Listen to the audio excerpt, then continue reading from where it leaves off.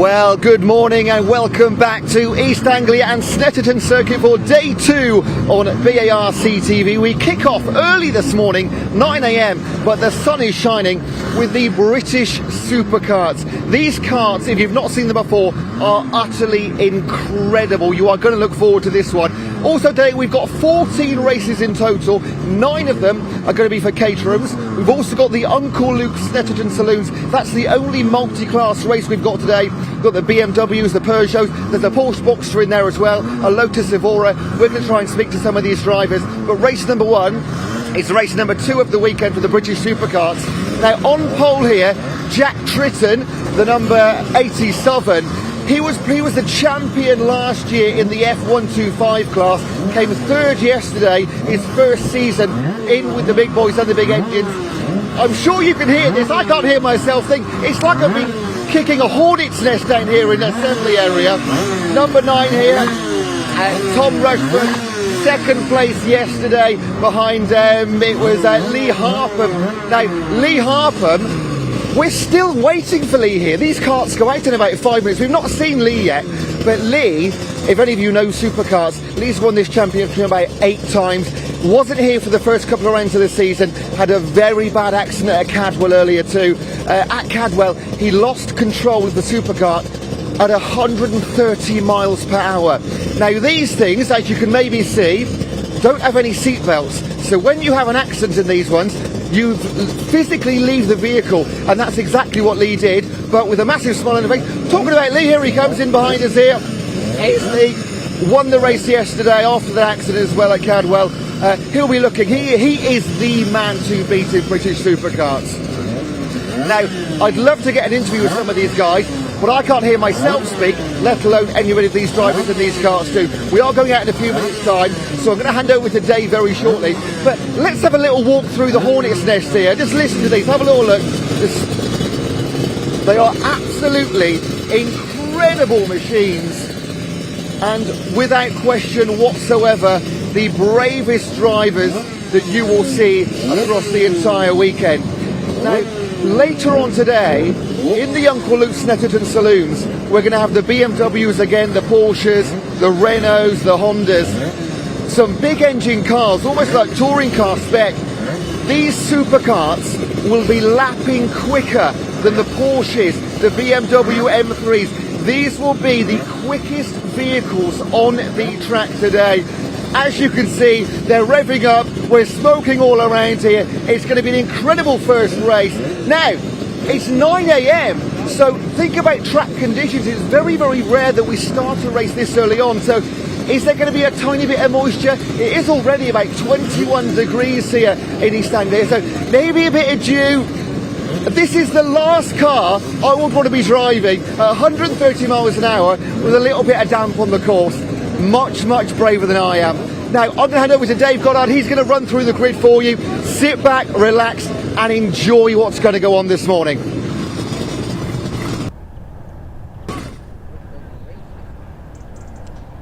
Yes, thanks very much indeed, Ewan. Good morning, ladies and gents, and welcome to Snetterton Circuit, the home of motorsport in East Anglia. Day 2 here on BARC TV for no fewer than 14 races presented by the British Automobile Racing Club and the British Supercarts Racing Club. They kick off in just a few minutes' time. It is unusual we go racing this early in the day. We normally have a couple of qualifying sessions first of all. We do have qualifying after this race for the Uncle Luke Snetterton Saloons. Then we go Caterham Racing when Chris Hutchinson, Caterham expert, will be joining us on commentary. We have the Mission Motorsport Caterham 7 270R category. Then the Avon Tyres Caterham 7 Championship UK, the fastest Caterhams of all.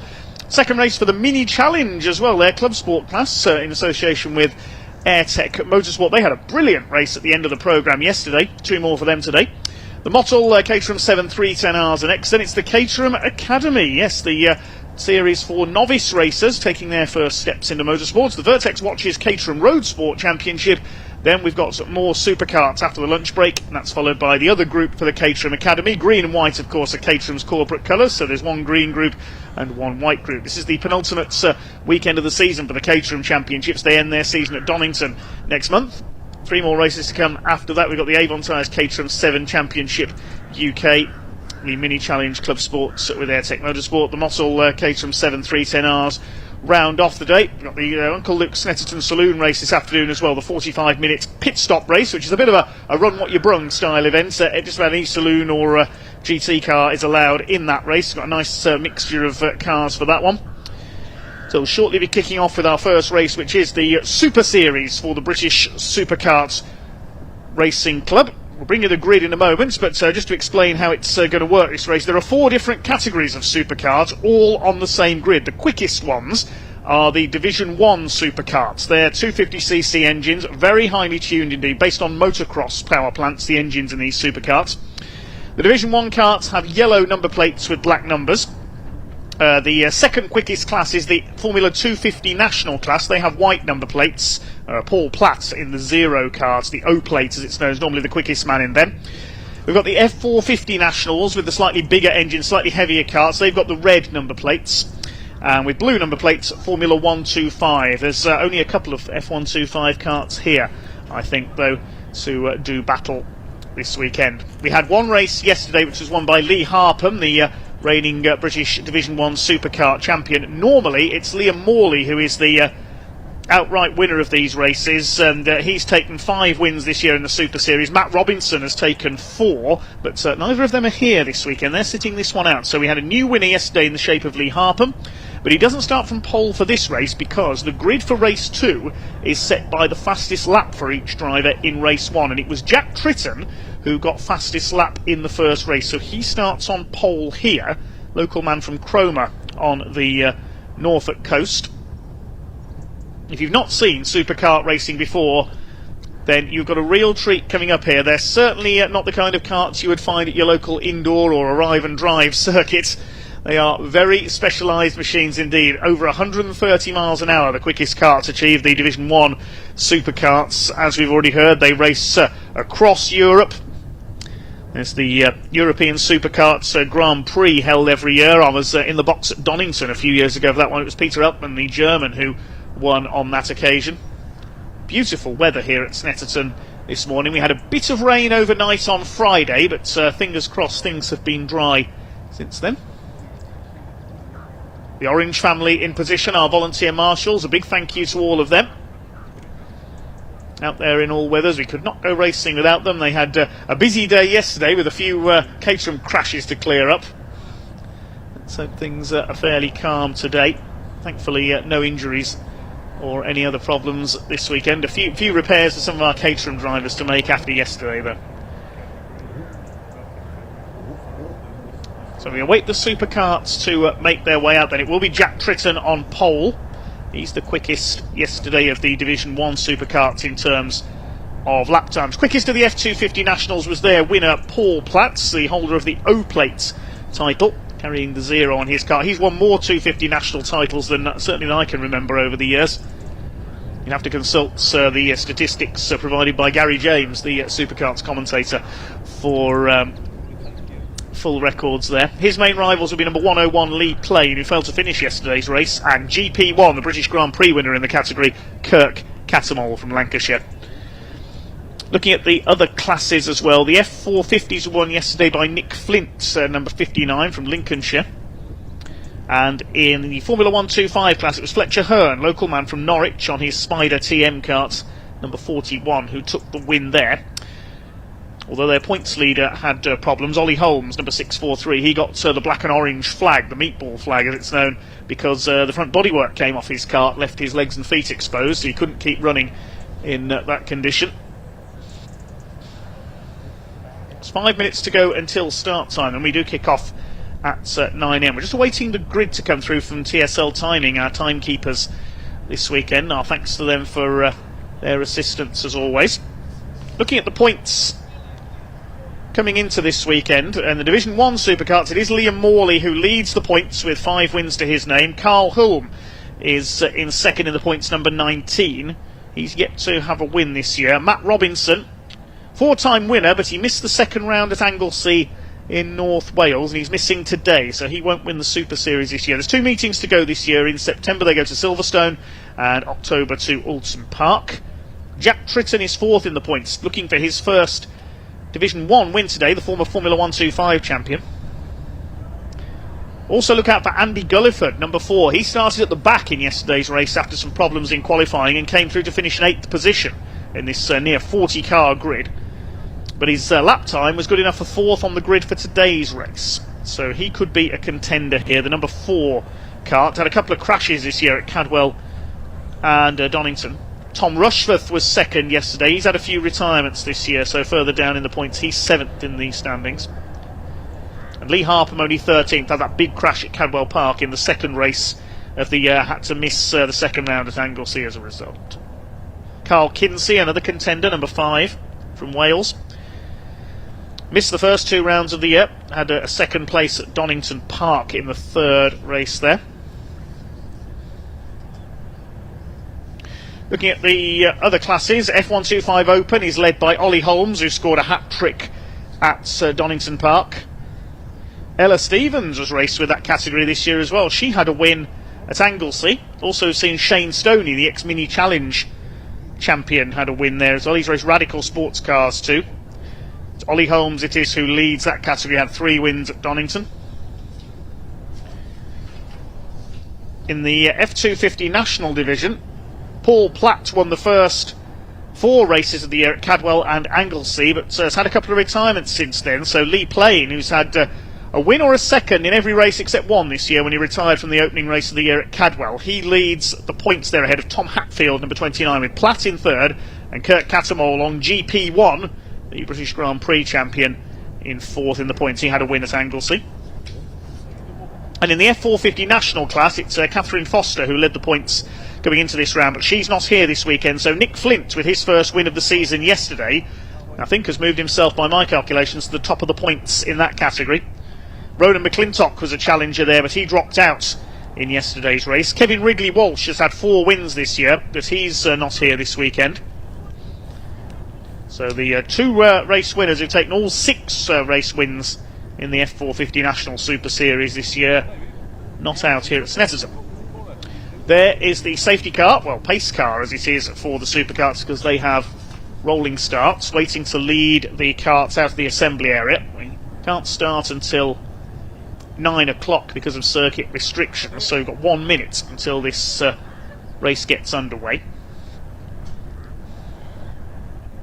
Running through the first few runners on the grid, it is Jack Tritton on pole position, number 9 Tom Rushforth alongside.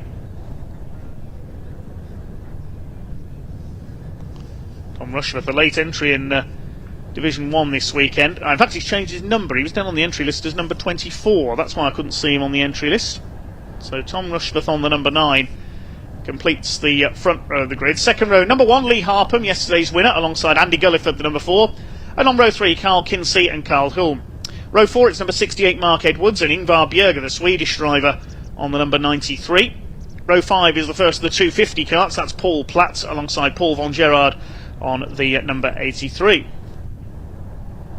The 6th row of the grid, number 44, which is Louis Wall, and 56 Michael Goff. Then we've got some more of the 250 Nationals. Lee Plain on 101, looking to make up for his retirement yesterday. GP1 is Kurt Catamol. Row 8 to the 36, Thomas Baldwin. Watch out for him. Started at the very back of the grid yesterday. Came through to finish inside the top 20. Tom Hatfield, number 29, starts alongside him. Row 9, 74, Will Lawrence. And 35, Samantha Hempshall. Then on row 10, another couple of Division 1s. Mark Newton on the 33 and Martin Marks on 153, completing the top 20. Row 11 of the grid is number 43, which is Sean Lombardo. He's a 250 national alongside 66 John Faulkner. John West, number 20, alongside 139 of Rob Randall. Row 13 is 161 Richard Connick and 144 Chris Balderson.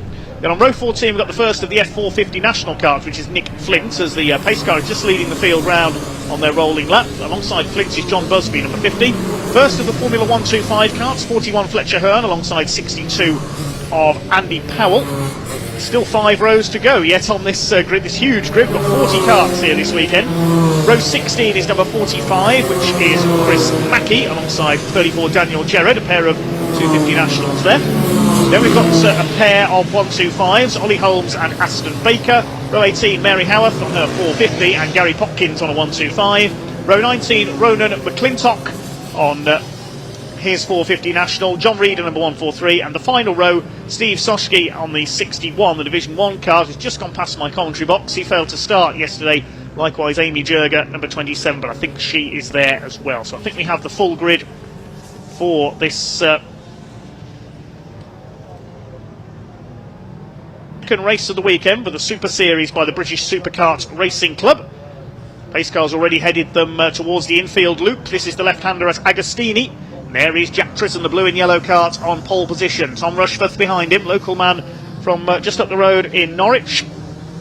Can he take a home win here? Oh, somebody's gone off already there onto the grass in the background. I just caught a glimpse of somebody whizzing off to the left of the picture. Now, is that a spin, or has that kart had problems? I think he's had problems on this warm-up lap. There's Steve Soschke and Amy Jurger at the back of the field. They failed to start yesterday. 17 of Gary Potkins, I think, is down there as well. A couple of our 125s with the blue number plates.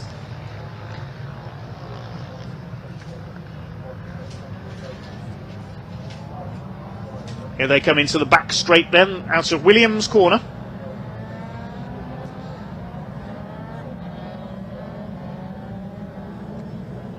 These carts all powered by modified motocross bike engines. And some say they make motorcycle racers, even them, look sensible. Absolutely crazy, these supercart racers, as the pace car heads them under the bridge through Brundle and Nelson. Then through to the bomb hole. You can see the compression there where the circuit drops down. Pace car is heading into it now. So it'll be a 15-minute race for the supercarts. Can Jack Tritton take his first ever Division 1 win? Can Tom Rushforth take a win?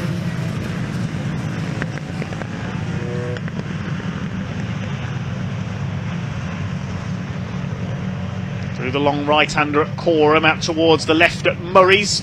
It's time to go racing here at Snetterton on BARC TV with the British Supercarts Racing Club Super Series. They may be small, but they are very spectacular indeed. Lee Harpham from the second row of the grid, the likely favourite for victory here. Jack Tritton on pole. Keep an eye on the four classes all the way down the order as best we can as well. It'll be a bit tricky to identify these carts, especially in the sunlight, so I'll apologise in advance for any miscalls. Pace car is in pit lane. Revs begin to rise. Here we go, the pack is unleashed and away we go with race one.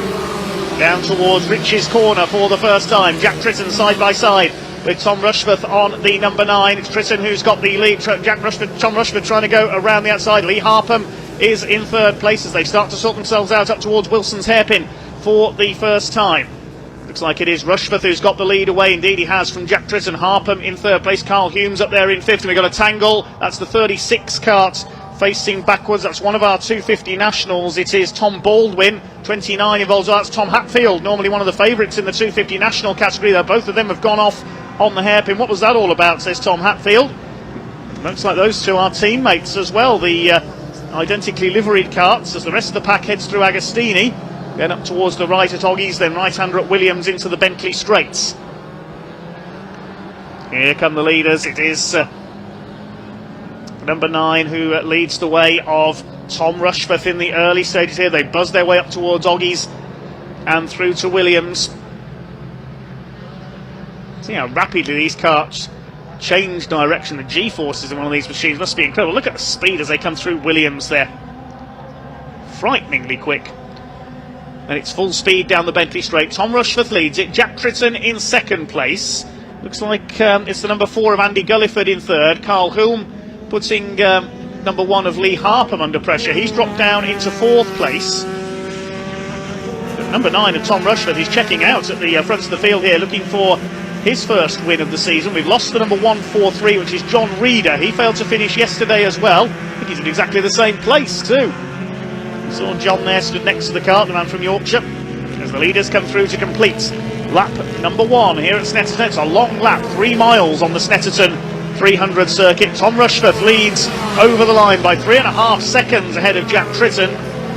It's number 4 of Andy Gulliford in third position, side by side with Lee Harpham, Carl Hulme is down into 5th position. Bjerge, the Swede, is in 6th. Mark Edwards is 7th. Paul Platz leads the 250 Nationals a bit further back. The number 9 goes through the hairpin, the blackened Dayglow yellow carts. Who's leading our other classes further back in the order? Let's have a look. Fletcher Hearn leads the 125s. Nick Flint leads the 450 Nationals further back in the field. Look at the lead that Tom Rushforth has got here on his local circuits. Lee Harpham's now up in the 3rd place. He's got ahead of Andy Gulliford and chasing down Jack Tritton for P2. Next in the order is Carl Hulme. Then it's the 93 of Bjerge, Mark Edwards. The rest of them come through. There's the number 83 of Paul von Gerard on the turquoise carts. The O-plate in there behind him. That is Paul Platt leading the 250 national class. He's got Lee Plain and Kurt Catamol on his tail. There is Platt, the white carts. Lee Plain looking to make up for a retirement on the last lap of yesterday's race. They go out towards the back of the circuit for the second time.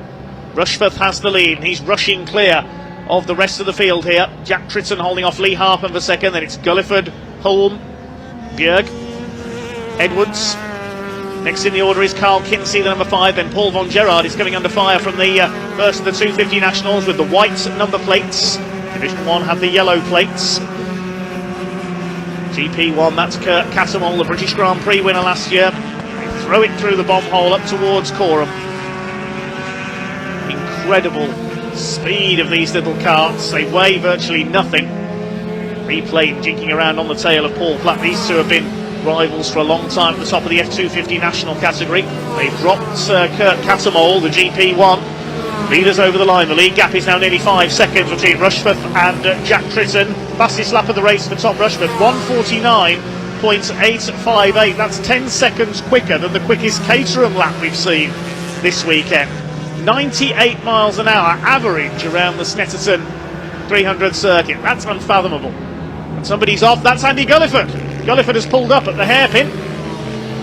That's a great shame. Came through from the back into the top 10 yesterday. Started 4th in this race, but he's out. Looks like his Gremlins from qualifying have returned.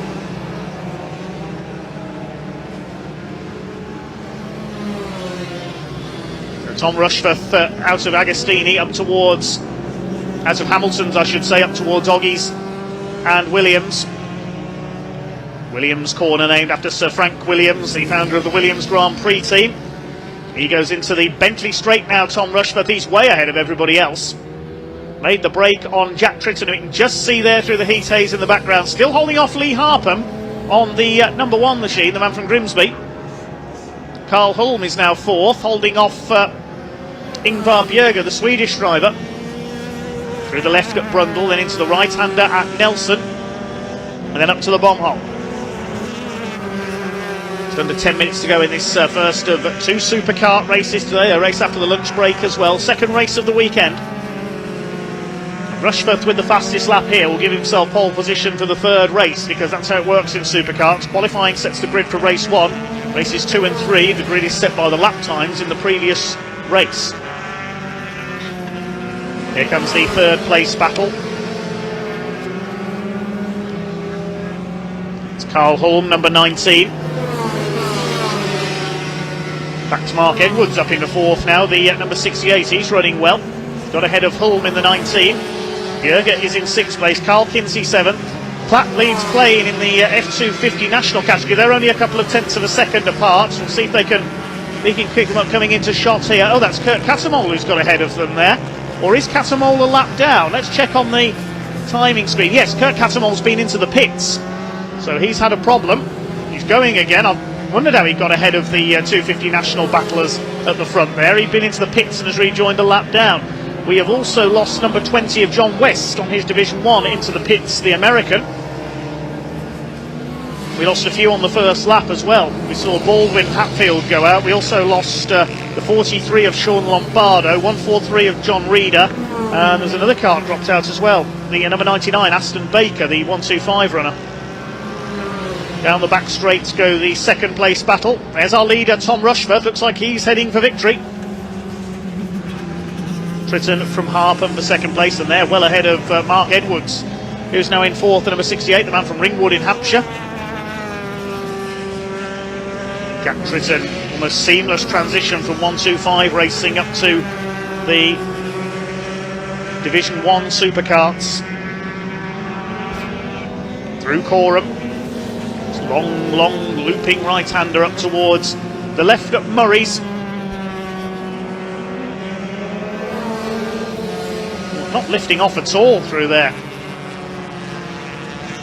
Bravery of these drivers, knowing no bounds. Rushforth's already making his way across the line. There he goes.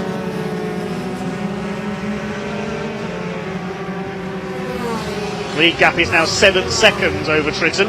Got a green light flashing there. Is there a yellow out at Riches there? I couldn't see a yellow flag. Pick that up in a moment. 7 minutes of this race to go. Only 0.2 of a second in it between Tritton and Harpham. There's Edwards fourth. Hulme with the yellow nose in fifth. Bjerke is sixth. There's Kinsey seventh. Then we've got our 250 national battlers. And then behind them it is Louis Wall, number 44. And I think next in the order is Sam Hempschel. She's third in the 250 national class. She's going well. There's Paul Platt chasing Lee Plain, who has taken the lead by the look of it in the 250 national category. Yes, the 101 has gone to the front.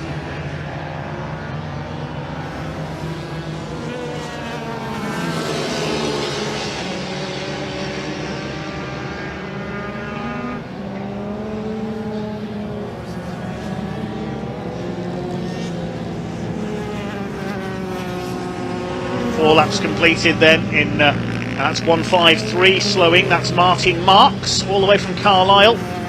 Cloud of smoke, he's out of this one.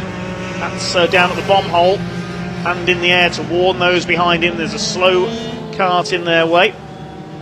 And here's a replay of Lee Harpham challenging, and challenging a little bit too well, going into Agostini and spins. A rare mistake by the British champion Lee Harpham. He spun it coming into Agostini, trying to go down the inside of Jack Tritton, got it all wrong. And he's on the infield. He'll get going again though. There is Harpham. Now who's he rejoined behind? We'll see as they go over the line here. He's just behind Mark Edwards, so he's only lost one place. He's down to fourth. He won't stay there for long. He's up the inside. Retakes Mark Edwards for third place. Now he's got to go after Jack Tritton. Tritton is several seconds up the road, just disappearing from view into the hairpin there. So a rare mistake by Lee Harpham. Then Hulme and Bjerke. There is Martin Marks pulling up in the 1:53. He's out of the race. That's coming into the last section of the lap, I think. Here's a battle further down the order. The back of this group, the bright green number 66 is John Faulkner, chasing number 139, which is Rob Randall from Bournemouth. Carl Kinsey trying to chase down Ingvar Bjerke. He's in P7. Well, the vastly experienced campaigner is Carl Kinsey. 4.5 minutes of this race to go. There's our leader. We haven't forgotten about Tom Rushforth. He's 9 seconds up on Jack Tritton now, coming into some back marker traffic. We just have to be careful that they don't get in his way.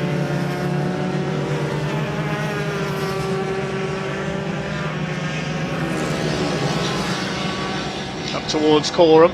He's got the 45 in front of him. That's Chris Mackey. Several more as well. Look at this battle going on. A bit of smoke there from the 62 of Andy Powell, as some of the quicker runners slice their way through. 61, that's Steve Soski, started from the back of the grid.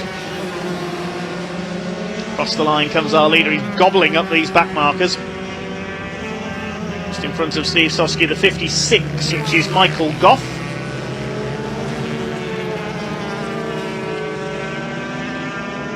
Breezes past him as they go into the hairpin. Rushforth making it look easy. He's over 10 seconds clear now of Jack Tritton. There's the 62 of Andy Powell. Now a lap down. So the leader has lapped everybody up to 23rd place now. Showing just how big this field is.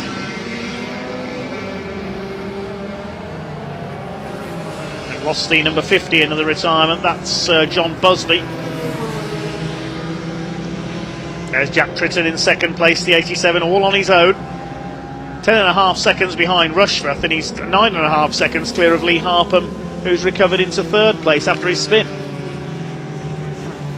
Still leading the 250 National is Lee Plain. He's still ahead of Paul Platt. What about our other classes? 450 National, that's being led by Ronan McClintock. He's got ahead of Nick Flint. There's Lee Plain. Leads the way in 250 National. He's pulled away from Paul Platt as well. Has Paul got a problem, I wonder? In fact, is Paul... Yes, there he is. He's still there, but he's dropped back. Leading the F125 is Ollie Holmes, number 643. There's Platt. He's being reeled in slightly by his 250 opposition. I think that's the GP1 behind him is a lap down. That's of Kirk Catamol.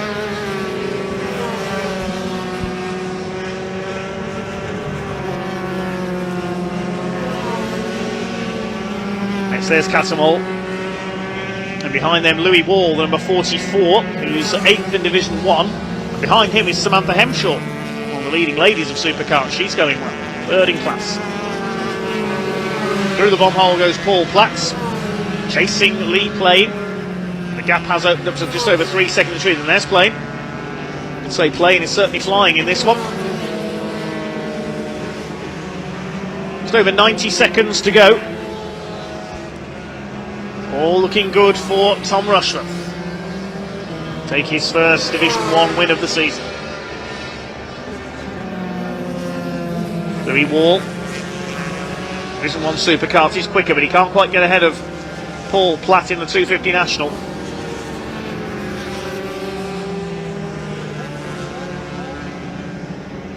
"13 seconds is now the lead gap. Rushforth increases lead by 3 seconds on the last lap alone.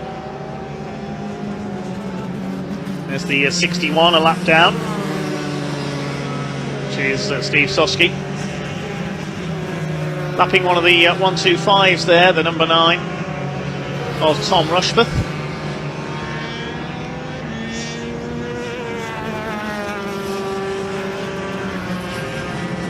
And in fact we have a red flag. The red flag has come out with 39 seconds on the clock. We saw the hand go in the air from the leader there. The red flag is coming out. The race has been stopped early.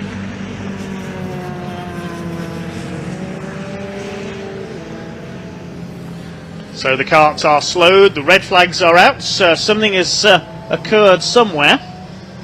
We know not what at the moment.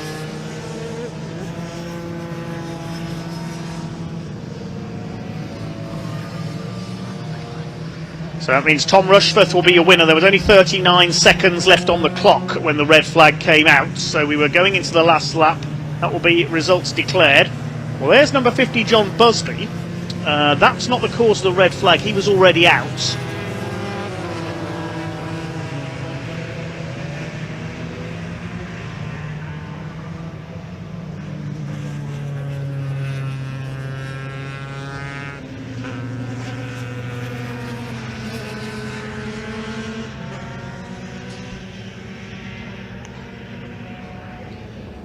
So we know not the reason for the stoppage at the moment. We see the course car out on track.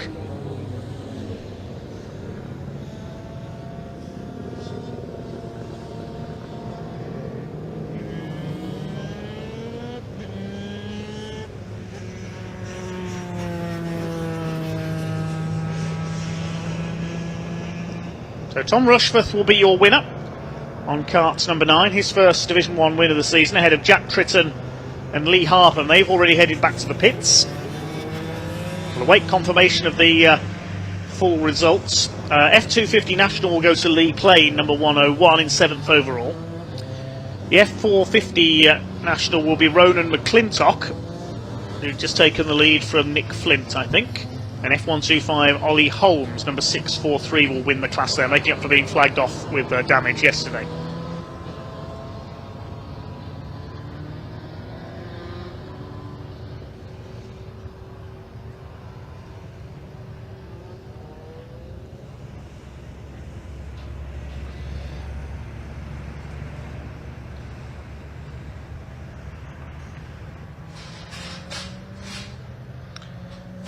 Well, there's the 143 cart. He was out of the race anyway. That's John Reeder. The recovery vehicle was on its way to him.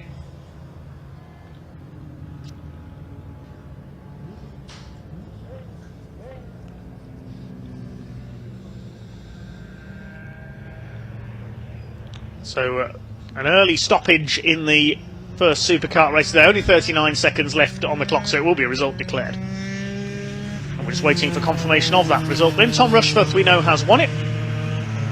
His first win of the season. Making his way back to the pits rather quickly here. There's number 50 of John Busby, nearly in the cornfield on the outside of Riches. Good job he didn't go spinning off into that cornfield. We never found him. I was saying yesterday, I remember a certain Mark Webber ended up in there once in his British Formula 3 days. His front wing broke going into Riches and he went ploughing off into the cornfield. They had to bring in a couple of tractors to get him out.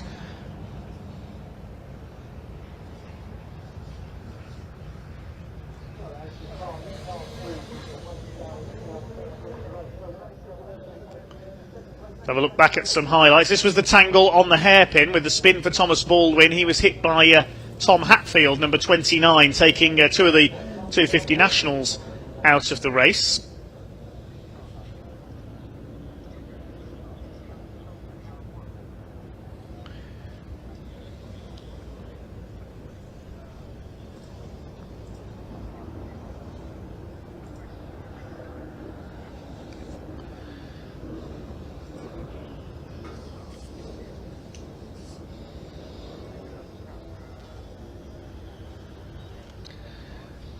Well, we'll await confirmation of the result here. Next up, we have a qualifying session for the Uncle Luke's Snetterton Saloons.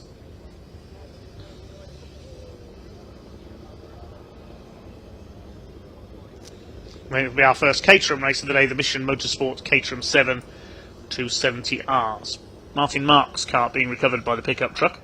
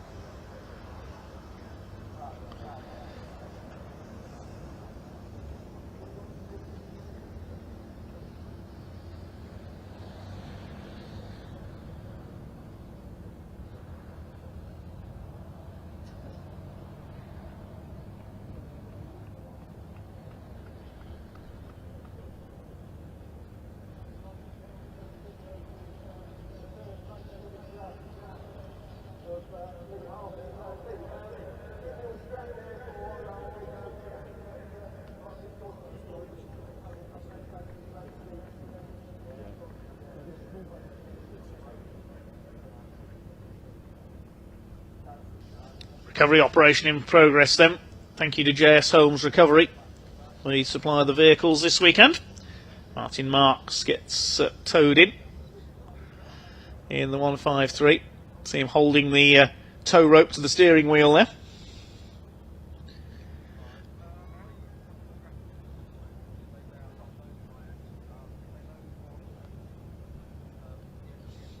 So Tom Rushforth took the win ahead of Jack Tritton and Lee Harpham. The results, I think, been declared at the end of lap 7. We lost Ingvar Bjerger, I've just noticed, into the pits at the end of lap 6. He was in the top 10.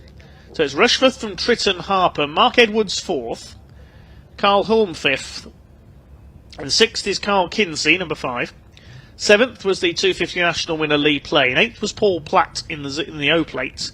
9th, Louis Wall, number 44, and Sam Hempshall in 10th overall, number 35, third in class. Paul von Gerard, 11th. 33, Mark Newton was 12th. 13th was 74, Will Lawrence. 14th, number 93, Ingvar Bjerger, as he pulled into the pits, so I don't think he'll be classified. So next is 144, 4th in F250, which is Chris Balderson. 66, John Faulkner was next. And then it was 161 of Richard Connick, 139 Rob Randall, 643 Ollie Holmes, the winner of the 125s, and the 450 winner Ronan McClintock, completing the provisional top 20. Let's hand down to Ewan Dunlop in the paddock.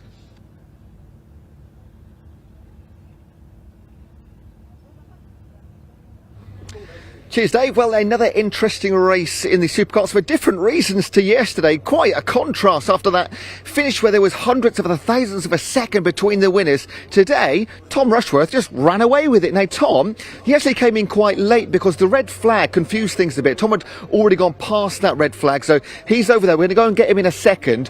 First of all, we're going to speak to Lee Harpham. Lee, come on in, mate. Good weekend for you so far. A couple of podiums and the win yesterday, but it's very, very rare that we see a mistake from you, Lee. What happened? Just went a bit too deep. There's Jack had got some real good speed in straight line, so the only place I could do it was on the brakes, and just left it a little bit too late. So yeah, just one of them. And but happy with your race result though, or are you only after wins? No, third's good for us. Obviously made some changes to the kart last night. Try and make it better, but we went the wrong way. We're going to speak to Tom in a minute, find out what he put in his engine this morning, because he ran away with it, didn't he? Yeah, he just cleared off. So me and Jack was battling, so just let him clear off. So we'll see what we do for the last one. One more race today. Good luck. Cheers, buddy. Jack, come on in if you can, mate. Another good race for you, buddy. From third to second. So moved up one place now, so into second. So next race is it's obvious, isn't it? That's always the goal. I'm dying to get that first win, but obviously, being my rookie season, I can't actually complain with how we're getting on. And was it the pressure you were putting on Lee that made him force that mistake into him? Well, I know I'm a bit slower through the fast left, and on the first lap, he obviously sent up the inside on the brakes, but I managed to get it back on the exit. So my plan was, if I brake later than I normally do, for him to come past, he had to brake even later.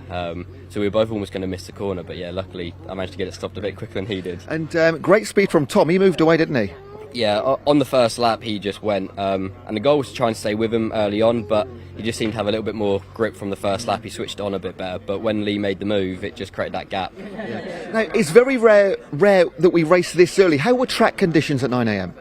They weren't actually that bad. They were better than what they were on the test day on Friday. Okay. So we sort of were a bit used to it, and we made a lot of changes on the Friday, sort of aiming that this race would be a bit cooler than what we'd normally be used to. Yeah. One more race to come. We're looking forward to it. I hope you are too. I am. Cheers, buddy. Thanks a lot. Cheers, mate. Right, let's go and find Tom. Walk through the Parc Fermé area here. Over to our left. Every time the cars come in on that right-hand side, that's where they get weighed. Just make sure everything's okay. Now, where is Tom gone? We'll have a quick look around. If we can't see him, we'll have to do without him. They should officially stay in the Parc Fermé area until everything all the boxes have been ticked. But we can't find him. What we might do, I'll throw back to Dave. If we can find him, we'll come back down. Because I want to find out this morning, was it Weetabix or was it a little bit of nitro in that engine? We'll find out for you, because it was a big, big win and we want to celebrate with him. So back to Dave for the time being. We're going to try and find Tom. If we can find him, we'll jump back down.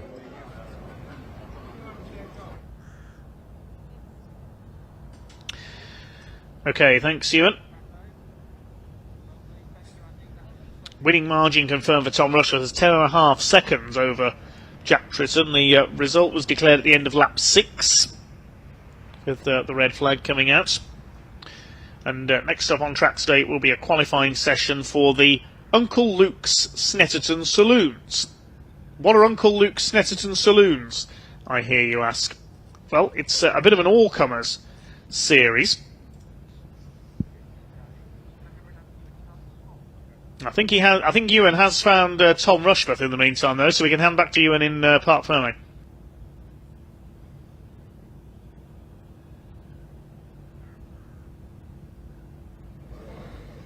Cheers, Dave. I did find Tom. He ran away in the race, and he ran away in Parc Fermé as well. Mate, first of all, congratulations, great win. Thank you. Yeah, that was good out there. Talk us through your race, because it seemed that you just sort of ran away with it. Yesterday was so close, but within half the race you were like 6-7 seconds up the road. What happened? Yeah, well, round turn 1 I got a very similar launch to Jack off the lights. Luckily I heard him put his foot down and I was like, I'm going as well. Yeah. And then we were side by side round turn 1 and I kept my foot in.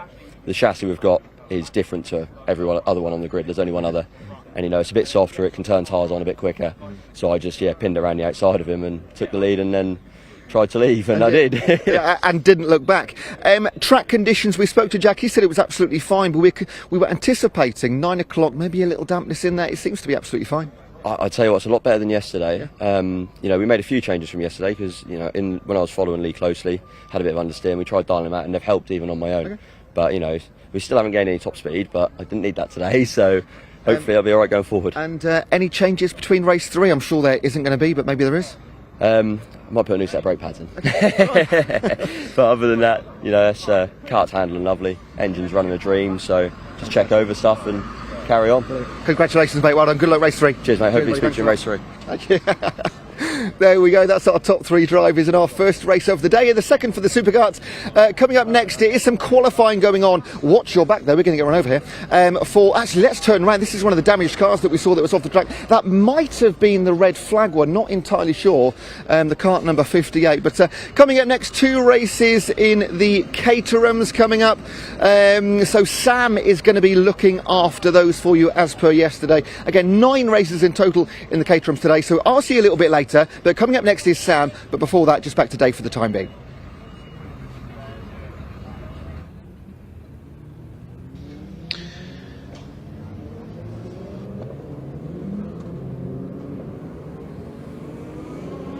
Okay, so thanks very much, Ewan. We do now have a short break in the race action because we have a qualifying session just getting out onto track now for the Uncle Luke's Snetterton Saloons, our all-comers saloon race taking place this afternoon, 45-minute pit stop race. That will be a 20-minute qualifying session. Hopefully we'll hear from Sam down in the Caterham paddock area during the session. We'll be back after the Uncle Luke Snetterton Saloons have had their qualifying with some Caterham action in about 20 minutes from now.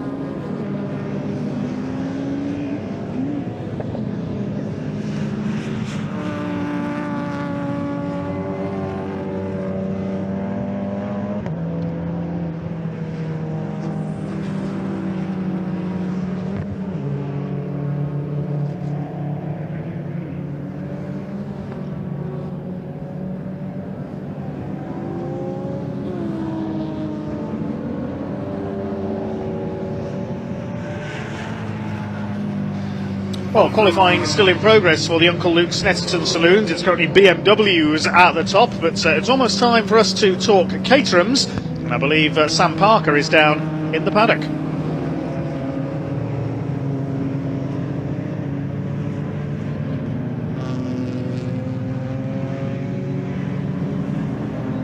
Good morning from Snetterton Assembly. I'm here with Theo Theato, who's racing in the Mission Motorsport 270R Championship.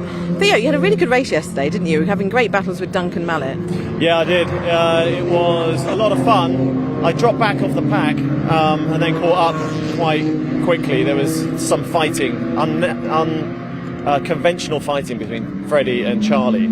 Usually they help each other around for 10 minutes, break the toe, and then they fight in the last sector of the race. But yesterday, from turn one, they were battling, which made their race pace slightly slower, which made me able to close gaps. So it was good, and I made some pretty good moves around the outside of people into the bridge and stuff. So I managed to get some places back. So it was, yeah, I was happy with the pace. Yeah, I mean, I've not seen many people break away at Snetterton this weekend. Lots of people, a lot of the packs are staying together. Yeah, the tailwind down the straight wasn't, or the headwind down the straight yesterday wasn't given a huge amount of toe. So it was a bit difficult to break away. But if you hit your lines, hit your apexes, keep going, you will break away. Just I can't do that. So I will always be behind someone, I'm sure. Yeah. Well, I look forward to seeing what you can do today. Well, me too. I think 10 o'clock on a Sunday morning is a little early, but I'll do my best. We'll make sure we change the schedule for you next time. Yeah, or just wake me up a little later. Yeah, exactly. Thanks, Sam. Excellent. Thanks, Theo. Right, we're going to have a little wander down. Everyone's going to start to get in their cars, but we'll have a quick chat with Peter Mott. Let's move in and speak to Peter. Good morning, Peter. Good morning, how are you doing? I'm good, thank you. How are you? I'm good. Sunny day in Snetterton, what more can we ask for? That's it. Well, it's a good position for you to start in today. Yeah, indeed. So I made up a place because I think Mark took a little bit of a penalty, so that gave me an extra place. So hoping to stay with the front guys. You know, it's all about the toe on the Bentley straight here, so if I can stay with them towards the end, and then you never know, chance of something a bit better. That's it, exactly. And I was just saying to Theo, because he had a good race yesterday as well, you know, we're not seeing the usual Freddie and Charlie fighting it, you know, out in front. You're all sticking together. Yeah, we managed to. A little bit for a while. They did get a little bit away. Actually, the three of them with a new boy as well.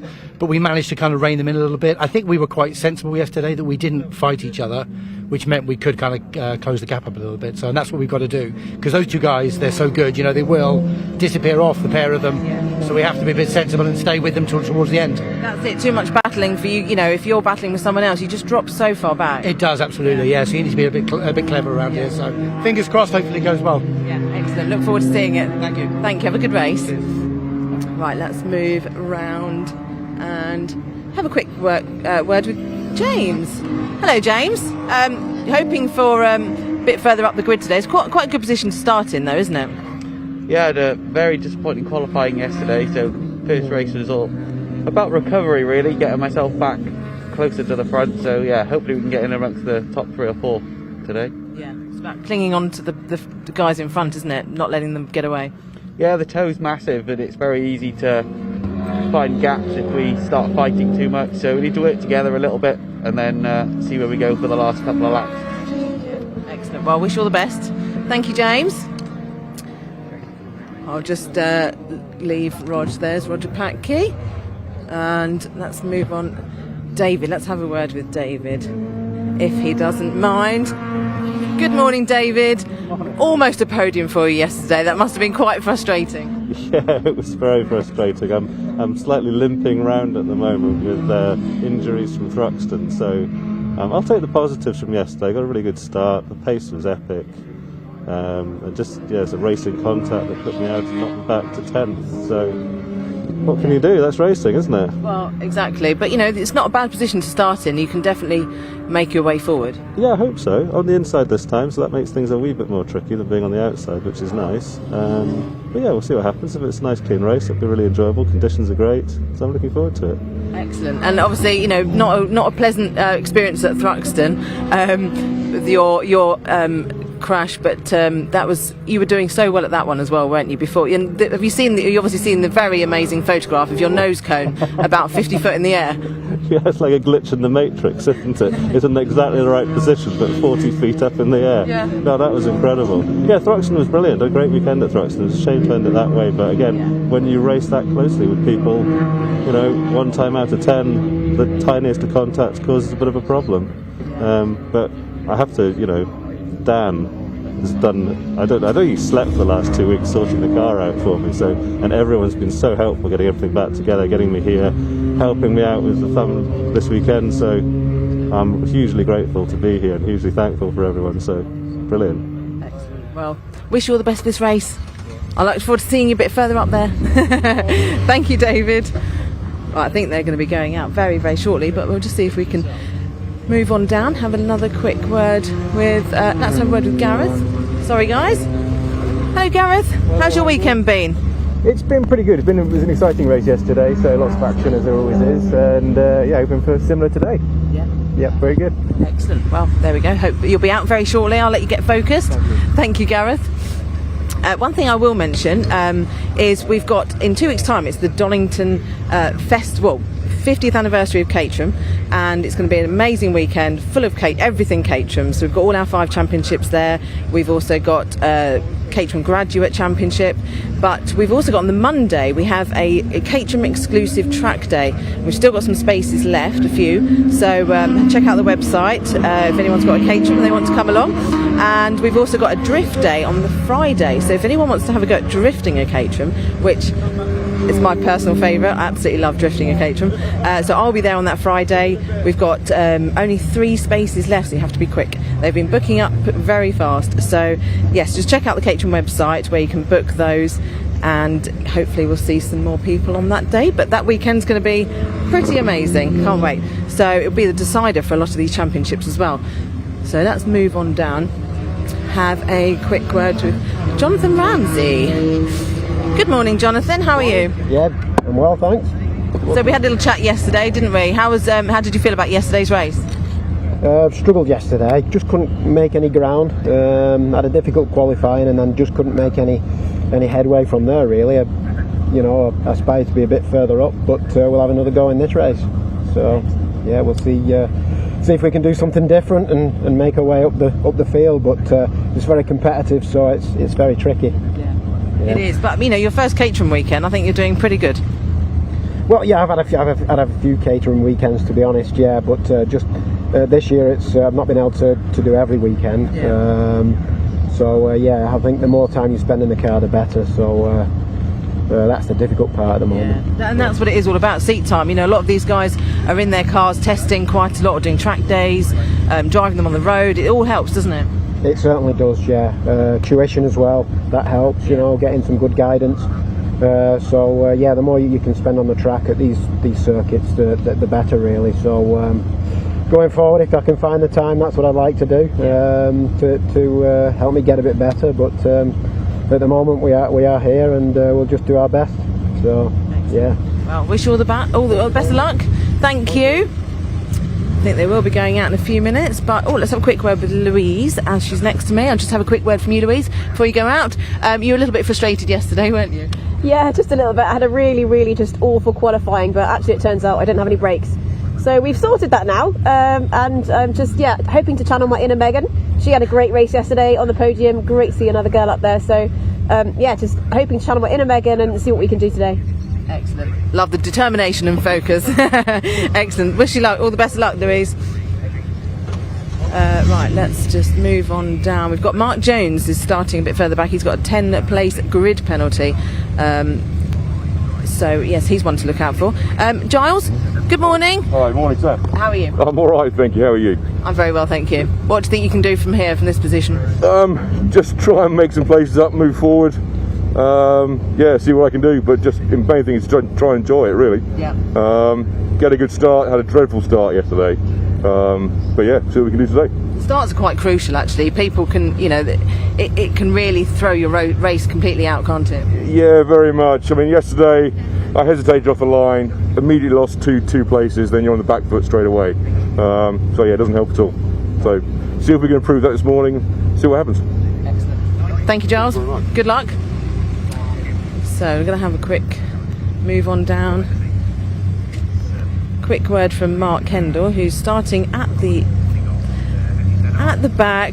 Good morning, Mark. Not your usual starting position, No. but I'm expecting to see you moving quite a way up the grid. Well, let's hope so. It's going to be a fun one. Got nothing to lose, so let's just go for it. That's it. Enjoy it, because you've got nothing to lose. You can just enjoy and make up some space. Get a good position, hopefully, for a good. Yeah. Yeah. That's it. Okay. How much do you think about the second race? Do you think do you think about that when you're in the race before? Oh, I'll let you go. You're going out. Thanks, Mark. There you go. Sorry about that. They're just heading straight track. I didn't hear the whistle. So I'll hand over to you guys in the commentary box so you can run through the positions for these guys. See you in a bit.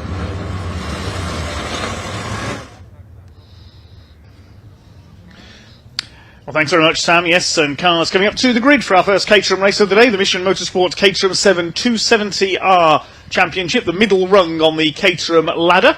This is the second race of the weekend, and the grid based on the result of race 1 yesterday. Charlie Lower it was who snatched the win on the line from his championship rival Freddie Chiddicks. Those two have been head and shoulders above the rest this season, really. We'll start on the front row. Duncan Mallet, what a debut race in the category yesterday with third place. That's alongside Theo Theato in number 72. Row 3, 73 Matt Larby and 96 Peter Motts. Then we've got 15 James Captain Cook and Roger Patke, number 29, the former Academy champion. Row 5 is David Rook, sadly got spun out while fighting for a podium at Nelson's Corner yesterday, so that's alongside number 10 Gareth Lucas. Row 6 will be number 20 James Emser alongside 84 Joe Priday. Row 7, number 14, we just heard from Jonathan Ramsey alongside 22 Louise Deason. Penultimate row is 71 Giles Perry and number 2 Mark Jones, and Alan Bateman 23 and 35 Mark Kendall will complete the grid. Car 2 Mark Jones and 35 Mark Kendall both have a 10-place grid penalty for cumulative warning points, a bit like points on your road driving licence. So once you get up to a certain threshold, you get a grid penalty. The cars moving off then for their green flag lap, and Chris Hutchinson alongside me. It looks like this is going to be another two-horse race potentially at the front. Yeah, I mean, we've seen it so often this year so far, Freddie Chiddicks and Charlie Lower dominating, but as everyone alluded to in those interviews, the fighting yesterday didn't let them get away, did it? They were actually intent on fighting each other rather than actually just pushing out in front. Whether they'll have had a discussion over that over the night or not, I'm not sure, but they are certainly the two-horse race in this 270R Championship. All 5 steps of the Caterham Motorsport ladder here today, and yeah, plenty of action. 9 whole races to go between now and 6 p.m, so lots of action to get in there, but we are starting with this 270R Championship, and it's been a great season to watch Freddie and Charlie to see how they're going to manage the situation. Neither of them can win it this weekend anymore. The scenarios coming into this race is they can't do it this time out, so this will, I think, go down to Donington. We heard about the Donington 50th anniversary, and we're going to be doing that on the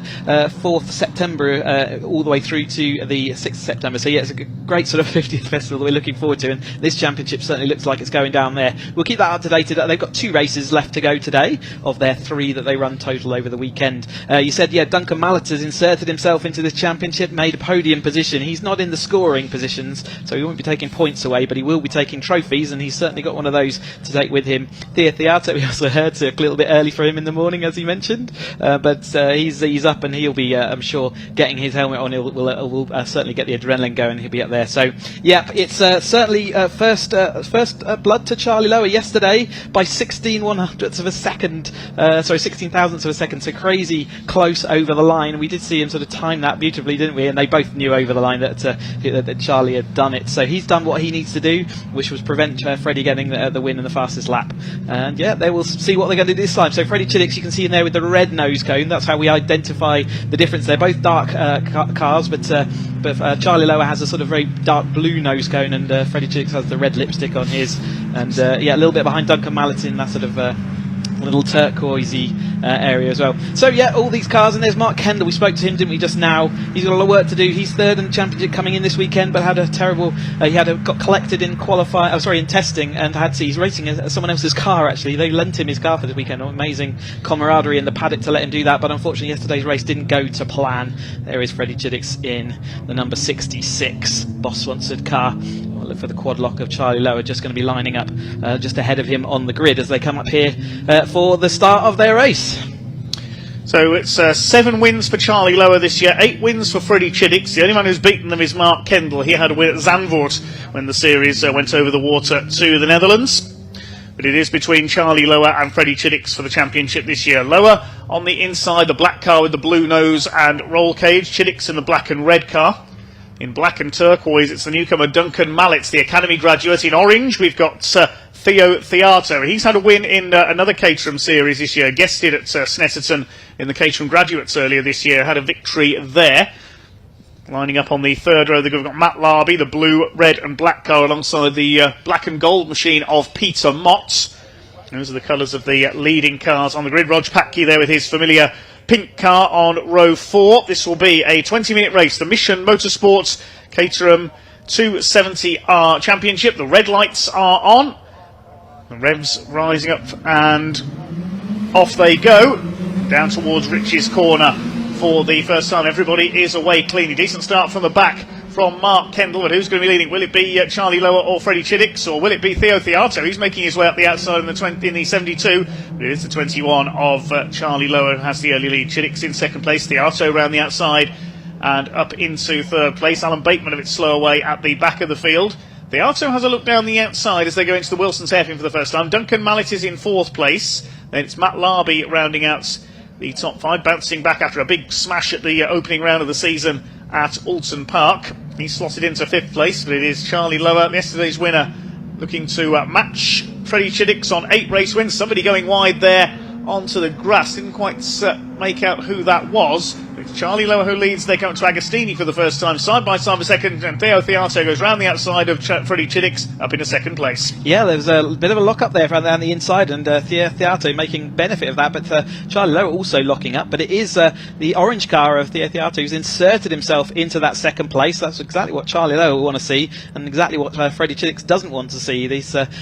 Charlie Lower needs to claw back points wherever he can. He did it yesterday, and he's going to be looking to see if he can do that again. Kendall just there going down the inside of Oggies. So we head through Williams then onto the long Bentley straight. We're going to see plenty of action down this back straight. They have still got a tailwind today, so not as much action as sometimes we see there, but it's not as breezy today yet as it was yesterday. We've still got great conditions as we go side by side already. In fact, we're going to go 3 wide. Why not? The first time we've got Caterham's out on track, and we're going 3 wide into this complex. Freddie Chiddicks down the inside, not going to be able to make that move. Charlie Lower just about chopped across the front, and it does demote though Theo Theato back to that 3rd place, so it is the 2 championship leaders back out in front. Towards the bomb hole for the first time then. Chiddicks back up into 2nd position. Yeah, number 10 coming under fire. That's Gareth Lucas from the 20 of James Empson, the blue car with the yellow stripe, as they come around to complete their first lap. The sun burning through the bit of cloud we have at the moment here at the Snetterton circuit. Swing their way towards Murray's for the first time. Gareth Lucas giving chase to the leading pack. Nice and close, bunched up behind the race leaders, who are just going over the line now. 1 lap completed, 0.3 of a second here. Lower from Chiddicks, Theato, then Larby. Mallett down to 5th. Rog Patke is up into 6th position in the pink car. Going for the inside there is Mallett, trying to hold off Matt Larby for 4th place. They were the other way round at the line, so a good battle developing here for P4, 5 and 6. They charge their way up towards the Wilson hairpin, though it is Charlie Lower who still has the lead in car number 21. We'll see if he can hold on to it as they come into the left-hander at Palmer's this time. Here they come. Theo Theato all over the back of Freddie Chiddicks for that 2nd place. Then it's the number 4 of Mallett 4th, Larby 5th, Patke in 6th position. It's David Rook, number 45, heads the 2nd group. So David Rook making some good progress early on, and this 4th, 5th and 6th, they're all academy graduates from last year. Theo Theato down the inside again with a little bit of a squeal of lock up there, but he makes Chiddicks go back to 3rd place again. But yeah, the cars following on behind them, they're all academy graduates from last year. They decided they'd skip out the Roadsport step and come straight here into the 270s. Matt Larby and Rog Patke coming in and done the whole season, and say Duncan Mallett's just joined them for the last couple of rounds there. He was here for Thruxton as well. But it's Theo Theato in that 3rd, well in 2nd place now, having demoted Chiddicks. Will he be there by the time they get to the end of the Bentley Straight though? We shall see. There were plenty of slipstreaming going on down the straights in the first race yesterday. It seemed like Chiddicks took the lead on the Bentley Straight every time, and then Lower got him back on the run down the Senna Straight. Here they come then side by side. Theo Theato moving up on the outside. He's the main challenger, Charlie Lower, so far in this one. He's going to try and take the lead into Nelson out the outside at Brundle. It means he's got the inside for Nelson, and Duncan Mallett muscling his way up into 3rd place as well, past Freddie Chiddicks. So Theo Theato takes the lead. There's a new kid in town as well. That's Duncan Mallet, and he's up into P3. Roger Patke has got the 29 ahead of Matt Larby in number 73. So all change coming through Brundle and Nelson that time. Coming round to complete lap number 2, it is Charlie Lower who leads, but Theo Theato splitting the championship protagonists in second. Yeah, not going to the normal script, is it? With Duncan Mallet slipping down there and Theo Theato taking to that lead that time through. What a move around the outside. It's clearly not too dusty out there. It can get a bit dusty on the outside of that complex, but he managed to stick it. But unfortunately, Charlie then got back through. But Mallet now looking to attack Theo Theato, and that holds Chiddicks back. So Chiddicks has been stuck in that 4th place for a little while now after the Brundle-Nelson complex. So they come down to Wilson Hairpin. So there's some action coming into here. We've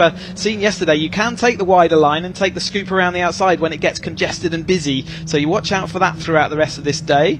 But yeah, it was the early races. Still got plenty of time left in this race. It is Charlie Lower though who holds that lead over Theo Theato. Duncan Mallet just there comfortably looking to be the one that's pushing forward at this stage, and Chiddicks is looking like he's having to cling on. He's got the Larby and Patke and say Rook there coming through nicely from 10th on the grid through to 7th already.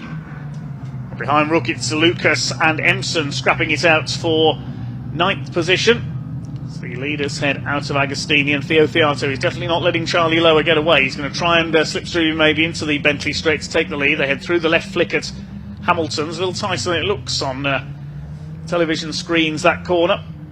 Towards the right at Oggies, then to Williams. No change in the order at just this moment, but I'm sure there will be once they get to the long back straights, the Bentley straights. Charlie Lower still has the lead. We concentrate on the midfield battles for now, and towards the back of the field there goes Louise Deason, the number 22.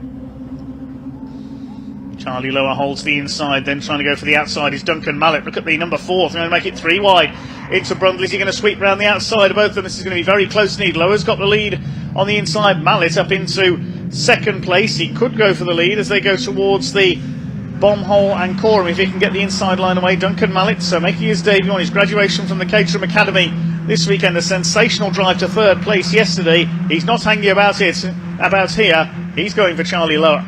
No, running out the DPR tent this weekend alongside Theo Theato, so doing really well. But he's got had a bit of a reputation. He was nicknamed Torpedo for his some of his moves that he pulled in the academy, and he's certainly got that all under control, hasn't he? DPR and Darren Burke in the coaching team there, just getting that all under control as Gareth Lucas follows on behind Ramsey. So Ramsey, I think, is that making some progress up through the field where he wasn't yesterday.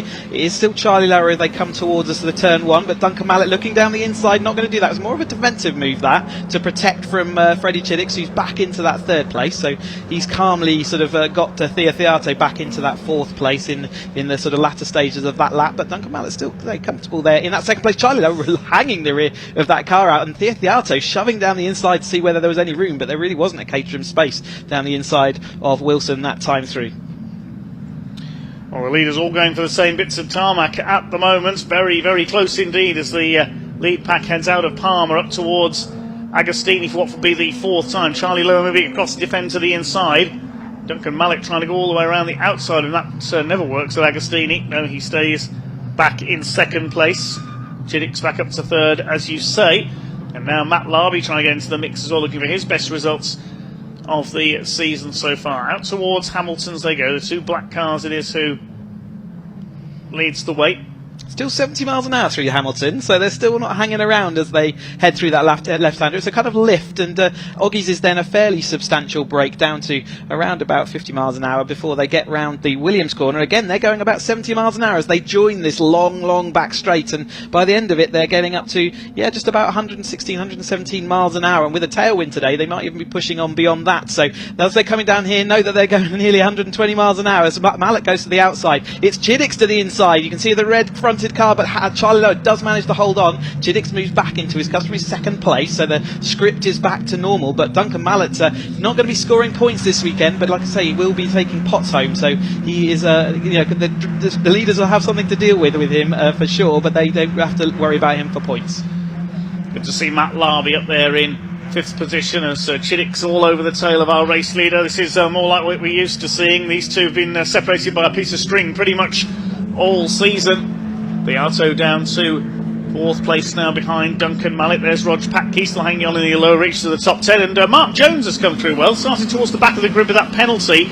He's already up into P9. Mark Kendall, meanwhile, in an unfamiliar car, is down in P13 as the leaders side by side. Chiddick's at the outside on the centre straight towards Riches, and he takes the lead. Kendall up another place to 12th then this time through. Like you said, not much to lose as he went into this race weekend. He's trying to hold on. Duncan Mallet, though, down the outside. Chiddick's has got Charlie Lower down his inside, so can't do much about that. They're still going 2 by 2 by 2. Duncan Mallet's got a bit of a run on Charlie Lower. He may be able to insert himself and follow through Chiddick's in this, so it might be Charlie Lower's time to fall back, although he's going to hold on around the outside.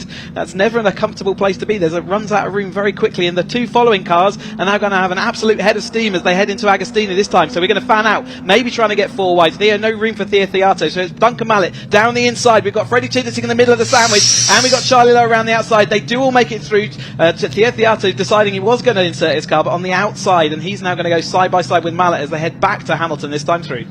May have been a little bit of rubbing in there. I thought I saw somebody possibly lose a wheel arch. We normally see that in Caterham racing, but I think they are all still intact, and there's possibly a bit of damage on the back of Chiddick's car. Is that a bit of tyre smoke? I think it just clipped the rear arch, and it was just rubbing slightly. You can see that bit of smoke. As long as it's not a bad rub, it won't be a problem, but it can burn through rubber. That will be a concern. We'll keep an eye out whether that smoke stops. Quite often it will sort of solve itself and it'll ping out, but yeah, something to keep an eye out for. It also adds a bit of drag, and that's not what you want down these long straights, as we're going to fan out 3 wide once more. Charlie Lower to the inside. Chiddick's in the sandwich this time. Theo Theato sweeping around all of them. Twice he's done that now. What a move that is. He's got confidence that bit of the track has got grip, and there we go. Theo Theato back into the lead of this race.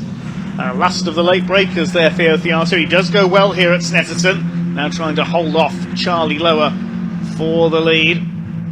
Mallet's still there in 4th place behind Freddie Chiddick. You can see that bit of smoke off the left rear of Chiddick's car. We'll keep an eye on that. Yeah, it's the rear wheel arch folded. It is rubbing against the Avon tyre. They come through to complete their 5th lap of this 20-minute race for the Caterham 270R Championship, supported by Mission Motorsports. They do have another race later on this afternoon. Leaders over the line, 1/4 of a second in it between Lower and Theato as Charlie Lower moves back ahead. He's got that move down to a T now down the home straight, hasn't he, along the centre straight.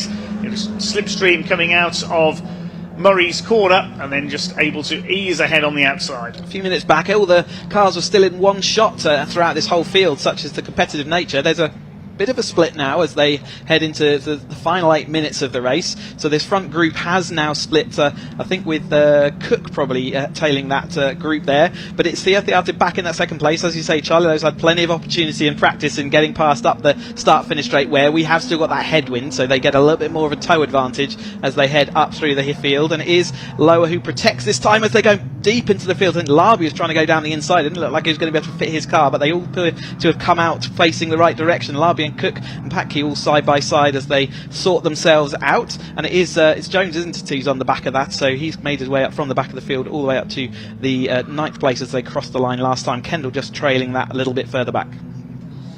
7.5 minutes of this race to go then as Charlie Lower continues to defend from Theo Theato. They head into the Bentley straight once again. Chiddick's up there in 3rd position, but he wants to make it the lead. He wants to increase his championship advantage. There are only 6 points between the two of them coming into this weekend before race 1, so the gap will have closed slightly between the two, with Charlie Lower winning yesterday. Jockeying for position into Brundle once again. David Rook on the back of this group. It's Lower from Theato. Mallet in 3rd place. Chiddick's has dropped down to 4th, and we've got a spin there. That's one of the back markers, I think. Yes, the 15 of James Cook has had a moment there. Yes, he was in 8th place. We'll see where he has rejoined, because he's a lap down. No, I think he's still in that battle. He just went across the grass that time. I don't think he's lost any places because they had a little bit of a gap before them. But yes, Lower is in. Yes, he's jumped forward a bit, hasn't he? He just threw me off. I think he jumped forward and then fell back to where he was anyway. So they took a bit of a shortcut and then ended up where he was. But Lower that time over does come over ahead of Theo Theato, a full 3/10, nearly 4/10. Not going to be that by the end of the straight, but nevertheless he doesn't have to protect from the rear gun. So Mallet back into that 2nd place, so he's quietly moved himself back further forward. He's following through. Charlie Lowe has kind of been consistently near the front or at the front, and it has been Duncan Mallet and Theo Theato that have been shuffling Chiddick's further back. They've on drop scores, they've only got 3 points between them in the championship now, so nothing between them. Such as the work they've been putting in this year, though. They have to actually finish in the top sort of 4 positions before they even start scoring more points. So yeah, we run a drop score system. They drop their 3 best scores so that they can go and do life things like marriages and things like that, or birth of children don't have to stop your Caterham career. So we do this drop score system, but it does mean it gets a little bit complicated towards the end of the theatre down the inside of Duncan Mallet. I think he was going to get that all stopped up. There's Kendall with that gap just in front, but Kendall trying to fight back through the field from the back as well, and he's nearly there, isn't he? And the field are still nearly all on the same straight. Yes, he's P10 now, Mark Kendall, from the back of the grid, the only man to beat Chiddix and Lower so far this season. Theo Theato is aiming to become the second man to do so, as is Duncan Mallet. You can see Chiddix has dropped away just a little bit, so maybe that bit of damage is hindering him slightly. There's Matt Larby under fire from Mark Jones, who's now up into P8, having come through from near the back of the grid after his grid penalty earlier on in the weekend. Made contact with David Rook in yesterday's race coming through Nelson. Swinging across to the inside, that's Theato having a go. He'll have to lock up there. Did he tag the back of Charlie Laura? I don't think he did. Has that led to a change in the lead? Yes, Duncan Mallet has got through as they were battling it out there. He slipped through on the inside at Nelson and leads a 270R race for the first time. Charlie Lower would have been taking a breath in. Charlie Lower is so quick out of bomb hole. He really does work it well through bomb hole, and then has a amazing exit and just is overtaking into Coram all the time. That's not a normal place to get fired out. So he's doing something incredible there, and he's managing to actually scoot into the distance, isn't he? So Murray's is also got absolutely nailed. He's got that whole final sector. It's great, and it's probably why we're seeing him overtake so many times coming up this start-finish straight. But it is Lower in the lead over Mallet, who's in that second place. Mallet currently holding that fastest lap with a 12.85, and Theo Theato comes home in third, and then we've got Chiddix coming over in fourth. Mark Kendall has just usurped for the fastest lap. 2:12.258 is his quickest lap. He's still down in 10th position. As up the inside, Theo Theato. Freddie Chiddix runs out a little bit wide. He's coming under pressure now from Rog Patke, who's come through into the top 5. He's got ahead of David Rook, who we heard from pre-race. Through the left-hander at Palmer's they come. Duncan Mallet is not finished yet, looking for his first win since graduating from the Caterham Academy Series. They're all line astern now. There's another 3 cars closing in a little bit further back. That'll be Larby, Jones, and I think James Cook in there as well, despite his moment when he took that shortcut up the chicane at Brundle and Nelson rather earlier on. Somehow Charlie Lower still hanging on in front. Doing a really, really good managed, controlled job at the moment under intense fire from behind. And it's not just Freddie Chiddix, which he's been used to sort of firing and playing out on track this season. But yeah, Duncan Mallet's a new unknown sort of person for him, with new tactics. There'll be a different personality behind the wheel, and therefore you don't really know what they're going to end up doing. So far, really under control. Theo Theato's been throwing it left and right and centre, hasn't he, in true spectacular fashion. A little bit of a lock-up. I think Lower would have taken a breath inward hearing the tyre squeal of a locked up Theo Theato on his inside going into this complex last time as he takes that sweep around the outside again. It's working for him. They're not able to see him almost in their mirrors, and he just keeps it planted just that little bit later as they get on the brakes under the bridge. It's really kind of a light brake into that complex, and so he's making it work for him and finding grip where no one else is. Normally that's a dusty place to do it, but this time he covers that inside line, doesn't let Lower go up the inside, so Lower is going to have to follow him round this complex and maybe make that change of position just up the start finish straight.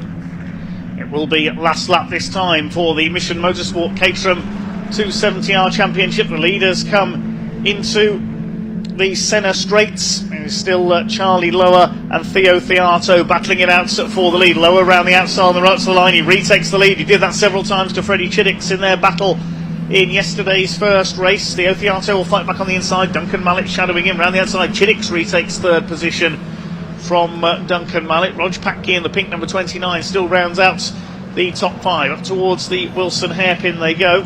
Up to the inside, almost 3 abreast. Chiddix trying to go around the outside. Lower tries to turn in on Theato. He's done so. Mallet trying to go around the outside at Palmer's. That rarely works. Chiddix tried that outside line, but it didn't work for him. The rear end of his car stepped out and he lost all of the momentum going into Palmer's. He has now fallen behind Rod Patke as well, so he finds himself in 5th place. This is not good for his championship positions. It's good for the championship going down to the wire, but it's certainly not good for his championship aspirations. Duncan Mallet looking down the inside, as is Theo Theato. You can tell this is the last lap. They are really all flinging everything at it. Rod Patke making a good progress in this late part of the race to find himself behind his fellow Academy graduate. There's just got a spin down the bottom of our screen there, just coming out of Agostini. I'm not sure which car that was. It would have been someone around the Larby-Cook-Kendall area of the race, I think. But nevertheless, the lead pack, it is still Charlie Lower out front, ahead of Theo Theato, and then it's Duncan Mallet comes next with Freddie Chiddicks behind Roger Papke. So he has got still an awful lot of work to do, and we haven't got much of this circuit. You have to go.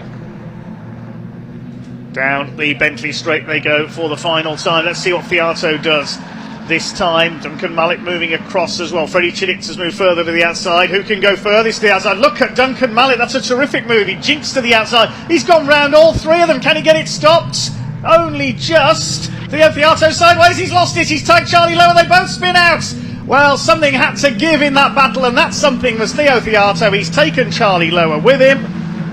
You could see that coming as they came down Bentley Straight. They tried to go four abreast. It didn't work. They couldn't get the car stopped. And Duncan Mallet, on his debut in the 270R Championship, is going to win it. Here he comes through Murray's for the final time. Well, he may not be in for points, but this is a win he will treasure for the rest of his days. His first weekend out of the academy. He comes up towards the checkered flag. And Duncan Mallet wins in 270R at Snetterton. We'll wait to see who comes over in second. It is Rog Papke, I think, who came over in second, and David Rook takes third place. So what happened to Freddie Chiddicks in all that as well? He's come across the line in seventh. Yeah, I didn't see what happened at all there. Where behind it obviously kicked off and everything went scattering as those two cars. Charlie Lowe was absolutely locked up as he headed into that, and then obviously Theo Theato was still alongside him, and I didn't see exactly how that all sort of rounded itself out, but Mallet just he'd made the move stick already. He was out in front, and I think Charlie Lowe knew that, and he was on the absolute edge of adhesion, and the two cars of himself and Theo Theato just came together. But yeah, Chiddicks must have been caught out by those two cars spinning in front of him, nowhere to go, and maybe also lost out places. Yeah, this championship is really on a knife edge now as they head into the final race later on today, and then they'll have 3 more attempts as they go to Donington in a few weeks' time. So Duncan Mallet has won it, 1.8 seconds ahead of Rog Papke. We'll hopefully get a replay shortly of that final lap at Brundle. David Rook in third. Mark Jones, from towards the back of the grid, ended up in fourth. James Cook, despite going across the grass at the chicane, takes 5th place provisionally. 6th is Matt Larby. Chiddicks and Lower down to 7th and 8th as a result of that mayhem on the last lap. James Empson 9th ahead of Gareth Lucas. Then Pryday, Ramsey and Giles Perry. Mark Kendall got the fastest lap and ended up in P14. Theo Theato rejoined to finish 15th. And then it was Peter Mott, Louise Deason and Alan Bateman completing the 18 runners. So Duncan Mallet, well, he may not be scoring points in the championship this year, but that's a win he will remember for a very long time indeed. And David Rook with his injured hand coming on 3rd place. We saw him yesterday just getting knocked out of that kind of podium-ish position, so he's been gifted a podium today. Mark Jones, like you say, from the back of the grid. James Cook having a sort of less than stellar race yesterday, also puts himself up there, and yeah, Chiddicks, like I say, it'd be interesting to see whether we can actually figure out what happened to Chiddicks at the end of that race. As we get a replay, that's Hamilton, just a few corners before. You can see it was already building here. This is some highlights from earlier in the race. I think we've got Theo Theato taking the lead from Charlie Lower with Duncan Mallet in that 3rd place. That's 3 wide going into Agostini. That really worked. It looked like everything was going to end in tears here. That's where Duncan Mallet did clip the back of Freddie Chiddicks and knock that wing loose. Theo Theato then round the outside again. He had that move patented into Brundle to get ahead of Lower. We had somebody else go. It was Louise Deason who had the spin earlier on in the race, the 22 at the back of the field. She was able to rejoin. There's James Cook going across the inside of the chicane, which confused us earlier on. Charlie Lower then retook the lead around the outside of Duncan Mallet. Rog Papke came into the battle as well, and there... I'm not sure whether Papke actually hit the back of Theo Theato as well. I don't know if there was a concertina effect, and what Chiddicks just got caught out. Maybe Chiddicks was already further back. Okay, so maybe he'd been shuffled back on Bentley Straight. He was stuck in the traffic. Stuck in the traffic, and maybe had a gear selection problem or something. Only that I think could be part of that. But looks like the drivers are all there. So let's go to Sam Parker down in Parc Ferme.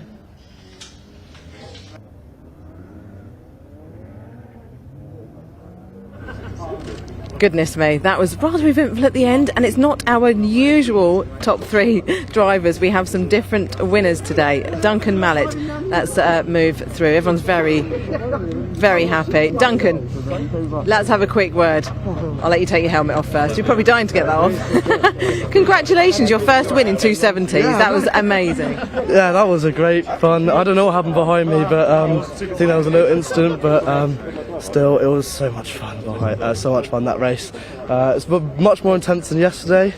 I think they were a lot more, much closer. So yeah, it was just a great race in general. Really enjoyed it. Really enjoyed it. You can tell. It's great. Thank you very much. Well done. Right, I'm going to move around and speak to Roger quickly. Congratulations on the podium. What that was great. You had great pace in that race. Yeah, it was really good. Yeah, I think it just all came together. Obviously, there was a bit of carnage towards the end on the last lap, but great race all round. Planning the toe down this straight and the back straight is just critical to this track, and yeah, it's really good fun. Really enjoyed racing with the guys up front. Excellent. Well done, congratulations. Right, I'm going to move on and speak to David Rook, who's over here at the back of his car. Oh, Theo, nearly a podium. I'll have a quick word with you. Not happy about that, were you? Oh, now I'm live. Yeah, right. You are. Do you know, I wish the races were 19 minutes and 30 seconds long. We need to shorten this lap time.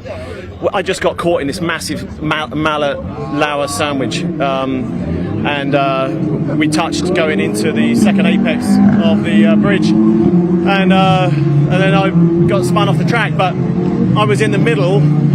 Or maybe I was at the back. I really don't know. You're going 120 miles an hour into the braking zone, so I don't know. But I expected those 3 to be on the podium, but they're not. So I'm assuming that as a consequence, had a ricochet effect. A little bit, yeah. Right. So I'm sure it will all be unravelled. It will. Oh. See you later on for the next race. I'm going to move over and speak to David very quickly before the next race. David, quick word. Oh, Congratulations on the podium. Thank you. That makes up for everything else, doesn't it? That happened recently. It does. That was the front pack was just nose to tail. It was building. I thought I'll just sit back in because I was in a nice place where I wanted to be, and then under the bridge the chaos unfolded, and so an opportunistic but very, very pleasant podium for me. Excellent, after a very, very challenging couple of weeks. So I'm delighted with that. I know my kids are watching on the live stream, and my wife will be watching as well, so I owe them a huge thanks for tolerating this and all the chaos that I've created for them. So thank you very much, guys. Excellent. Thank you, David. Thanks, Congratulations. Cheers. Right, we're going to hand back to you guys in the commentary box because we have the Avon Tyres Caterham 7 UK Championship. See you in a bit. Yes, thank you, Sam, and they're already on their green flag lap on their way to the grid. This grid based on the result of race 1 yesterday for the Avon Tyres Caterham 7 Championship UK. It was the second win of the season for Stephen Lyle. He takes pole position ahead of the championship leader, number 79, Lewis Thompson. Former champion, reigning champion, number 1, Aaron Head, starts on the second row alongside 44, Tim Dickens. Row 3, Ben Simmons, number 14, alongside 77, Gordon Sawyer. The fourth row is 66, Jake Swan, alongside 24, Paul Donkin. The fifth row, Angus McLean in the 61 car, alongside number 4 of Oliver Smith. Row 6 is Dale Head, number 64, brother of Aaron, alongside 5, Finley Cooper.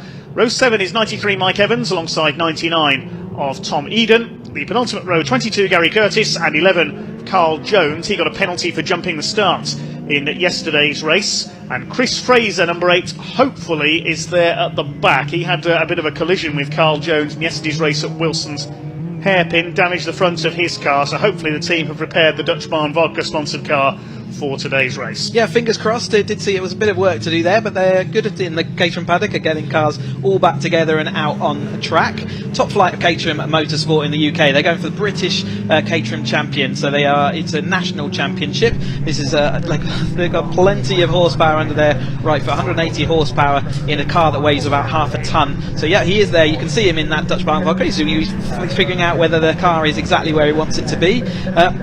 Multiple champions in this race. We did see Stephen Lyle take the win yesterday ahead of Lewis Thompson, who was the first time he's been off the podium, or the top step of the podium, in a long while. Aaron Head took that third place, so our reigning champion. He's not doing the full season this year, so he is, but still scoring points. Tim Dickens also entered into the championship, so is scoring points, but I think it's his first outing with us this year, so good to see him out there, and firstly straight up there into fourth place. And Ben Simmons, an absolutely brilliant debut for him coming in. He's not scoring points today, but Gordon Sawyer's just behind him, along with Jake Swan, who are having a great battle in the championship. Paul Donkin was up next. He is winning the AM Championship currently, so he's sitting there in the 8th place, but he beat his main AM Championship rival Angus McLean. So here we go then. They've got 3 20-minute races over the course of this race weekend. They had one yesterday, they've got 2 more today. It's going to be starting here with the Avon Tyres Caterham 7 Championship UK.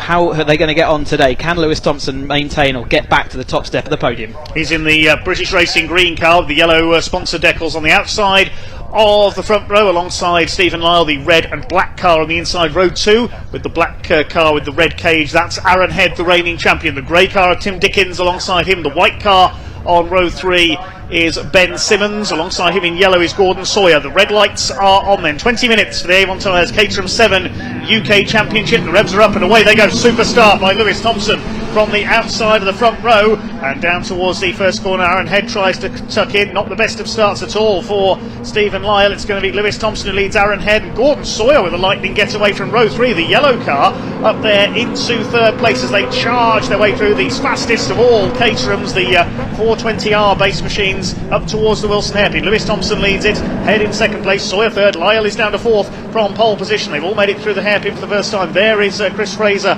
at the back of the field in his repair car. Good work by his team to get that machine back out for us there after colliding with Carl Jones at the hairpin yesterday. They head out towards Agostini for the first time. It's Lewis Thompson under fire from Aaron Head, who tries to go around the outside into Agostini. That rarely works. Sawyer having a go on the inside, trying to take P2. Carl Jones moving up from the back after his penalty in yesterday's race for jumping the start in the number 11. Head dodging about there on the back of Lewis Thompson, who still heads the field. Yeah, Gordon Sawyer clearly got his Avon slick tyres temperature perfect and got their clutch biting point absolutely nailed, because he flew up into third place. We saw a little bit further back after his jump start yesterday. Carl Jones looked like he had a real flyer again today. Hopefully that's all under control. He certainly made places up here, as the rest of the field, Gary Curtis just heads Chris Fraser. They were going side by side the last time we saw them through, but Lyle was the big loser in those opening sections, wasn't he? He's dropped down to that 5th place, but he's fighting back now alongside Gordon Sawyer. A little bit of jinking there with the cars, wasn't there, as they headed down the denied you will not pass kind of manoeuvres, but it is Thompson back in front ahead of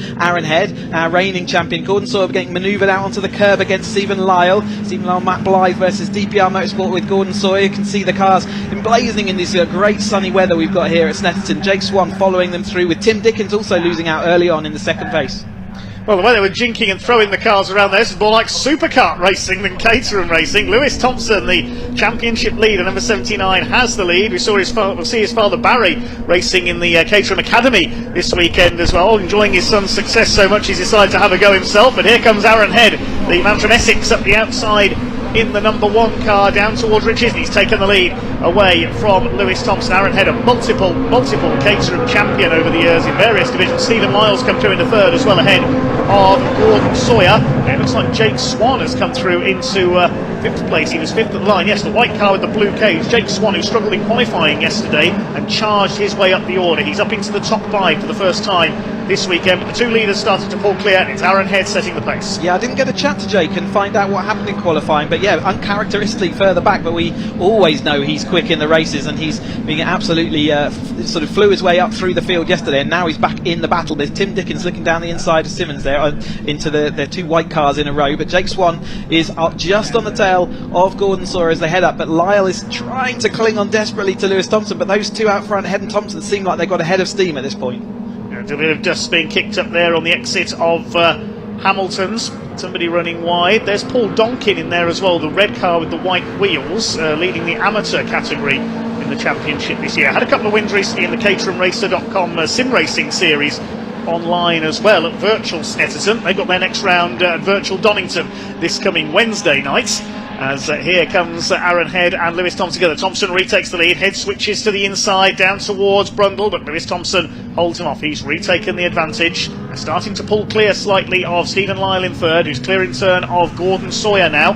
Lewis Thompson defends as they go into the bomb hole ahead of Aaron Head. Not contesting the full season this year. He did have a couple of wins out in Portugal as this series supported the British GT Championships at Portimao in the Algarve, and they're supporting the British Touring Car Championship later this year as well. Yeah, an exciting proposition for all these drivers to get out there on the touring car package and have, you know, big crowds. It's great to see everyone here at Snetterton, and we'll be looking forward to seeing everyone at Silverstone. That's their final round of this year. So the Donington Festival in a couple of weeks will be their penultimate round. Head does take that lead again. He was trying to throw everything at Thompson as they went down into the complex that time, the Brandon Nelson complex, and he was trying to disrupt him, but Thompson is a young racer out there, but he is absolutely calm behind the wheel. There was no shaking him with those sort of jinks that he was using at the end of the shapes, and Lewis Thompson there, just a wise head on young shoulders, I think, as they head out to Palmer, the left-hander. Then Stephen Lyle still in that no man's land, can't quite cling on to this, so from pole position he has slipped away. They do have to use the same set of Avon tyres, or they have a one set allocation per race weekend, so the tyres will start going off as we get towards the end of this race weekend. But it is this lead tandem duo out front, currently a little Tim Dickens locked up down the inside. Is he going to get it? No, he's going to make it all the way to the grass. Don't know if that was a brake problem or whether that was just absolutely late after the late breakers. Didn't work out for him. He is going to slip all the way to the rear of this field, so not a great second race after what was a spectacular fourth place yesterday. Lyle may be catching up just slightly. He hadn't spun that round on the grass, they were heading for Norwich, but Tim Dickens will rejoin towards the back of the field. Looking at the amateur standings as well, it's Ben Simmons, the white car with the black cage there, who's leading the amateur class in this race. Angus McLean is in second place, the blue car. There's Paul Donkin, the amateur championship leader. He's raced everything over the years, you mentioned yesterday, from Ariel Atoms to Citroen C1s, Porsches and much more. He's the current amateur points leader.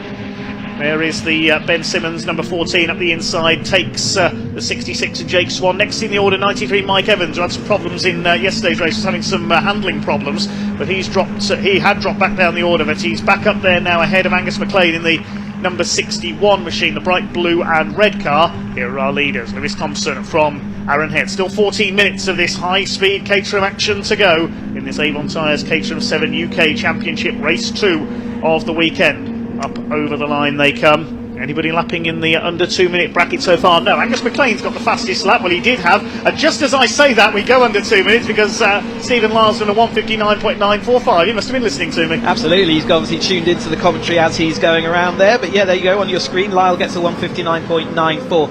And yeah, we're seeing I know James Murphy is watching at home, hoping that we're not going to beat his lap record that he's currently got. And it looks like that is gone because it was a 2 minute lap record. So he has now lost it. Sorry about that, James, but I know you'll be enjoying all the action anyway. Aaron Head leads Thompson. Lyle has fought back with that new fastest lap, that new lap record. I checked yesterday's times actually just to make sure that we didn't beat that time yesterday. And it's Gordon Sawyer who now finds himself in that middle ground, but that middle ground has grown substantially, so I don't know what battling's been going on. Mike Evans and Swan behind were looking like they're battling, and I wonder whether that's now let that middle ground to Jake Swan was right up the rear panel of Gordon Sawyer, just a couple of laps back, but now it is going to be Gordon Sawyer in the middle ground. Lyle has fully caught up, and there is this following battle. Then Mike Evans does lead it now, and it is, I think it's Simmons and Swan fighting each other now, McLean and then Donkin. So the battle for Am is all coming back together in this chase pack here. So McLean's in that blue car, we've got Simmons in the white car just in front, and then we've got Donkin, the championship leader in the Am class,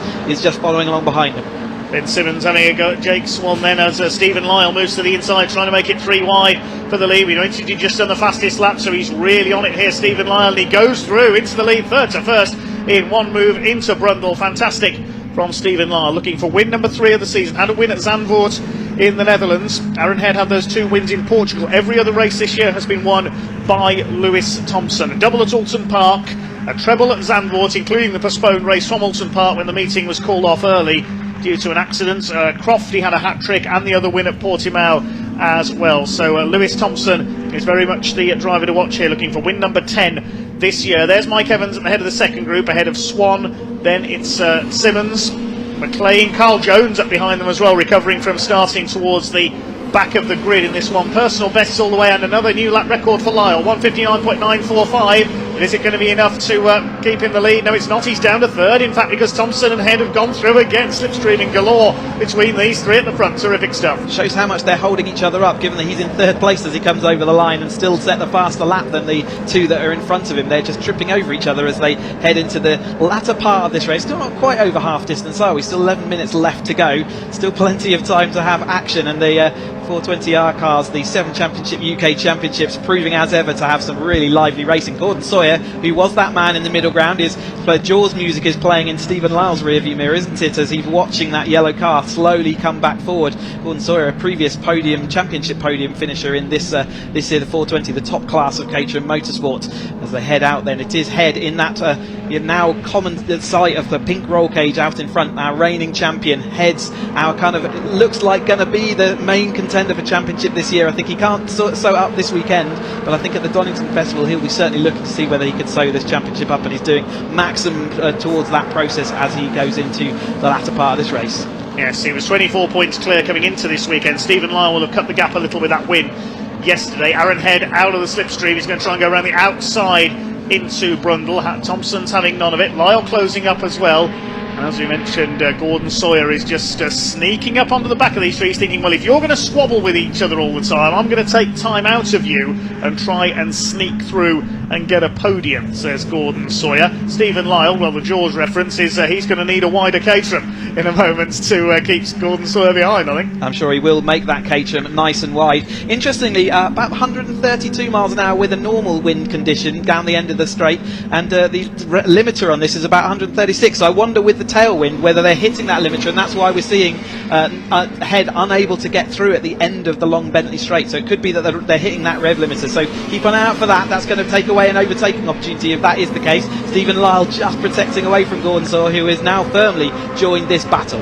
We saw the black and white flag being displayed by the marshals, the driving standards flag on the start and finish line. That's for number 5, Finley Cooper, who's currently in P12. Presumably that's for exceeding track limits, so a warning for a couple of breaches there. Any more breaches of track limits and he'll be risking a time penalty. The leaders head out towards Agostini once again. Lewis Thompson starting to line up and move. Aaron Head moves to the inside. They're going to be side by side. Head takes the lead on the run into the corner. Now they're 4 cars line astern. Gordon Sawyer has caught up to them, challenging Stephen Lyle for that third place. Head just a little bit wide onto the curb there, coming out of Agostini as he tries to bring down that cushion along with Stephen Lyle to Lewis Thompson in the points. We say Aaron Head, only those couple of wins in Portugal, the only real results he's got this year is in P15 in the point standings, but he loves to win, does Aaron Head, the multiple champion. Further back in the order, there's Paul Donkin holding off the number 99, that's Tom Eden. They're battling towards the lower reaches of the top 10. The DPR Motorsports run car of Paul Donkin. Top sim racer, as we've already mentioned, as Lewis Thompson up the inside, Stephen Lyle up the inside. Thompson's retaken the lead. We rejoin the lead battle. Head just about turns it back and takes that second place, and Gordon Sawyer is now all over Stephen Lyle. Yep, so we've got DW Motorsport with Lewis Thompson out front ahead of DPR Motorsport, who's in second place currently. We've got Matt Blythe there with Stephen Lyle in third place, and another DPR driver there, Gordon Sawyer, in fourth. So teams also looking to see what they can achieve out of this action. It's McLean up next, Simmons and Evans running with RS Motorsport as well. So there's plenty of teams on show here doing their thing. It is Angus McLean currently heading that in the blue car. Sorry, Simmons is heading that the battle at the moment in the white car over the top of McLean, and it's still Donkin watching on. Donkin's had a great season, so I think he's still doing enough, but he would certainly like to move himself above his 2 amateur championship contenders. We're all going head to head into this Gordon Sawyer, seeing whether he can make a move, but Thompson has been demoted by Lyle down into third place. He had to do a bit of work to hold away Gordon Sawyer in that fourth place. Yeah, he got shuffled back there on the run into Rich's corner. Lewis Thompson got out slipstream by both Head and Lyle. Waiting to see what Gordon Sawyer can do now as well. Just over 7 minutes to go, so there's still plenty of battling to come. Aaron Head again positions himself to the inside on the run into Agostini to prevent anybody else from getting a run down that inside line, now breaking him into the corner. Lyle up there in second place. He's looking for win number 3 this season. Gordon Sawyer in 5th in the points behind Mike Evans, who's still down in P7 at the moment. Paul Donkin 3rd in the points. He's in P10, just lost out to Tom Eden on that last lap. Ben Simmons, incidentally, still leads the amateur class, just ahead of Angus McLean, but by less than 0.2 of a second now. McLean could be about to take the lead off that sub-category in this race. You can see there in the background there, still Simmons ahead at the moment. As here come the leaders, they're going to be 3 wide again. Down into Brundle, Lyle up the inside, on the brakes, he takes the lead, and down to second goes Aaron Head. Lyle runs wide over the curves there. Thompson still there in third position. Gordon Sawyer just biding his time here, maybe waiting to see if those ahead are going to trip over each other perhaps, and then he'll sneak through into a podium position, possibly to take his what I believe would be his first Caterham 7 UK Championship win. Yeah, it'd be good to see him, see whether he can make a move up, but there are only 3 championship 3 trophies on offer in this front group of 4, so they're all going to be keen to see what they can do. But like you say, he is there sort of there or thereabouts all the time, but it's Lyle who's got that lap record, and he's confirmed now. I checked yesterday, they weren't anywhere near it, so yeah, it is a new lap record this morning in this cooler conditions that we've got just a bit earlier in the day. But Thompson, after having been shuffled down to 3rd place, he is now back into the lead of this race. It is still so fluid with this front 4, as it's absolutely tight there into the Wilson hairpin between Sawyer and Thompson. Sawyer and Lyle that time. I think we've lost Tom Eden. Unfortunately, the 99 hasn't come through on that last lap, and also Finlay Cooper. We said any more track limits breaches, he'd risk a time penalty. He's got a 5-second penalty for exceeding track limits. The number 5, he's P13 at the moment. Here come the leaders. Lewis Thompson back ahead now. They go into Agostini. What about the second group? That's being headed still by Ben Simmons, leader of the amateur class, just ahead of Angus McLean. No, it's Mike Evans, sorry, it's got back through there. Then it's Swan. Tom Eden is there, his transponder stopped working, so we thought he hadn't come through, just a bit slow on the timing transponder there. Bit of bumping and boring there towards the back of the field. That's Tim Dickens in there trying to recover, the number 44, Gary Curtis for the 22, and the number 4 of Ollie Smith towards the tail of the pack as well. 4.5 minutes or so to go. There's Simmons ahead of Evans, and here come our 4 leaders. What's going to happen this time down the straight? They weave their way about. Aaron Head goes to the outside. He's going to go around Lewis Thompson, is he? Yes, got him. Into the lead once again goes Aaron Head. I've lost count of how many lead changes we've seen in this race. Yep, it's fluid, isn't it? It's absolutely moving this way and that. Everyone's taken their turn except for Gordon Sawyer. Needs to see whether he can get and take his turn. He wants to take the turn that matters, and that's the one in 4 minutes time. See whether he can make his move forward. But I would suggest that he has to actually move further forward lap by lap now. He's not got too many more opportunities. I think this is going to be the penultimate lap we're starting now. So Head currently leading then over Thompson. Lyle looks like he's got that little pace where I thought he was maybe losing out a little bit early on. His tyres are maybe hanging on just a little bit better, and he has got that pace as they head up the field. Then Head crossed the line in front, but he's not going to be in front as they get in fact. He's going to be in 3rd place. By the time they get to the first corner, he's going to look to see whether he can get back, but it's Thompson over Lyle then in the lead, and within the lead as he went across the line, which is the important one. But he finds himself in 3rd place now, and Gordon Sawyer importantly still remains in that 4th place. Out of the hairpin they come then. This is the, I would say, the penultimate lap now of this Avon Tyres Caterham 7 UK Championship race. A fantastic slipstreaming race it has been, particularly between these 4. We do it all again later this afternoon as well. Bit of dust being kicked up there by Lewis Thompson. Stephen Lyle trying to slipstream him. He'll never go around the outside at Agostini. That never works. Side by side, Lyle's trying. He keeps his foot in. He's not going to prove me wrong, is he? No, he ducks back in there over the curve on the outside. I thought he was going for it there around the outside towards Hamilton's, but it is Lewis Thompson who continues to hold the lead. The first 4 are way ahead of the rest now. That's 7.5 seconds up on this group, headed by Ben Simmons. Then it's Evans and Swan. Paul Donkin, the red and white colours next. Then Angus McLean, he's lost a couple of places. Tom Eden is in behind there, and it's Carl Jones, number 11, on the back of this group. Again, a nice rise through the field for him. Ben Simmons, on his debut in this category, leads the amateur class and a superb 5th overall. What's going to happen into Brundle this time? Stephen Lyle up the outside, retakes the lead once again from Lewis Thompson. He's getting that right every time around that outside line, just like Theo Theato was up until the last lap in the previous race. Seems to be their favoured move right now. Clearly there's grip out there where there isn't always. It usually gets dusty, and maybe towards the end of today that dust will start coming back as the dry weather looks to continue. But Lyle, yeah, it looks like that wide sweep just allows you to carry a little bit more speed and just carries you around the outside. It does compromise you slightly on the exit, but it was that time there was no response from Thompson. But again, he's right in the slipstream as he comes up with the headwind up this start-finish finish straight, the centre straight. Is he going to get across the line in this lead? He does. So again, really important to note that as we come onto the final lap then, that Thompson was behind as he entered that final straight. He was ahead by the time the checkered flag would be there on the next, or this current lap. So the place you don't want to be is leading, coming through the last corner at Murray. Somebody's lost a bit of bodywork there, I noticed, on the outside of Riches. Black and white flag being shown to the number 44, which is Tim Dickens towards the back, and a couple of time penalties as well. 66 and 24, that's Jake Swan and Paul Donkin have both got 5-second penalties for track limits breaches, so that's going to shake up the midfield order a little. So bad luck to those two. So here come the leaders. Lewis Thompson back up the inside, retakes the lead into Agostini.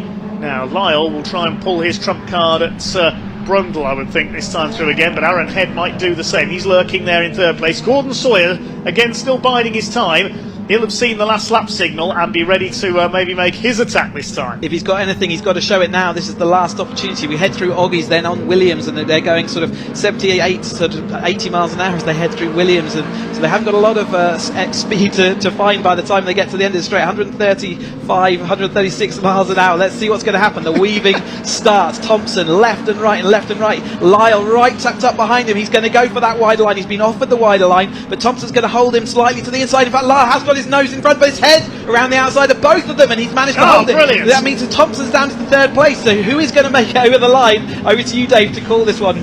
Well, I can't call this at the moment. It's possibly whoever's in third place coming out of Murray's for the last time at the moment. Thompson has that position. Aaron Head is where he doesn't really want to be at the moment, leading the race coming into the last corner. Can he hold this on the run to the line? You saw them weaving about there, coming down the straight like a snake. The snake now comes out of the final corner. Aaron Head gets his foot down. Has he done enough? Can Lyle and Thompson close up? I think Aaron Head is going to hang on. Over the line they come. Head wins it. It's a photo finish for second place, and Gordon Sawyer comes over in fourth. 0.585 of a second covered the four of them over the line. Aaron Head has won it. Lyle gets second from Thompson by 36 thousandths of a second.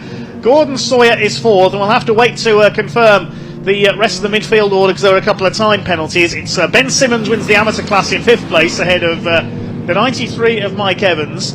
It's Angus McLean seventh, Tom Eden is eighth, ninth Carl Jones, Swan and Donkin drop to 10th and 11th with those 5-second penalties. Then it's Dale Head in 12th, Chris Fraser from the back of the grid is 13th, Tim Dickens 14th despite that off, 15th goes to Ollie Smith, Finley Cooper with a time penalty 16th, 17th goes to the 22 of Gary Curtis. So there's your result confirmed then. Look how close that was. Aaron Head takes his third win of the season by 0.172 of a second ahead of Stephen Lyle, who was 0.036 of a second ahead of Lewis Thompson, the championship leader. Gordon Sawyer, another 0.377 back in fourth.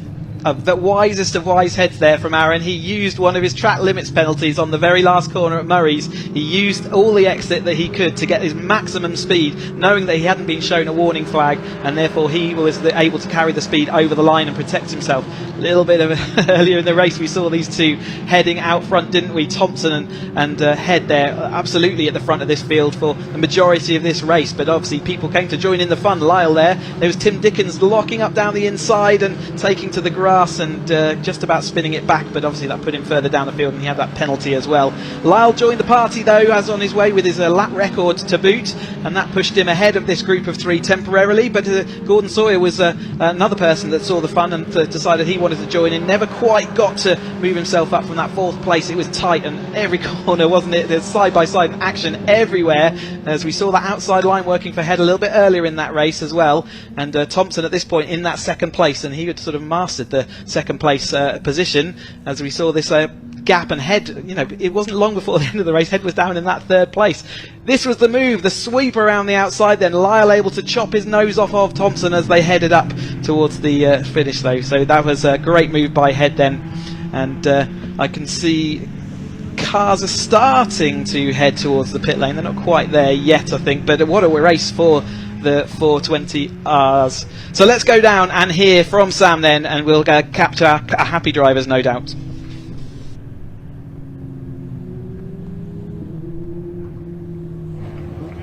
Goodness me, that could have been either one of those guys on the top three, couldn't it? Any one of those could have won that. Even Gordon Sawyer was in there. Here they come in. they're going to be very, very pleased with that. Aaron back on the top step where we're used to seeing him. Great position for Stephen Lyle as well, but great racing from these guys, literally all three of them. Fantastic driving. So we'll just wait for them to get out the cars. They'll be needing their bottle of water. Aaron looks hot in there. Fantastic race. He does look very, it's exhausting work battling with the other guys. They're so competitive. There's a lot to take off. Yeah. Congratulations, Aaron. Back on the top step. Yeah. Fantastic. Obviously got the result we were hoping for yesterday, but I'm sure the rest of the grid were hoping for that as well. So, but yeah, it was an awesome race. Just to be honest with you, from the start, it was just strategics after that, really, to be honest with you. Just sit there, wait, see what happens, see what happens with every position you're in, see where's best, and we just waited till the back straight, and that was it really. Sort of pulled out a little bit too early. I was a bit too close to Steve for the slipstream, but I didn't want to be too far away to hate myself afterwards, so I had to sort of battle him around the left-hander into the right, but yeah, it played off, so I had a nice little gap coming up to the start-finish. I was like, thank God, so it was good. Yeah, it was closer between the two behind you. Yes, yeah, I can imagine. I wasn't looking at them too much when I saw the finishing flag. I just thought, yes, thank God that's over. So, and then another one to go this afternoon. So, how exhausting is it though when you're driving around? Is it, because it's quite physical? That one was, because obviously you're switching all the time. So main straight, you got a two-car tow, so two cars get past you. Back straight, two cars get past you. Got to get past them back at some point, and it's just always thinking, I want to be in this position at the end of the race, and thankfully we're able to just sit in there. Gordon was behind me, had to back him up a little bit on the infield so that I didn't have him too close to me, then catch the others so that I wasn't too far away from them. So yeah, it was just a bit of playing around at the end. So when you're thinking of all that and racing at the same time, it's a little bit exhausting every now and then. Yeah, definitely. Right, thank you, Aaron, well done. Right, I'm just going to have a quick word with Stephen Lyle. Oh, he's talking to the scrutineer. I'll move around and speak to Lewis instead. Yeah, to be honest, Lewis, sorry to interrupt, guys. Congratulations. Probably not the win you were hoping you wanted to win, but still good points, and it was a great race for us to watch. Yeah, definitely. It was definitely a great race. We've definitely got another one later to try and get a win, but yeah, it was good points. Can't really moan. Car felt fantastic, but yeah, just sort of timed my route may escape too soon and got caught up on the back straight. I was hoping I was only going to drop down to second and try and get the toe up to the line, but yeah, it just didn't work out. But we've got another race later. We'll try and get the win there. Exactly. Well, congratulations. Thank well you. done. Right, I'm just going to speak to Stephen Lyle now quickly. Stephen, can we just grab a quick word? Congratulations on second place. More points for the championship. Yeah, I think we've got fastest lap as well, so another couple of points, keep chipping away. every time we jump in it's another little nibble closer. But it's a good race with Aaron. I think unfortunately I gave him a little bit of a dent to remember me by, but yeah, it was good, really good race. Yeah, it was great for us to watch. He put a bit of confidence in me on the last lap when he came around the outside, and I thought, it's Aaron, I get on with him, and yeah, I gave him a bit of room and he got through. But all good. Excellent, well done, congratulations. Right, we've got the mini challenge up next, so I'll hand back to the commentary box.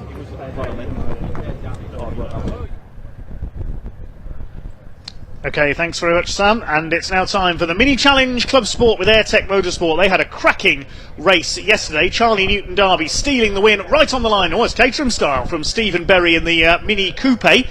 Slightly different grid line up today. It's based on the results of race 1 yesterday. Normally we see the S-Class cars, the S56 and S53 cars, lined up at the front with the open class cars, the more powerful machines behind. This time there's a bit of a change. The open class is starting right at the front. So Charlie Newton Derby lines up on pole position. This grid based on the results of yesterday with the classes split. Stephen Berry in the coupe alongside him. Second row, Nick Moore, number 22, and 14, Lee Campbell. Then there's a gap, and we've got the Cooper S-Class cars, S56 and S53 mixed together. It's Alex Westerby, the top S53 car, alongside S56 winner yesterday, Steve Webb, who was leading overall for a time at the early part of yesterday's race. Then we got 58 Matthew Hibbard, had a few handling problems yesterday as the car's just moving off to the green flag lap. Alongside Hibbard is number 191 Rory Melia.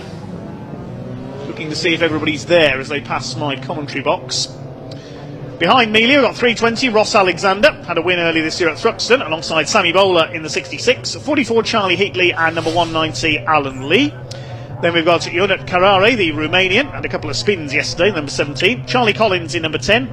27 of Emma Dawson starts alongside Zach Blackwell. I don't think Zach was there. I was looking out of the window as they moved off the grid. Zach retired from the lead on the opening lap of yesterday's race, so I'm not sure that car is there. Freddie Hewitt, I'm pleased to say, is there though. He failed to start yesterday's race, having qualified on the front row. So the number 5 car, winner at Thruxton a few weeks ago, is there at the back of the S-Class mix. And then we've got the Cooper class, the less powerful cars. Andy Langley was the winner yesterday, number 42, starts alongside Neil Clark in the Union flag liveried car. Daniel Truman, number 19, and Freya Belk in number 89 rounds out the grid of BMW Mini Coopers. Sponsored by AirTech Motorsport, by Garmin Satellites Navigation and Absolute Alignment. Thanks to them for their support. I must say a big thank you to all the volunteer marshals once again as well. This will be a 15-minute race. The marshals displaying the green flags at the moment. If you want to become a volunteer marshal, just look on the BARC website barc.net. And you can also look up the British Motorsport Marshals Club, the BMMC. Marshals.co.uk is their website. You can volunteer as a marshal. You can attend a taster day at a circuit of your choosing. Just looking at the back of the S-Class there. No, Zach Blackwell sadly is not there, so his car let him down yesterday. Out of the 4 Coopers at the back, Freya Belk at the tail of the field. Great to see a number of ladies in this championship. We've got Sammy Bowler out there, Emma Dawson, Freya Belk. Chloe Hewitt as well, sister of Freddie, has been a race winner in this championship as well. Hopefully she'll be back racing soon.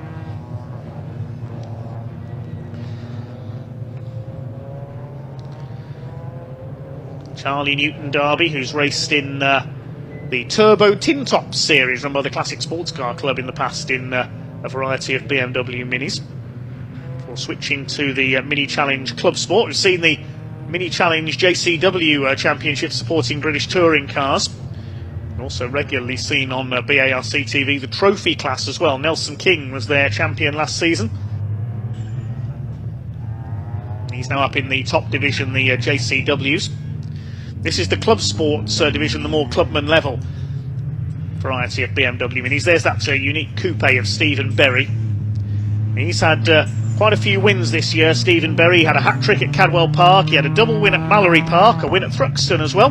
He's beaten by Charlie Newton Derby in race 2 at Thruxton to win the open class.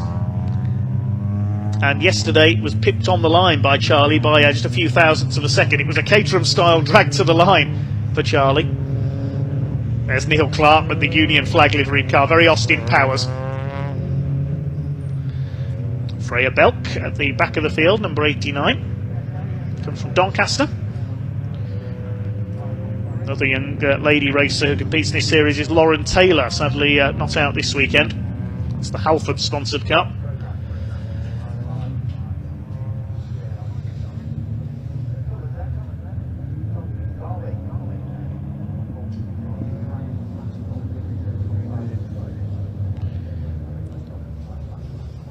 So up to the grid they come then. Charlie Newton Derby, the black car with the gold trim, the Rothermill Racing car, looking for his 3rd win of the season. Stephen Berry alongside in the Mini Mafia Coupe, the white and day-glow yellow machine, looking for win number 7 in the open class. The black and yellow machine of Nick Moore, the former Hyundai Coupe racer, on row 2 alongside the blue and white of Lee Campbell, number 14. Then a gap to the S-Class cars, headed up by Alex Westerby, yesterday's S53 class winner alongside the 56 class winner for Mini Cooper S R56 cars. That's Steve Webb, number 231, with the red headlights covers on his car. Look out for Matthew Hibbard as well. Had some handling problems in yesterday's race, number 58. It's the grey and day-glow yellow car alongside the purple and black of 191. Rory Melia. Ross Alexander, the white and blue car, number 320 for A-Reed Motorsport, will be one to watch as well. Had a win at Thruxton earlier this year in a race that was interrupted by the safety car. That was when Emma Dawson unfortunately crashed out. So the red lights are on the gantry then. 15 minutes of Mini Challenge Club Sport racing gets underway. Down towards Ridges they go. Will it be Berry or Newton Derby who take the lead off the line? Well, it's Nick Moore trying to have a look through the middle in the 22 car. Looks like Newton Derby's got the inside in the black number 12. Stephen Berry will try and sweep around the outside. They're already clear of the field as they go towards the Wilson hairpin for the first time. It looks like Stephen Berry's got the advantage around the outside in the treble six. The man from Nottingham leads the way into the hairpin for the first time. Newton Derby second, Moore is third, then the S-Class runners in behind. Lee Campbell's been rather swamped off the line by the S-Class cars. Freddie Hewitt running wide in the number 5. Hope he's not in trouble again after his problems when he failed to start yesterday's race. Top 3 head out towards Agostini for the first time. Stephen Berry it is who leads the way then, looking for win number 7 this year. He was only just denied yesterday. Matthew Hibbard's got away well in the number 58, up into second of the S-Class runners behind Alex Westerby on the outside there. Then in behind them is Rory Melia, the number 191. Who's that trying to move through on the inside? The number 14 of Lee Campbell. He's an open class car, made a slow start. Got rather swamped there. He is the blue and white car. Just behind him, Ross Alexander, the 320, the man from Birmingham. They start to sort themselves out. There's Steve Webb. He didn't make the best of starts either. He's got Sammy Bowler on his tail. First 2 have already gone clear. There's Lee Campbell, the 14, the Airtech car. Here come the leaders. Stephen Berry being reeled in by Charlie Newton Derby. Battle is joined between these two once again. Charlie Newton Derby goes for the inside, and Stephen Berry didn't realise he was there. I don't think he went to turn in, then saw the black car on his inside. Newton Derby has now got the lead. Nick Moore, number 22, is in third position. And it's the S-Class pack headed by Alex Westerby. Don't forget there's 2 subclasses in there, Class S53, Cooper SR53 cars and Cooper SR56 cars as well. Then we've got the more standard Cooper class cars at the back. The open class for anything over and above an R56 BMW Mini Cooper S. They come through to complete the first lap then. There's Lee Campbell ahead of Matthew Hibbard in the Bad Boy tuning car. Over the line goes Charlie Newton Derby. He leads the way by 0.8 of a second at the end of the first lap of this Mini Challenge Club Sport race with Airtech Motorsports, also Garmin and Absolute Alignment. There's Alex Westerby, the black and green car with the red wheels, holding off Rory Melia. He's running well. This is the battle for the front of the S category. 44, Charlie Heatley running a bit wide in there. Through the hairpin. Lee Campbell there on the inside, mixing it with the S-Class runners. Ross Alexander on the inside, attacking Matthew Hibbard. And behind Hibbard, we have got the number 231 of Steve Webb. Then it's Sammy Bowler, 66, and the 44 of Charlie Heatley. Heatley on a couple of drivers, Yonat Carrare and Zach Blackwell also, who've run in the Kumho BMW Championship. They had a class for BMW Minis over the last couple of years before rejoining this championship. Newton Derby still ahead of Berry for the overall lead. Nick Moore rather on his own in third place now. Then this train of cars behind. There's Alan Lee, the white car, former motorcycle racer of many years. I was talking to A. Reed Motorsports about Alan's exploits yesterday. Had a big crash here at Snetterton on a motorcycle a few years ago at the bomb hole. He's known as T-Mal, we're told, the mighty Alan Lee. Where is he in the standings at the moment? He's P12 in the white car. We can move up the inside there. Ross Alexander coming under fire from Steve Webb and Rory Melia as well. 3 wide into Brundle. Well, that was close. Ross Alexander stays ahead in the Sitner Mini sponsored car. Of course, Sitner, the chain of dealerships set up by former British touring car champion Frank Sitner, BMW legend, won the title in his M3 in 1988, pre-Super Touring era. Frank Sitner went into historic racing very successfully with Lola T70s, among other things, Frank Sitner, until suddenly a heart attack stopped him from racing. There is Alex Westerby, still leads his class. Charlie Newton Derby, fastest lap of the race, 2:13.064. You can hear the whine of the superchargers in the more powerful of these BMW Minis. S53 is led by Alex Westerby. S56, it's Ross Alexander, the blue car. Ooh, nearly some contact there as Westerby coming under fire, and Ross Alexander under fire from Rory Melia as well. This is like a scaled down touring car race. Maybe some of the touring car stars of the future in here. 3 wide into the hairpin, that's not going to work, and Lee Campbell gets turned around by Alex Westerby almost there. They gather it up again. There's damage on Westerby's car, I think. That was because Matthew Hibbard was also diving down the inside. So Westerby, see if he's still leading the S53 class. It might be, yes, I think it's Matthew Hibbard now into the lead of that class. S56 is led by Alexander. What about the Cooper class? It's Andy Langley leading that. Further back in the order, he's down in P16. Still at it in the lower reaches of the top 10 here. Things settling down slightly, but not by much. There's Steve Webb, the red, back to his car. Teammate of Zach Blackwell, who sadly failed to start this race. His car broke down yesterday. The mint green car there is Charlie Collins, number 10. Wait to see the Cooper class come through, hopefully, as well. We can see what's going on there. Now, Freddie Hewitt is still struggling, I think, with the number 5 car. He's down to P17.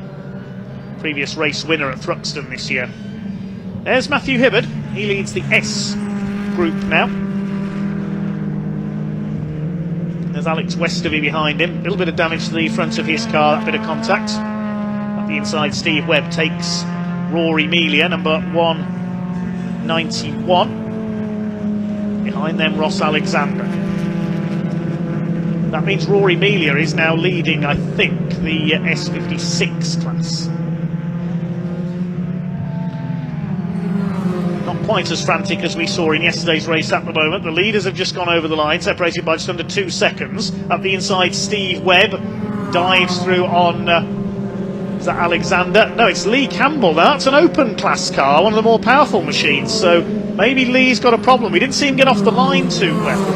And he's being overtaken by a couple of the S-Class runners here. We've got just under 8 minutes to go, so we're coming up to half distance in this mini challenge club sport with Airtech Motorsport's second of 3 races this weekend. They have another race later on today.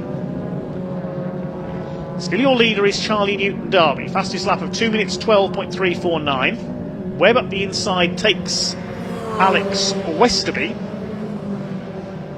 There's Yonat Carrare further back, battling with Sammy Bowler. Charlie Heatley in the grey and green car just ahead of them. Now, take a look at the class leaders. Yes, Hibbard leads Class S53, and it is Steve Webb now in the lead of Class S56. That's cleared that bit of confusion up. It's 3 seconds in it for the Cooper class between Langley and Neil Clark. It's Charlie Newton-Darby who leads overall, although Stephen Berry has just done the fastest first sector of all, 41.546. Hibbard going clear of Westerby and company in 4th place, trying to chase down the open class runners. They're nearly 7 seconds back on the top 3 though. Now here's the Cooper class.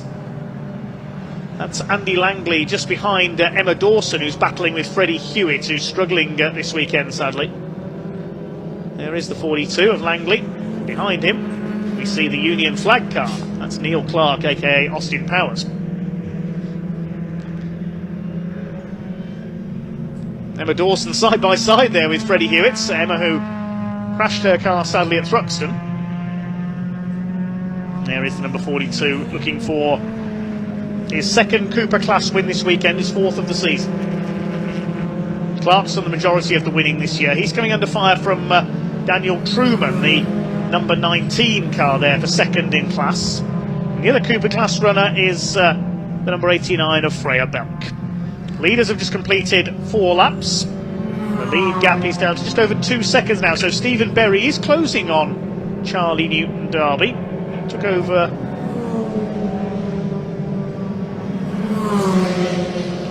did his personal best, I should say, last time through Stephen Berry. He took a few tenths out of him. Here's the battle in the S-Class. Steve Webb ahead of Lee Campbell, the open class runner, and Alex Westerby, but they're still behind Hibbard, who leads Class S53, the grey and yellow car.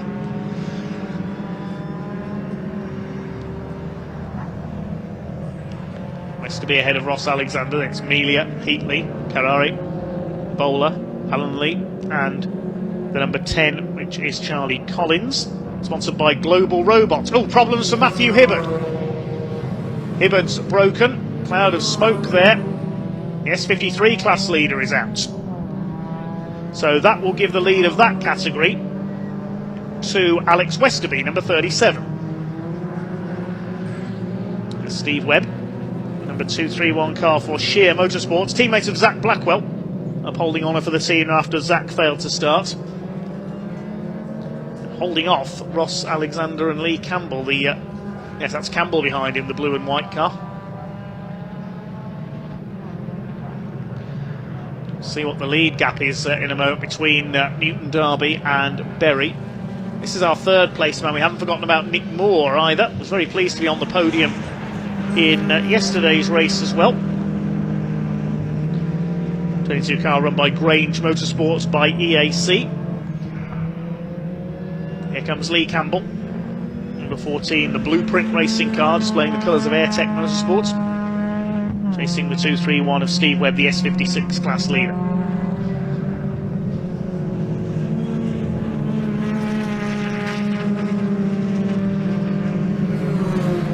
Is that exhaust pipe hanging off on Steve Webb's car, 231? Yeah, it looks like the back box is hanging off. Yes, you can just see it there. If that gets any worse, he might get flagged in for that, Steve Webb, the 231. And in fact, is he slow there off the... No, that's it, because it's a more powerful car, isn't it? The Lee Campbell car is an open class car. There's the leader, Charlie Newton Derby, looking for his second win of the weekend. Chased by Steve Berry in the coupe. Lead gap a little further out now to 2.4 seconds.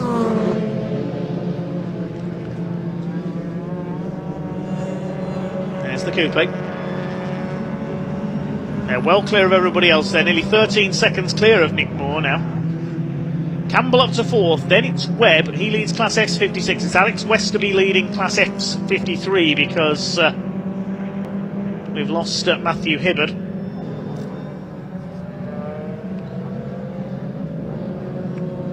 Just under 3 minutes of this race to go. So this will be last lap this time around, and Stephen Berry was the man doing the defending in yesterday's race. Charlie Newton Derby was trying everything he could to pass him. Finally got him out of the final corner on the run to the line. Rory Melia battling with Charlie Heatley, so Melia's dropped back a few places as well. Behind them is Yonat Karari.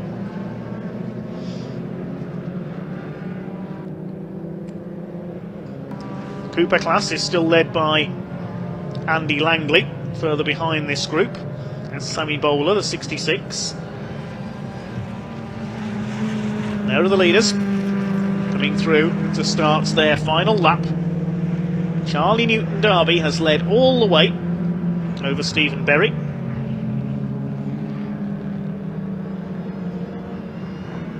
In the middle of this group is our Cooper class leader, still chasing Freddie Hewitt.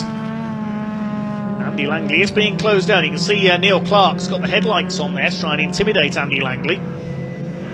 Try and pick up another class win. Neil Clark got a hat trick at Cadwell Park. He had a win at Mallory Park as well. Looking for win number 6 of his season. There's a battle further forward. Charlie Heatley cuts to the inside at Coram, trying to take Rory Melia. They're in different S classes, battling for 8th place. Steve Webb under fire from Alex Westerby. And onto the grass there goes Westerby. I don't think Steve Webbs could see him there, but Webb possibly slowed by that damaged exhaust. Less than a minute to go now. We are on the last lap. It's still Charlie Newton Derby who leads the open class and leads overall.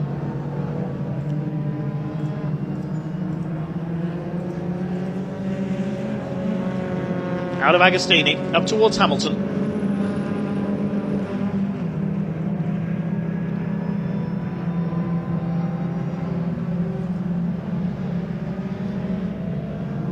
Don't think Steve Berry's going to do it. Looks like Charlie Newton Derby has got this race pretty much in the bag.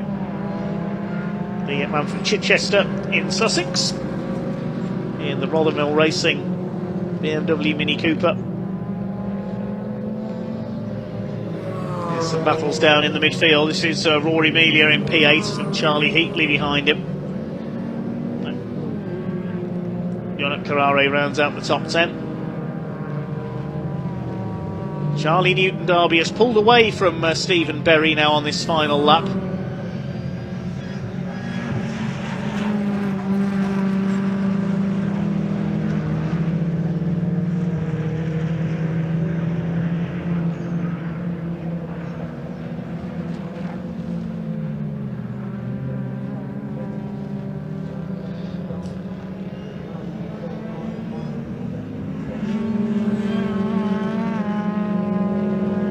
Coming up towards the flag very shortly. The checkered flag is out and Charlie Newton-Darby does take the win ahead of Stephen Berry by 2.8 seconds.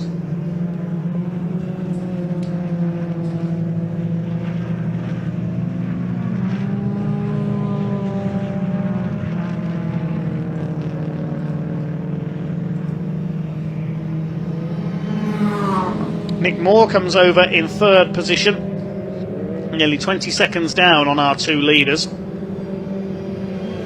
Fourth is Lee Campbell. Steve Webb takes fifth and wins Class S56, and Class S53 will go to Alex Westerby.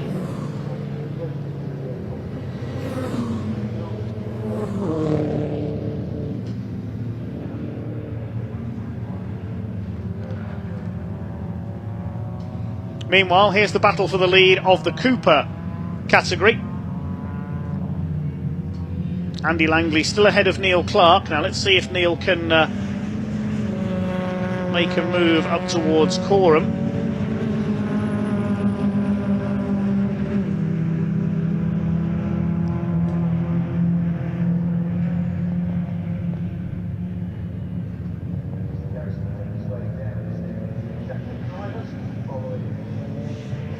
Just up behind Emma Dawson and Freddie Hewitt. They're going to battle their way to the line. So the Cooper class is going to go to Andy Langley. He finishes about 3 car lengths clear of Neil Clark and Daniel Truman. Freya Belk could be the final finisher, so just one retirement. That was Matthew Hibbard.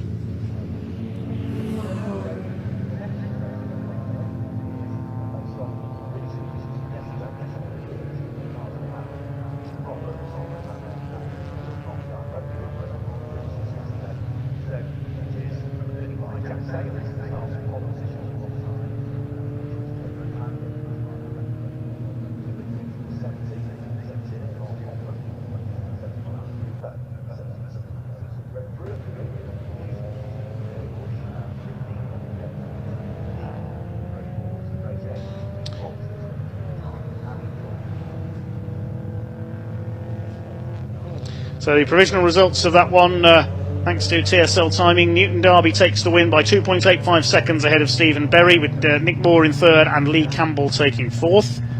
Steve Webb wins Class S56 in P5 ahead of Alex Westerby, who takes Class S53. Ross Alexander 7th ahead of Rory Melia, then Charlie Heatley and Yonat Carrare round out the top 10. Alan Lee in 11th, Charlie Collins in P12, then Sammy Bowler and Emma Dawson driving without power steering, we're told, this weekend, thanks to one of our YouTube commenters for that, in 14th place. Freddie Hewitt had to settle for P15. Then it was Andy Langley who won the Cooper class ahead of Neil Clark, then Truman and Belk. Matthew Hibbard retiring in a cloud of smoke in mid-race on lap 5. So Charlie Newton-Darby makes it 2 wins for the weekend ahead of Stephen Berry, a slightly more clear-cut victory that time around. Let's have a look at some highlights of that race. There was a good battle in the early stages. Stephen Berry went to turn in at one point at Brundle and didn't see Charlie Newton-Darby was there. Just managed to pull up in time. A 3-wide moment into the hairpin. Didn't quite work out between Alex Westerby and Lee Campbell, but Lee was able to fight back up the order. Emma Dawson had a good battle with Freddie Hewitt, who's had a tough weekend, the Thruxton winner so far, hoping for better fortunes in race 3. Cooper class, meanwhile, won by Andy Langley. Steve Webb having a decent battle with Alex Westerby, the 2 top S-class cars in the closing stages. So we'll head down to Ewan Dunlop in just a moment in Parc Fermé to talk to our winners.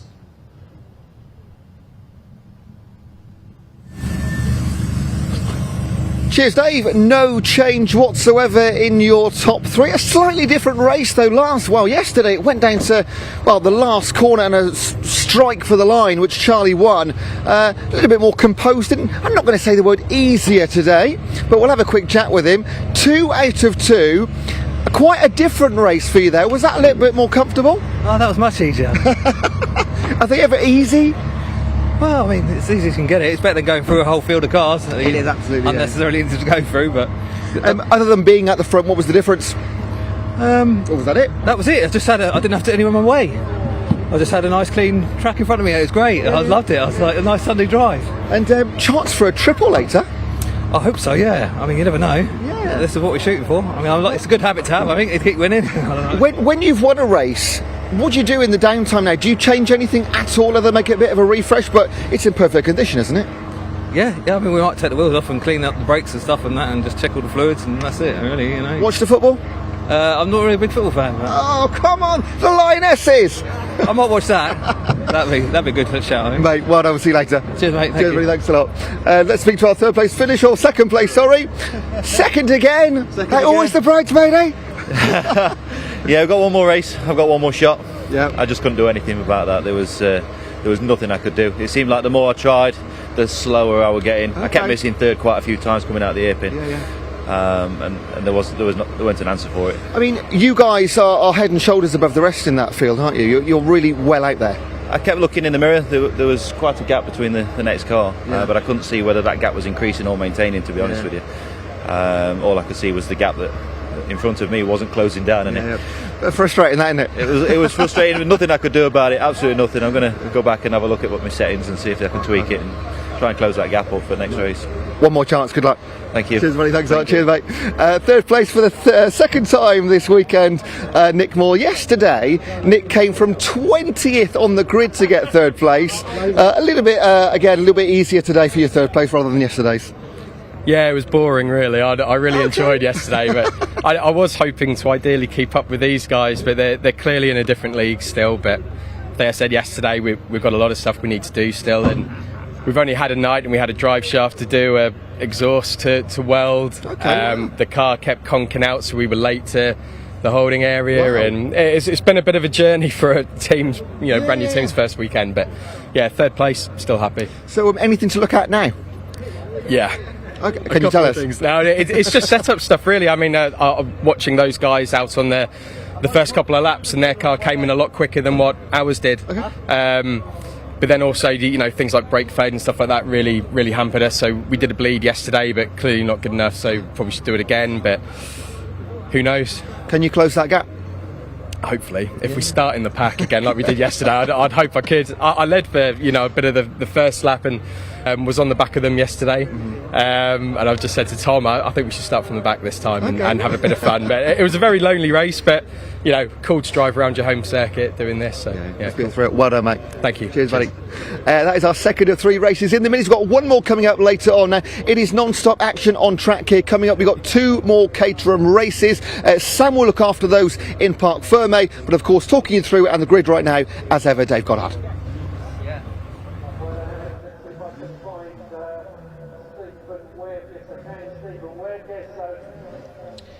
Okay, thanks very much, Ewan. It's now time for Caterham racing once again. So Chris Hutchinson rejoining us. It will be the Mottl Caterham 7310R Championship. Their second of 3 races across the course of this weekend. We have had a couple of cars withdrawn after a couple of incidents yesterday. Robert Bullen, number 85, won't be out in this next race, and also number 98, James Hall. We saw some contact with Jeff Price in yesterday's race at Agostini. James Hall's car sadly beyond repair for this next race. Grid based on the result of yesterday's race. It was a win on that occasion for the championship leader, number 35, Jack Sales, who took the victory. And he'll line up alongside number 11, Taylor O'Flanagan.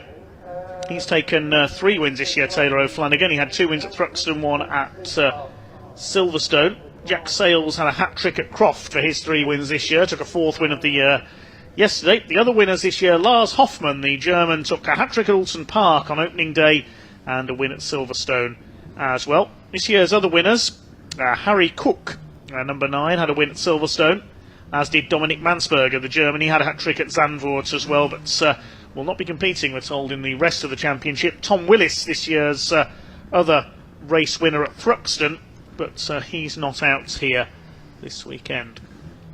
Yep, Jack Sales currently on drop scores, leading by 9 points, on total scores leading by 15. So definitely done his championship a lot of good with the win yesterday. As we heard from him, he was very relieved to get that win and take it over the line. It's been a little while, like I said, since Croft, since he's been on that top step. So really good for his championship contention. But they've got 2 races still to go this weekend, both 20 minutes long. And he'll be looking to see if he can solidify that and move his gap, the lead out over Hoffman even more. Hoffman obviously settling in yesterday in 3rd place, so few positions back. So yeah, definitely doing himself good. Taylor Flanagan having a great result in that 2nd place. So here is that start grid then for the 2nd race. Okay, Jack Sales will start on pole, number 35, alongside number 11 of Taylor O'Flanagan. Lars Alexander Hoffman will be on the 2nd row alongside the 71 of Alan Cooper. And we've got Hugo Bush, who was on pole yesterday, starts alongside the 15 of David Yates. Pete Walters will be on the 4th row, number 88, the reigning champion, making a return this weekend alongside Harry Cook in the number 9. Row 5 is Graham MacDonald, the former Caterham CEO, alongside Ben Lopez Appleton, number 5. Row 6 is Philip Bianchi, the Maltese driver, in number 92, alongside the 80 of Matt Shepherd. Row 7, 43 Alan Curtis, alongside 50 of Wesley Payne. The 8th row, 21 Harry Landy, he had a spin in yesterday's race, alongside number 8, which is Darrell Cresswell. Row 9 is number 16 Steve Metcalf and 53 Tim Steele. 10th row, 55 Harry Eyre and 27 Johnny Jarrett. 11th row, number 68 Chris Welch and 52 Pete Wales. Ron Mounsey, number 12, starts alongside 64 Paul Herndon, and a driver who was involved in one of the collisions yesterday, Jeff Price, number 38, retired his car into the pits. He will start at the back of the field. As we said, the car he collided with, James Hall, will be a non-starter. Very close racing indeed yesterday. Jack Sales eventually getting away to take the victory. Alan Cooper was well involved as well in the number 71, started from the front row of the grid. It was a great run by Lars Alexander Hoffman. He started P9 on the grid yesterday and was able to quickly fire his way through into the lead in just a couple of laps, but eventually relegated to 3rd by a determined Taylor O'Flanagan, the Carbon Creative car, in the closing stages. Yeah, Alan Cooper doing a really good job to stay in that lead battle all the way through, but unfortunately just got demoted outside the podium positions late on. We saw Lars Hoffman maybe struggling a little bit in the straight line with the wind we had yesterday. Got less of a breeze today, so maybe that'll be less of a disadvantage, but Jack Sales taking that victory. And Hugo Bush, he started from pole, didn't he? Drifted all the way back to 5th place by the time the checker was shown. In fact, it fended with some damage, didn't it, down in the hairpin, so we'll see how they get on today. Hopefully we'll be able to finish under the normal checkered flag and green flag conditions today. Sad to see that Hall couldn't make it back out. They do tend to do a good job of getting everyone back out there, but unfortunately James Hall couldn't make it out here today for this race, but we will be seeing him later in the season, no doubt. So a final round for them at Donington on the 2nd, 3rd September. So here you go, you can see them all heading off on their green flag lap then. Jack Sales in that white car with the green roll cage as he heads them off ahead of Taylor O'Flanagan in a bright yellow car, and Lars Hoffman in his red and white Motul sponsored car, with Alan Cooper, the white and green machine, white and dark blue machine there, running in that 4th place off the line. So they head down. You can see them all coming through Riches then. They'll be weaving around to try and make sure their tyres remain clean on their Avon ZZR tyres. This is the 4th step of the Caterham Motorsport ladder, the ultimate incarnation of the Academy car then. So they're all running on the Academy car, but it's obviously been upgraded several times throughout the course of their careers. But this is now 155 horsepower compared to 125 that the Academy car has. They've got different suspension, they've got no lights, they've got no windscreens, they've got higher rev limits, and they've also got a limited slip differential. So plenty of upgrades that move this car from 2 minutes 18 or 19 second lap in the Academy, takes this 310R all the way up to a 206 second lap, so quite a substantial gap between the Academy car that you first get given at the start of your motorsport ladder career and where you end up. And then it's only just the 7th Championship UK above you, but they're another 6 seconds down the road, so another substantial step. So this is a really well thought out and really well considered championship and series of championships all the way up to the national championship that we run with the 7th Championship UK.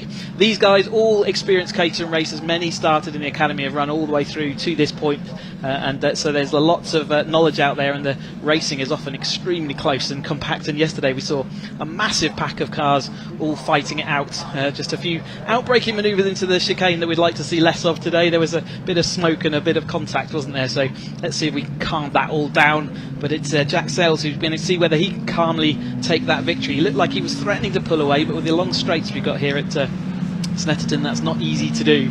We've not really seen it this weekend so far. So let's see them all round then onto the grid. They're just completing. This is the Brundle and Nelson complex. We've seen so much action here already today, and we'll see plenty more on the way, no doubt.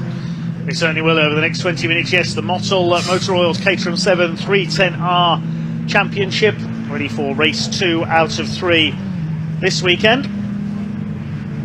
Must say full credit to a couple of drivers, David Yates, Philip Bianchi and Ben Lopez Appleton. I spotted them outside a pub in Thetford watching our stream back on David Yates' phone yesterday evening as well. So thanks for tuning in, gents, and watching your performances back. Best of luck for today's race, giving themselves plenty to review, I'm sure, as they start to pull up to the grid for this second race of the weekend for the Motul Caterham 310R Championship. It's the white car with the green roll cage. Jack Sales in pole position, the current championship leader, looking for win number 5 of the season. The yellow car is Taylor O'Flanagan, will start alongside. He looks for win number 3 of his season. Then we've got the red and white Motul livery car of Lars Alexander Hoffmann from Germany, the number 70, alongside 71 Alan Cooper in the Rothmans look-alike.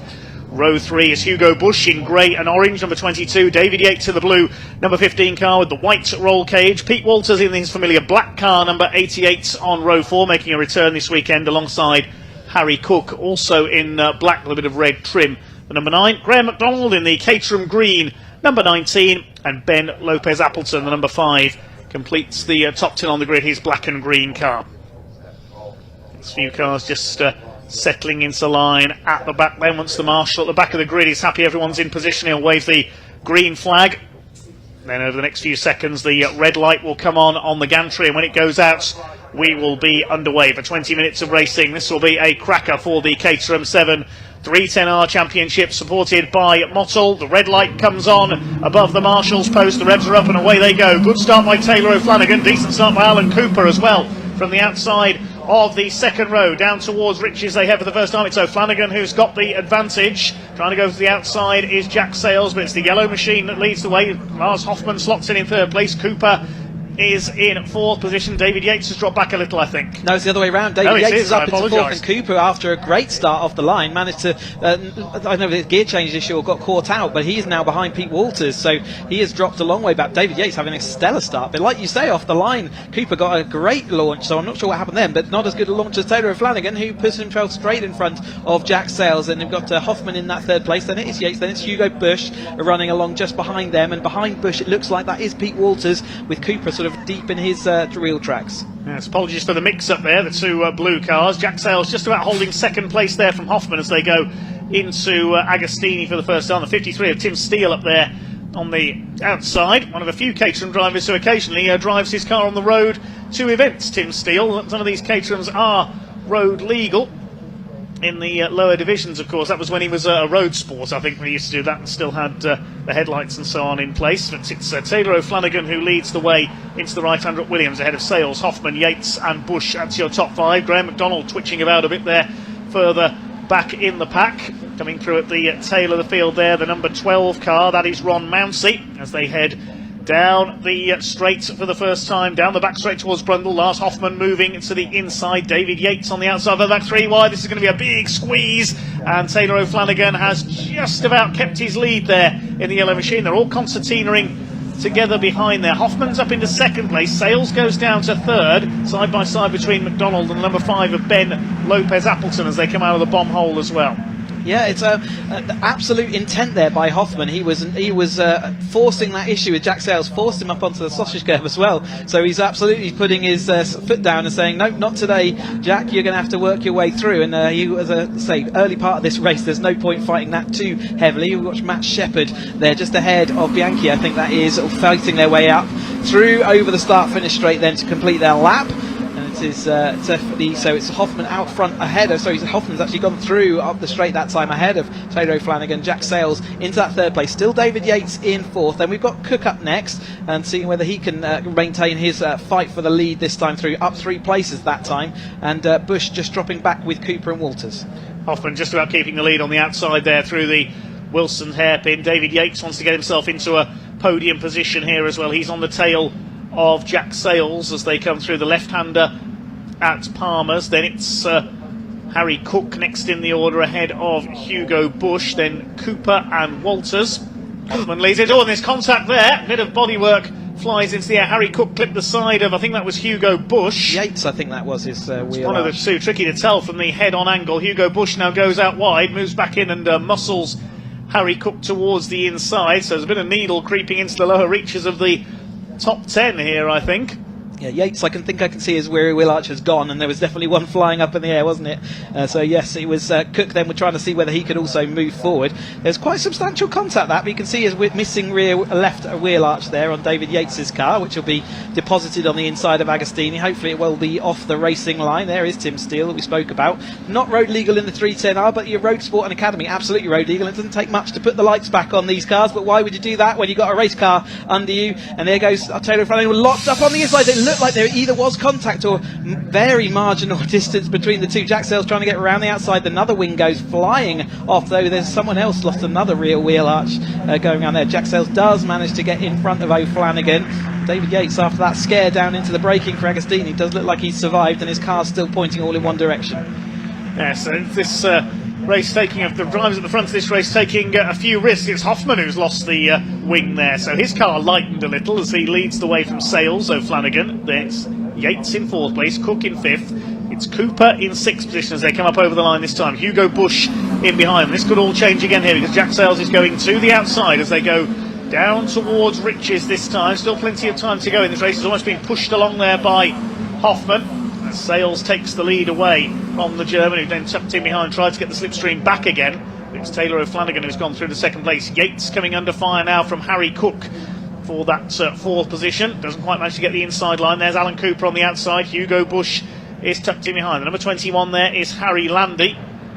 He leads the way ahead of Matt Shepherd, who's again dropped back slightly off the line there and fighting his way back up the order, just as we saw from the returnee in yesterday's race. Now down towards Agostini. Let's hope they avoid any contact this time. Shepherd incidentally has got the fastest lap, 2 minutes 9.499. The man down in 14th place, 3 wide further forward there as Pete Walters has a look up the inside. The 92 is in there as well. That's Philip Bianchi, the man from Valletta in Malta. It'd be great to see Caterham racing on the island of Malta someday. Cook, after that contact with Yates, you can see his nose cone's fully ajar there, so that's going to cause him a problem down the Bentley Straight. And again, we can see whether that departs his car and hopefully depart into a position of safety so we don't affect this race. They're big old parts, those nose cones, if they're sitting in the middle of the track, but we'll see whether they can do. But obviously the front contact to rear wheel arch, the nose cone has taken a departing action. We'll see whether that hangs on, but Jack Sales leads them then down the long Bentley Straight as they come through the heat haze in the sunshine here at Snetterton. Hoffman looking to the inside of O'Flanagan, makes that move look pretty easy in the end, didn't he? O'Flanagan almost let that go. I think they're just trying to hang on to Jack Sales at this point. Certainly don't want to let him go out the way. Cooper on his mission past David Yates has made it past. There is that nose cone,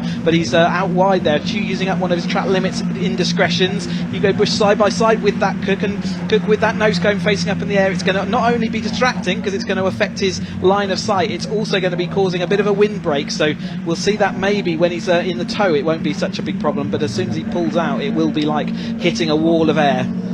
Yeah, it could also hit him if it flies off as well, of course, and flies up over the bonnets, the number 9 car, so we'll have to wait and see. Could get the black and orange flag for that if the officials spot that nose cone hanging off as Hoffman goes for the lead down the inside into Richards. O'Flanagan trying to get up the inside of both of them. Hoffman's got the lead in the Mottle sponsored car. O'Flanagan's going to go through into second. Alan Cooper, number 71, trying to go with them. He goes to the outside into Wilson's hairpin. Can he go the long way round here on this second bend? Yates in behind, then Bush, Cook and the Graham McDonald car. Now there's that nose cone. One of our marshals has rescued it, so it has come off somewhere around the lap.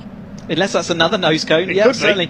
Great to see the marshals there having enough of a gap out there. You saw the double wave yellows covering. Thank you ever so much to all our marshals for everything you do. Let's go racing. You can see that Yates' wheel arch on the inside, as it is Hoffman out front then. O'Flanagan in that second place. Jack Sales sits in that third place just waiting, and then it is Cooper who's made his way past Yates. Then it's Hugo Bush and Cook. So is that nose cone? I think it's no, still that's somebody else's nose cone the marshals have rescued. So Harry Cook's nose cone, you can see still hanging on in there. So that's someone else that's lost their nose panel as well. I'm trying to see who it is as they come through there. Jeff Price, I think that is. Yes, at the back.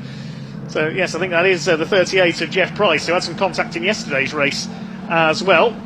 So Caterham's spare parts department's going to be busy after this race for the Mottle 310R Championship. They head out onto the back straight once again. What's going to happen between the leaders? They're weaving about, snaking around, just as we saw from the UK Championship earlier on. Taylor O'Flanagan's now got the lead in the number 11 car ahead of Hoffman, Sales and Cooper. David Yates still hanging on to their coattails. Then it's Hugo Bush, Harry Cook in the damaged car, then Pete Walters. In behind them we've got the 92 of Philip Bianchi moving up on Graham McDonald. So there's a group of about 10 cars fighting for the lead, now headed by Taylor O'Flanagan. Starting to compress again, isn't it? Just like we saw yesterday. It kind of has an accordion effect where it just sort of breathes in and out of the race, and right now it's breathing in as they all get to nose to tail as they head out Murray's this time. Taylor O'Flanagan therefore maybe doesn't have the quickest car here, but he's managed to put that car out front. He's dragging everyone along. It's like an automatic DRS system, isn't it, as Hoffman pulls out into the slipstream on the outside. Can he carry that momentum up the outside? Jack Sales having to take to the pit lane to get down the inside of Taylor O'Flanagan. He does make that. Has he got the momentum? He's going to have to tuck it in. He's going to have to lose speed on the way out, and Hoffman will look round his outside, and Cooper will see whether he can make anything of it as they head down into Wilson this time. Up towards the hairpin, and there's contact again. That's another wing come off David Yates. No, his nose cone's gone as well. David Yates' car is falling apart. What's going on out there? He's going to have to be careful. The nose cone's definitely ajar, and that was two rear arches. You can be careful about weight limits at the moment, because you need to be over a minimum weight, and two of those wings are not insubstantial in weight. But I don't think that can be all classed to him. He's getting pushed about, and he's onto the grass. And I think that's his nose cone. There is the departure of his nose cone. I think he's worried maybe that he's got some damage on his front wheels. He's not got the steering. Maybe one of the steering arms is broken as well. That's going to leave a car in an awkward position there as they head into the braking zone. There was a gap in the fence. So hopefully they'll be able to recover that car fairly quickly. But David Yates is out from 4th or 5th place, where he was having a good old race, wasn't he? And it looks like his car's just disintegrated him around him as the racing got too close. Yeah, it looks a bit like one of those American rat rods, the shape bit with the wings missing and the nose cone. Let's see if we can see what happened as they came into the hairpin. Now, this is further round as Agostini. There's well, that's the nose cone coming off. There's Yates pulling up, but it was going into Wilson hairpin that we first saw bodywork fly up into the air. We couldn't see who he made contact with, unfortunately. It may have been Alan Cooper. I'm not too sure. Anyway, here comes the lead battle, and Cooper's going for the outside. Jack Sales going for the inside into Nelson. He muscles Taylor O'Flanagan out wide, and Hoffman says, I'll have a bit of this as well. Let's make it 3 wide into the bomb hole. That rarely works. Sales is forced to back out. O'Flanagan retakes the lead, and Sales has gone from first down to third. Cooper's in there in 4th. Then it's Bush. Closing up now, I think that's Pete Walters in 6th place, and still that nose cone hanging onto the front of Harry Cook's car. 3 going through the bomb hole is a very uncomfortable place to be indeed. Taylor O'Flanagan, though, did hold on there. Jack Sales backed away, and Jack Sales backed away from that position. Kind of, I think, rightly so, because he was going to be squeezed up the inside. And there goes Jack Sales in 3rd place then, but going to see whether he can get back. Again, trying that inside line. Didn't work for him that task last time, but he's up there this time, and it has. The inside line has finally worked for him. Hoffman's right out onto the greener on the exit. He's been squeezed there by Taylor O'Flanagan. There is no quarter being given by any of these drivers. Taylor O'Flanagan trying to get back around it, but Jack Sales will take that wide line to see whether it will carry him around the outside. He just protects 2nd place, so it continues on battle. 1 position made up by Jack Sales. This is more like the draft at the front of a NASCAR race at the moment. This is brilliant. There's about 8 or 9 of them going for it in there. O'Flanagan leads, Sales, Hoffman and Cooper. Hugo Bush next in the order. Then it's Pete Walters, the black car with the white rear panel there. O'Flanagan on the inside coming into Agostini. Sales on the outside. Hoffman tucks in behind them in the muscle car. Sales trying to go all the way around the outside through Agostini. I said earlier this move never works. Has Jack Sales just made it work as they go up towards Hamilton? O'Flanagan's still the inside. He's got him round the outside. Jack Sales proved me wrong. He's made it work. Now O'Flanagan under fire from Hoffman coming into Oggies. You very rarely see overtakes on either side through there. Hugo Bush, who qualified on pole for race 1 yesterday, is closing up as well. Bit of dust being kicked up by Walters and Cook behind. Cook is being shown the black and orange flag then for his nose cone. It does, some tracks don't they let it kind of go when it's been holding on for this long, but it looks like the marshals here have shown in the black and orange meatball flag as they head down the straight. Then let's see whether he does put in. It's hard for him to spot that as they go over the line, sort of nose to tail. Now I've seen a couple of bits already of wheel banging. Jack Sales out into the dust that time, didn't have any room, trying to hold off from Cooper, but we've definitely seen wheel banging between Taylor O'Flanagan and Jack Sales a couple of times, and that time there was even more contact, I think, between Hoffman and Taylor O'Flanagan. They have cut their margins down to negative. They need to get that a little bit further out, otherwise we're going to see more wings departing their bodies. Let's hope no more nose cones come off either. This has been a bit of a destructive race for some of these cars. Taylor O'Flanagan's car's still in one piece though, and he leads the way from Hoffman as they come over the line to complete lap at number 6. 7 minutes of this Mossol Caterham 310R Championship race still to go. They go across the line astern. Looking at the timing screen, just 2.5 seconds covers the top 10. Here comes Alan Cooper down the outside. He's coming into the mix now for the lead. Hoffman's got the lead away from O'Flanagan. Jack Sales up there on the outside. He's down to P4, up towards the hairpin. What's going to happen this time? It's Hoffman that's got the advantage. O'Flanagan there will go to the inside. Hoffman covers the line. Cooper's in 3rd place. Hugo Bush has come through. Jack Sales has been bumped down into 5th position. He's got Pete Walters, the reigning champion, on his tail on his return to racing as well. They come towards the left-hander at Palmer, named after the boss of Motorsport Vision, the operator of this circuit, Dr. Jonathan Palmer, the 80s Formula 1 driver. And towards Agostini they come. Harry Cook has dropped slightly off the back of this group now. He's probably seen the black and orange flag and will pull in this time around to remove that errant nose cone. There's the 55 of Harry Eyre. He's running well, just outside the top 10. Harry Landy battling away in the DPR car a little further behind there. As the leaders head out of Hamilton up towards Oggies and Williams. I thought I saw a car briefly on the grass out of Riches last time through. It might have been an optical illusion, but we'll see if anyone drops down or whether that was maybe Cook just off to the side of the track. But O'Flanagan currently still taking... in fact, Hoffman, isn't he, in front just ahead of O'Flanagan. We can see him just pull out of the slipstream there, the yellow car to the left of the track. Hugo Bush now seeing what he can do down the inside. He managed to have it meant to. He didn't see Cooper on the outside. He tried to recover back to the situation, but Cooper was in his way. He didn't know Cooper had a head of steam on the outside, and that was a bit dodgy move there, and he has actually spun himself onto the grass as well after that. He wouldn't have been able to brake as effectively. So Hugo Bush not aware of the situation. That could have been an awful lot worse. They did wheel-to-wheel banging again, therefore they got away with it. So Hugo Bush losing time obviously as a spin, but that was a nasty situation. There goes O'Flanagan though. He calmly takes over that lead. Probably wouldn't have even seen that in his rearview mirror. Hoffman using up one of his lives there. You can see Hugo Bush recovering back to the line. And Cooper also trying to get back, and their two lines just joined back to that one position. I'd say Hugo Bush was to blame for that, unfortunately, as he was unsighted and he did move his car in an awkward angle to just try and recover some of that inside space. Hoffman, though, has taken the lead over O'Flanagan. Jack Sales is now back into 3rd place with Cooper just behind. Is that Cooper or is that Walters that's come up? Walters come up now. So our reigning champion not doing this whole race. Someone locked up down the outside there. And not doing the whole season with us, but is here for this weekend, not winning points but winning pots. He's got one more position to make up to see whether he can take one of those trophies away from this race. Alan Cooper's got going again in P8. That could have been a heck of a lot worse, because if you connect wheels at that sort of speed coming down there, that car could have been flung up into the air. Thankfully, Alan Cooper were able to keep his 4 wheels on the ground and get going again. Hopefully Bush has got going. He's P13. Hoffman still in P1. Graham McDonald's going well. He's up into 5th position now, the former CEO of Caterham. There's Alan Cooper going again in the Rothmans lookalike number 71. It's Philip Bianchi up into 6th place now. The number 43 of Alan Curtis going well in 7th at the back of this lead train. Then we've got Wesley Payne and Harry Eyre rounding out the first 10, with Bush having dropped down to P13. Hoffman versus O'Flanagan for the lead. Then Jack Sales fighting back once again, looking to repeat his win from yesterday. Jack Sales looking for win number 5 of his season. Lars Hoffmann has had 4 wins this year. Harry Cook has had 1. O'Flanagan's had 2.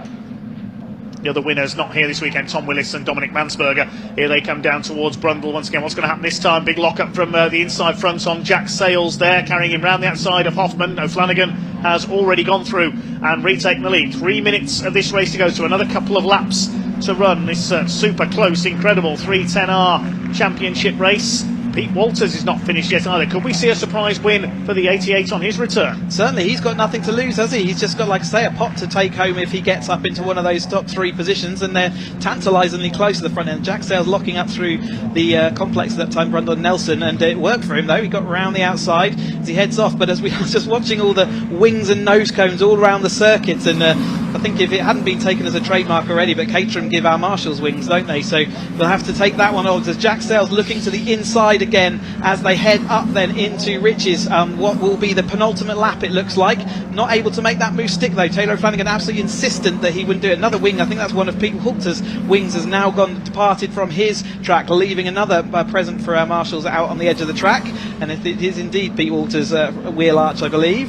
I think he took a knock there from Graham McDonald coming through the hairpin as well. Looked like there was a bit of contact there. That's allowed the 3 leaders to get away just a little. 2 minutes on the clock, coming down towards Agostini. So 2 minutes on the clock, plenty more wings left to go flying through the air. Taylor O'Flanagan still all his yellow wings intact. He stays ahead of Jack Sales. Having a go on the inside there was Pete Walters trying to take Lars Hoffmann for that 3rd place. He hasn't quite done it though. McDonald is 5th. Then in 6th position it is Curtis, Bianchi and Curtis next in the order. Yeah, Curtis making some great round up through this race himself, and you know, didn't have such a good day for his Snetterton standards, but he's made it into that sort of 4th, 6th and 7th position with himself and Bianchi. So great sort of pull back from him in the D&D sponsored car. Alan Cooper, after that scare, is back in behind in the sort of 8th place, so you'll see whether he can do anything more from there.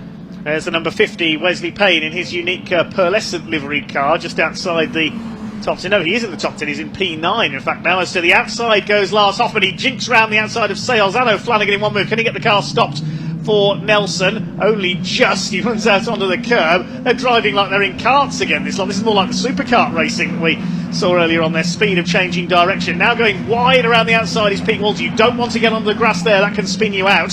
He thinks better of it, attacking Taylor O'Flanagan on the outside coming into Coram. This is allowing McDonald and Bianchi to close up onto the back of them, and the 43 of Alan Curtis is in there as well. Out of Murray's up towards the line to start their final lap this time around. This is absolutely frantic. We're certainly not done yet. No, 120 miles an hour into that Brundle Nelson complex, and they are racing millimetre between each of the cars. With a tailwind and the slipstream, they're probably going more like 127. Hoffmann, though, has contact there with Taylor O'Flanagan. He's been flung onto the grass. That's going to be the end of Taylor O'Flanagan's race. He's going to make it back to the circuit, hopefully without spinning. Great control there to make that car. There's no grip out there on that grass. But that was sort of coming, wasn't it, as they headed into Riches that time. 2 cars are disagreeing over the position. I think Hoffmann couldn't really go anywhere else because he had Jack Sales there as well, and that means he's back behind Harry Landy. Jack Sales currently leads. Pete Walters up into that 2nd place in the number 88, our reigning champion, but not running all the season with us this year, so he won't be scoring points, but he's got a trophy. And it's Graham McDonald's moved himself up into 3rd place and Hoffmann just behind, so it's all changed on this last lap. Yes, here comes the former boss of Caterham up into 3rd place in the number 19. He could still win this. Pete Walters could make a winning return, but it's Jack Sales, the championship leader, starting to pull away slightly now at the front, as his rivals have rather fallen over each other in the last couple of laps. And Hoffmann's not finished yet either in the Mottl car. Hugo Bush has been given a 5-second penalty for exceeding track limits. He's down in P12 after his spin earlier on. Alan Cooper at the back of that group there recovering as well. Jack Sales knows that he doesn't have to worry about Walters behind him, but he did look like he'd got a sufficient gap behind him, or someone's gone off onto the gravel as they went onto the start-finish straight, but it looks like Jack Sales just about has that. He does have enough room to just jink away and deny the slipstream. Walters, I think, was on the grass because he is now down into about 5th place. It is Hoffmann, championship rival with Jack Sales, managed to survive back up into 2nd place. Can he hold off McDonald as they come in through Coram and into the final corner of this final lap? Lars Hoffmann always manages to find the gap where nobody else can, and he can get himself into the perfect position. But can he catch Jack Sales? He might be a little bit too far behind after all the shenanigans in the last couple of laps. Graham McDonald looks like he's going to finish on the podium unless Philip Bianchi, the Maltese driver, can get up alongside on the run to the line. Hoffman is going to try and slipstream Jack Sales. This ain't over yet. They're coming up towards the checkered flag. Can Hoffman do it? I don't think he's quite going to get there in time. Jack Sales takes his second win of the weekend. Second goes to Lars Hoffman. Graham McDonald on the podium in number 19. Then Bianchi, Walters, Curtis, Cooper, Harry Eyre, Taylor O'Flanagan down in 9th after he's off, and Harry Landy rounds out the top 10. Goodness me. Crazy, amazing race as we watch the sort of remainder of the field, all still relatively close together, aren't they, as they head up here through and to the final bit. That's Lopez Appleton just behind Johnny, or ahead of Johnny Jarrett, just overtaken that position on the day. Had a great conversation with Johnny Jarrett yesterday, and Oakmere Motorsports team owner there, so it's great to see him out on track in his great looking car. But what a race out front. Jack Sales managing to hold on, take that win. A little bit further back, Alan Cooper on his recovery drive did set a new lap record. We got the ZZR tyres this year, so he's a 2:07.498, so a little consolation after that scary moment with Hugo Bush. But it is Hoffman and McDonald taking another podium. He was delighted to be on the podium at Thruxton, and he's back there in that third position. Provisional results then, the win going to Jack Sales by 0.172 of a second. Lars Hoffman just not quite close enough to slipstream him on the run to the line. And well done Graham McDonald, a fine third place. Philip Bianchi brilliant in fourth, and Pete Walters on his return rounding out the top five. Just that mistake coming out of Williams on the last lap, dropping him to fifth. Alan Curtis an excellent sixth. Alan Cooper recovering from contact to take seventh ahead of Harry Eyre. Taylor O'Flanagan, bad luck to him, getting forced wide at Riches on the last lap, finishes in ninth ahead of Harry Landy. Wes Payne, Darrell Cresswell, Hugo Bush, a 5-second penalty dropping him to 13th, and Steve Metcalf in 14th.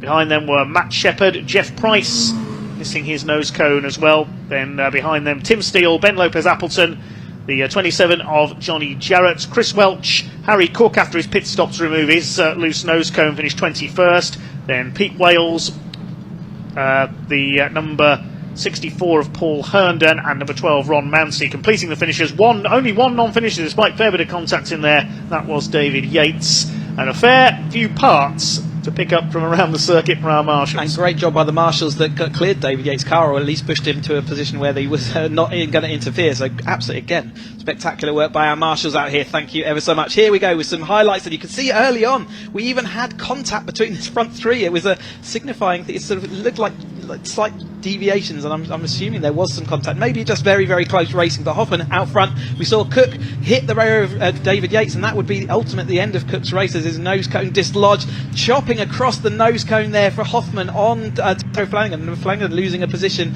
to David Yates as another wing departed stage right. And yeah, this racing would continue. There is that nose cone that got dislodged. There's Hugo Bush side by side through that bomb hole then as they went round, and he was Cook was eventually pulled away from the race. A lock up from David Yates on the outside, that contacted his nose cone onto the rear of Hoffman, and that would have ended David Yates' car with the radiator would have been punctured, and that's exactly why he had to pull it off. That would have been the end of his race with no cooling fluid. You need to stop, otherwise that's the end of your engine. Jack Sales, Hoffman and Hero Flanagan were absolutely side by side going through. You can see Jack Sales backing out through the bomb hole, and I think that was a sensible decision. There's that nasty wheel-to-wheel banging situation with Hugo Bush and Alan Cooper as they went through into the Brundle Nelson complex. Remember, that's 125 miles an hour as they head through there. That was the end of Hugo Bush's challenge for the lead of the race, as it was Cooper's, but he would recover back and take that lap record, sweeping round the outside. So Jack Sales taking that second place, and ultimately after this contact between Hoffman and Taylor O'Flanagan, it moved him back into the lead of that race. Wheat Walters was looking like he was good for a podium, but unfortunately he drifted wide as we went out late. Anyway, we have got Sam with all our drivers down in Parc Fermé, so let's head down to Sam and see what they've got to say for themselves.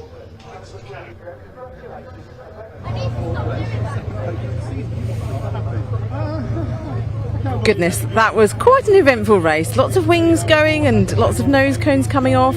Yes, a very action-packed race. Let's grab a word with the guys. Jack, congratulations. That looked quite a tricky race. Oh, it was quite stressful. Yeah, like in the middle of sandwiches, quite a lot. Yeah, quite a lot of people I don't think were fully in control. Yeah, got away with it. So happy days. So you came out on top, and that was, your car is in good condition compared to a lot of others. Yeah, one careful owner. Yeah. No, chuffed to bits. Excellent. Another win on the board.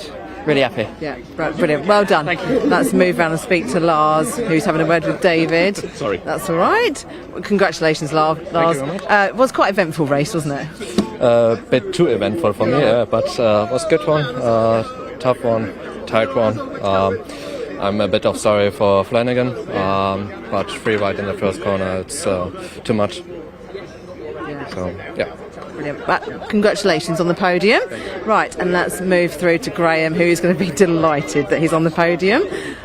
Graham, congratulations. You're going to be so chuffed at that. Oh, I can't believe it, Sam. You know, I've waited all season. I've always said that the guys I'm racing against, you know, there's 10 or 15 podium guys there. So anywhere near the top 5, I was always happy, especially happy here. But as I say, Oakmere have done a fantastic job on the car. I can't fault them one bit. It's just me that has to get it right, and occasionally I do. And, I mean, did you expect a podium today? Do you think it was on the cards? Do you know, there's always a chance. I didn't have a great race yesterday. I got a flying start and then slipped back a bit. I started 9th, you know, and the aim is just to get up with the front pack, and you never know what happens. So I tried to keep it relatively clean, cars in one piece, and there you go. Here I am on the third step, and I'm delighted again, Sam. Congratulations, Graham. Well done. I'm just going to quickly, I think if we've got a little bit of time, going to grab a quick word with Pete. You just got away, did you? Pete Walters. Sorry, Pete. I'm just going to grab a quick word with you. Great race. Almost a podium. Nearly there, yeah. I mean, I said to you earlier, I've been struggling with balance issues on the car. We made a few setup changes before that race, brought it back, still a bit out, and then I was behind Jack on the last lap, and I was thinking, I need to stay with him on the back straight, otherwise I'm going to get towed, because I had a bit of a weakness on that last corner before the back straight. But as I got in the power, the understeer just kicked in again, and I just drifted out onto the grass. So, but it's nice to be back there, even if it wasn't for the steps. Yeah, definitely. It's good to have you back in the championship. Thank you. Thank you, Pete. Right, Caterham Academy is up next, so I will hand back to David and Chris in the commentary box.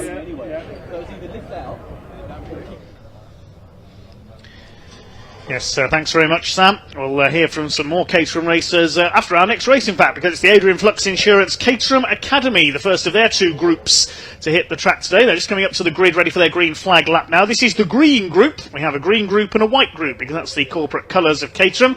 This is the first rung on the Caterham Motorsport ladder, open only to novice racers. This is their second race of the weekend, the grid based on yesterday's results. We did have an early stoppage in yesterday's race after a shunt on the exit of Williams. Thankfully, driver's okay. Grid lines up in the order they finished that race. So it's Jonathan Emery, number 43, who is on pole alongside Barry Thompson, father of Lewis, who we saw in action earlier on, in number 79. Second row, number 9, Megan Bruce, her first ever podium yesterday, alongside number 12 of Paul Goldstein. Row 3 is 78, Nick Heighton, and number 61, the championship leader, Callum McIntyre, joined us on commentary for a race yesterday. Row 4 is number 5, Henry Morris, and number 11, Barry Hanif.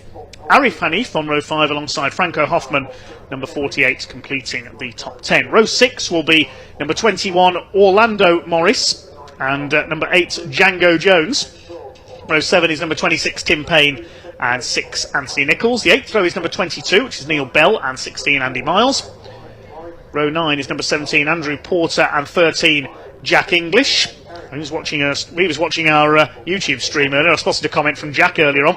Row 10 is number 18, Ollie Brown, and 75, Reuben Hunter. The 11th row is number 63, which is Anne Hall, and 53, Kevin Pinto. And the final row, Shiraz Ramzan, and 14, Shahid Siddiqui. They failed to finish yesterday's race. Shiraz Ramzan was one of the cars involved in that shunt coming out of Williams. The other car was number 73, Brian Joyce. Sadly, his car not able to be repaired today, so he will be a non-starter. Couple of things to bring you. So the academy all clubbed together. They were on lots of them were on the banks. They have to do marshalling as part of their. Well, they don't have to. They can do marshalling as part of their academy year, and that will gain them an extra 10 points. And after a lot of them did it last time out at Thruxton, they all clubbed together and they have put a sweetie fund together for all our marshals this weekend, handing out big boxes of celebrations to anyone and everyone out there in the Orange Army, and also some of the officials that have been going around. So great by them, and it's nice to see all the marshals. I'm sure they they were all well received. Another thing to bring you up to date with is Callum McIntyre obviously was leading, and we spoke to him yesterday on the commentary, but he coming in here, but he's now lost that lead after the results from yesterday, where he drifted down to, I think it was about 5th or 6th. And Jonathan Emery is now the person who is actually capable of taking or becoming champion-elect this race. If he wins and takes the fastest lap, he's done enough that he doesn't need to race even in the next round at Donington. It's quite unusual for the Academy to have 2 20-minute races over the course of a weekend. It's normally 1, but they are running a double day, so this is all brand new again for them. Having done a race yesterday, they didn't just pack up and go home. They had to wait overnight for their second opportunity to get on track. And don't forget, they've had no prior racing on the track this morning, so it's again, you have to get into your car and go straight to racing speed immediately as soon as those green lights happen. But let's keep an eye out for whether John Emery can win and get the fastest lap. That's what he needs to become champion-elect. So absolutely close as they head into the final round of Donington. Your mathematics is much better than mine, Chris, when it comes to championship points, I have to say. I have a spreadsheet that helps me out a great deal, because with drop scores it can get complicated. They have 2 drop scores to cater for themselves, but it's just working out what you need to do. And Callum McIntyre, just using that 6th place yesterday, it cost him quite a lot of time and momentum, and I think it's actually Nick Heighton who's also in a good position in that championship. So we will keep an eye out on that, I will keep trying to update my spreadsheet to confirm things as we get towards the end, but I believe it is only if Jonathan Emery wins and gets fastest lap. As we see these Academy cars, then the first step of the Caterham ladder, you can see as the cars weaving, they do lean a little bit. They don't have a rear anti-roll bar, but they do have, you can see, all number plates. They've got lights and windscreens. They are fully road legal cars. They can drive to and from the race meetings, and some of them do choose to do so. They can upgrade at the end of this year into the Roadsport. We've already seen those Roadsport racing yesterday, and we'll see them up next on track as well. So there's not a lot of difference on the outside between this and a Roadsport, but the Academy runs on Avon Academy tyres, and the Roadsport actually upgrade to the Avon ZZS tyre. So that's the main upgrade, and there's about 3 to 4 seconds a lap difference between an Academy car around here and a Roadsport car. So quite a substantial upgrade they can look forward to at the end of this year. Remember, there's 2 groups. We're looking at the green group to start with today. You also have the white group. They all combine together in their second year to perform the Roadsport, so they'll all race against each other, whereas in this first year, completely separate. They're all novices coming in, and they have 2 fully separate champions, 2 Caterham champions, Academy champions each year. And the majority of them will combine together for the non-championship Autumn Trophy race at Donington at the end of the season as well.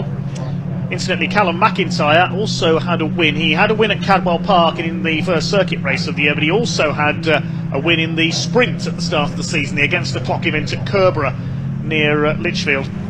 Yeah, quite a unique thing to the Academy Series to have a sprint at the beginning. It's a great way of introduction to motorsport. Get used to your car, get used to the competitive environment, get used to all the scrutineering that happens, all the weighing of cars and making sure you're in the right place at the right time. So the sprint's still an important part of the Academy, although it used to have sort of 3 sprint races, but people want to get out on track and race, so we've reduced that down to a single sprint at the beginning of the year, but we still think it's a really important part of the Academy learning process, and I think the drivers still enjoy that opportunity to have a bit of action and a bit of competition without going wheel to wheel. But they went wheel to wheel at Cadwell Park, and they put on a great show, and as the years progress, it's fantastic to see how their driving and their skills increase, and the racing that we'll see at the front of this race is going to be just as good as any other that we're going to see today. It certainly is, yes. So it's the 43 of Jonathan Emery, the purple car with the white roll cage on pole position, with Barry Thompson in the black and white camo livery car with its red cage alongside.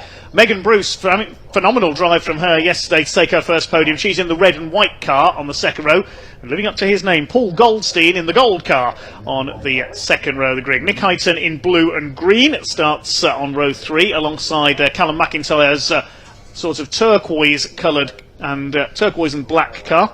Then on the 4th row, got Henry Morris. He's in the dark green machine alongside the black and lime green of Barry Hanif, number 11. Those are your leading colours on the grid to follow for this one. The Caterham Academy, sponsored by Adrian Flux Insurance. This will be a 20-minute race for the green group. The white group are coming up later this afternoon. The revs are up and away we go.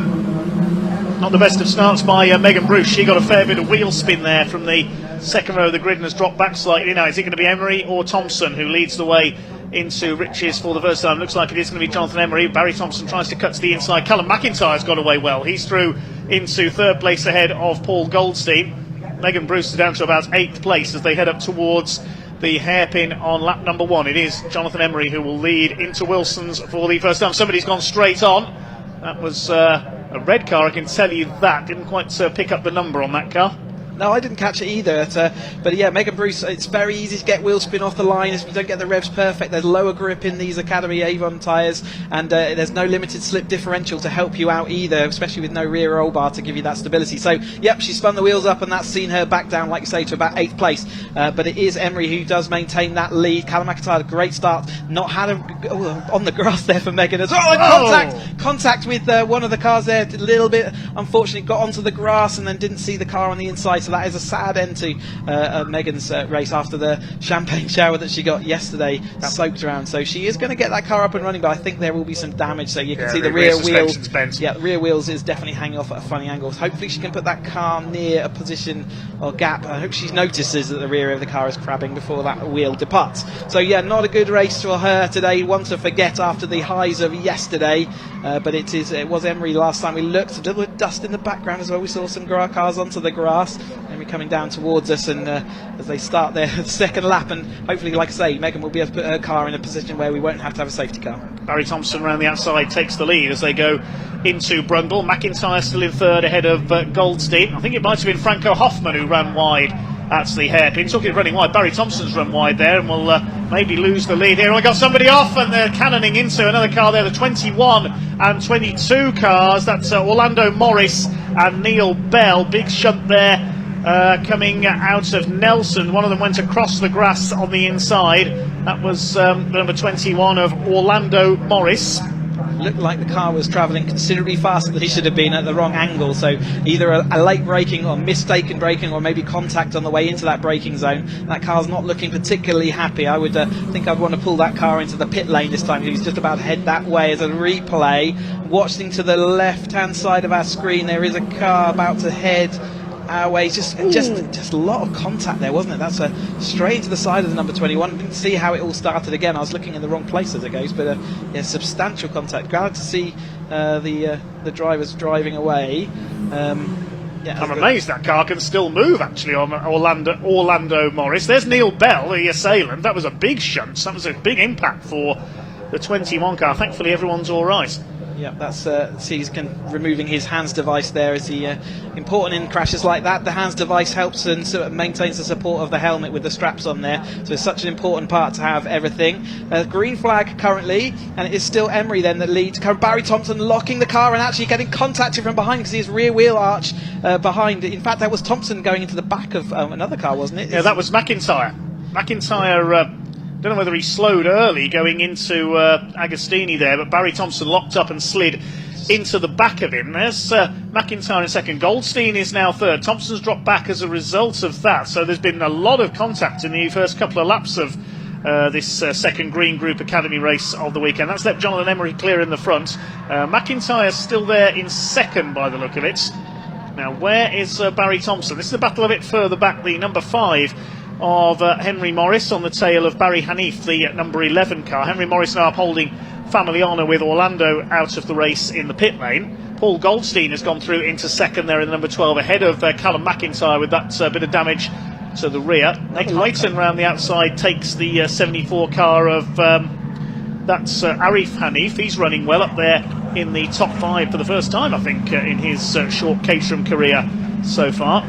Bouncing through the compression there at the bomb hole. One of the Hanif brothers was on the podium. I can't remember whether they were Barry or out, but one of them has been onto that podium. But yeah, it's been an incident filled. I said before we started the race that it's an unusual thing for them to come up into this, to get straight into a race and get going. But it's been incident filled so far. Callum McIntyre flapping rear wheel arch. That will just put a flap in the wind. I'm sure that's not going to be a problem. But it is one of the Hanifs there coming up. Goldstein sort of has disappeared off. So I wonder whether not only has maybe the rear wheel arch been put out of alignment, he looks like he's losing a bit of speed up these straights. Yeah, I think the suspension's bent as well on Callum McIntyre's car. Surprisingly, Megan Bruce did complete the first lap. She is still going after her incident down at Agostini on the opening lap, so she's towards the tail of the field. But yes, the rear suspension I think is wounded on. Now McIntyre certainly is now, because Arif Hanif charges into the back of him going into the hairpin. What's got into these drivers? I think it's just this, you have to get out there straight up into race mode, and that for some of them is a new experience, and I think they're showing that. It's been action filled, incident filled so far as they head on. 14 minutes still to go, but it is Emery that's still sort of out there in front. McIntyre does seem to have recovered some of that speed after that second nudge. He wants to be cleared down the road and so safe from the attack from behind. That's Thompson, isn't it, getting back past Arif, but losing out overall in this race so far, and seeing whether he can fight back to the front. And following on behind those, it's got the Hanif brother and Morris as well. Here is that incident then. You can see him just outbraking himself on the way down, and Noah just absolutely clobbered the rear right of Callum McIntyre's overdrive car there, number 61. So hopefully, like, that hasn't broken his radius arm or A-frame, which I think we saw from Megan Bruce. It looked like the angle of the rear wheel was sufficiently angled that it probably was a rear A-frame breakage. I hear him squeals in my earphones as well as they all head down. It is still Emery. Goldstein has closed right up there, hasn't he? And he's taking Callum McIntyre with him.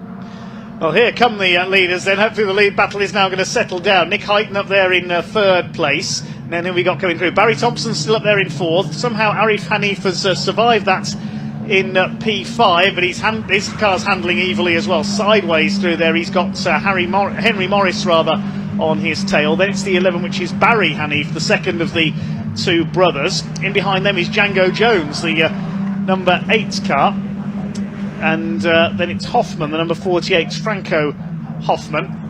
This is the lead trio going through. Jonathan Emery seemingly keeping his head while all around him are losing theirs. It has to be said in this race. We've got 13 minutes of this race still to go as they head up over the line once again. He's got Paul Goldstein tracking him. Fastest lap of the race by Nick Heighton in that third place. The man from Bolton in Lancashire trying to get up the outside there into Rich's. They've closed right up on Jonathan Emery, trying to slipstream him going into Rich's corner there. Three of them line astern. They're clear of their opposition, headed up by Barry Thompson. There's a yellow flag into the Wilson hairpin this time for some of that contact or maybe debris on the circuit, so no overtaking, and they did keep under control, so there was no overtaking, which is a good thing to see as they go into there. But yeah, another thing for the drivers to keep an eye out for. You can see the green flag there as they exit the yellow flag zone. Well, McIntyre didn't come through on that lap, so we have lost the number 61 car as I think that is still McIntyre in there. That's Nick Heighton. Oh, you're right. McIntyre's dropped out somewhere, so it might be his car that's pulled up at the hairpin. Yeah.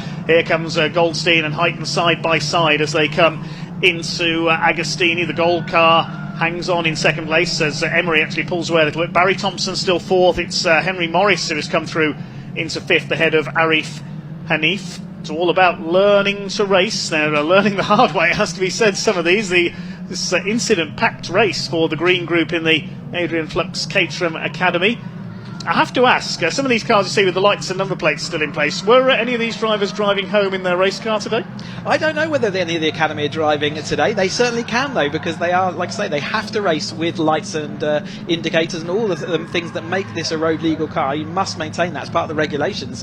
So, yep, they can put on a proper number plate and off they go. In fact, many people do choose to do that. I certainly drove a lot on the roads with my Academy car. It's nice to get used to this. And, yeah, like you say, we have lost McIntyre. That's disappointing, but remember, and I said at the beginning, Emery is looking to win this race with a fastest lap, and then tentatively and subjected to marshalling points and all sorts, that would make him championship elect. So we can tentatively say he's got half the job done because he's pulling quite a nice little gap at the front there. He's just got to see whether he can also get that fastest lap. Here's a battle further back in the order. The number 13 car of Jack English, the number 8 of Django Jones.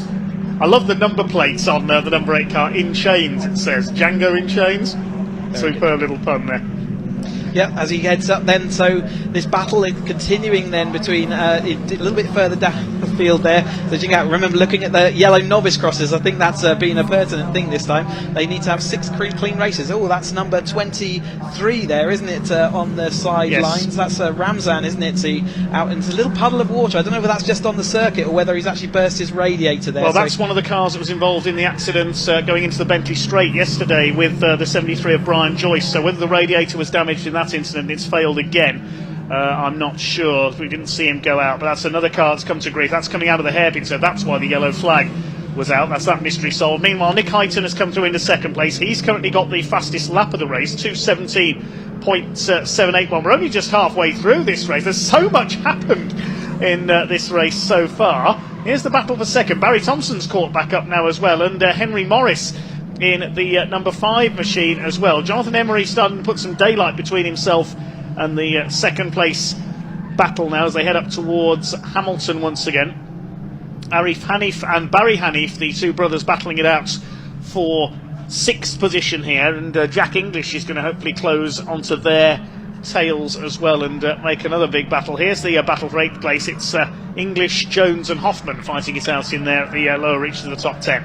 Yeah, but there's Highton hanging on to that fastest lap, which is really important for him because it keeps him in a championship battle. And Goldstein looking like he's under attack from Barry Thomas, who's actually come across that gap quite nicely. There was quite a substantial gap in front of him, so watch out for him setting a quick lap this time through as the battle starts going down. Goldstein protecting from Thomas that time through as they head into Rundle Nelson. Highton still maintains in front of Goldstein at this point.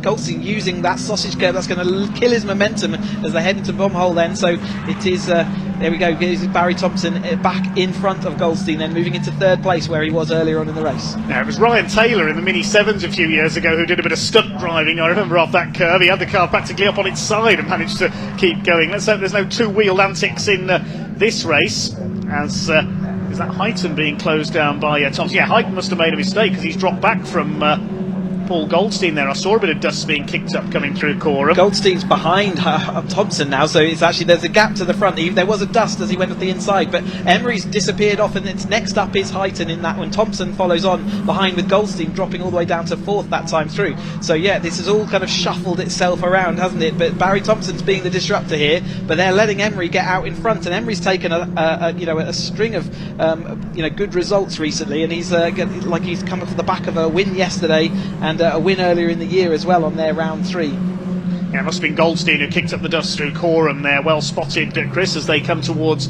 Palmer once again. The 2nd, 3rd and 4th place battle, but it's nearly 3 seconds the lead now for Jonathan Emery in the number 43, the purple car. He could be heading for the championship if he can get the fastest lap here, but currently Highton lapping a few tenths of a second quicker, although his last lap was a second slower than the race leader as Emery put in a personal best. He is going for that fastest lap here, I am sure. Not going to be easy though in completely clean air. He's got to push all that wind away, and with the headwind and tailwinds that we've got today, that's not necessarily an easy thing. You need another driver really to work with to try and get those quickest times, but if he has got it in him, he's going to be certainly trying for it out there out front in clean air and pulling away. So overall he's winning that battle, but it's just that Highton has got that 17. Nick Highton has taken a string of the last 4 fastest laps in a row, so Highton clearly is able to string a lap together. There's 48, Franco Hoffman. We saw him run wide at the hairpin on lap 1 onto the grass. He's chasing Jack English. There's Django Jones ahead of them in the number 8's car. And amazingly, looking further down the timing screen, despite that contact on the first lap, Megan Bruce is not only still going, she's gone back up into 12th place. Yeah, it'd be interesting to see. I'm sure that wheel was at a funny angle, so clearly it's hanging on in there. Whether it is an A-frame that's just sort of broken an arm or something like that.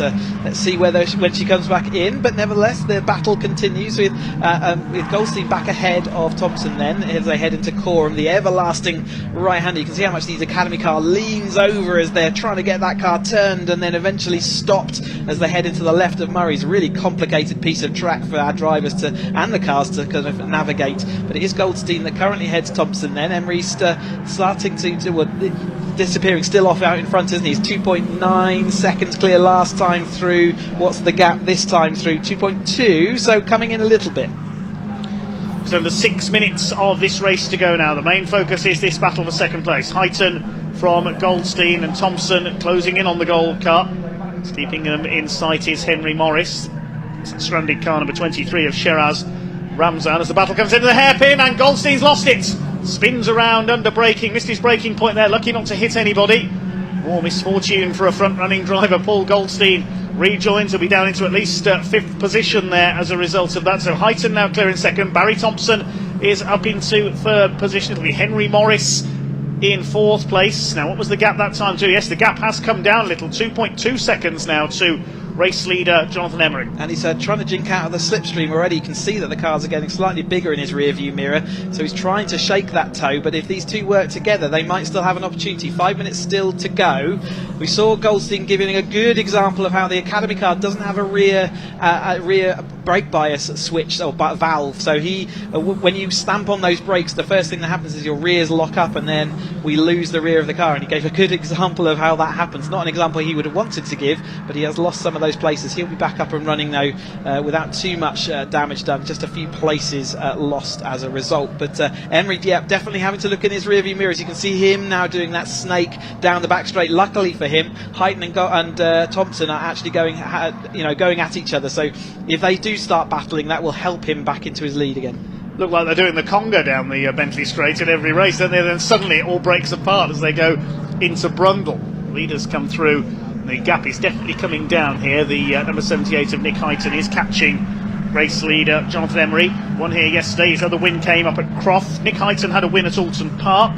The other winners, Barry Thompson at Thruxton, Callum McIntyre at Cadwell Park, and also at Kerborough in the sprint in the green group. We come into Murray's corner. It's under 4 minutes left to go, so a couple more laps to go this time around. They're starting to get a little spaced out now. Meantime, here's some battling further back in the order. Number 16 now, that's Andrew Miles chasing the other orange car there. That's number 17 of Andrew Porter. They're fighting it out a bit further down the order. This is for 13th position overall. Just ahead of them we should be able to see Megan Bruce, who is now up in 11th position, having got ahead of the number 26 car of Tim Payne, the red and white number 9. She's still going. We'll have to see if there's still any visible damage on that car after what was substantial contact first time out as the number 17 goes grass tracking. That's Andrew Porter coming out of Murray's. I'm sure one of the first commentator curses he's ever experienced in his life. Just as we were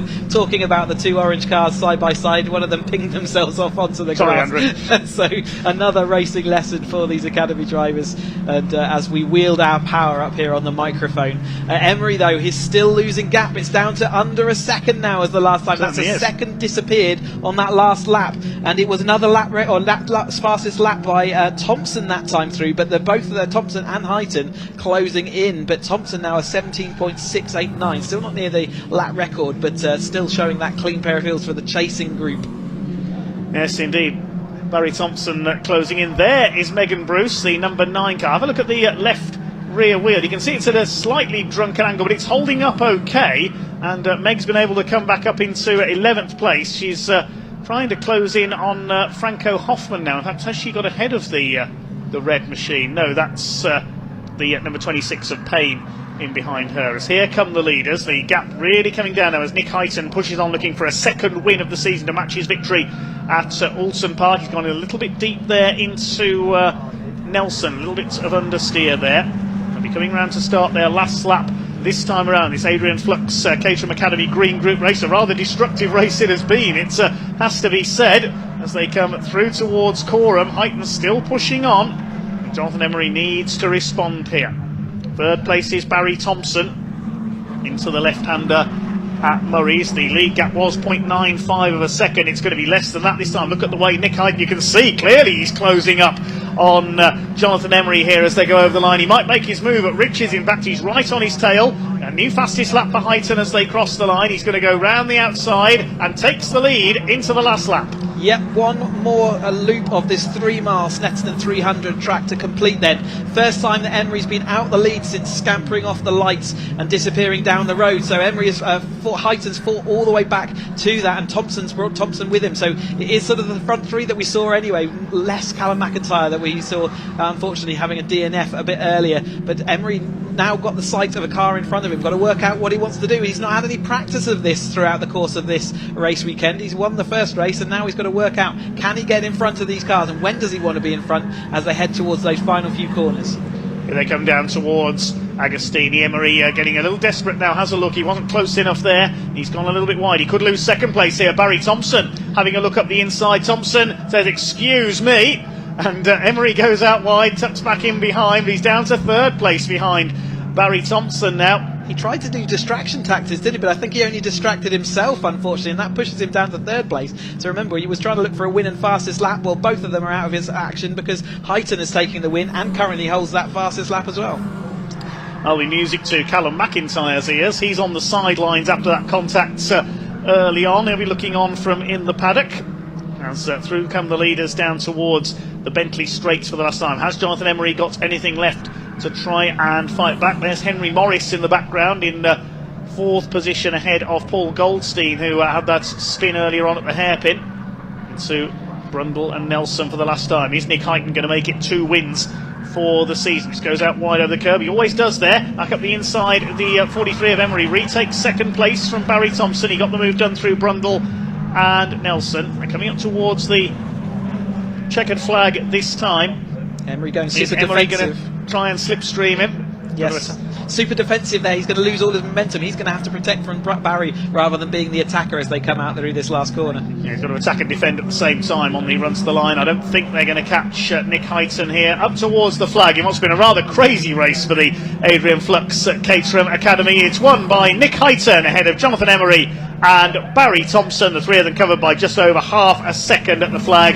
Henry Morris will just hang on ahead of Paul Goldstein to take 4th position. And then a gap back to, it should be Arif Hanif, who comes home in 6th position in the number 74. His brother Barry in tow there, 6th and 7th. Who's going to be 8th? It's going to be Franco Hoffman who comes through for 8th. Django Jones 9th. Jack English rounds out the top 10. And what a recovery by Megan Bruce in for P11 in that battered number 9 car. Yep, but absolutely nursed that car back over the line. And after the highs of yesterday, a little bit of a come down, I'm sure, but she'll be back out at Donington looking for those race victories again. As we see the tail end of this field, the orange cars that we saw earlier on, and gave a bit of commentary cursor, Porter and Brown and Miles coming across.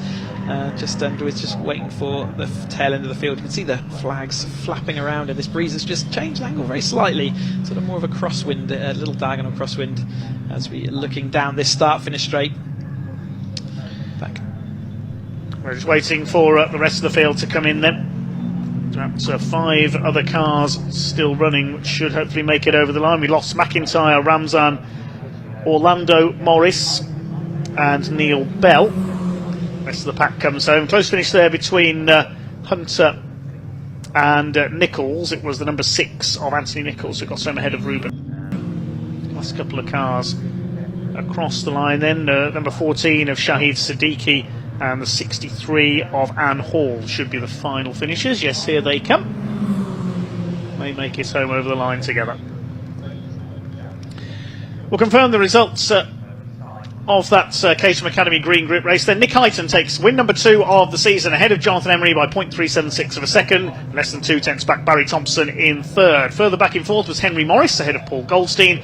Then the Hanif brothers 6th and 7th. Franco Hoffman in 8th. Django Jones and Jack English complete the top 10. And Megan Bruce a brilliant recovery to 11th in her battered car. Tim Payne in 12th ahead of the Andrews, Miles and Porter. Then behind them were Brown, Nichols, Hunter, Pinto, Siddiqui and Hall. We lost Callum McIntyre, the championship leader, coming into the weekend with damage. Also out was Sheraz Ramzan, Orlando Morris and Neil Bell. Yep, quite an adventure for them all out there, out on track for the again lessons learned every single time. You learn lessons even right the way up to your final races. There's never a dull moment in a race, but it looks like our drivers won't be too far away. I think they're heading down the pit lane as we speak. So I think Sam is sort of there and ready for them. So let's head down to Sam then and hear from our Academy drivers.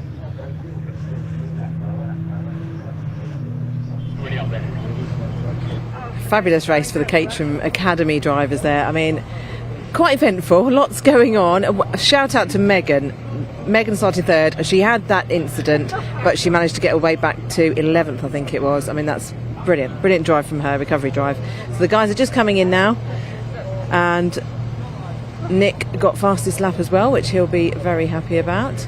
So I think John, he thought he might have had that one. But there was a little sneaky last lap manoeuvre, so here they are. Just let them take their gear off. But it's heating up now in the pit, down here in assembly, in Park Fairmate. It's very hot. But the wind is still quite strong, so it's probably going to have an effect on the track for these guys. There's a lot of gear to take off. A lot of gear. We'll let him gather himself and get out the car before we have a chat. Congratulations, Nick. Fastest lap as well. Oh, that's great. Amazing race. Amazing. Started 5th from yesterday, but I think I got quite a good start, although I don't know, actually down to maybe 5th or 6th. But yeah, just worked it through. Yeah. Some good overtakes. And I think Jono slowed down at the end for some reason. Maybe his tyres had gone off.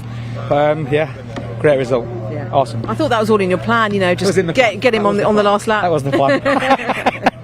Maybe.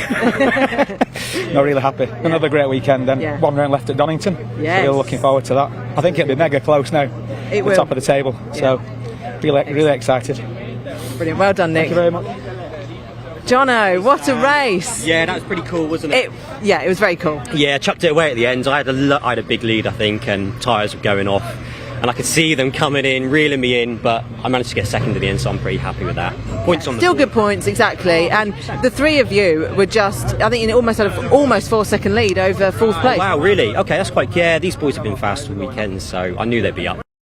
It's a matter of time, isn't it? We've all been there all season, so really pleased. Good race. Gutted not to get first, but there you go. On to the next one. Yes, you're going to hunt down Donington and get your win back. That'll be the finale. So I think it's really tight between all of us, to be fair. So it should be quite exciting. Bring it on. Well done. A quick word with Barry before he gets to his family. Barry, can we have a quick word? Congratulations, third place. I know it might not be the podium. You know, sat down with Nick last night and we expected to. Well, we wanted to get first place for the fastest lap, and unfortunately for me, it's Nick who's done that. But we're going into Donington. We're all very close. I think it's going to be a really good finale. Came into contact with Callum McIntyre, I think on lap 2. I ran up the back of him. I was expecting my car to be broken at that point, possibly a broken radiator, but no, it was fine. Possibly done something with the tracking, but all in all, I'm really happy with third place, and all to play for at Donington. Yeah, that's it. Knowing all of that went on with your car, I mean, to come out in third place is brilliant. Yeah, no, it's really good. Yeah, I definitely lost some speed down the straight. I just couldn't tow on to anybody, but through the corners, the car still felt okay. So, all good. Well done. Thank you. Right, now we have the Caterham Roadsport race. So I'll hand back to the commentary box.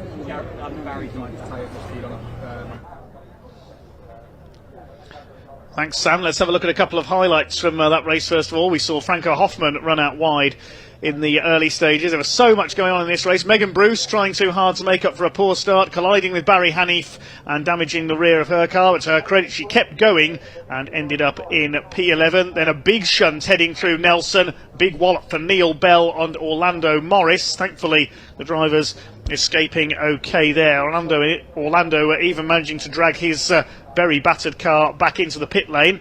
Then a lock-up for Callum McIntyre, and Barry Thompson had nowhere to go but into the back of him, which damaged his suspension. And then this contact Barry Hanif completed the job on Callum McIntyre's car, unfortunately forcing the former championship leader out of the race. There was more drama up at the hairpin as well, a tangle between the 6 and the 75 cars. There's so much going on in this race, it was nigh on impossible to follow it. Cars spinning and colliding everywhere. Paul Goldstein then spun at the hairpin. It was as if there was some kind of magnetic force sending cars spinning around at the hairpin. And then Andrew Porter did the same thing. Commentators curse for him, unfortunately. Apologies. Yes, sorry, Andrew. Meanwhile, at the front of the field, there was a race going on as well, and Nick Hyton passed Jonathan Emery to win it, with Barry Thompson and Emery then duking it out for the rest of the race for second. Okay, now it's on to the cars just starting their green flag lap. The Vertex watches Caterham Roadsport Championship, and it is the champion-elect who takes pole position by virtue of his win yesterday. Ben Timmons starts on pole with Toby Ballard alongside him. Second row, Lionel Tolmash. Yes, that is his real name, in the number 22 car, alongside 89 of Tom McEwing. Zach Lower, number 33, and Simon Sabin, number 70 on row 3. They had a terrific battle in yesterday's race with Tom McEwing. Row 4 is Harvey Lawrence in the 77 and 93 of Craig Boyle. He got fastest lap in yesterday's race. Row 5, Daniel Hope, 99 and 28 of Nick Bryant. Row 6 will be number 88, Ryan Wilby, and 87, which is Henry Littlejohn. Then on row 7, Alistair Davidson, 10, and Richard Harris in the number 21. Row 8 is number 68, Darren Butler, 14, Rob Kennelly. 9th row is Rob Lowe, number 44, and 65, Sol Rogers. On the 10th row, 15, Lyndon Arnold, and 66 of Ollie Kibblewhite. Row 11, 55, which is Guy Crossman, and 23, Gary Cross. 31, Andy Bailey starts alongside 49, Graham Finlayson, and completing the grid, 75, Stephen Trinder, and 18, Ian Bettis. One non-starter in this race, number 40, Rob Gregor, has withdrawn. So yeah, you mentioned Ben Timmins took that win yesterday. It means he's got very little to do today to become champion-elect. He needs only 9 points, which is 21st position, and considering he's won nearly everything this year, that seems well within reach, doesn't it? But he's still got that work to do, and if he gets a DNF, then that's not going to help him on that way. I wonder how he's going to work the psychology of that in this race. The Roadsport, so 27 odd races racing drivers in this one. Second year academy graduates from last year, so not the most experienced drivers we've got out here, but they certainly show how they've got it all under control from academy, as we've just seen out there. We'll hopefully see everything a little bit more under control, but there is that purple machine of Ben Timmins has been the absolute class of this field. Toby Ballard following along, and Lana Tolmarsh has been there or thereabouts all year, and Tom McEwing, we saw with the green car just coming through the screen. He will be seeing whether he can come back after having had a number of races away, and also a DNF, which has sort of put him out of the championship. He's one of our academy champions from last year, so he's got a lot of speed in that car, and he's moving back towards the front of the grid. Also worth calling out Harvey Lawrence. He's there or thereabouts in the championship as well, maybe still got an opportunity for sort of third in that championship, but he's had some bad luck and sort of faded away towards the end of the race, but he's always got a quick car. Let's see what he can do out there. But it seems like Ben Timmins, Toby Ballard and Lance Tolmarsh are being the class of this field, certainly in the latter part of the season. Let's see whether they can continue that, and let's see whether Ben can dot the I's and cross the T's and get his championship sorted this weekend. I believe he's looking to see whether he can do 270 in Donington if he does wrap it up here today. So starting to pull into position on the grid then, the purple and yellow car of Ben Timmins in pole position. Toby Ballard in grey and orange alongside him. He's yet to take a race win this year, so a maiden win would be very welcome indeed here. Lionel Tolmarsh is in black and gold. Then the green car of Tom McEwing, former Academy champion, rounds out the second row. Zach Lower and Simon Sabin both in yellow and black on row 3. And Harvey Lawrence lines up on row 4. That's the yellow and bright blue car alongside the lime green and orange, almost tic-tac liveried car of Craig Boyle, number 93. Dan Hope in orange and black on the 5th row. The blue car of Nick Bryant rounding out the top 10. So Ben Timmins has had 7 wins so far this year. Lionel Tolmarsh has had 2. Craig Boyle has had 1.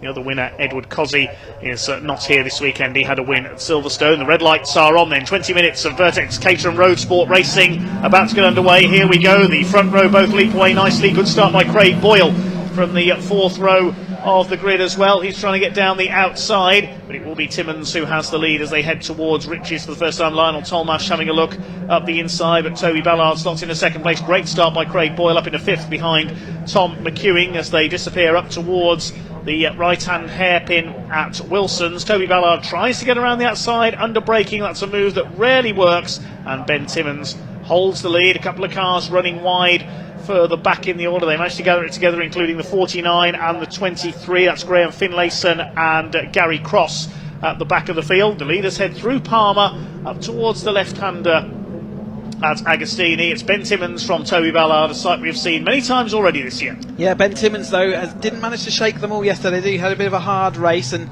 we've seen him disappearing off up the road. So that's Ryan Wilby, I think they're coming down the inside of Harvey Lawrence as not having it easy, but the psychology of only needing a 9th place, a 21st position finish really will play on your mind. He's just got to get it all done. He wants to be able to go up into that 270 hour class next time, so he wants to get it done today, and so he's just going to try and lead it from the front by the looks of things, and Ballard is seeing whether he can just disrupt that. It doesn't make too much difference to Ballard, but he wants those wins, doesn't he? He's got his own battle against Tolmarsh and Craig Boyle and Harvey Lawrence in that championship, so he's got his points to consider as they head then onto the Bentley Straight for the first time. Graham Finlayson's lost a rear wing there, I noticed, the green number 49, as Timmins tries to defend from Toby Ballard. Having a look up the inside, on their tails is Tolmarsh, then it's the first of the two yellow cars. That's Zach Lower, I think, up there in fourth position. Simon Sabin is in... is that Simon Sabin in sixth? No, it's Craig Boyle, sorry. The lime green car got a bit of a tangle there further back, 4 into 1, didn't go, unfortunately, going through. Nelson's there, getting squeezed out on the inside was number 55 of Guy Crossman. They've all survived that, though, I think. Sol Rogers and Butler involved in that three-way as well, so yeah, they've got a bit of a tight squeeze, but they head off down. It's Zach Lower, again, another resurgent story. He's followed by McEwing, but Zach Lower, his brother we saw earlier, Charlie Lower, he's moving himself firmly into the front of this battle as the Roadsport season progresses, and he'll be looking to see what he wants to do next year, as whether he progresses up from Roadsport into 270 or maybe even joins his brother in the 310R class. But Tolmarsh is looking now feisty on the back of Ballard's car. He's looking like he might be able to make a move down to Wilson, but he's been pushed to the outside. Can he make that work? No, not this time through, and in fact it's Ballard who closes right up on the Timmins' rear panel. McEwing does make it in front of Boyle, but Boyle looking to see whether he can do anything about it, and Ryan Wilby is very thirsty and interested in that battle as well. Yes, Ryan Wilby going well. He started back in P11 on the grid, so he's well up into the top 10 already. The white car with the orange wheels and cage ahead of Harvey Lawrence, then the 28, which is Nick Bryant, is in behind, then the dark blue car. Simon Sabin being shuffled back out of the top 10, the yellow and black car there in the background, so not the best of starts for him. He's got Dan Hope, number 99, on his tail as they go through Agostini. Sabin had such a good run yesterday, didn't he? So it's been a disappointing start for him, as he was right up in that front battle for a lot of it, and he's now drifted to the sort of rear of that top 10, hasn't he? Yes, indeed. Shame for Sabin, who's got to fight his way back through the order. Lost 5 places off the grid, according to the TSL timing screen. As Ben Timmins continues to lead the way by just over a quarter of a second at the end of that first lap. They're coming down the Bentley Straight. The conga line is going to start up again. Here they go, one side, then the other. They'll be dizzy by the end of this race. Up towards Brundle. Is Toby Ballard going to make a move here? Well, Timmins having none of it, moves across, takes the line. McEwing starting the fight with Craig Boyle. Once again, Harvey Lawrence under fire from Ryan Wilby, and Nick Bryant, the number 28. There's Simon Sabin on his tail, trying to move back up, pressured by Dan Hope, and the next two behind are Alistair Davidson and Richard Harris. Great to see this mid-pack all absolutely nose to tail heading round. The battle's deep into the field here in the Caterham Roadsport Championship, but it's still Ben Timmins out front then ahead of Ballard. They've been in those two positions. Zach Lower's demoted Tolmarsh now into 4th place, so Zach Lower making forward progress. A number of cars there drifting over that sensor. There is a little sensor on the outside of that corner. It will snap a picture of them to say they've gone over track limits.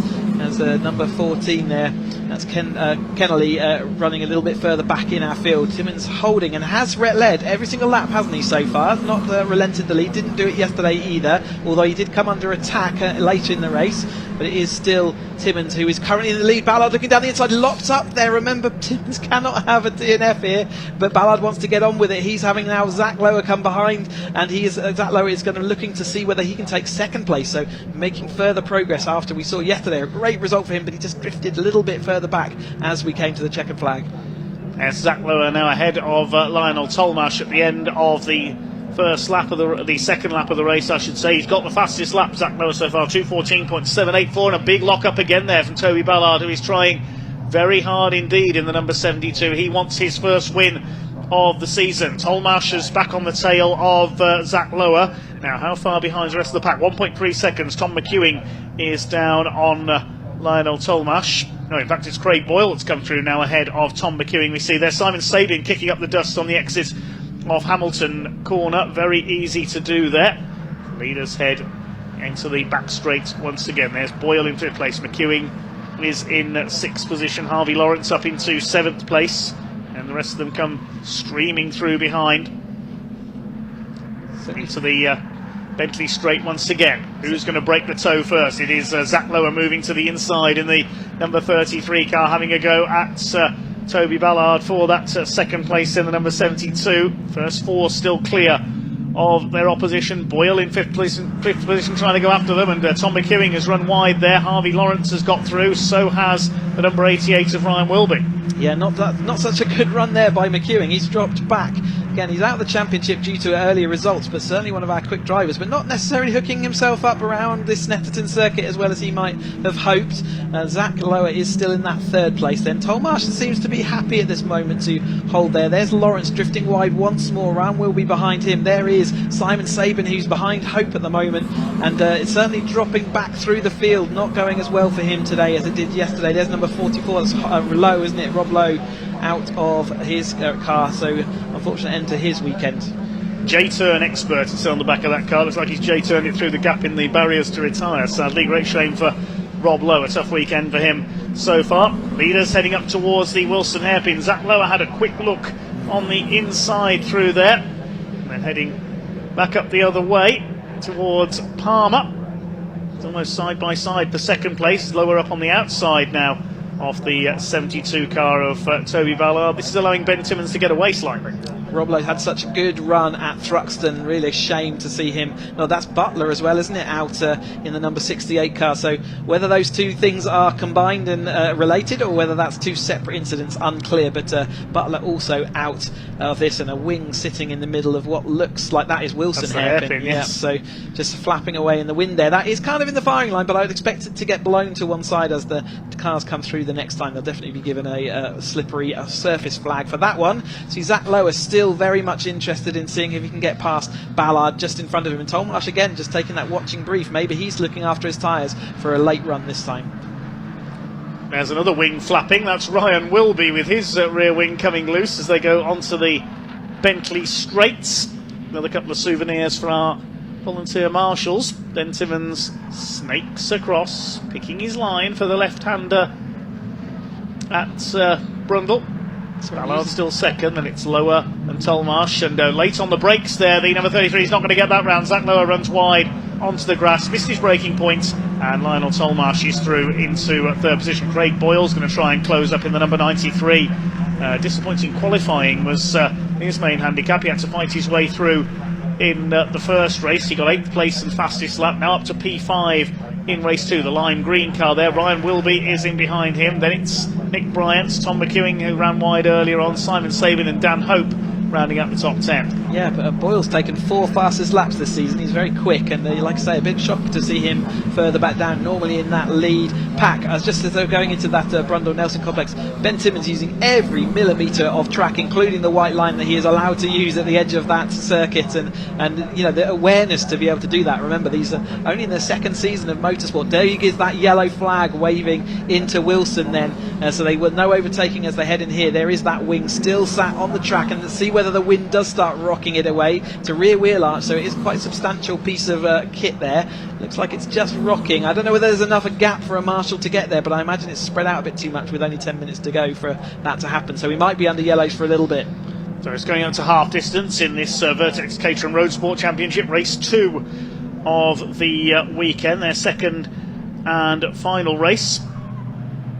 Down into Agostini they come then. Craig Boyle now on the tail of the 33 of Zach Lower for P4. So the pack's starting to close up at the front of the field here. It was a 4-car breakaway, but that's a mistake by Zach Lower really has closed them up again, because it's brought them onto the tails of the number 33 car and the number 22 of Tollmarsh as well. Well done, Marshall, on the inside of Wilson's hairpin, has rescued that wheel arch. Hopefully powered by Celebration Sweets that he picked up from all the academy drivers from earlier, after they did club together and bought the marshals all a box of sweets. As they head down then the Bentley Straights, Timmons in the purple machine where it's been nearly all season, still out in front. Ballard just starting to lose touch, isn't he? So there is a little bit of an air gap there. Boyle now looking down the inside of Tollmarsh, and Zach Lower trying to recover himself back through. Tollmarsh wasn't done with that position as Zach Lower, millimetres between them as they went into that. He's had a couple of scary rides through Brundle and Nelson the last 2 laps through him. Ryan will be recovering back through after that disappointment from yesterday, and again putting his car where we've more naturally seen it throughout the rest of the season, back in the lead battles. Yes, Craig Boyle moving up into P3, had a win at Thruxton just a few weeks ago, the Hampshire airfield circuit, of course on a former airfield here at Snetterton as well, and Lionel Tolmash is really being pushed here by 33 of Zach Lowe. This is bringing Ryan Wilby into the battle as well. The two leaders over the line separated by just under a second. Boyle's got the fastest lap, 2:14.303 that time around. That was nearly a second quicker than the two leaders, so they're really closing up here. Tolmash on the outside of Zach Lowe. Tolmash was the slowest of the five leaders that time through. He did a 2:16.4. He's under fire from Zach Lowe trying to go around the outside. Wilby's there on the inside. Then it's Nick Bryan. Simon Sabin makes a mistake. He's lost his nose cone as well. I noticed there Sabin's car missing his nose. Harvey Lawrence has dropped back a little. He's got Dan Hope, Alistair Davidson and Richard Harris on his tail.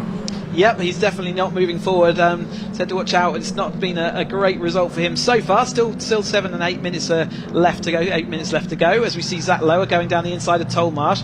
Ryan will be still flapping that rear wheel arch in the wind, but Boyle is the person on the move, isn't he? He's fought all the way through this field. There was quite a wall of cars in front of him. He's got all the way through up to the rear panel of Ballard.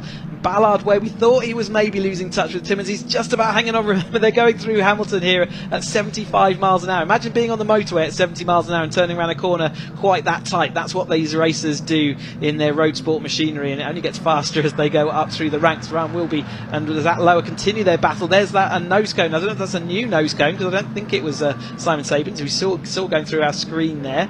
So is there someone else missing a nose cone in our lead group? Let's keep an eye out for that as Timmins comes down towards us. He's certainly being rejoined by Ballard, and Boyle is right with Ballard as well. Again, millimetre perfect for those front three as they go onto that white line, maximising the angle that they've got to turn into this left-hander Brundle and then the right-hander they have at Nelson. Here they come out of Nelson towards the bomb hole. Ryan Wilby trying to close up on Tolmash now. Zach Lowe just ahead of the black and gold machines. It's the battle for position. It's Timmins, Ballard and Boyle now. The breakaway, that's from the field. Ben Timmins still on course to become the champion-elect this year if he can hang on in front here. He only needs just a handful of points. There's Simon Sabin missing the nose cone off the number 70 car. He makes his way into the Senna straights. Bonnet to catch is also flapping away on his, so hopefully it won't let go. There's a big amount of air goes underneath. You can see that the bonnet is flapping away, so for him he's going to hope that one of those catches still maintains its connection and therefore can continue, as we see that battling with Lowe and Tolmash still going on. But Timmins has come back to a kind of comfy lead, I'd say, at that point, but it's certainly not far enough ahead to remove the need for the issue. There is that Simon Sabin car. Both catches done up on this side, which is a good sign, but the other side definitely has one that's starting to lose a contact, but McEwing following behind him, so McEwing will be disappointed, I think, with how this weekend's gone. Be looking forward to Donington on the 4th September, the 2nd and 3rd of September as we race for our 50th anniversary, and it'll be the final round for this. You can see that bonnet flapping there. And Tom McEwing will be even more disappointed because being given a 5-second penalty for exceeding track limits as well, so that'll probably lose him another couple of places there. Not a happy weekend for the former Academy champion as the leaders chase their way out of Hamilton. We've got just over 5 minutes of this Vertex Caterham Roadsport race still to go. Harvey Lawrence running wide there onto the dirt. He's got Alistair Davidson on his tail. Behind him there is Dan Hope. He's got the 87 behind him, which is Henry Littlejohn. Richard Harris in that group as well in the aquamarine liveried car. This is the battle for 10th place. Here come your leaders down towards the left-hander at Brundle. Toby Ballard tries to move up and have a look. Craig Boyle tucked in there as well. Then it's Lower. Ryan will be going well up there in 5th place. Remember, he came through from the 6th row of the grid at the start of this one.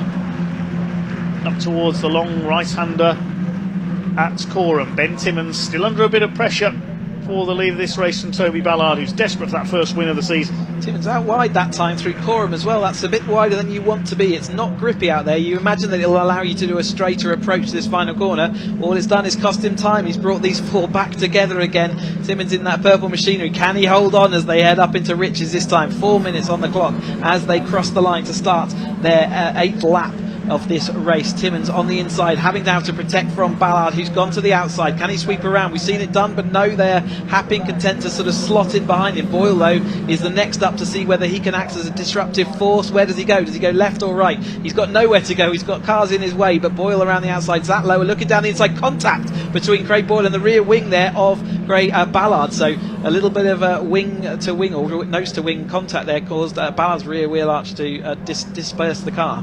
They need to be careful this lot as well, because some of our leading group have got the black and white warning flag. Ballard is one of them, Tolmarsh is another, the 93 of Boyle as well, and number 70 of Simon Sabin have all been given the black and white warning flag for presumably for track limits.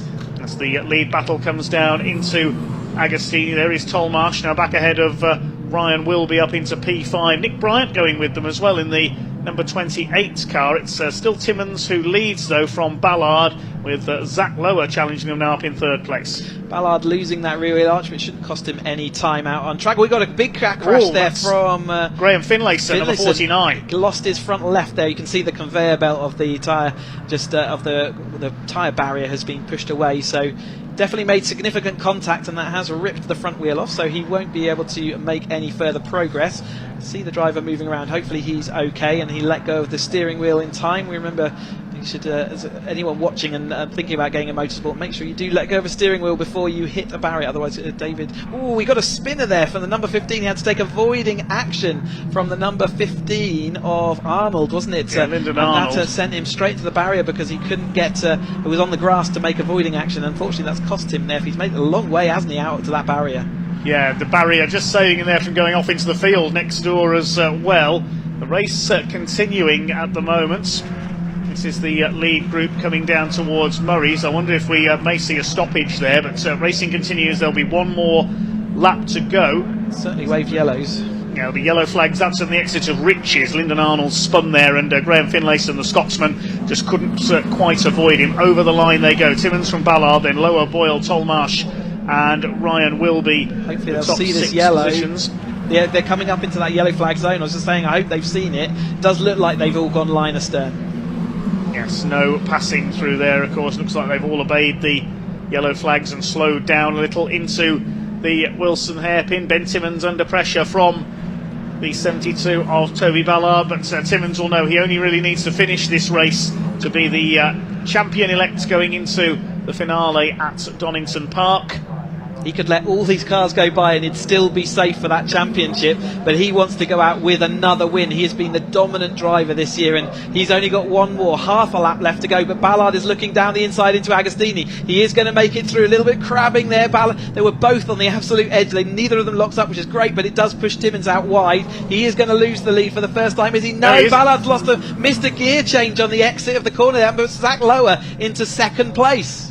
Oh my goodness, but Toby Ballard getting too desperate there for his first win. Lionel Tolmarsh has gone dirt tracking there coming out of Hamilton, so Zach Lower goes up into second. He could be on for his best results of the season so far here. That's allowed Ben Timmins to escape. The man from Chelmsford in Essex is heading for effectively the Vertex Roadsport Championship here today. Tolmarsh just been given a track limits for that, I think, and therefore he is going to have a 5-second penalty as well. We saw McEwen get one, and also Harvey Lawrence a little bit further back. And we see Snappy John taking that shot in the firing line there as they come down with the purple car of Timmins then in the lead, now having to defend from Zach Lower in that second place. Has he got it done? Is this champion-elect? We've got Ballard going wide, and Zach Lower, we've got another car spinning off wide. They're all losing their heads. Nick Bryant.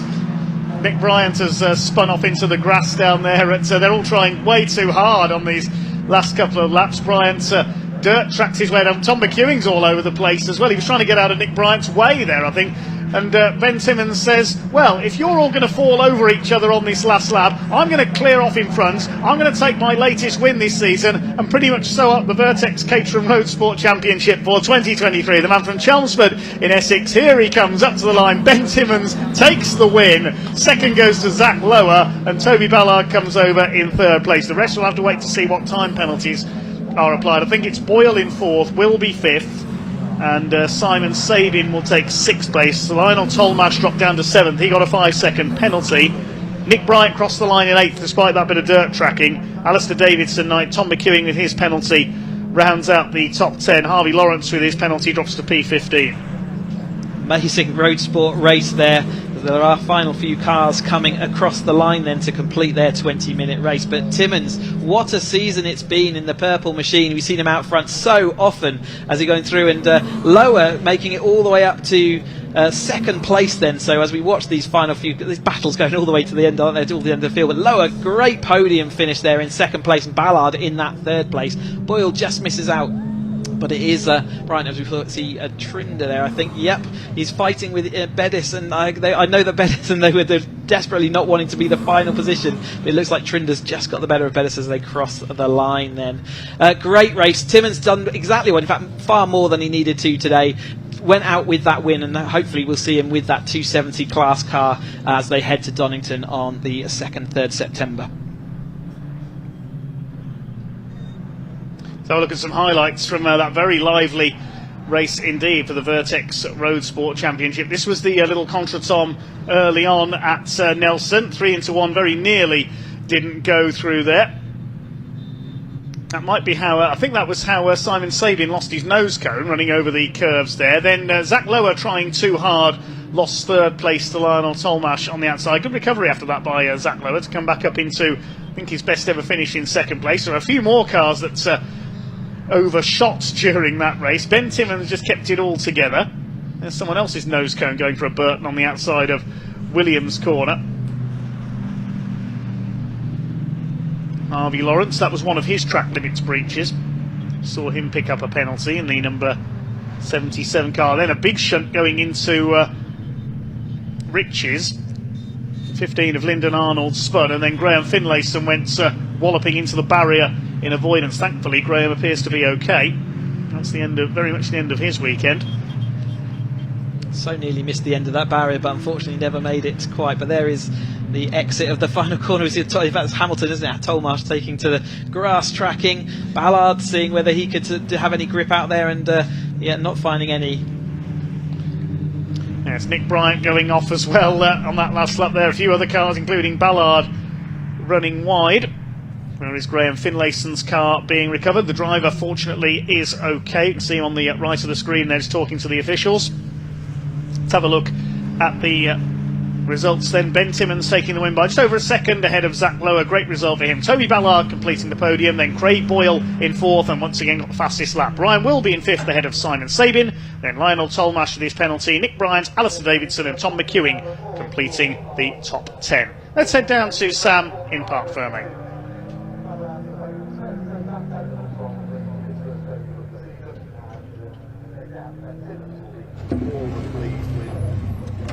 Goodness gracious me, very, very happy drivers down here, and one very happy Ben Timmins, provisional champion, but we will wait for the official confirmation. Ben, congratulations! Provisional champion. Amazing, absolutely fantastic. Wasn't easy to begin with, was it, that drive? But then on the last lap, they actually gave you a bit of breathing space. Yeah, absolutely. Yeah, Toby again, unbelievable drive, pushed me the whole way. Had to work so hard. I felt different compared to yesterday as well. Felt much harder.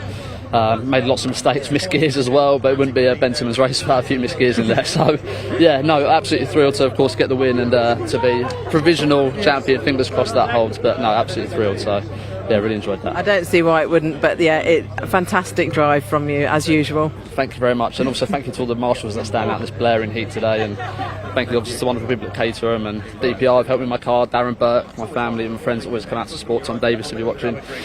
So yeah, absolutely love this, so hopefully I can go again next year. Yes, look forward to that. Thank you, Ben, congratulations. Right, Zach. First podium, Zach. Amazing, fabulous drive. Well done. Thank you so much. Yeah, it wasn't. I know I was like being a little bit hopeful for 3rd, but yeah, to be firmly on the podium felt very special for sure. Yeah, definitely a very special moment. I mean, it was quite a hairy race, really, wasn't it? It was. Lots going on, lots of diving, lots of psyching each other out as well. Yeah, but it was great fun and relatively clean at our end. It was. Yeah, there's a few wings and nose cones coming off. Yeah, no, it's brilliant. No, I can't wait to watch that one back. Definitely, you'll enjoy that. Yeah, well done. Thanks. And Toby. Oh, congratulations. Was it a missed gear or? Yeah, missed 2nd to 3rd and that was it. All gone, so. Because you were literally a few minutes to go to the end and you were looking like first. I thought, because obviously Ben didn't want to not finish, so I was hoping that I had more of a chance today. But yeah, I just missed that gear and that was it. And we've gone to pieces. So Still, podium though. Yeah. Can't complain. That's a good finish. thank you. Well done. Right, we will shortly be showing you the podium for these guys, but we'll hand back to the guys in the commentary box for now.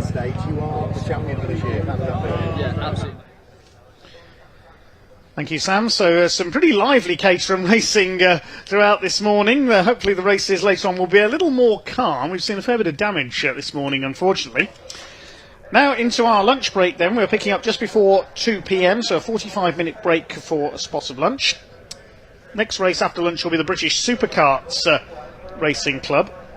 That will be at around 5 to 2. That's followed by the white group in the Caterham Academy. And then we've got our 45-minute pit stop race for the Uncle Luke's Snetterton Saloons, sponsored by Uncle Luke's Sign and Sticker Shop. Their owner, Luke Allen, will be racing his TCR Golf in that race. That's followed up by the Mission Motorsport Caterham 7 270R Championship.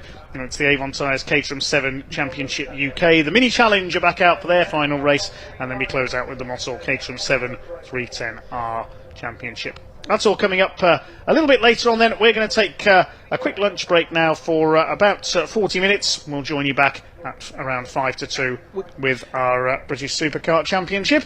And we'll hear from Sam shortly with the podium.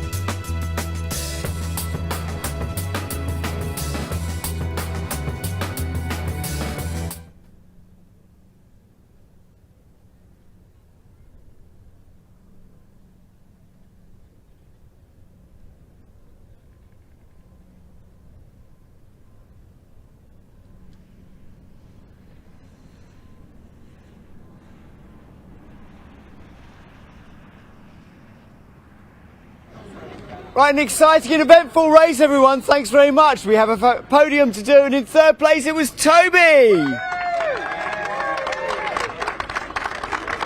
Well done, mate.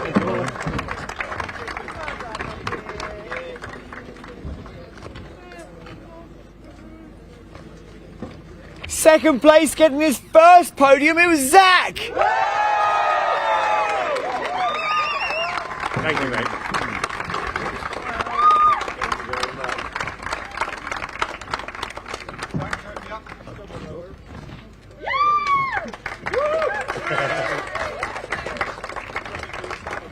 Stand on the podium, Zach. I know you stand on the podium, yeah. But our winner today, and with that he takes the title of Roadsport Champion 2023, it was Ben! Well done, Ben. Well done. Well done. Oh, okay, sorry.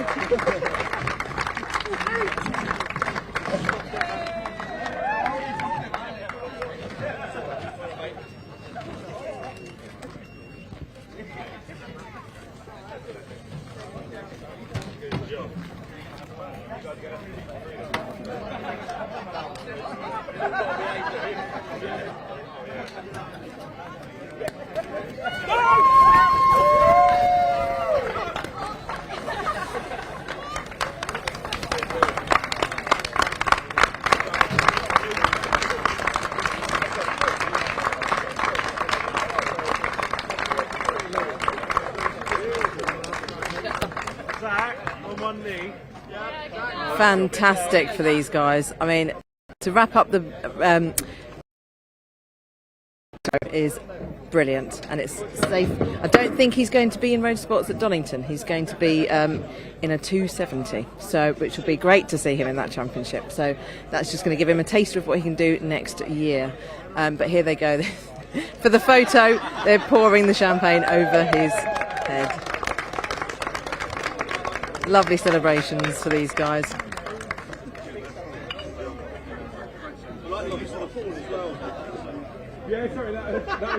Right, so we'll be back shortly with some more podiums for the minis, and but right now I'll hand back to the conference box.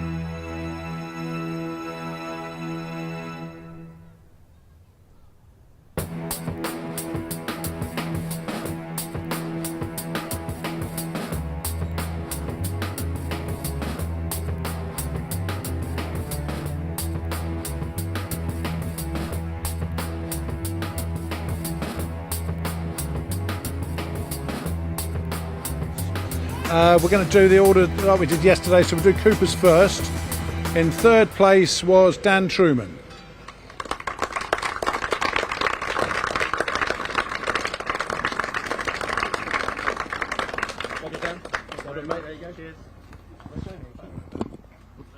Second place, Neil Clark.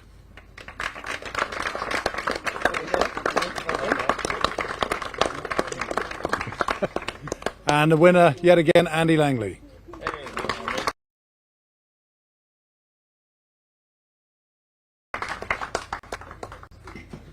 Third, who was the 53? Third. Yeah, who was it? Yeah.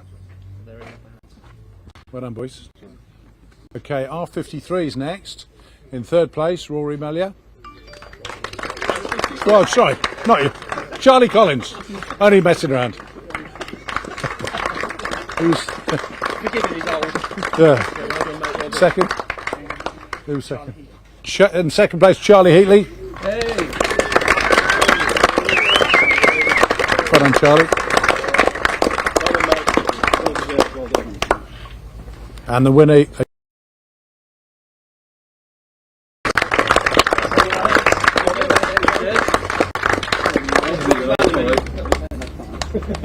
Well done, guys. Cheers, mate. Thank you. Well done. R56, third place, Charlie Collins. No, Rory Mellier.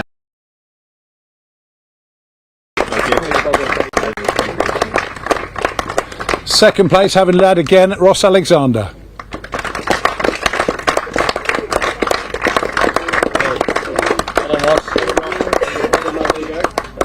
I don't know what's going on here. In first place, Steve Webb. Well done.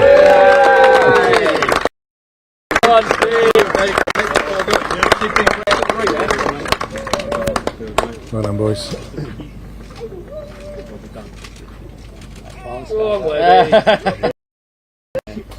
Wind. Brilliant. I'll move. Well done, boys. Cheers. And then in the open class, another great battle. Second place, Steve Berry.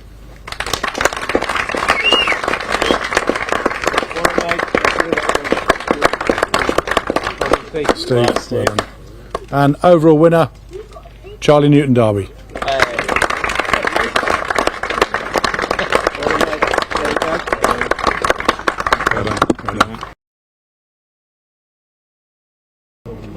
Yeah. Sorry that you're all scared of wasps, but we'll see you later on.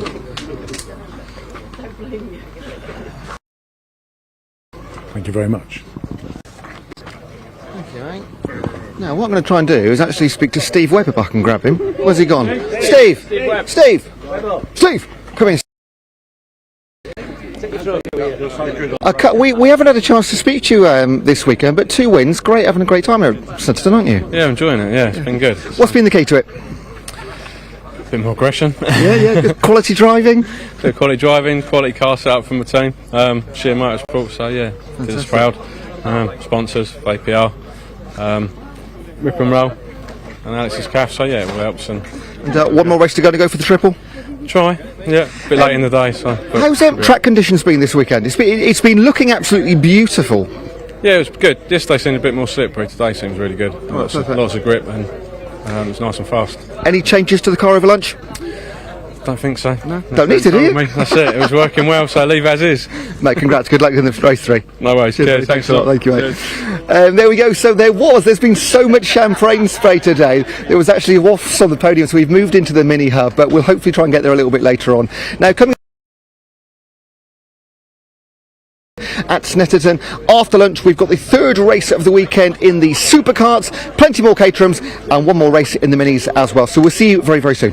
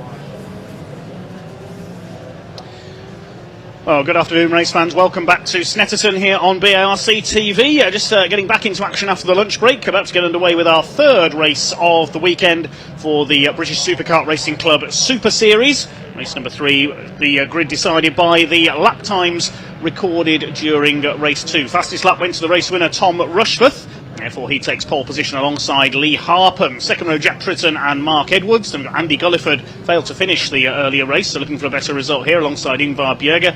Carl Hume and Carl Kinsey on row 4. Then we've got Lee Plain, the first of the 250 national carts, alongside Louis Wall, completing the top 10. Row 6 is GP1 Kurt Catamol alongside Paul Platt in the O plates. Then Paul Von Gerard and Sam Hempsall on row 7. Michael Goff and Mark Newton, row 8. The 9th row, Will Lawrence and Chris Balderson, completing the top 20. Martin Marks, another retiree earlier on, and John Faulkner. Row 11 is Rob Randall and Richard Connick. Then we've got two of our other class pole sitters, Ollie Holmes, the Formula 125 pace setter in race 2, and Ronan McClintock, the first of the F450 national karts. They're on row 12 together. Row 13 is another F450 Nick Flint, another 125, that's Fletcher Hearn. Row 14, John Busby and Andy Powell. On row 15, Steve Soski and Chris Mackey. 16th row is Daniel Gerard and Mary Howarth. Mary Howarth failed to finish race 1 after the red flag came out. Row 17 is Gary Popkins and Tom Hatfield, a non-finisher earlier on. Sean Lombardo and John West on row 18. The 19th row, John Reeder and Aston Baker. We haven't seen Amy Jurger on track so far this weekend, and Thomas Baldwin tangled with Tom Hatfield in race 2, so has to start at the back of the grid. So we should have 40 carts out there, hopefully, for what will be a 15-minute race. Wins so far this weekend for Lee Harpham and for Tom Rushforth, taking his maiden Division 1 success. Lee Harpham taking his first win of the season in race 1 yesterday. Beautiful sunny conditions here in Norfolk. They're coming round towards the pit lane. The pace car will pull in. Division 1 karts with the yellow plates at the front of the field, the yellow number plates. F250 National have white number plates, 450s have red, and the Formula 125 class have blue plates. Maybe missing 1 or 2 karts from the back of the field there, had problems earlier on. Here we go then. Resuming racing after lunch break. We're underway with Supercarts race 3 here at Snetterton. One kart going very slowly at the back, I noticed there, so problems already. Lee Harpham, meanwhile, has taken the lead. Great start by Carl Hume in the number 19, trying to get around the outside there into second place. But Lee Harpham, like a missile there out of Riches, he's already clear at the front of the field. It's Hume in second, battling with Jack Tritton, who goes through on the hairpin, I think. One kart slowing up there on the inside. That was one of the Division 1s, I think, with the yellow number plates. There's Mary Howarth, good to see her back out. Yes, we have got somebody pulled off on the inside of the hairpin exit there. We'll pick up who that is as and when we can. Side by side for second, Carl Hume going down to third place. The speed these karts go in is nigh on impossible to see the numbers on them. It's the number 9 that has pulled off. That's Tom Rushforth, that's our earlier winner. That's the winner of race 2 out of it. So Tom Rushforth with early mechanical problems there. And the yellow flag has gone out. We've got a safety car. Safety car is being called. I'm not too clear why, because we've only done a few corners in this race. I'm wondering if somebody's pulled up on the outside the grid. I can see a car that's been pushed through the gap in the fence on the Senna straight, just outside the commentary box window. It's Sam Hempshall, I think, the number 35, has pulled in there. She's had problems. So your leader is Lee Harpham ahead of Jack Tritton and Carl Hume in third. Then it's number 4 of Andy Gulliford. We'll pick up the rest of the order as they come round. The safety car is going to pick up the field. We've lost Sam Hempshall, number 35. Her cart is behind the wall. I saw somebody slowing off the grid. We've lost Tom Rushforth as well. There's his number 9 cart. The reason for I didn't pick that up straight away is he's down as number 24 on the entry list. I didn't pick up it was him straight away, unfortunately. Apologies there. So our race 1 winner is out, and there we've got 2 more karts in trouble. The number 50, which is John Busby, and 43, Sean Lombardo, have pulled off at the back of the field. So that's presumably why the safety car is out, to get those 2 karts behind the wall. There's the drivers in the background at top right of your picture. So a few casualties already then in our third Supercarts race of the weekend. Lee Harpham leads, ahead of Tritton, Hume and Gulliford. Lee Plain in 6th overall, number 101, is leading the F250 national class. 450s are led by Ronan McClintock, and Fletcher Hearn once again leads the F125. He's been battling with Ollie Holmes all weekend. Ingvar Bjerger, the Swede, has pulled into the pits. So has number 62, Andy Powell. And we've lost the other 3 karts, the 4 karts you already mentioned. There's number 17, that's Gary Popkins from Peterborough. The back of the field in the Formula 125 karts. weaving to try and keep their tyres warm. It should hopefully be just one lap behind the safety car. It's a long lap here at Snetterton. There's Plain, the 101. It's got GP1 of Caterham behind him. Paul Platt a little bit off the boil so far this weekend. The 144 there, that's Chris Balderson on the Raider Honda. F250 National, the Honda, the most commonly seen power plant. We've also got some DEA engines out there, a Gas from Spain. Paul Platt is powered by Gas, famous for their trials bikes.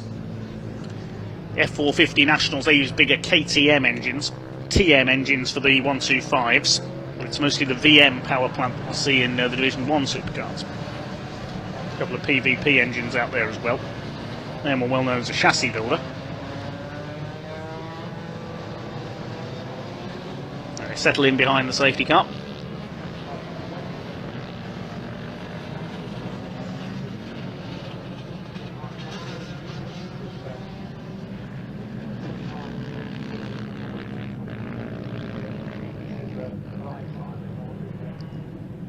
So Lee Harpham looking for win number 2 this weekend and this season. Lights are, I think, still on the safety car there, the Ford Focus Estate. Jack Tritton up there in second place, but a great first season in Division 1 he is having. Carl Hume in third place. It's Gulliford, Mark Edwards. Then we've got the first of the 250 Nationals.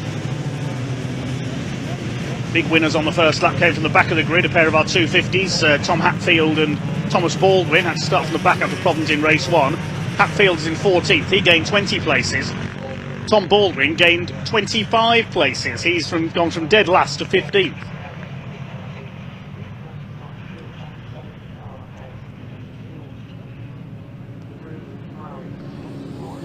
Safety car is still out. Looks like we are going to do another lap behind it.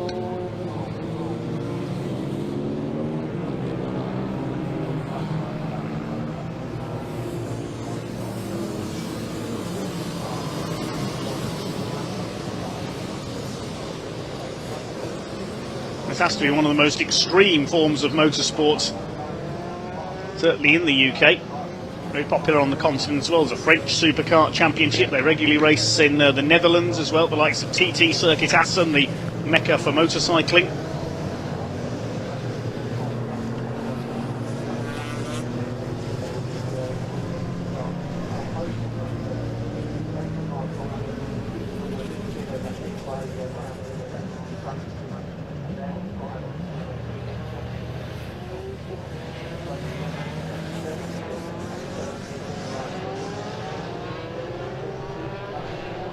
Start to catch up single file. Then 8.5 minutes remaining. Hopefully the safety car will be in this time. We can go green flag racing, giving you the class leaders.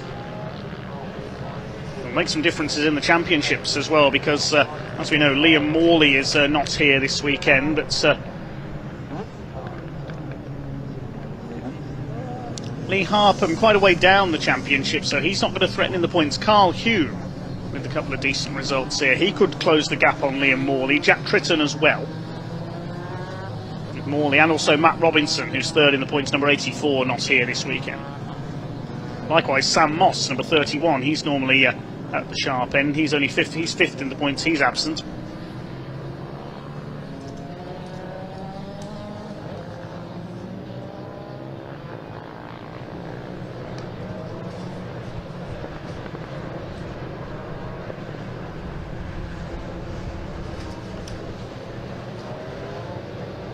Super Series for F125 Open, it's Ollie Holmes who's on top at the moment, so he should keep his championship lead. Fletcher Hearn only had 25 points prior to this weekend. It's Kurt Catamol on top in 250 National. The 250 Mono category, Lee Plain is on top there, ahead of Tom Hatfield and Paul Platt. 450 National, Nick Flint looking to take the lead from Catherine Foster, who's absent. The lights are out atop the safety car then, who will get some green flag racing in. Boards and the flags being withdrawn on the home straights. Revs beginning to rise, and he's 125, 250 and 450 cc engines. Lee Harpham looking for win number 2 this weekend, the British champion in Division 1. Jack Tritton in second place. Carl Hume is third in the 19.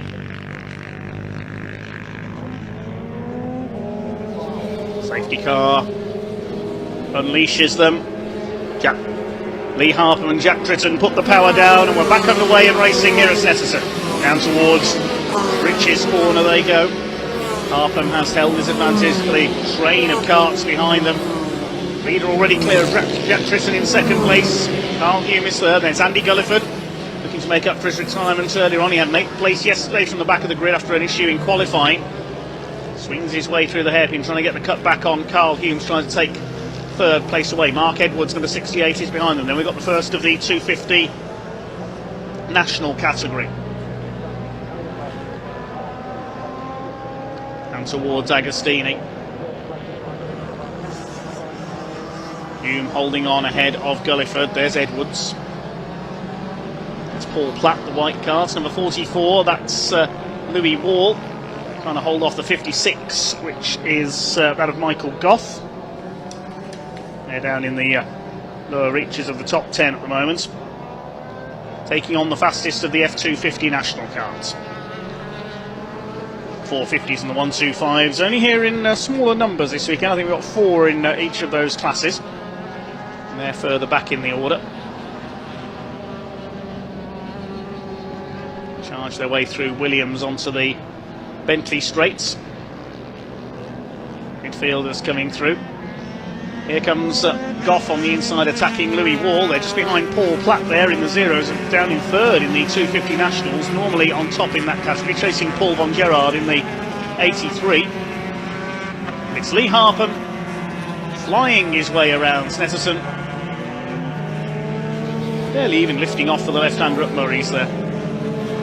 Change for fourth. Mark Edwards has gone through, the number 68. Over the line they go. 4.5 minutes remaining, just under. Fastest lap of the race, a 150.597 from Lee Harpham, the race leader. Good run here by Mark Edwards. 8th in the points after a consistent season so far. He has had 3 retirements this year, though, including 2 last time out at Donington. He's going for Carl Hume here, the very experienced Carl Hume, who's been on the podium on a few occasions so far this year. 4 podiums in total in the 9 races he's competed in. He's under fire here from Edwards. There's 101 Lee Plain leading Kurt Catamol in the 250 national class.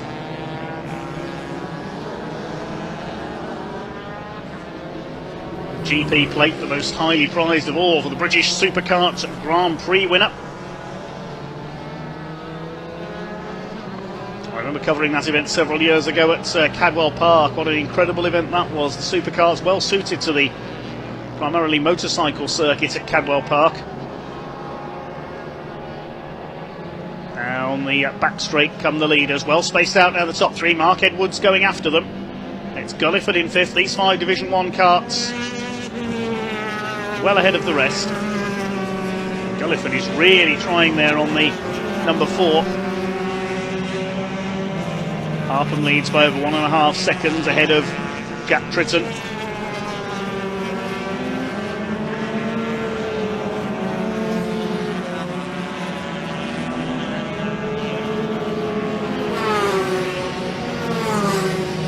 Across the line they go as the lead gap increased. Up to 1.6 seconds now, and Harpham now in the 149s. 149.584 for the British champion. As he clears off ahead of Jack Tritton. Michael Goff's made up a couple of places on the 56. He's up into 8th place further back.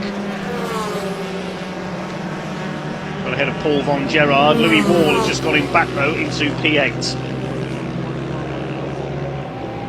Till the 250s led by Plain ahead of Catamol. Further back in the order, it's now Ronan McClintock leading the 450s. The 125s led by Ollie Holmes. He's got ahead of Fletcher Herr. Lost the 45 carts into the pits. That's Chris Mackey.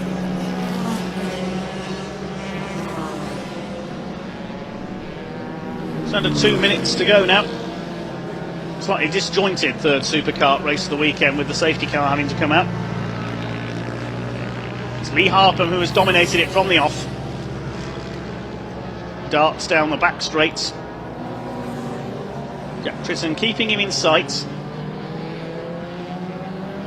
That's the 153 carts. That's Martin Marks. He retired from race 2. He's in 16th place, holding off the 66 of John Faulkner. And slowing, oh, that's Mark Edwards. He was 4th. Bad luck to Mark, he's out of it. The hand goes in the air, he pulls in at the chicane at Brundle and Nelson. He's heading into the paddock. So that'll put Andy Gulliford up into 4th place. They're coming around to start their final lap this time. Lee Plain will be up to 5th overall, the leader of the 250 class, 250 national. Lead gap is now up to 2.2 seconds, another fastest lap by Lee Harpham, 1:49.372. He's just getting quicker and quicker. Through the hairpin.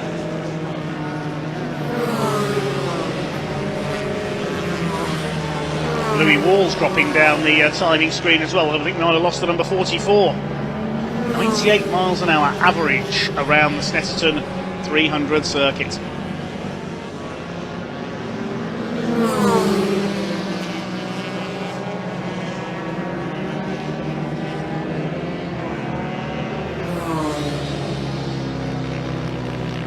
In the closing stages now here at Snetterton for our final Supercarts race of the weekend. Barring any mechanical malady, it's going to be a win for Lee Harpham. Into the back straight for the final time. Somebody pulled over on the back straight there. That might be Steve Soski, the number 61.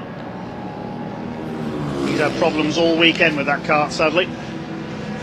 The Anderson VM. It's going to be an MS Kart Harvey VM that's coming in to take the win. In the hands of Lee Harpham from Grimsby in North Lincolnshire. A devastating drive. The fastest laps of anything this weekend. He comes up to lap Gary Popkins, who moves aside, lets him through. And Lee Harpham flies to victory for the second time here at Snetterton this weekend, making it look easy. Jack Tritton comes over in second, 2.5 seconds back. It should be Carl Hume in third place. Yes, there he is. The yellow and black number 19 takes third. Andy Gulliford, a good 4th. Completing the top 5, we should have our F250 national winner. Yes, there is Lee Plain over the line. He heads home Kurt Catamol by half a second. Louis Wall is still there. It was a transponder issue for him. He takes 7th. It's Goff, Paul Platts and Paul Von Gerard round out the top 10. Waiting for the other class winners. Ronan McClintock should win the F450s. Here's number 66, that's John Faulkner. He's in 16th place on the green. Number 66, Anderson FPE.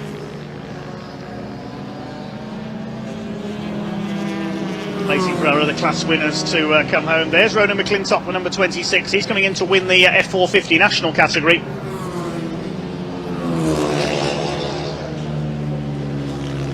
And the 125 category, that's going to be won by Ollie Holmes.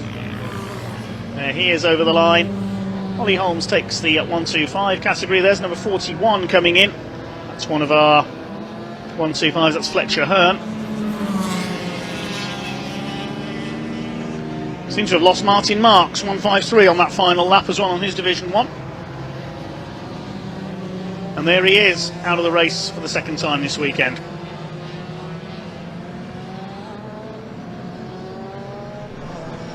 No stopping Lee Harpham. Best lap of 1:49.372.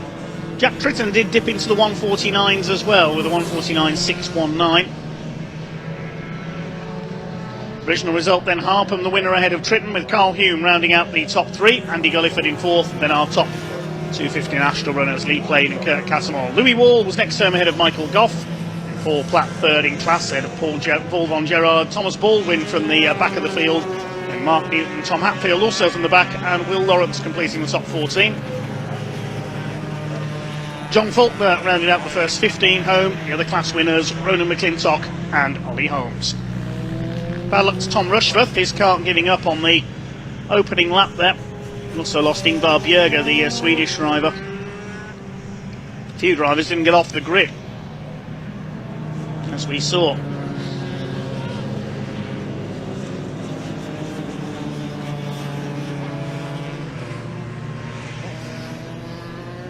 Well, next up on track today will be the other half of the Caterham Academy, the Adrian Flux Caterham Academy White Group. That concludes our Supercart action for this weekend. Well done indeed to all of them. Wins this weekend for Tom Rushworth and a double for Lee Harpham in the Division 1 category. Thanks to Gary James for the additional info on the drivers and the points charts.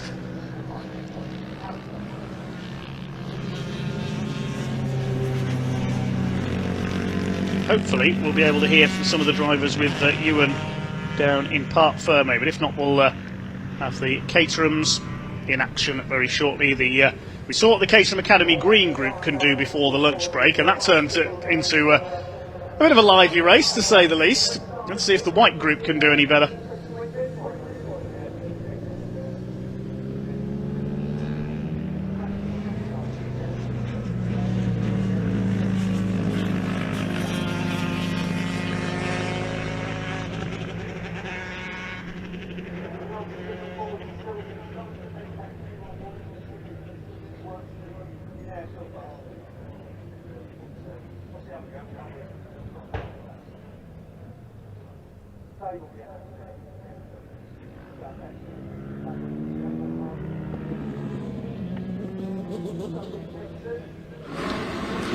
Cheers, Dave. You've joined us at the perfect time because they've just turned the engines off. It was an absolute roar here about 15 seconds ago. I really want to speak to Carl over here. Carl, you're having a brilliant season, yet to find yourself on the top step. Yeah. There's another podium. You happy? Well, first two races here after Aston last weekend, it was just dreadful. And anyway, I changed something, my fault, but we've got it, put it back to set it up again for that race, and then, but still not quite got the edge of these. But then again, they've got about 30-40 years on me, you know. So I think the old guys should have a 10-second head start. We'll speak to the stewards about that one. So can you tell us what was the tweak that you made for race 3? No, basically we'd got we'd swapped one of the bottom ball joints in the workshop, and I didn't check to see that the caster and camber and all that was right. I was just presuming it was because I'd put it in the same position. Never presume. But I didn't have. We came back from Aston Monday, so I only had Tuesday, Wednesday to get it all prepared, and then we were here on Thursday. So it was a lack of time, really. So now you know what you've done right. The rest of the season is looking pretty exciting. Can we see you at step 2 again, maybe even 1? Oh yeah, definitely. Yeah. Well, fingers crossed. I think now though, after this weekend, I should be leading the championship. So that will be good. Yeah. Obviously, Liam and Matt felt sorry for me and just decided that they wouldn't come, you know. So I mean, it makes a great championship, and best luck in the next round. Well done. Thank you very much, Steve. Great way to end the weekend. And we'll speak to Jack here as well. Jack, triple podium, wonderful weekend, mate.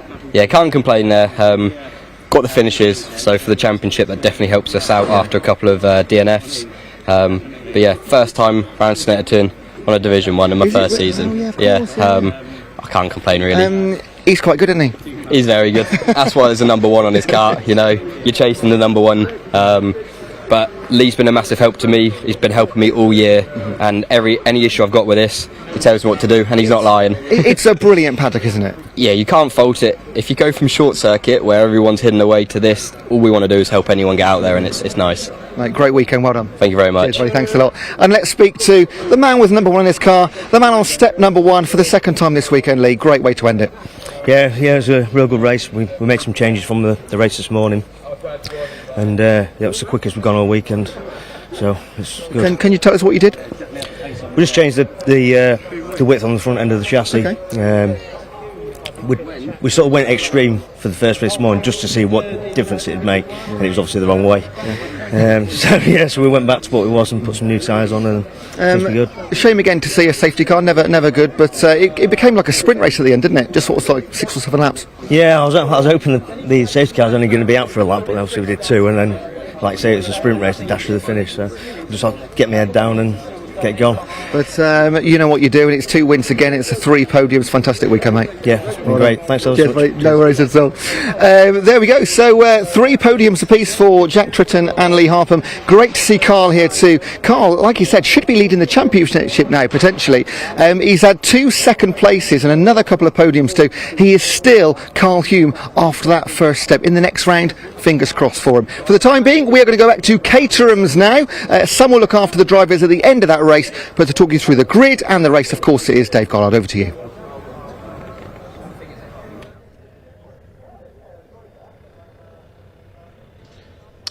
Well, as you can see, there's a few carts still to be cleared from the circuit after this one. That's John Busby's cart that seems to be picked up as we await the Adrian Flux Caterham Academy White Group. There's the flatbed lorry on its way round to pick up any stray carts out on circuit. We had a few early retirements in that one. Next up, it is the Caterhams. There's some more being wheeled onto the truck up there, including number 9 Tom Rushforth, our earlier race winner. The cart letting him down right at the start. He pulled up at the hairpin. Thank you to our recovery teams then, as we await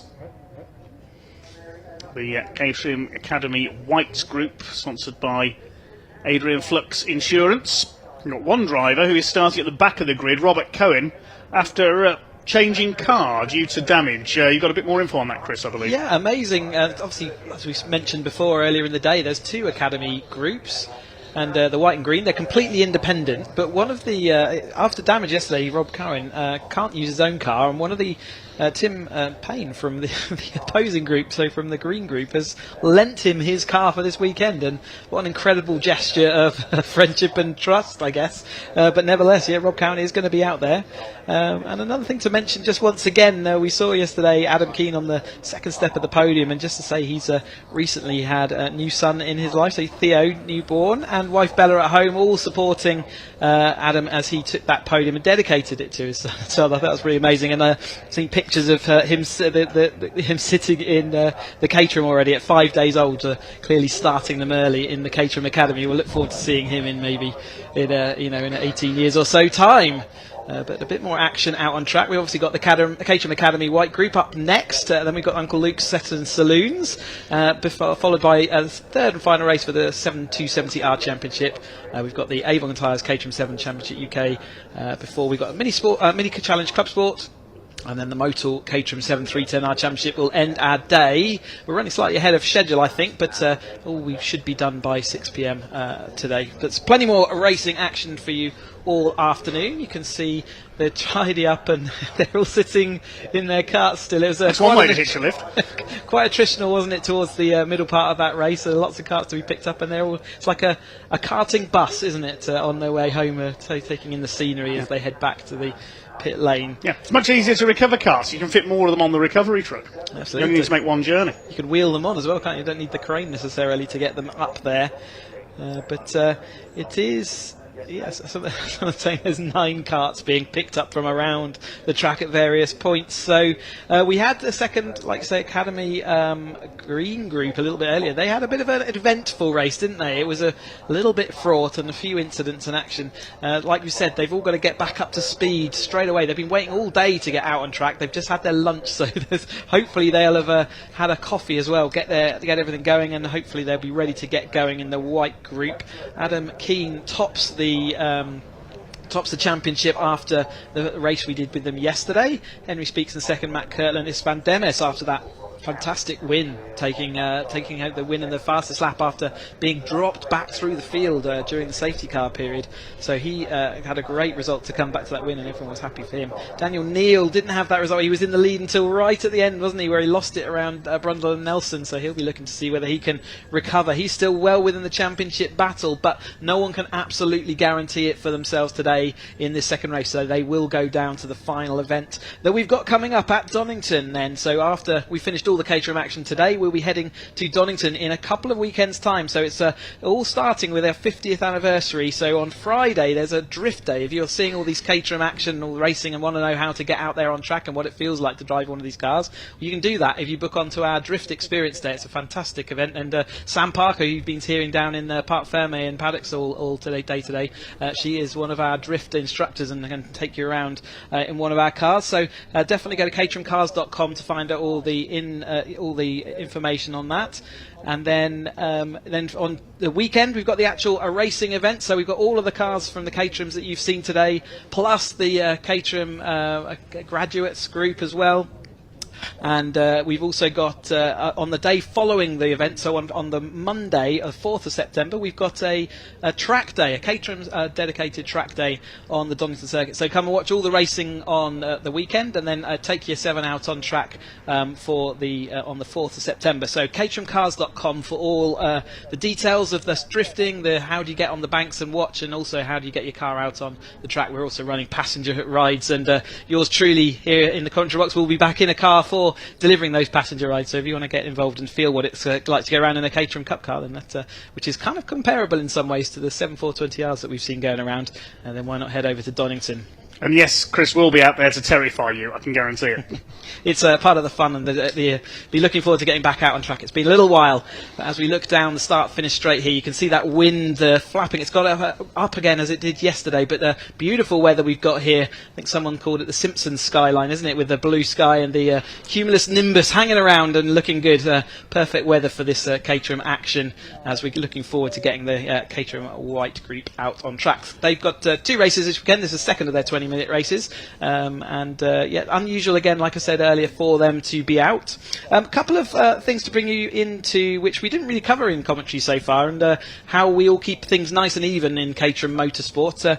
We actually run a minimum car weight, so all the drivers, when they get to the end of the race, regardless of how many wings they have lost, they must be at a minimum weight. So it's to even it up for any light races, so they don't have too much of an advantage over some of the more heavyweight racers, myself included. And also just to note that we have points all the way down the field pretty much, so they really do have to make sure they finish the races and finish well to keep in the championship hunt, because we do score all the way down to 25th odd place on the grid. So 2 important sort of parts, and welcome to all the people on the banks, and we hope to see them from Snetterton here. There's hope to see them at Donington as well, but it's great to see all the friends, family and spectators and fans out on the banks, and we welcome them here. And yeah, again, great opportunity to say thank you very much again to all our marshals, all the officials, all the Caterham teams, all the BARC, all the TV crew that pull all these events together, and it's really great to bring you this action and see it. Certainly from a sunny Snetterton, it's great to see all the action, and we can't wait to see all of our champions. We've already crowned 1 champion-elect today with Ben Timmons in the Roadsport, and we will be crowning all the remaining champions, except for possibly the 7 Championship UK, because we're looking forward to them heading to the final round for them, which will be at the touring car event for the Silverstone National on the 23rd and 24th of September. So plenty of action out there. Anyway, here is the start grid then for the Academy Group White. Yes, indeed. Thanks, Chris, for all the background info there. And just talking about drifting Caterham, Sam Parker has just sent us a clip of presumably herself drifting a Caterham. That's what you can look forward to.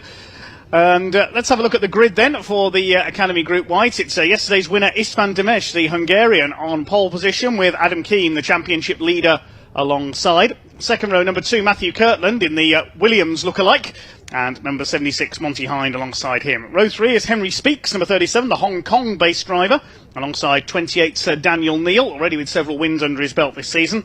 Fourth row, Gerthed Ducey, number 30, and number 19, Lee James. Row 5, Patrick Cunningham, 89, alongside number 77, Norman Jeeves. Sixth row is 62, which is Graham Handy, alongside number 96 of David Jarvis. Seventh row is Bali Nijar in number 52 and 15 Miles Ainan. Row 8, Joel Meyer Potts and 65 Andrew Mackay. Row 9, 33 Darren Pinder and 25 Chris Coates, 20 Chris Tuck and 68 Scott Graham on row 10.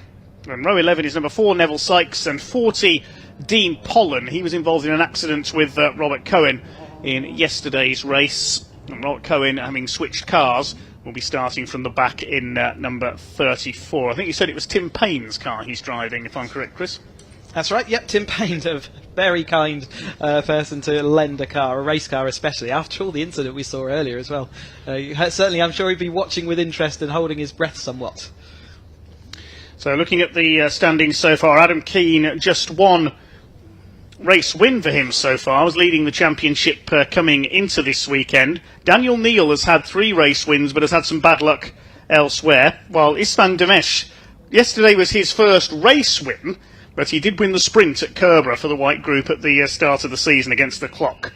And yesterday he was pulling off overtakes here at Snetterton, where I didn't think overtaking was possible. Yeah, it's fantastic, wasn't it, to see them all constructing their races and understanding where they were quick and where they were slow and how they could generate their speed. And like you say, Istvan showing that even though he did drop back down through the field through the safety car, he was able to fight his way back through all his race colleagues. So we see them setting then off onto their green flag lap. A really colourful scene it is. You can see all the wraps on these cars making them out there. If you're interested in racing and want to know how to get into motorsport, then the Caterham Academy is a fantastic introduction, and all these guys and girls were novices at the beginning of this year, and you could find yourself out here if you speak to Caterham next year on next year's Academy grids.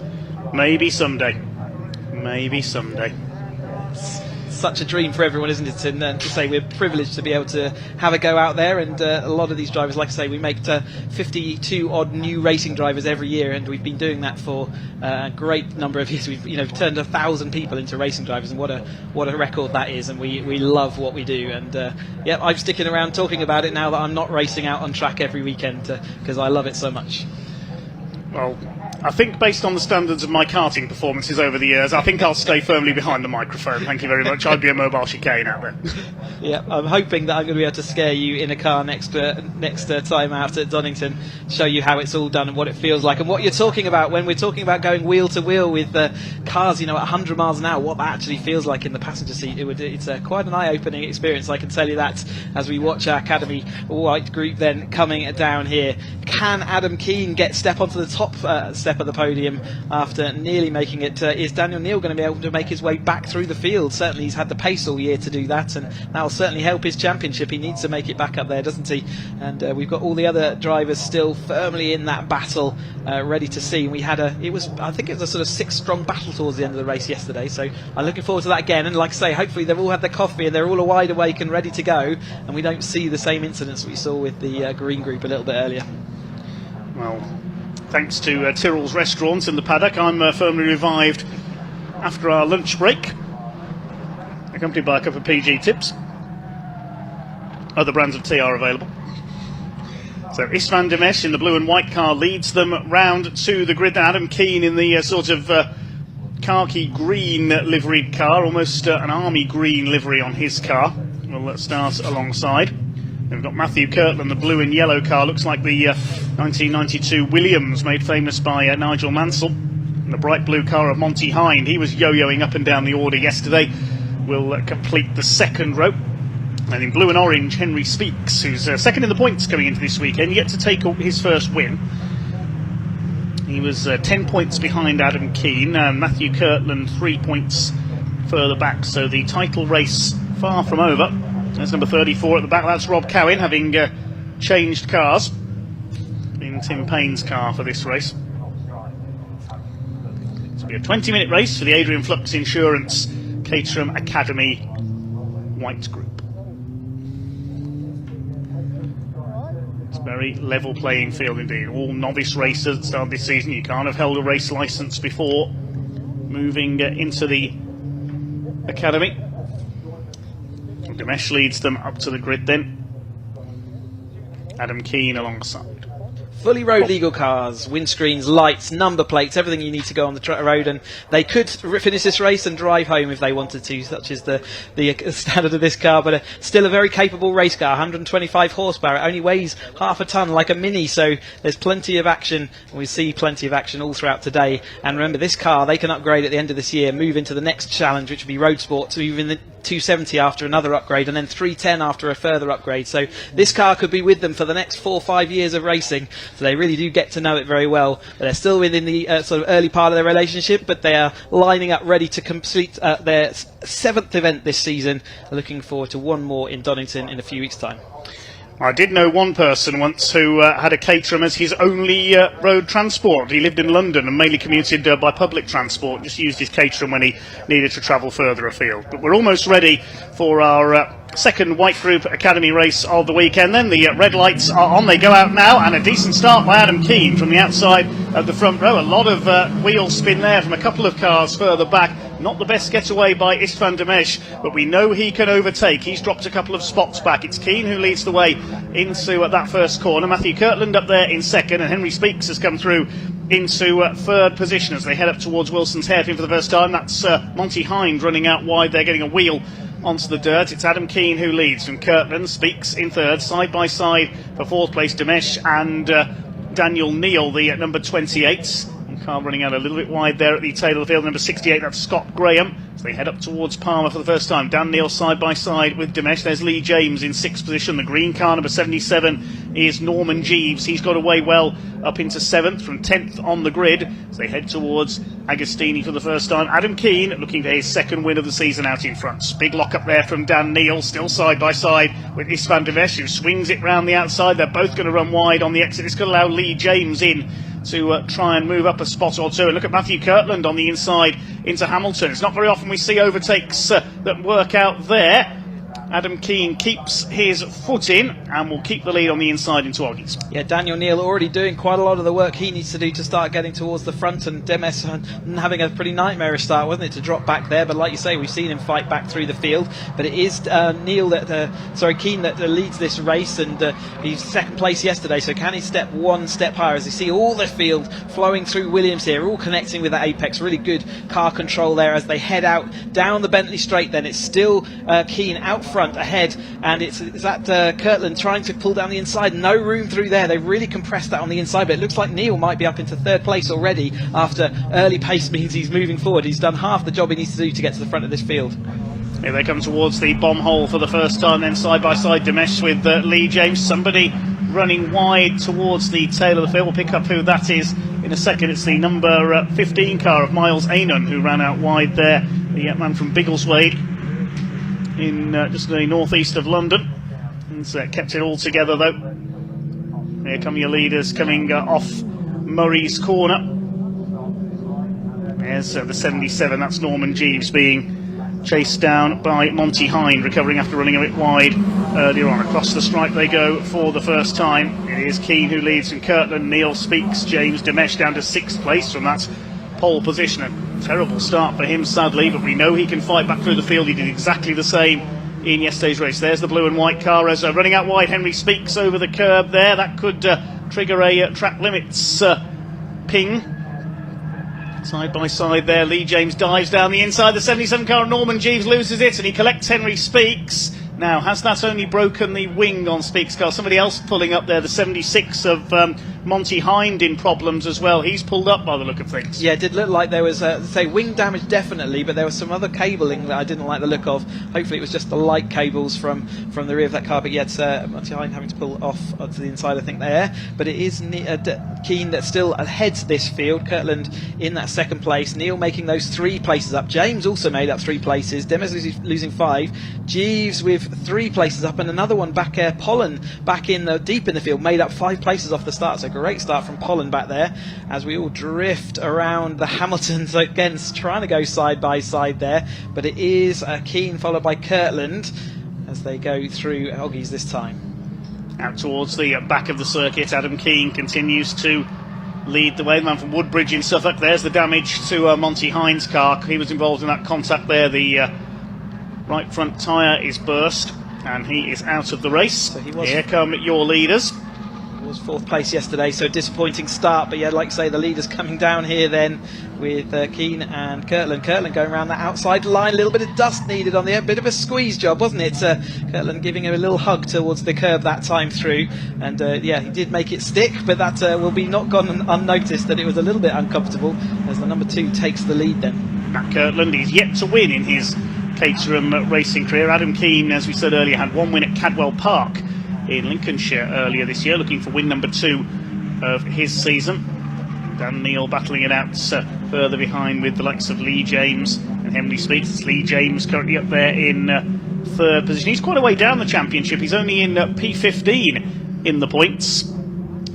Really come good over the last 2 events. He was also figured at Truxton, you know, so he's making that progress through. Remember, we're all beginners, so it's about how quickly do you pick up the skill of motor racing. And as Keane goes down the inside once more, Kirtland back to 2nd. Yeah, like I say, he's definitely coming good towards the tail end of this season, and that's a good sign when he hooks on the ZZS. If we go 3 wide into Wilson, let's hope that they can get that all under control. Late breaking, yellow flags down here, so they've actually got to pull out of all these moves. They did all pull out of the overtakes that they were halfway through, so well done for spotting the yellow flag. It is not easy, as we know that car's abandoned on the exit there. They will hopefully be able to clear that yellow flag after all the drivers have had a chance to see where it is. It's not in a particularly dangerous spot compared to some, so hopefully they can just cover that for a yellow this time through, and it'll be back to racing next time. Yes, Lee James a bit frustrated there, because if he'd played his cards right, he could have taken the lead through the hairpin there. Instead, he's about to lose out, I think, to Daniel Neal, who's going to charge down the inside into. That's not going to work. They're going to make contact. Neal goes around, and let's hope everybody gets through without clobbering him. Oh, they haven't.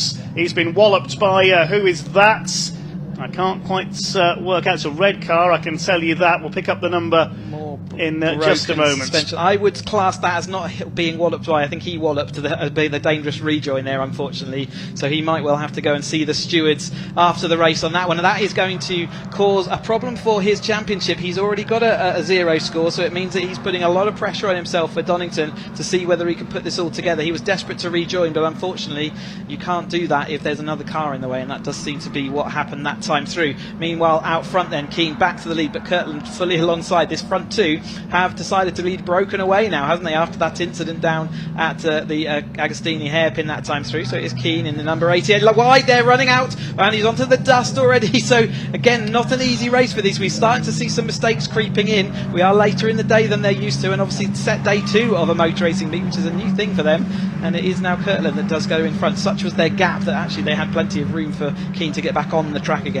Matt Kirtland's been watching the Caterham 7 UK Championship. That's the move they perfected through Brundle and Nelson. Adam Keane, I think, was so busy watching to see if he was going to come through on the inside. He just missed his braking point there for Nelson. A little bit of distraction for him, possibly. So Lee James still going in 3rd place up there. The front 3 have pulled away somewhat. Now we'll see who comes through in 4th. It's side by side for the lead, with Keane trying to get back around the outside. Looks like it's Norman Jeeves, the number 77, up into 4th. Then it's Istvan Demesh in 5th place. 6th is Henry Speaks, so okay despite that bit of damage earlier on. Paddy Cunningham ahead of Bali Nijar for 7th position as well. The rest of the pack steams its way through into Rich's corner. The number 60 car there. That's no, not number 60, number 30. That was Gertrude Ducey further back in the order. Apologies there.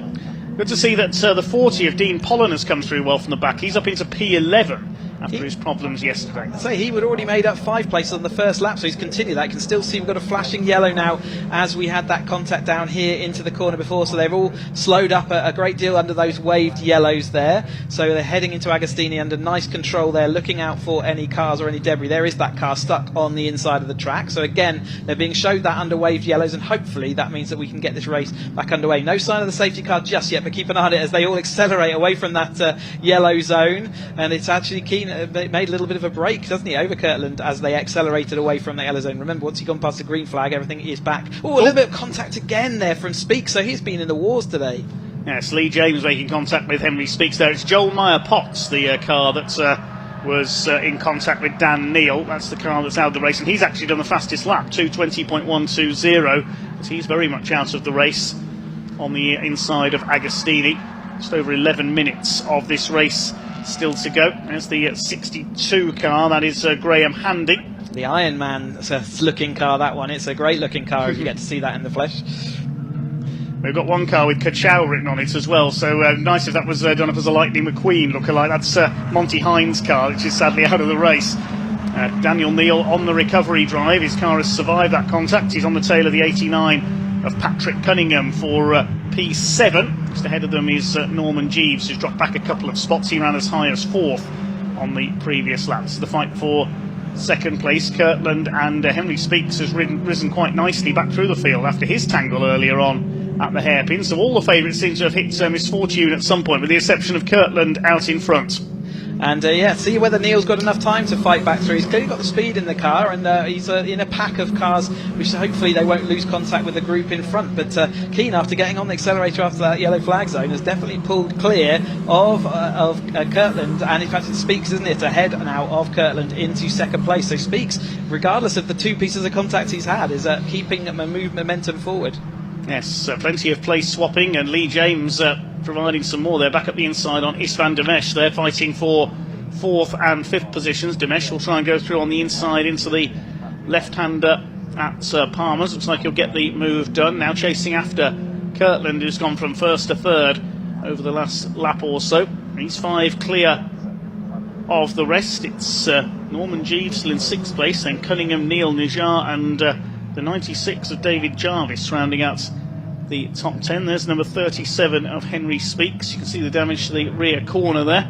Demesh trying to get round the out. He loves overtaking on the outside, doesn't he? But took it to extremes there, going down the grass. And yeah, another track limits probably a sensor there. But yeah, overtaking around the outside, you might get away with it in the academy, or with a little bit of a friendlier driver on your outside. As you go up through the ranks, it certainly becomes more and more of a risky move without having the full overlap. If you leave your car trailing sort of with a little bit of an overlap on the outside, then you will be shown the edge of the track pretty quickly. But in the academy, they're still, say, learning their awareness around them, and all those kind of tricks of the trade will develop over time. As we see Keane coming down, so that lead that he had looks like it's evaporated now, because I think it is Kirtland alongside. In fact, it Speaks, isn't it, who's alongside as they head into the Brundle-Nelson complex.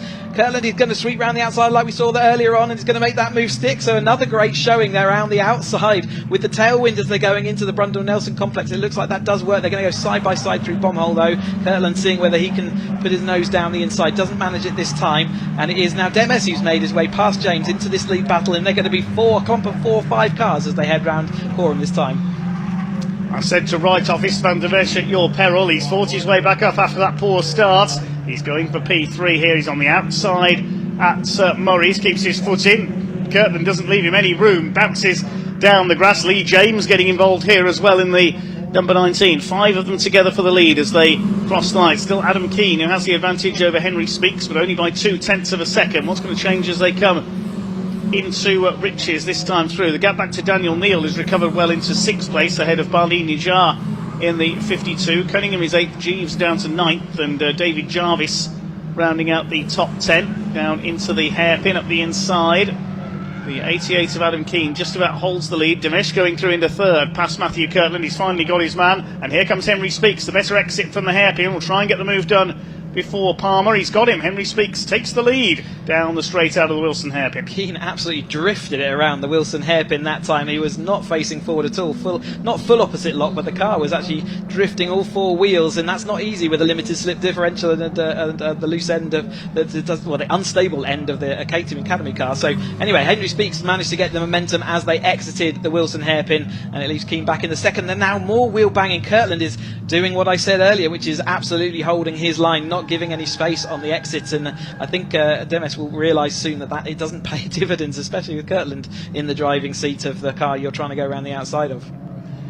6.5, just over minutes to go in this second race of the weekend for the Adrian Flux Caterham Academy White Group. Very close indeed for the lead. Henry Speaks, the Hong Kong-based driver, leads the way from the 88 of Adam Keane from Suffolk on his local circuit here at Snetterton. Lives in Woodbridge.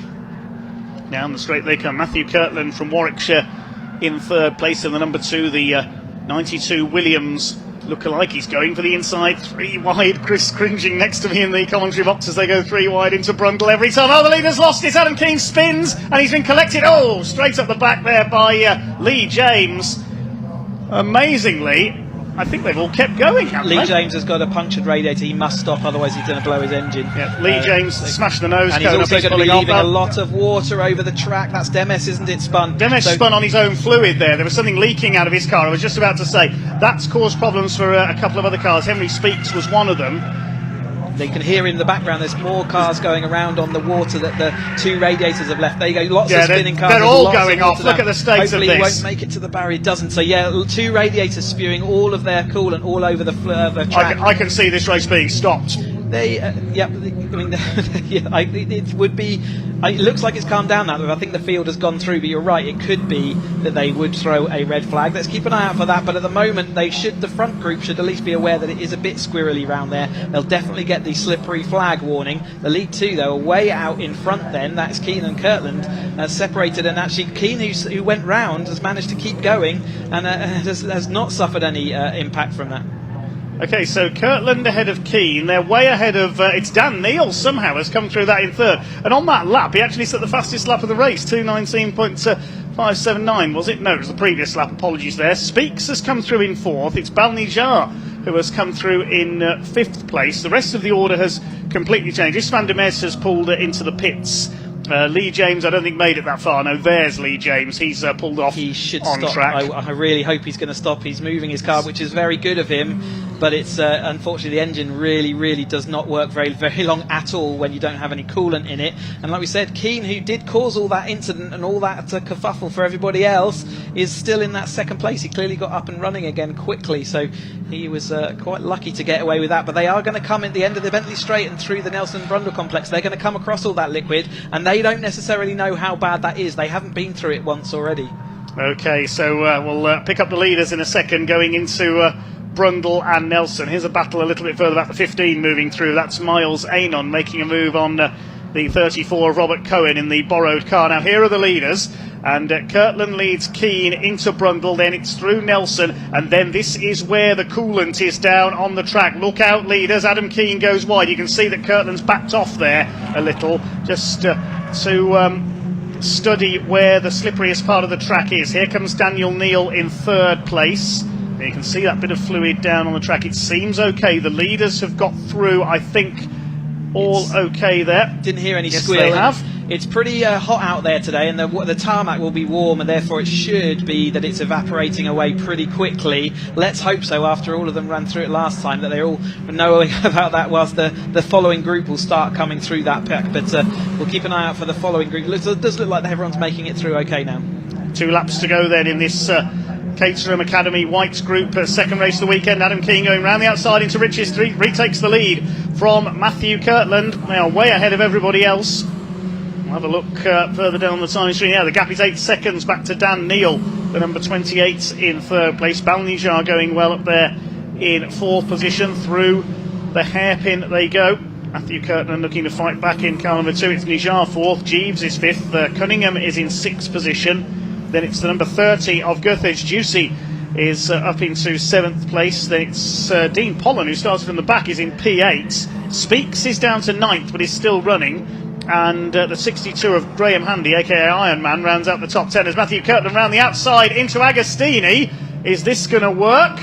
He's trying, he's keeping his foot in around the outside, and he's got the move done. Brilliant. Had that momentum, didn't he? And he put the squeeze on as well, so made Keane really think about what he was going to do.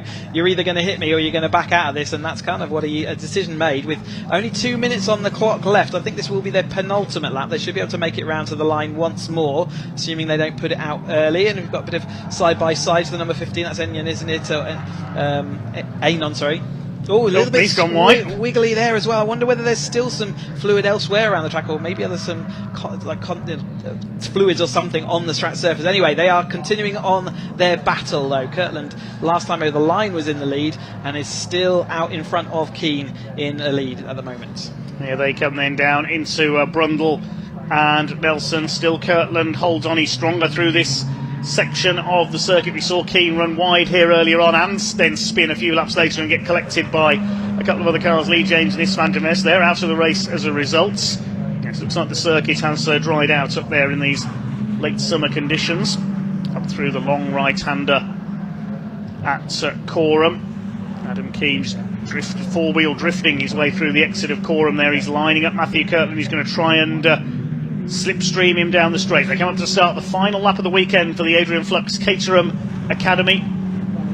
There's a battle further back in the order. Who have we got here? The number 65, that is, of Andrew Mackay. We've not seen him on our coverage this race. He's in P15, being chased by number 4 of Neville Sykes. It's the leaders together, and yes, Keane does get the lead back again in that early section of the lap where he is stronger down the straight. You can see the damage to the back of his car where he got collected earlier, though. Yeah, quite significant rear panel damage there, but hopefully no chassis damage underneath that. He's certainly able to continue at full speed in the final lap then of the Caterham, the final Caterham Academy action that we've got this weekend. Still plenty more Caterham races to come, though, as Keane does take that lead in the number 88 as they head into this final lap, but Kirtland will certainly still feel very, very involved in this race. He's in a good slipstreaming place. He doesn't look like he wants to go down the inside here this time, so he's going to follow him probably onto Bentley Straight, maybe make it all his move there. Through Agostini they go for the last time. Where can Kirtland make his move? He might try into Brundle at the end of the Bentley Straights. Just tucks in behind for now as they go up towards Hamilton. They don't need to worry about Dan Neal in third. He's 7.5 seconds further back down the road. And another incident-packed race for the Caterham Academy here at Snetterton this weekend. You can see Kirtland is lining up Adam Keane here to try and attack for the lead. They go into the Bentley Straight. Kirtland will just try and get into the slipstream. There's a battle further back in the order, the 89 car. This is Paddy Cunningham. He's got the number 30 of Goethage Juicy on his tail in the purple car.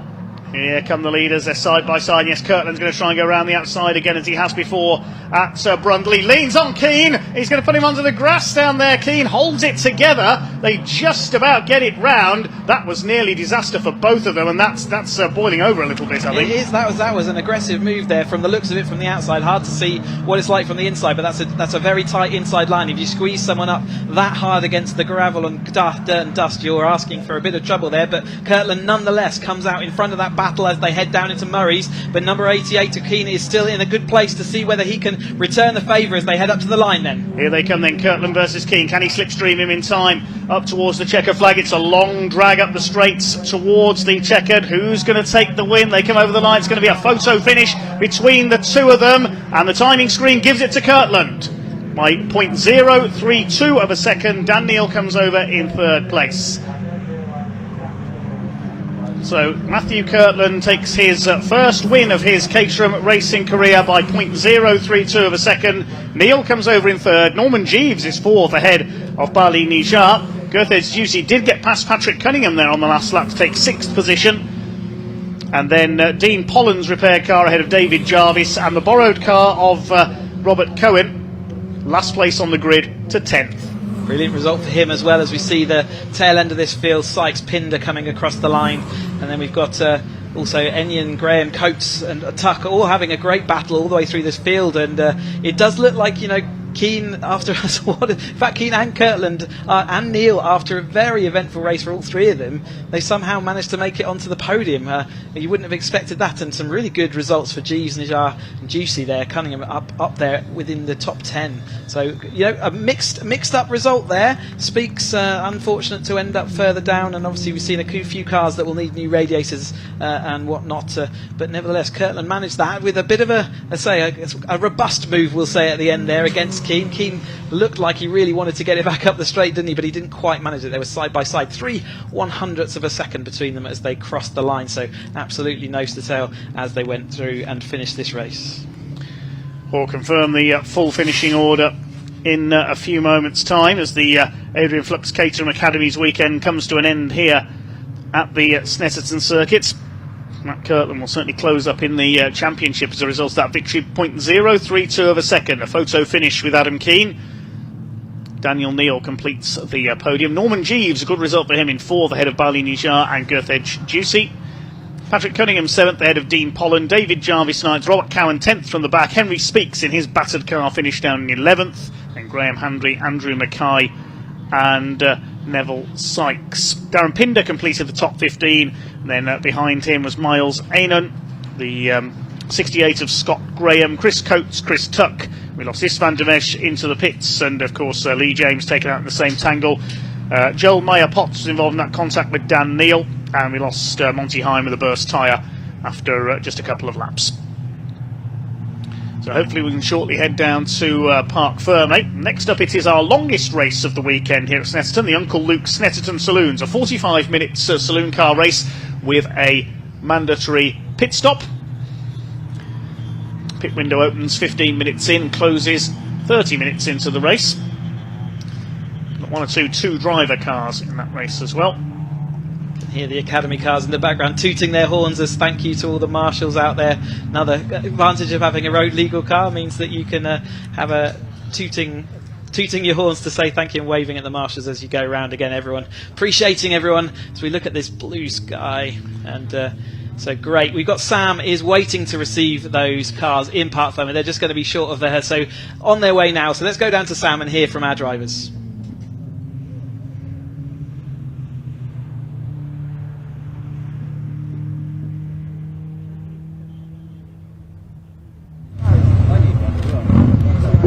Gosh, that was quite an action-packed race, and gutted for Istvan. You know, I saw him in the pits. He's very chilled actually. It was very much like, you know, it is what it is. You know, nothing he can do. So yes, let's move on to these guys. Matt Kirtland.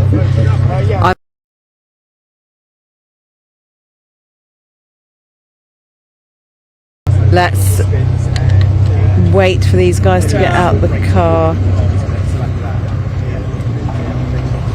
Hello. There we go. We meet again. Congratulations. I just yesterday on steroids. Honestly, I can't believe it. Can I just say first, thank you to everybody in my family that's got me here. It's massive for me. So, gather my thoughts a little bit. Amazing race. I think I was pretty lucky because there's lots of action. I genuinely can't believe I'm stood here. So yeah, it's good. Amazing. It was a great race. So I think you can probably tell. But yeah. No, but from our side of things, it was great. Well done. Right, let's move on and speak to Adam. Just looking at the damage on his car. Goodness. Adam, after a spin, and you still managed to get a second. That's amazing. Yeah. Goodness me. I need a towel before we do these. Sorry. Yeah, it was wild. Wild. I had such a great battle with Matt. Actually, it was just battles all over the place. It was phenomenal. I'm just super happy to be here racing. Phenomenal. Big thank you to my wife Bella, who is holding the mantle today, holding the fort down. So appreciate you, love you. But no, amazing race. Really happy with second again. Well done. Thank you, sir. And we'll just move around and speak to Daniel Neal in a moment. He's just talking to circuit commentary, but fantastic for these guys. You can see the emotion in their faces when they get out the car. It's a lot to take in for them. Daniel Neal, congratulations, fastest lap as well. Oh wow, okay, I didn't know that, so that's good. So much happened in that race. I think there's probably a bit to sort out. Happy that I managed to actually bring the car home, in third, but huge congratulations to Matt for bringing it home in P1, and Adam got another good result again today.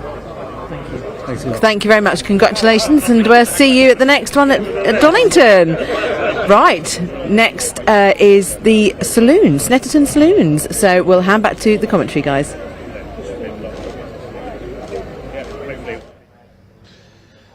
Okay, thanks very much, Sam. Let's have a look at some of the highlights from that very lively race for the Caterham Academy. Plenty of push and shove, it has to be said. We saw 15 of Ainan get forced out wide a couple of times. Norman Jeeves lost it. He was collected by Henry Speaks. I'm surprised Henry was able to keep going after that one. Never mind, fight his way up to second place. That burst a tyre on Monty Hine's car as well. Then Daniel Neal got spun around, and as he rejoined, wallop. That was the end of the 94 cars race. So one or two rather controversial incidents in this race. Then Adam Keane ran wide and conceded the lead to Matthew Kirtland. Yeah, we heard Neil saying there was a bit to sort out, didn't we? And I think he knows he's going to be up there stalking for the steward. There is Speaks, more bodywork flying off as he then heads round. We had around the outside, took to the lead at this point, didn't he, Speaks, before it all kicked off in the next lap around, as we see cars all over the place down at Agostini as well. Number 65 there just rejoining and joining back in the race. As we saw then a little bit later, Keane just lost the rear of the car, didn't he? And then there's cars that had nowhere to go. Henry Speaks, there goes his radiator, and there goes James's radiator as well. So you can see all that into the fluid, back of Speaks as well. That was see all like of that fluid just everywhere. It was a bit like a pile up on the road. That was. Thankfully, everybody was okay. The instigator of it got away, didn't he, and stayed in that second place. But again, it wasn't over because these drivers were having all their fluids dropping everywhere. And we had other cars spinning out. There's that Ironman car spinning down at Agostini. There might well be some powder just being put down on the fluid that's been spilled, as we see number 15, Aynan, losing it as well. That's on the entry to the Bentley Straight as well. They were spinning off everywhere towards the end of that race. Maybe there was more fluid that had been dropped around the circuit. Yeah, it's obviously such a dodgy thing to rejoin, but the battle was continued at Keane. This is where he got squeezed up onto that grass, and he really did get squeezed by Kirtland. He was fully alongside there, so there is a bit to answer for there. Kirtland, though, had kept his nose clean for nearly the entire race when everyone else was losing it around him, and he could show that he really did desperately want to win that race, and he did win it indeed. Okay, so we're going to take a break from the Caterham action for the next 45 minutes because we've got the Uncle Luke's Snetterton Saloons. Now, if you missed their qualifying session this morning, you might be asking, what on earth are Uncle Luke's Snetterton Saloons? Well, it's so named because the sponsor of the series and its originator is Luke Allen, who is on the grid for this race in his Volkswagen Golf TCR. He used to compete in a Honda Civic a few years ago. He runs Uncle Luke's sign and sticker shop, based locally to Snetterton, providing vehicle graphics. And plenty of the graphics on the cars in this race will have had their liveries done by Uncle Luke, as he's known. It's an open event for no points on this. It is a series, not a championship. You can race any saloon car or coupe that you like. You see, we see 5 classes in this race. Class A, cars over 3.4 litres. Class B for 2.5 to 3.4. Class C for 1.8 litre up to 2.5 litre. And Class D for 1500 to 1800cc engines. Class S as well is for special cars or TCR cars, the more modified machines. That's where we find the most powerful cars. BMWs were to the fore in qualifying, and it is a previous winner in the series this season, Brian Bransom. You may have seen him recently at Donington take a couple of wins in the Kumho BMW Championship, who's put his M3 on pole position, and alongside him is Jazz Sapra, number 40, also in an M3. And I think he's going for the record this year of the most series or championships competed in a single season by one driver. Second row is Uncle Luke himself, Luke Allen in his TCR Golf, alongside 123 Nigel Innes with his BMW. He's had a win already at Snetterton this year. Row 3 of the grid, number 5 Stephen Pearson's BMW M3, alongside number 1, which will be shared by Ed Lee and Colin Tester. We don't know the starting drivers, unfortunately, for the 3 cars that are shared by 2 drivers in this race. They'll swap over at the pit stop.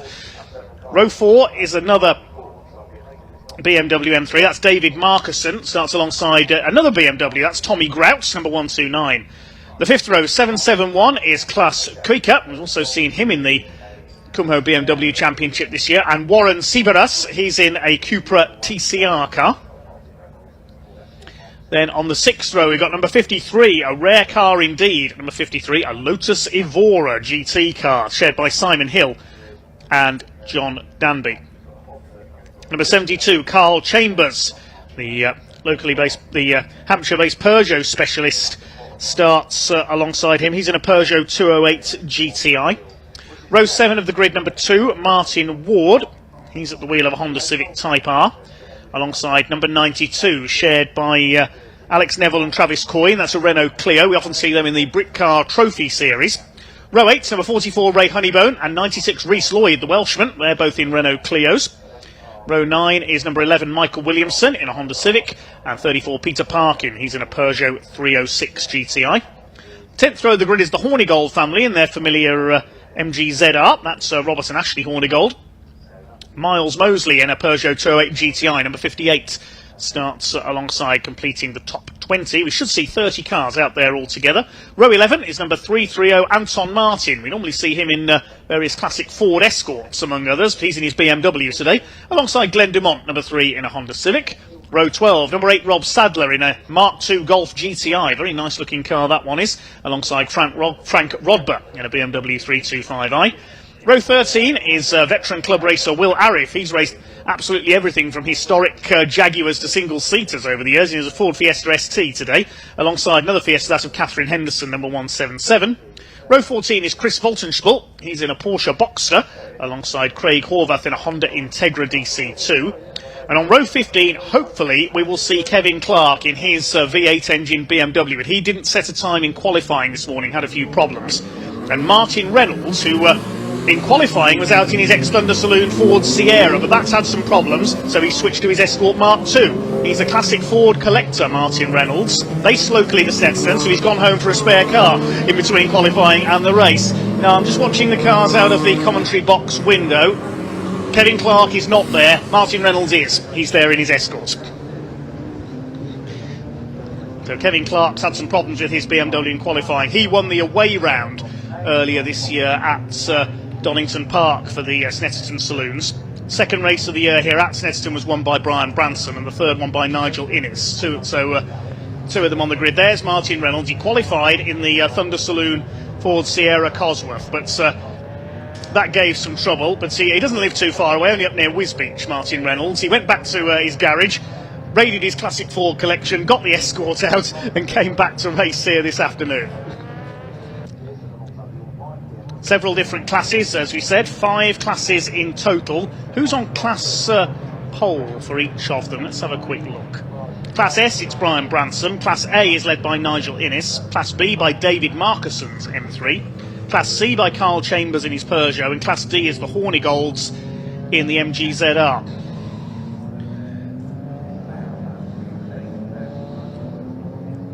This is not for points, it's not a championship, it's intended as just a good fun bit of club racing. We always say motorsport should be fun, and that's the ethos of the Uncle Luke's Snetterton Saloons. There's that Mark II Golf, Rob Sadler. Lovely looking car, that one. Porsche Boxster out there, Martin Reynolds with the Escort. Ford Fiesta STs now. There's a Cupra TCR, that of Warren Sibaras. 3 Renault Clios in there as well, including the Dragon Racing machines based in South Wales. Number 3 Honda there with the yellow front end, that's Glenn Dumont. Porsche Boxster for Chris Voltenspiel. It's likely to be one of the big BMWs that wins this. Brian Branson and Jazz Sapra on the front of the grid. Brian Branson, the bright orange car. Jazz Sapra in the white M3. He races somewhere every single weekend in one of his fleet of BMWs, the Warwickshire-based businessman. His familiar grey M3 unfortunately took a knock recently, a couple of weeks ago at Donington Park, when Lucky Carer, his running mate, was at the wheel, and Lucky took a bit of a knock in that as well, so get well soon, Lucky. Luke Allen's there, the series sponsor in the TCR Golf. Used to race a Honda Civic. Nigel Innes alongside him. Perhaps the most unusual car out there is that Lotus Evora. There it is, the number 53 car, Simon Hill and John Danby's machine. You don't see many Lotus Evoras around on the road or in racing. We are, of course, quite close to Lotus's headquarters at Hethel near Norwich, here at Snetterton. Okay, so variety, the spice of life here at Snetterton, our longest race of the weekend. 45 minutes. For the Uncle Luke's Snetterton Saloons. Pace car about to unleash the pack. I guess it will be one of the BMWs that will win this, but we'll wait and see. You never know. Anything can happen in endurance racing. In the Snetterton Saloons, it usually does. Revs are up. Pace car is in pit lane. Keeping their 2x2 formation until the red light goes out for this rolling starts. Red lights are out, the race is underway. Jasmine Sapra gets away well from the outside the front row. Martin Reynolds taking to the grass there to avoid a slightly slower starter ahead of him. I think it was Catherine Henderson. It's Brian Branson who will lead the way though into the first corner ahead of Sapra. Luke Allen in third place. Nigel Innes is in fourth position. They start to sort themselves out. Somebody doing a bit of rally crossing. I think I'm not even Carl Chambers' Peugeot on the infield there. Side by side for the lead. Luke Allen in the Golf in third place. The TCR car of Siberos running wide there. 2 of the Clios run out wide. The Dragon Sport cars as well are running wide there of Rhys Lloyd and whichever of Alex Neville or Travis Coyne started that car. It's Brian Branson in the clear ahead of Jazz Sapra. They've already pulled away from Luke Allen in third place. It's Nigel Innes in fourth. Looks like it's the number one of Ed Lee and Colin Tester, a very quick driver pairing indeed in that fifth place. They could be ones to watch here. There's the Evora up the inside, challenging the number 11 of Michael Williamson in his Honda Civic Type R. Stephen Pearson, the silver BMW in there as well. He's been racing BMWs in various events for many seasons now, Stephen Pearson, principally at Brands Hatch. So they make the move into the back straight for the first time. There's Pearson in sixth place. He's got David Marcusson up behind him now. He's been a regular winner over the years in series run by the Classic Sports Car Club, especially their Modern Classics events. Martin Reynolds carving his way through from the back of the green, his very quick Mark II Escort. Nigel Innes coming under fire from number one. I would imagine it's Ed Lee that started that car because he's the owner of that M3. And Colin Tester, who's been a winner in all manner of club races for many years, will take over. Warren Siveras, the Cupra TCR, under fire from one of the Clios there, the yellow and white Clios, the Dragon Sport team. The leaders are well strung out. Brian Branson, he spent the weekend at Donington with James Card glued to his rear bumper in the Kumho BMW Championship races. That's Convoy in the Park last weekend. So they complete the first lap. They're just under 2 seconds apart, the two Beamers. Luke Allen in third place. He's 3.5 seconds back already in the Golf. Could be a challenge on here for fourth place. Nigel Innes in the E36 M3 coming under fire from Ed Lee, the number one. There's few finer sounds in motorsport than an M3 at full throttle. They sort themselves out. Nigel Innes, that's for the lead of Class A as well. Ed Lee is second in the class. I think it's Ed that started the car. Class B is led by David Marcusson's BMW. Class C by Reece Lloyd's Renault Clio. And Class D, further down, the smaller capacity cars, is the Hornigold's in the MG ZR. It's a long way to go though. Just 3 minutes into this 45-minute event. There's Klaus Kuiker, the dark blue BMW. Seen him in the Kumho BMW Championship this year as well. Here are the Clios. They're battling for the lead of Class C along with the number 2 Honda Civic of Martin Ward. There's the Evora. The Lotus, I think that's been started by Simon Hill, sharing with John Danby. There are the Clios. Reece Lloyd in the car with the red mirrors. The Neville Coyne car has blue wing mirrors. There's Carl Chambers, one of the UK's leading Peugeot specialists. Got quite a collection of Peugeots, including a 306 Maxi rally car in his collection. Racing the 208 GTI, which was the first of its kind to be raced in the UK. The second of its kind is further back in the field. That's Miles Mosley.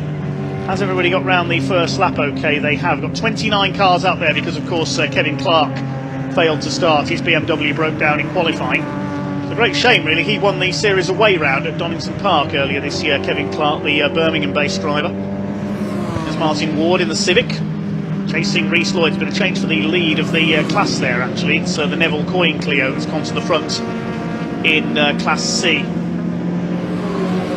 2 laps completed by the leaders. The lead gap is up to over 4.3 seconds now. Branson ahead of Sapra. So Brian Branson, a Snetterton specialist, is running away with it. And of course we've got pit stops to come. The pit window opens 15 minutes into this race. We'll see the sign hung out from the gantry on the start-finish straights.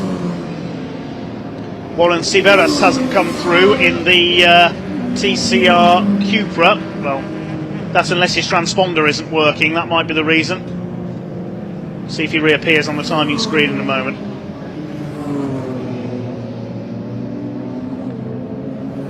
Yes, he has, so it's a transponder issue with the 63 car. There's the TCR Golf of Luke Allen, Uncle Luke.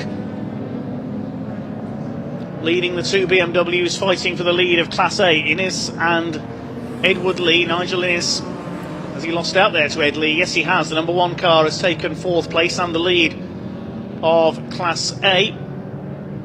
There's Tommy Grout in his BMW number 129 ahead of Klaus Kuiker. They're chasing David Marcusson for the lead of Class B in their slightly smaller BMWs. There's your leader, Brian Branson. He's in Class S for the most highly tuned and modified cars.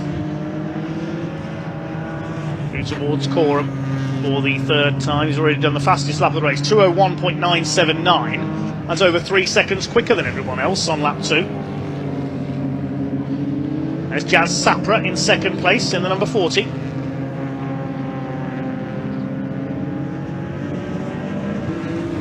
And his career in the Kumho BMW Championship as well. Where else can you see a Peugeot 208, a Renault Clio and a Lotus Evora in the same race? Part of the appeal of Snetterton Saloons, and a Mark II Escort as well, because here comes Martin Reynolds. The local man runs a construction company based in Norfolk. Facing down one of the Clios, that's Reese Lloyd. Martin Reynolds goes to the inside, Lloyd turns in, holds the place. There's Martin Ward in the Civic, a little bit of a lock up there as he goes into Murray's. Carl Chambers runs the nose a bit wide on his Peugeot just behind. New fastest lap, 2:01.7 for our race leader, Brian Branson. Leads by over 6 seconds now. Yeah, Sapra's lapping in the high 2:03s. 2:03.9 was his last lap. So Brian Branson is running away with it in the BMW, certainly. Martin Reynolds from the back of the field at the start, had to start from the back after changing cars after qualifying. He's gone from 29th on the grid up to 15th. Number 92 Clio with the red mirrors has now taken the lead of Class C. It's the Alex Neville Travis Coyne car. Martin Ward his nearest pursuer, so Reese Lloyd has dropped back to 4th in the class. He lost 4 places on that last lap. Carl Chambers is in Class C as well. Class D is the MGZR, the Hornigold family, Rob and Ashley Hornigold. They're in P20 overall at the moment, the blue ZR. Second behind them in Class D is Rob Sadler's Golf, the Mark II. And third is Will Arif. There's the ZR. Just ahead of Anton Martin, number 330, with his BMW, the former Bangor racer. Now competes in that BMW along with his collection of classic Fords as well. Seen him out with the classic touring car racing club a few times in his Mark III Escort. Here comes Reynolds again in his number 27, the Zaxby lookalike Escort, passing the Hill Danby Lotus Evora, makes up another place. He'd be challenging the BMWs at the front if he'd been able to race his Sierra Thunder Saloon. Lead gap continuing to increase. Brian Branson ahead of Jasper Sapra.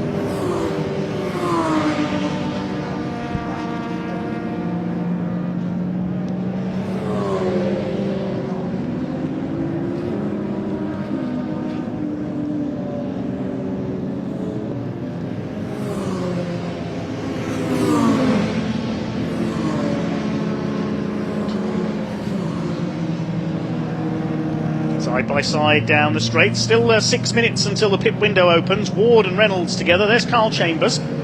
Used to race a Peugeot 306, an ex-BTCC machine, if I remember rightly, in the days of the early 2000s, the production class. So Branson leads by over 7 seconds from Jasper Sapra. He's calmed down a bit now after that very fast start. He's lapping in the high 2:02s now. Sapra's closed the gap just a little bit. 7.3 seconds in it. We've seen these two share a car on occasions. I remember them winning a couple of brick car trophy races in Jazz Sapra's grey M3 in the past. They would have won one at Silverstone once, but Brian Branson missed the pit window. There's Nigel Innes in third, and the Golf has dropped back. That's Luke Allen down to 5th now because Ed Lee and Nigel Innes have come through. Let's have a look what order they're in. There's Nigel Innes, the multicoloured BMW, and he's retaken Ed Lee as well and gone back into the lead of Class A. Class A for the cars engined over 3.4 litres in size. Of course, if you're turbocharged or supercharged, you can move a class as well. Luke Allen down to 5th in the Golf. Stephen Pearson in P6 with the silver Porsche, with the silver BMW. The silver Porsche has just been lapped there of Chris Voltenspul. He's running at the tail of the field at the moment in the Boxster. Stephen Pearson battling with David Marcusson. This is the 6th overall. David Marcusson is leading Class B. There's your leader, Brian Branson. He's coming up to lap the Honda Integra, who waves him through there, the Honda Integra DC2. That's Craig Horvath. Thought he'd got his hand up because he had a problem there, but he was just waving the leader through. Marcusson closing in on Stephen Pearson. Pearson 3rd in Class A, Marcusson leading Class B. Coming into Agostini. Klaus Kuiker 2nd in Class B, and Tommy Grout in 3rd.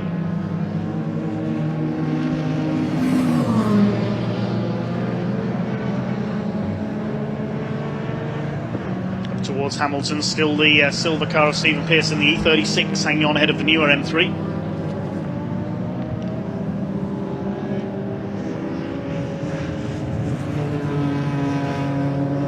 BMW is coming up to lap Catherine Henderson in her Ford Fiesta. Catherine is the daughter of Alan Tice, long-time historic racer and Marcos specialist. BMW's coming up to lap her. She'll move aside at the exit of Nelson's, let them through. Luke Allen having a go at number 1, Ed Lee. Well, Catherine Henderson just about getting out of the way there as the quicker cars come through. I don't think she saw Luke Allen there.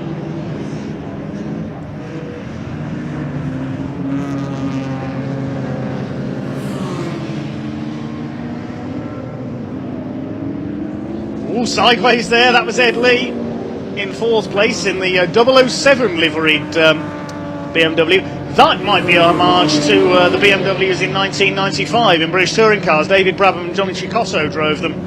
They had GoldenEye sponsorship on the M3s that year. 2 minutes until the pit window opens in this Uncle Luke's Snetterton Saloons race.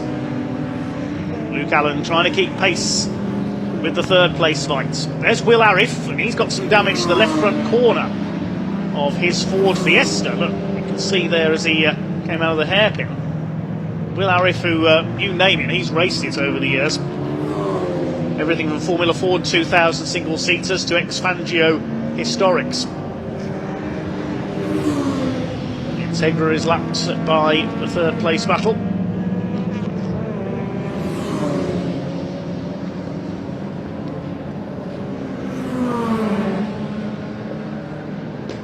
Through the left is Hamilton. Let's have a look at the class leaders. Well, we know Marcusson's leading Class B, in his Class A, Branson Class S. It's the Neville and Coyne Clio that's still leading Class C. It's just been overtaken by the Lotus Evora. And the Hornigold's in Class D, so no changes there. The only time we've had a change is for Class A between Innes and Lee, and they're still battling it out for 3rd overall. Here they are. Less than a minute. Hang on, the safety car's coming out. That's why Luke Allen's aborted his overtake there on the number 1 of Ed Lee. The safety car's coming out, and true to form, it comes out less than a minute before the pit window opens. So that means that everybody is going to make their pit stop at the same time.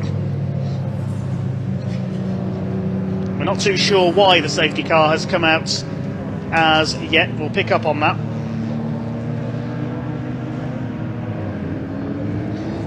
Happens every time, doesn't it, an endurance race? The safety car always comes out just as the pit window's about to open.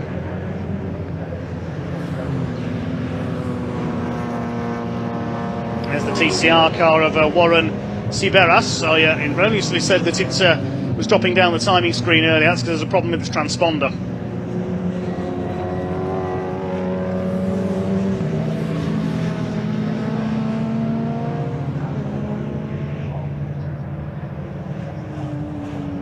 There's Brian Branson. He just lapped the number 3 Honda of Glenn Dumont.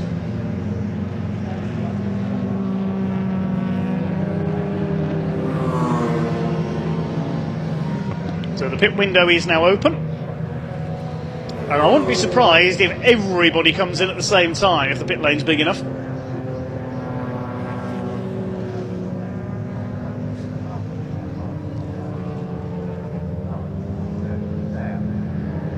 Miles Mosley in the second of the Peugeots.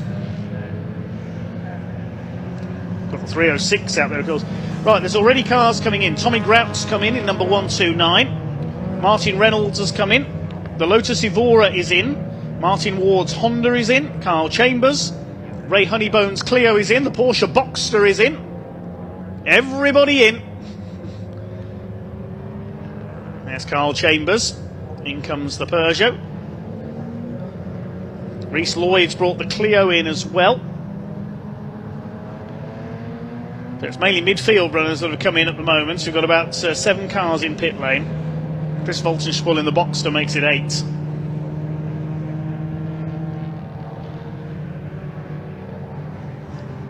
Still your leader is Brian Branson. This is going to neutralise his lead. He's leading by over 6 seconds at the time of the stoppage. We don't yet know the reason for the safety car coming out here. I can't see anything around the circuit.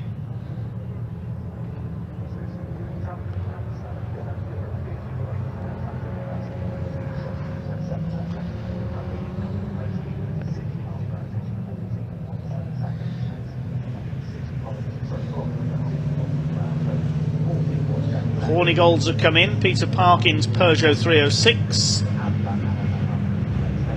Michael Williamson's Honda Civic is in. The leaders haven't come in yet.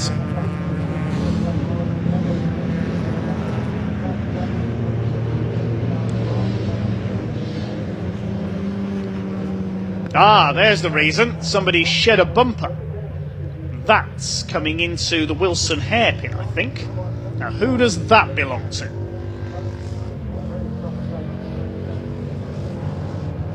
Anybody lost a bumper? See if we can see as the cars come through. Is anybody missing a rear bumper?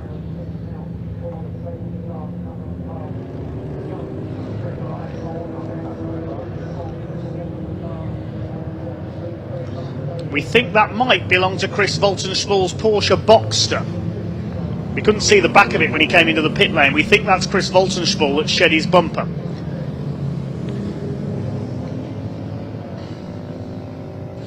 Luke Allen's brought the Golf in. Stephen Pearson and David Marcusson have both come in as well. So they're first the real front-running pack to have pitted. Brian Branson is still out there, ahead of Sapra, Innes and Ed Lee. The Neville and Coyne Clio has come in.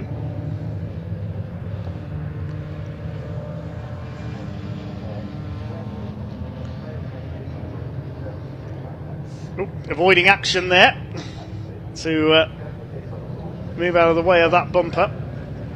There's David Marcusson's BMW in the pits. He was leading Class B when he came in. Klaus Kuiker's come in with him. Warren Siberas has brought the Cupra TCR in as well. The Neville and Coyne Clio will be changing drivers. There's Will Arif's Ford Fiesta. See that damage to the left front corner. He hit something at the start of the race, I think. So now everybody except about 9 cars has come in. So 2/3 of the field have pitted, roughly. Ransom, Sapra, Innes and Lee haven't come in yet.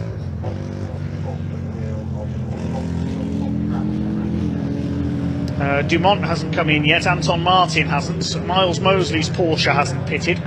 Peugeot hasn't pitted, sorry.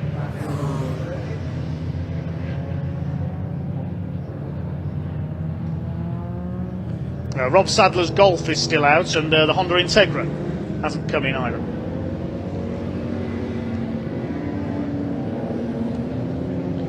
There is Will Arif going back out in his battered Fiesta. There are reports of a possible misfire for Martin Reynolds Escort. He's come into the pits. Yes, he's coming for a second stop. We believe it's a misfire for Martin Reynolds, so 2 cars giving him trouble in one day. You can see the rear bumper has been cleared from the entry to the hairpin.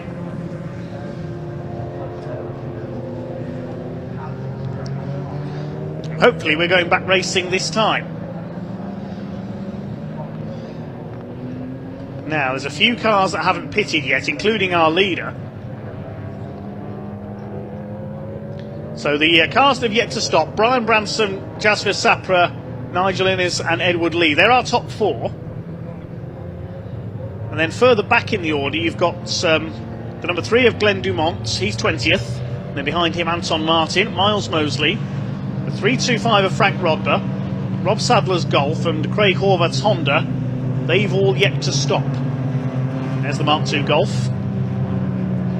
Possibly a remnant of the Mark II production GTI series, which went over to Mark V Golfs a few years ago.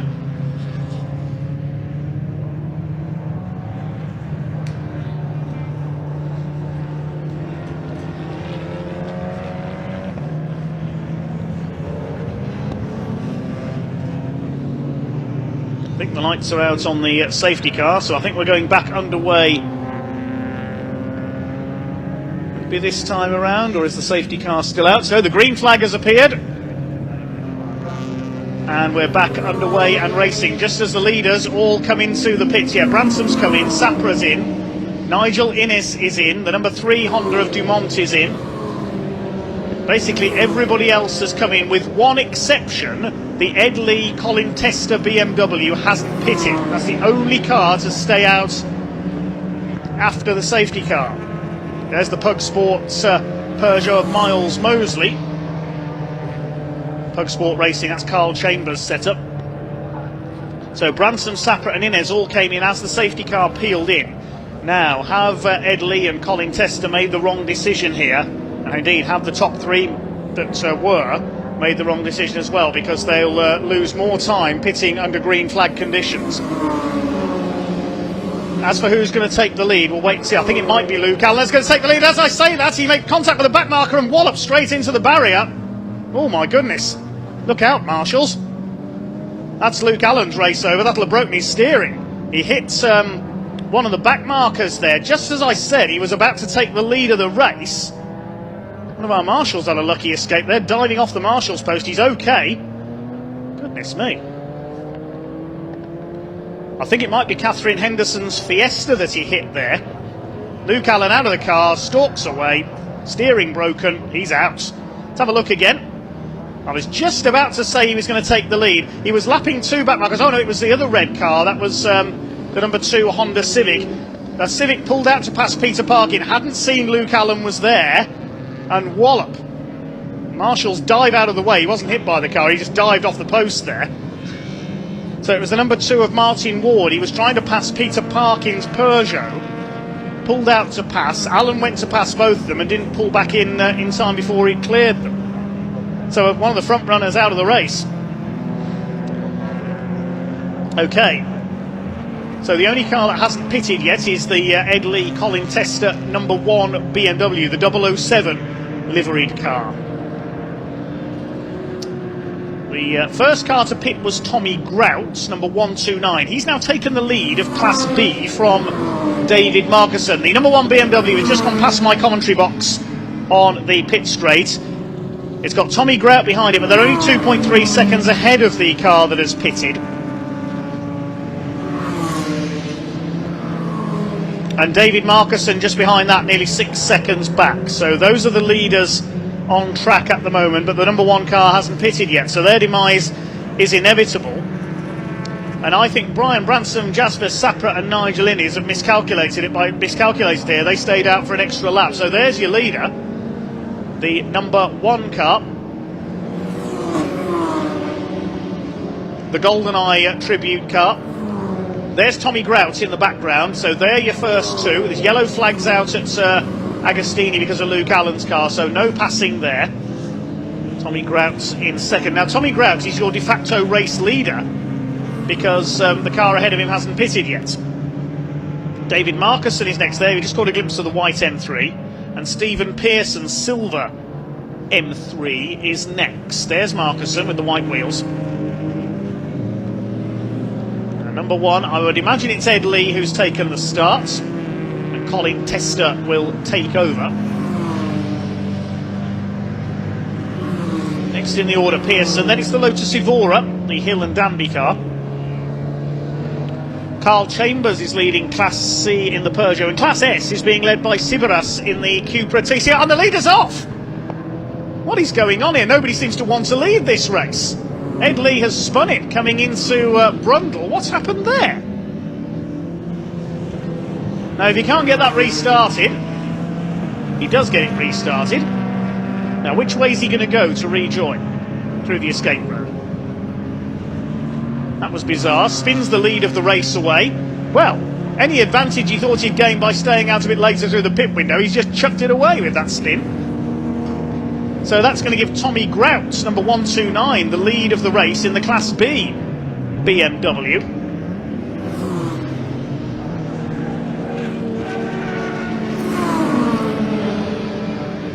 Chris Voltenspiel, who lost the bumper earlier, must have had some contact because he didn't rejoin after coming into the pits. So the Boxster is out. Martin Reynolds is out as well. We heard a misfire on the Mark 1, the Mark 2 Escort. So he's had 2 Classic Fords break down on him today. We know Luke Allen's out of the race as well. And there's your leader, number 129, Tommy Grout, in his BMW M3 in Class B. He's coming through Palmer towards Agostini. Leads David Markusson by just over 4 seconds. There's Markusson in the background. He's got the headlights on. These two first and second in Class B and overall now. Stephen Pearson in third. The number 1 car that just spun has come into the pits.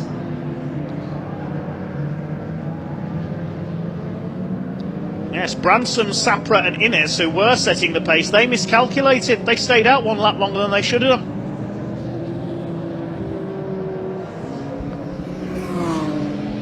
They came in just as the safety car was coming in. Here's a replay of what happened to the number 1 BMW. Just started snaking under braking and round came the back end. It's lost the rear end, almost motorcycle style there.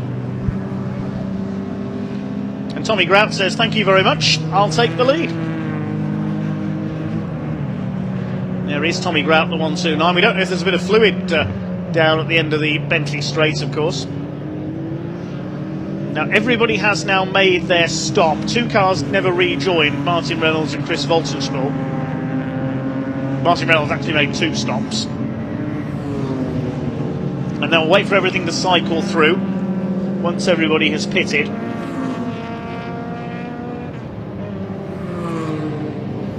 Grouts from Markusson, Stephen Pearson third, Klaus Kuiker is up into fourth rather, and then it's the Lotus Evora in fifth. So we've got 4 Class B cars in the top 5 places. Normally it's the more powerful S class, the special class cars that win these races outright, but 3 of the 4 in that class made the wrong call with their pit stops. So leading Class S is now Warren Severus' Cupra TCR in 7th place.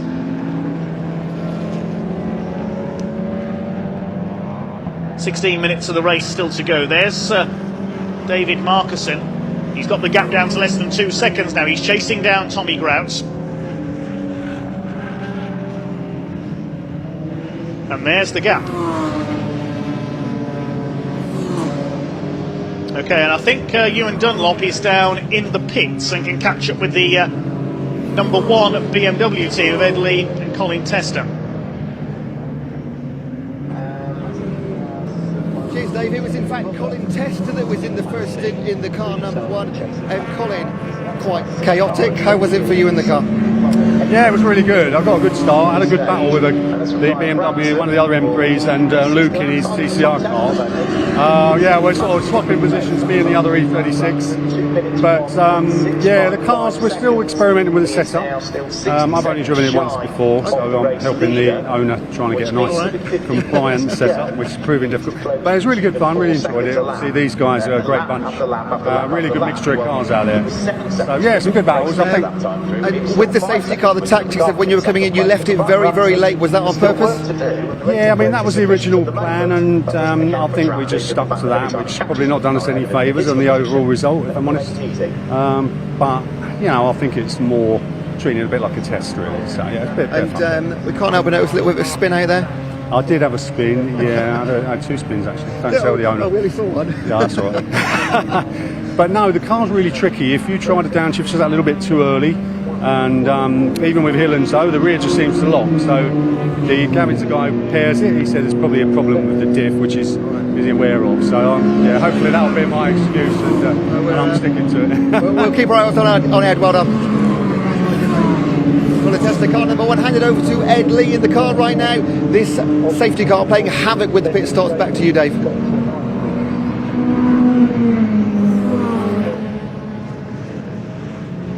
Well, there are the leaders, and it was Colin Tester who was in the car first. No apologies there. I thought the car's owner Ed Lee had gone first. It's interesting it's Colin for the first stint to do a bit of testing, appropriate to Colin's name. It is Ed in the car now, and there he is, just ahead of Tommy Grounce, our race leader. Now, has he lost the lead to David Marcusson while we were in the pits there? I think yes. I think Marcusson, has he gone through? No, he hasn't.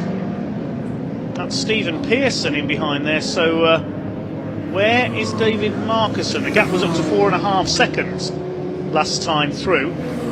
Has Stephen Pearson gone through the second? There's so many BMWs out there that look similar for a distance. There's Pearson, the number 5. And there is Marcusson, he's down to 3rd.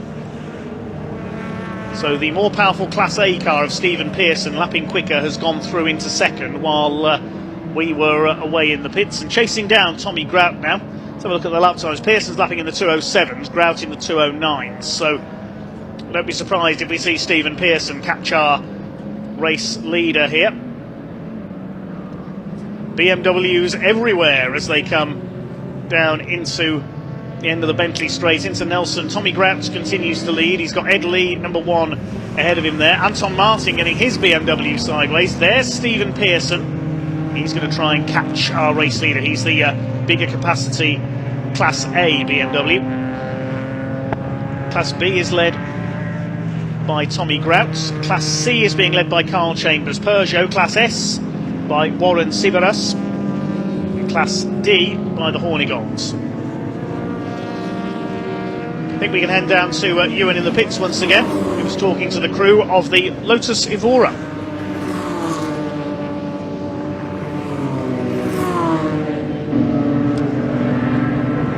Cheers, Dave, here with Simon Hill from the beautiful Lotus Evora. First of all, how was your stint, Simon? I got absolutely mugged at the start. I was caught napping, but the guy in front of me didn't go when the lights changed, and I just got caught right up behind him, and then the guys behind just went straight around the outside. Must have lost 6 places on the start line, but I managed to pick them all off. You know, they were guys in a lower class, and I was starting to get it back together, get a bit of rhythm, and I was sort of looking at my my watch and going, is the pit window open? What if my second driver, John Danby's not ready? But hell, I'm coming in. So yeah, I came in. Luckily the guys were there. When you do drop back, it makes it a bit exciting, doesn't it? You don't want to be leading from the front too often. Right, exactly. Yeah, it gives you something to do, doesn't it? Yeah. I'll still beat myself up though. The safety car caused a bit of havoc. I think people late decided, oh, let's change tactics, but you were solid on when you were coming in. Yeah, definitely. We had a pre-planned stop. It was early, but the guys are ready. We'd organised that if there was a safety car, I was coming in, as long as the window was open. I think you're still lying about 4th at the minute. Yeah, it's not going too badly. John's getting it together. He hasn't driven the car for a year. Okay. So first time in quali this morning. I hope he looks after it. It sounds all right. Thank you for your time. Well done. Thank you. Cheers. Thank you. The beautiful Lotus Evora back out on track. Not doing too badly either. Let's go back to Dave. Well, the confusion with the pit stops as we watch the Lotus Evora has created a bit of a chase scenario. We know how quick Brian Branson was lapping in the early stages. Well, he still is. He's lapping in the 2:03s at the moment. He's just lapped 7 seconds quicker than our race leader. Brian Branson is back up into 6th place, having been down as low as 11th after his pit stop. And he is chasing down that Lotus Evora. And Branson is lapping about, 5-6 seconds quicker than those ahead of him. So that BMW is going to catch up to the leading pack here. There's the Lotus. Now look back, and we will eventually see Brian Branson in the orange BMW. There he is. He is on the charge, back up after the slightly wrong call at the pit stop, looking for his second Snetterton Saloons win of the season. Can he catch them up? His first target's the Lotus with John Danby on board. He's already taken the lead of Class S from Warren Siveras in the Seat Cupra. What about Jazz Sapra? How's he doing? He's in 9th place. He's lapping in the 2:04s. The leader, his last lap was a 2:08.9. And Stephen Pearson's was a 2:10.6. So The charge appears to have ended for Stephen Pearson. There's just over 5 seconds between the two of them for the lead, but Branson is the one to watch. He's making his way back up. What was his lap time that time through? A 2:01.9, only a few tenths off his fastest lap of the race early on. He's closing down the Lotus. You can see the gap coming down there, 3.4 seconds between them. Excuse me, he says to Craig Horvath's Honda Integra.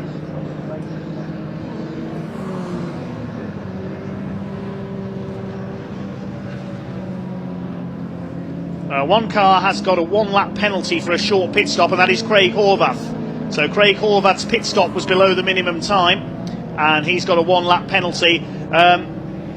Luke Allen would have got the penalty as well, but he's out of the race. Brian Branson's caught the Lotus and gobbles it up coming through Agostini. That's P5 for Brian Branson. His next target, Klaus Kuika, in the blue and black BMW M3. He's in 4th place.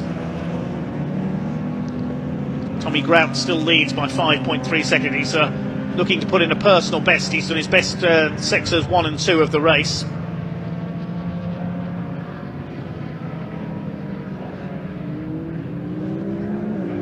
There's the leader, Tommy Grout, number 129. Now, Brian Branson is closing in at the rates of some 7 seconds a lap on our leader, who does his personal best, 2:07.598, that time through for Grout.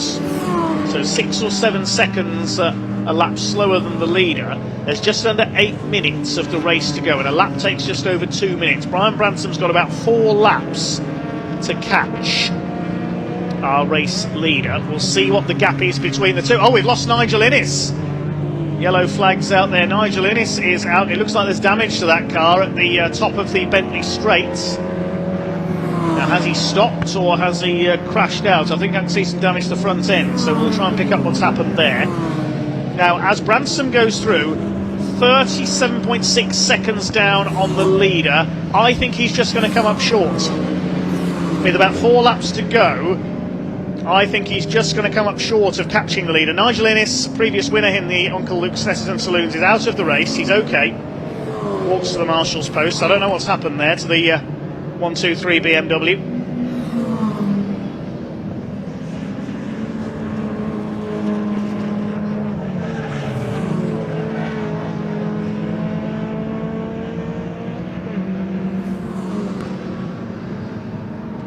There's Brian Branson. He's catching Klaus Kuika now. He's almost certainly going to get on the podium, but I think he'll just run out of time to catch the leading Tommy Grout. Pearson's got the gap down to 4.7 seconds now. Remember, Pearson in the larger capacity car to Tommy Grout's BMW, running in Class A to Class B.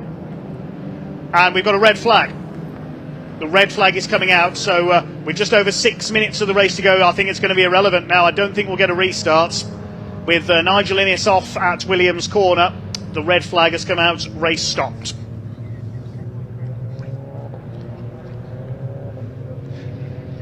Yeah, it looks like Nigel Innes has crashed out there, you can see in the background, so the red is coming out.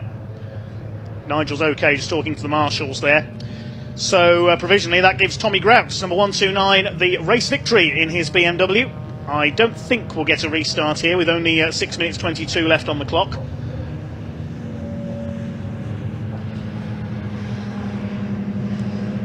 Let's wait and see.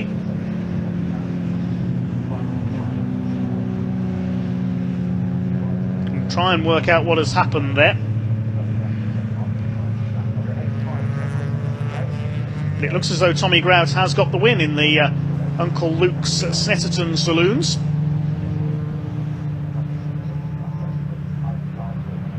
Stephen Pearson second and David Marcusson third, provisionally. And we'll try and see in the background what happened there. There's Brian Branson coming through, and you can just see in the background, oh, he got a wheel onto the dirt and he went off to the inside before bouncing off the barrier and back onto the outside of the circuit. He just caught it there in the background. That's what happened to Nigel Innes. He must have got a wheel onto the dirt coming out of Williams, got sideways and speared off into the barrier on the opposite side of the circuit. That's what it looked like anyway. Okay, looks like there'll be no restart, so Tommy Grout will take the win in the number 129 BMW, ahead of Stephen Pearson, number 5 in his BMW. He wins Class A, Tommy Grout wins Class B. Third place goes to David Marcusson. Fourth, it is Klaus Kuiker. And 5th, the Simon Hill and John Danby Lotus Evora. This was the battle between the Lotus and Klaus Kuiker.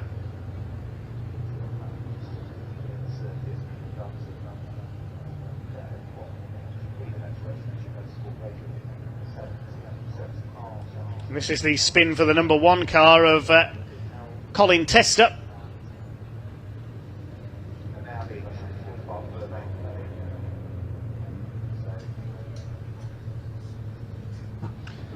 That lost him the lead before coming into the pits.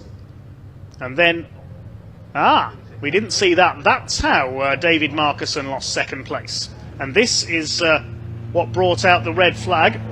If you look in the background, you see a cloud of dust. There goes Nigel Innes across the track into the barrier. And then bouncing back onto the other side of the circuit. So Grout the winner, ahead of Pearson, Marcuson, Kuiker and Hill and Danby. Brian Branson wins Class S in 6th position. We'll never know if he could have caught up with the leaders. Jazz Sapra and Warren Sivaras behind him. Class C won by Carl Chambers, ahead of the Neville and Coyne Renault Clio, Ray Honeybones Clio. And then 12th place behind them was the Ed Lee Colin Tester BMW. Reese Lloyd's Renault Clio, which had just come into the pits for a second time, so we'll wait to see if that car is classified. 14th was Martin Ward's Honda Civic, then 15th Mike Williamson's Honda. Peter Parkin's Peugeot was next. The Hornigold family win Class D in the MGZR, ahead of Will Arif and Catherine Henderson in their Fiestas. Anton Martin, 20th place in his BMW. Then the BMW of Frank Rodber, the Peugeot of Miles Mosley, and Glenn Dumont's Honda Civic. The Golf of Rob Sadler had pulled into the pits, the Mark II Golf GTI. Craig Horvath was given a 1-lap penalty for a short pit stop. He'll be classified at the tail of the field, and we of course lost Luke Allen, Martin Reynolds, Chris Walton-Sproul and Nigel Innes. Cars are pulling into Park Fermader at the end of an incident pack race for the Uncle Luke's Snetterton Saloon. Sadly, Uncle Luke himself, Luke Allen, among the casualties in that one. Sending one of our marshals diving for cover. Thankfully everybody's okay. And hopefully Ewan will be down there shortly to talk to our race winner Tommy Grouts and maybe some of our other class winners as well.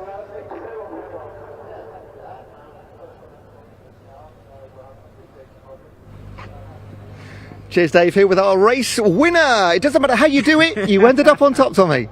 Yeah, just pure luck, I think. Just pitted at the right time. You know, I knew it was close, but I just thought I'd take a chance. Yeah. You know, so I was either going to get a penalty or get a good pit stop. So it was that tight, did you? Yeah, like within a few seconds, I think. Okay. I had a time on my watch going. I knew it was close, but I didn't know how close it was. And did you have a tactic to come in, or did you just think, right, safety car, let's do it? Kevin, our team boss, said as soon as you see a yellow safety car come in, there was a load of bumper on the track. So I thought he knew it'd be a safety car, so just came straight in. Fantastic, well done. And a race win, congratulations, great weekend, yeah? Unbelievable, yeah. So I'm speechless. You look surprised. I am. I'm totally speechless, Mate, absolutely speechless, thank you. You did it, well done. Thank you. Cheers, buddy, thank you. Let's go and find Steve Pearson, the car number 5, who was 2nd position. I can see him here. So much going on in that race. I might try and speak to Ed Lee in the car number 1 as well, if we've got time. Steve, I'll grab you, is that all right? Steve, 2nd position, somehow. I mean, it happened, didn't it? Oh, you have little faith. Yeah, I haven't had a podium, but I had lots of podiums, but not one lately, so happy with that. Fantastic. First time out the box with a new car, so even better. Skill, tactics with the safety car, how did you manage it? We missed the safety car, the pit lane opening by 15 seconds. Else we'd have walked it easy we were, but unfortunately... Yeah, as soon as I passed the end of the pit lane, Dave said, yeah, it's open now. But happy with the car there? Few teeth and issues, but it's going forward, so yeah, we're getting faster, we're getting quicker, so happy with it now. It's a great little series, this. It's no stress, nothing. It's a lovely race, good bunch of lads. You don't have to worry about anything, that's all good. Yeah, great. Mate, well done. Thank you. Cheers, buddy. I would love to speak to Brian Branson. Oh, he's having a chat here, so we'll just wait 2 seconds. Let's speak to Ed here. Can we jump in? Yeah. Oh, sorry, thank you so much. How was that for you? Well, I don't think I came anywhere, did we? I'm not. Well, let's not focus on position. This is a friendly series. It doesn't matter where you finish, but how was the race? There, wasn't it? It was a lot of drama, yeah. I think we missed the pit stop not pit stop, the safety car window. And that's probably what did us. There was a lot of luck involved today. We don't like to say that, but there probably was. He did very well. He got up to, was it third in the first stint? Yeah. So car can do it. Better luck next time? Yeah, exactly. Mate, well done. Cheers, buddy. I think Brian, let's jump in with Brian. We're going to go round the car number 5, and we're just going to do a Martin Brundle here, and I'm going to try and jump in and grab Brian, because we've not got too long before the next race. Brian, can I steal you away from Jazz? Is that all right, mate? Yeah. You were going very, very quick at the end there. Yeah, because at the last 2 laps, I had a pit board come out to tell me I was only in 6, which I was kind of unaware of. So I sort of opened the taps a bit to try and get back up there. But yeah, unfortunately, the obviously red flag disallowed me doing that. Yeah. I mean, you were clearly one of the favourites, one of the, if not the quickest car on the grid there. Safety car just didn't, unlucky. The trouble is with a safety car for us, because we ain't got the radio in any of the cars this weekend. Unfortunately, we didn't have time to fit it all. That you can't see the pit window or the pit lane open until you go past the gantry. There's not a board at the end. Right. There should be a board on the entrance, really, and then you'll actually, make it a bit fair for people with or without radios, I think you were catching the Lotus by about 5-6 seconds a lap near the end there. You would have caught him, do you think? I did get past him. Oh, sorry, you were catching the leader at 5-6 seconds. Sorry, you were getting closer. Okay, I don't know. I don't know how much time was left when the red flag come out, so I don't really know, to be honest. Right, no worries. Yeah. Well, happy with your weekend. Good fun series, isn't it? Yeah, it is. Yeah, it's brilliant. Brilliant. Yeah. Thank you for your time. Well done, buddy. Thanks ever so much. Thank you. Not sure how much time we've got left. We might go and have a chat. Let's chat Catherine Henderson, actually. Catherine, can we have a quick chat? Is that all right? When you jumped out your car there, if you don't mind me saying, you looked absolutely exhausted. I was. 40 minutes in this heat is not fantastic, I have to say. I'm used to normally doing it for 20 minutes with my dad. He normally drives the Marcos. Yeah. So, and then he decided that was it. He doesn't want to do it anymore, and I'm on my own. So, yeah, it's exhausting, but great fun. What a... That wasn't me. But at the end, it was fantastic. Really enjoyed it. But yeah, it's hard work. I'm glad you've said fun, because we heard the word like chaotic, a little bit unlucky thing with the safety car, but you seem to manage it okay. Yeah, absolutely fine. It came as a bit of a shock, because obviously he did that right in front of me, and I was just like, oh my God, where are we going to go? How are we going to handle this? And then at the very end, obviously it was a yellow flag, so we all slowed down, and then it was just stopped on the back straight. So a lot of us had to sort of swerve sideways just to miss that. There was a lot going on, bumpers out there, etc., etc. How were track conditions? It's been really sort of baking hot today, actually. It doesn't look it right now, but the heat is there, isn't it? The heat is certainly there, yeah. I mean, this morning it was quite slippy, to be honest, on the track, but actually the heat has helped because we've got more and more grip as the time's gone, although I had a lot of understeer, so maybe I'm just talking rubbish. Happy with your weekend? Good fun series, isn't it? Oh, it's brilliant, absolutely brilliant. I love the Snetterton Saloons. You've got such a mixture of cars that you're all allowed in one race, and they are such a good bunch of people, and generally the racing standards is brilliant, so can't complain. Well done. Have a good end of your Sunday. Thank you very much. Thank you so much. Can we have a chat about this? Yes. Is that all right? Yes, of course. What happened? Well, first lap incident as usual at Palmer's, and he apologised. The guy who did it, he said he just couldn't stop and went into me, and I started last, and I mean, it's lovely to see that you've still got like a smile on your face though. I mean, it's damage, it's going to cost a few pennies, but you're satisfied with your weekend? I am. I'm satisfied with the team. I like it when people apologise, because I think everyone keeps saying I'm a target, and I'm a nobody really, just my name. Been doing it a long time. I've only been doing it 50 years, that's all. But I don't know, people don't like being overtaken. Still enjoying it? I love it, whatever I drive. So, no sign of stopping? No, not yet. No, not all the time. I'm okay. We came second, and there was a first in line if I'd stayed on the track. But yeah, good fun. Nice little dice with the girl. So yeah. Have a safe journey home. Well done. Thanks a lot. Thank you so much. I would still have. I think we've got time. I think we're still doing a bit of clearing up here actually at Snetterton. So I'm going to try and grab Jazz Sapra. Come on, Jazz. We've spoken to Brian. You were up there with the favourites. What happened? Just no radio in the car really, and missed the pit window really. Should have come with a safety car. Was it literally? I think it was like 15 seconds or so. Brian said he missed it by, and that sort of like that was the race then. Yeah, pretty much. I was going to come in because I see the cars in there, but then I thought if I come in, I should have come in, but never mind. Yeah, they seem to come in two big waves actually. You just missed the first one. Yeah, but it's okay. I had a good race anyway. And you're always smiling. Yeah, you got to smile, haven't you? another day. Another track, another race. Well done. Thanks, mate. Cheers, buddy. Thank you. Right, we've done quite well there, I think. Just turn around here. The cars here are absolutely phenomenal. Here is the car of Brian Branson. It qualified first. It really probably was nailed on for the win. Unfortunately, though, with the pit window, the red flags, the safety cars, there's always a little bit of luck involved. You can't win every single time, but we will see Jazz and Brian back absolutely certainly. And coming up next, we are going back to the Caterhams again today. So Sam will look after those in Park Fermi at the end of the race. I'm going to hand back to Dave, who's going to try and in some way dissect that race for us.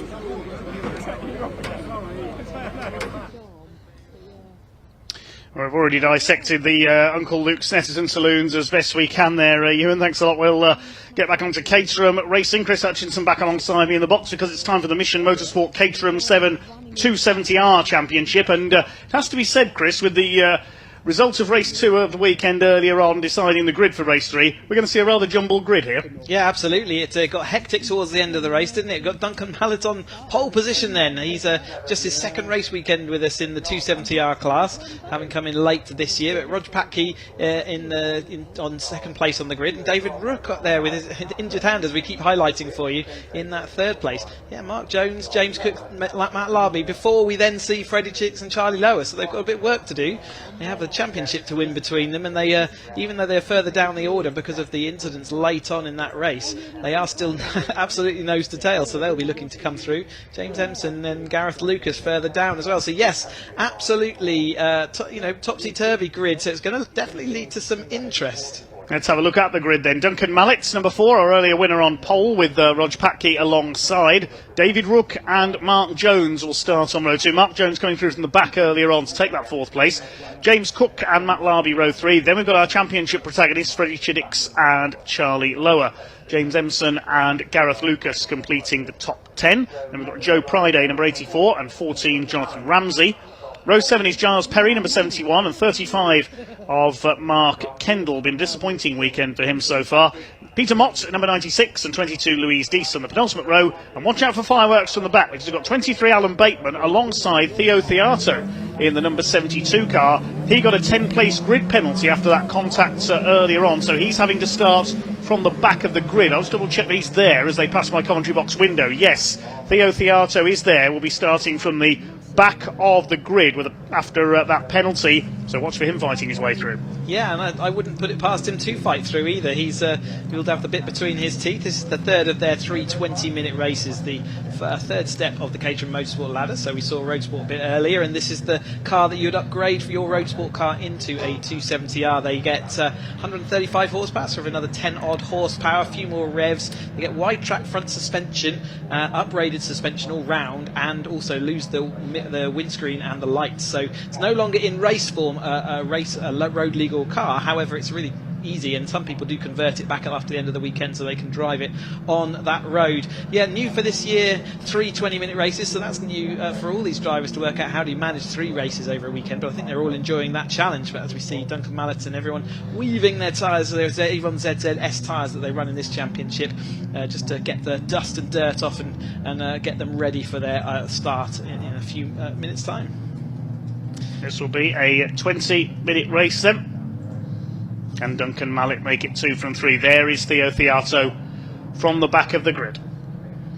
Freddie Chiddicks and Charlie Lower, the 2 championship protagonists. But they got caught up in a bit of a kerfuffle in the previous race. The only other winner up to this weekend has been Mark Kendall. Duncan Mallett taking his first win earlier on today. Roger Patke 4th in the points. David Rook rounding out the top 5, based all the way up in Scotland. They make their way around on this green flag lap. We have seen some brilliant Caterham racing here on the Snetterton 300 circuits this weekend.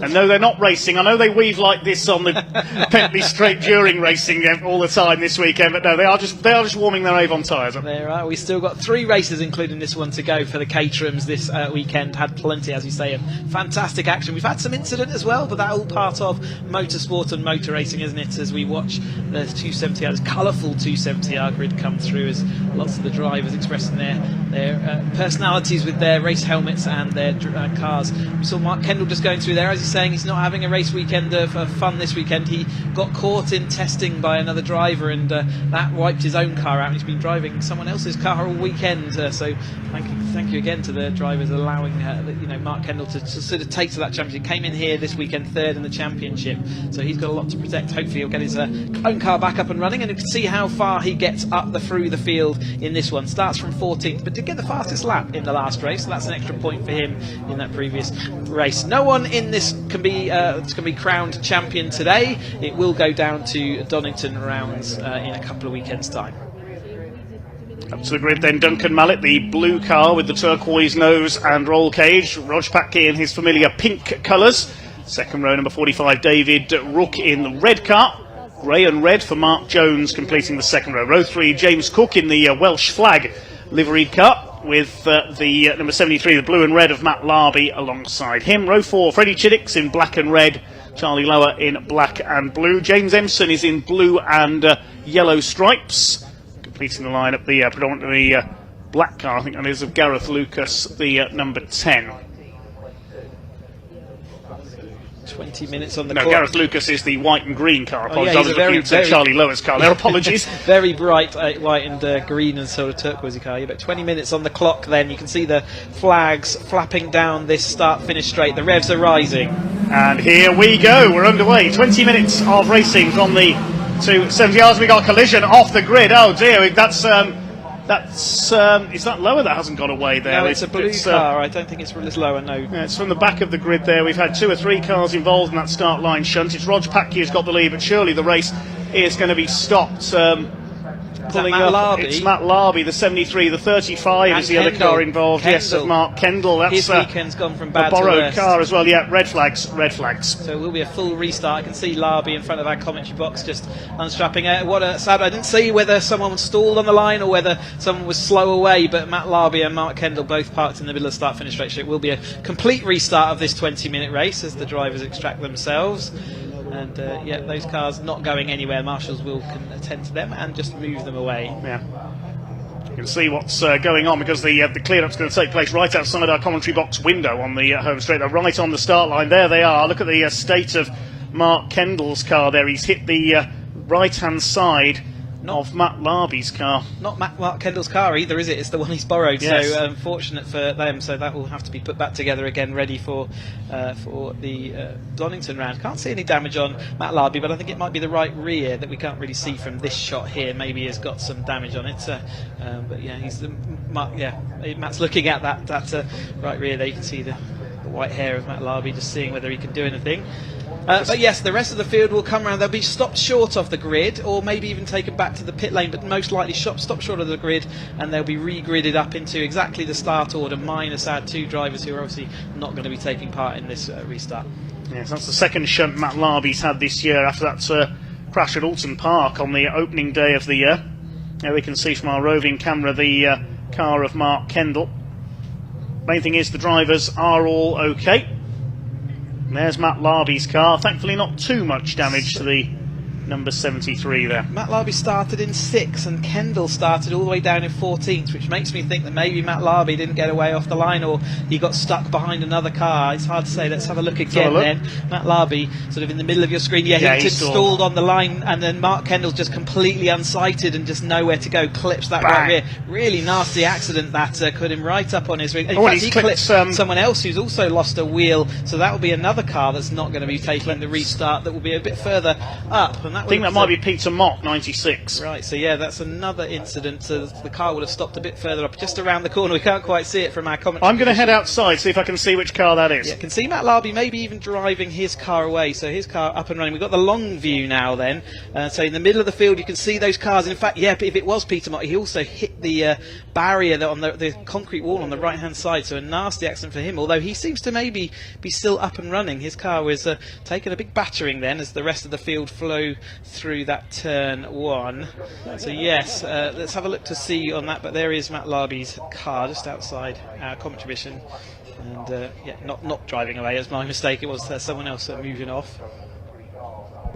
Okay, and yeah, recovery vehicle. A recovery vehicle sort of looking to see whether they're going to do anything, making sure everyone's in line. But I can see the marshals stood by all the other cars and waiting. Here are our marshals. Time for us to thank them once more again, hopefully fueled by all the celebrations, tins of chocolate that we sent out from the Academy drivers' collections earlier, giving them some energy and power as they deal with this late on in Snetterton afternoon. We're at 4:15 as we speak, and yeah, they've had a long day already, and they've got more action to do before we can get this action up and running. There's that car, Kendall, who... Yes, just trying to work out who the other car was there. I couldn't see another car when I just nipped out of the commentary box. I think it may have been Peter Mott from the penultimate row of the grid, the number 96. Peter Mott is a dark car, and it's got sort of wavy coloured lines on all over it, so it's quite hard to see from that. Just seeing Matt Larby driving off there. Sorry, Chris. Just seeing him driving off. The rear axle's bent on his car. Yeah, that won't be restarting. Yeah, his car's still here, so yeah, we still not moved on. Again, sort of mid-pack, wasn't it? So again, hard to see from this angle, but we should be able to tell at some point from our TSL timing screen, hopefully, who that was. But the car seems to be moving onwards. I wonder whether it's the car in the rear of the pack there, still moving forward. So even though he clobbered even though he clobbered the pit wall and was up in the air on two wheels, he just still drove off and continued round that first lap. Well, here is the recovery team, the pickup truck towing Matt Larby's car away. His rear axle's bent, so he won't get back out. So Mark Kendall, you can see, definitely won't be restarting. The flatbed lorry coming on to collect his car.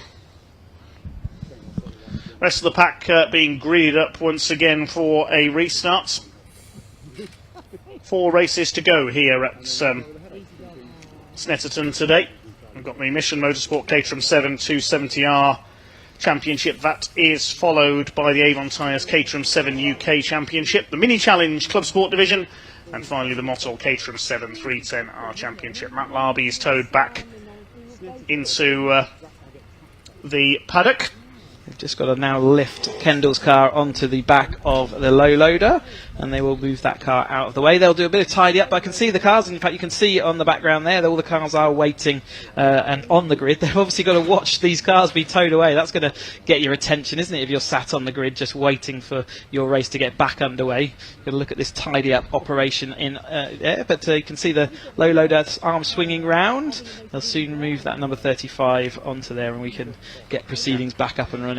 Getting a close-up look from our camera there of the recovery operation.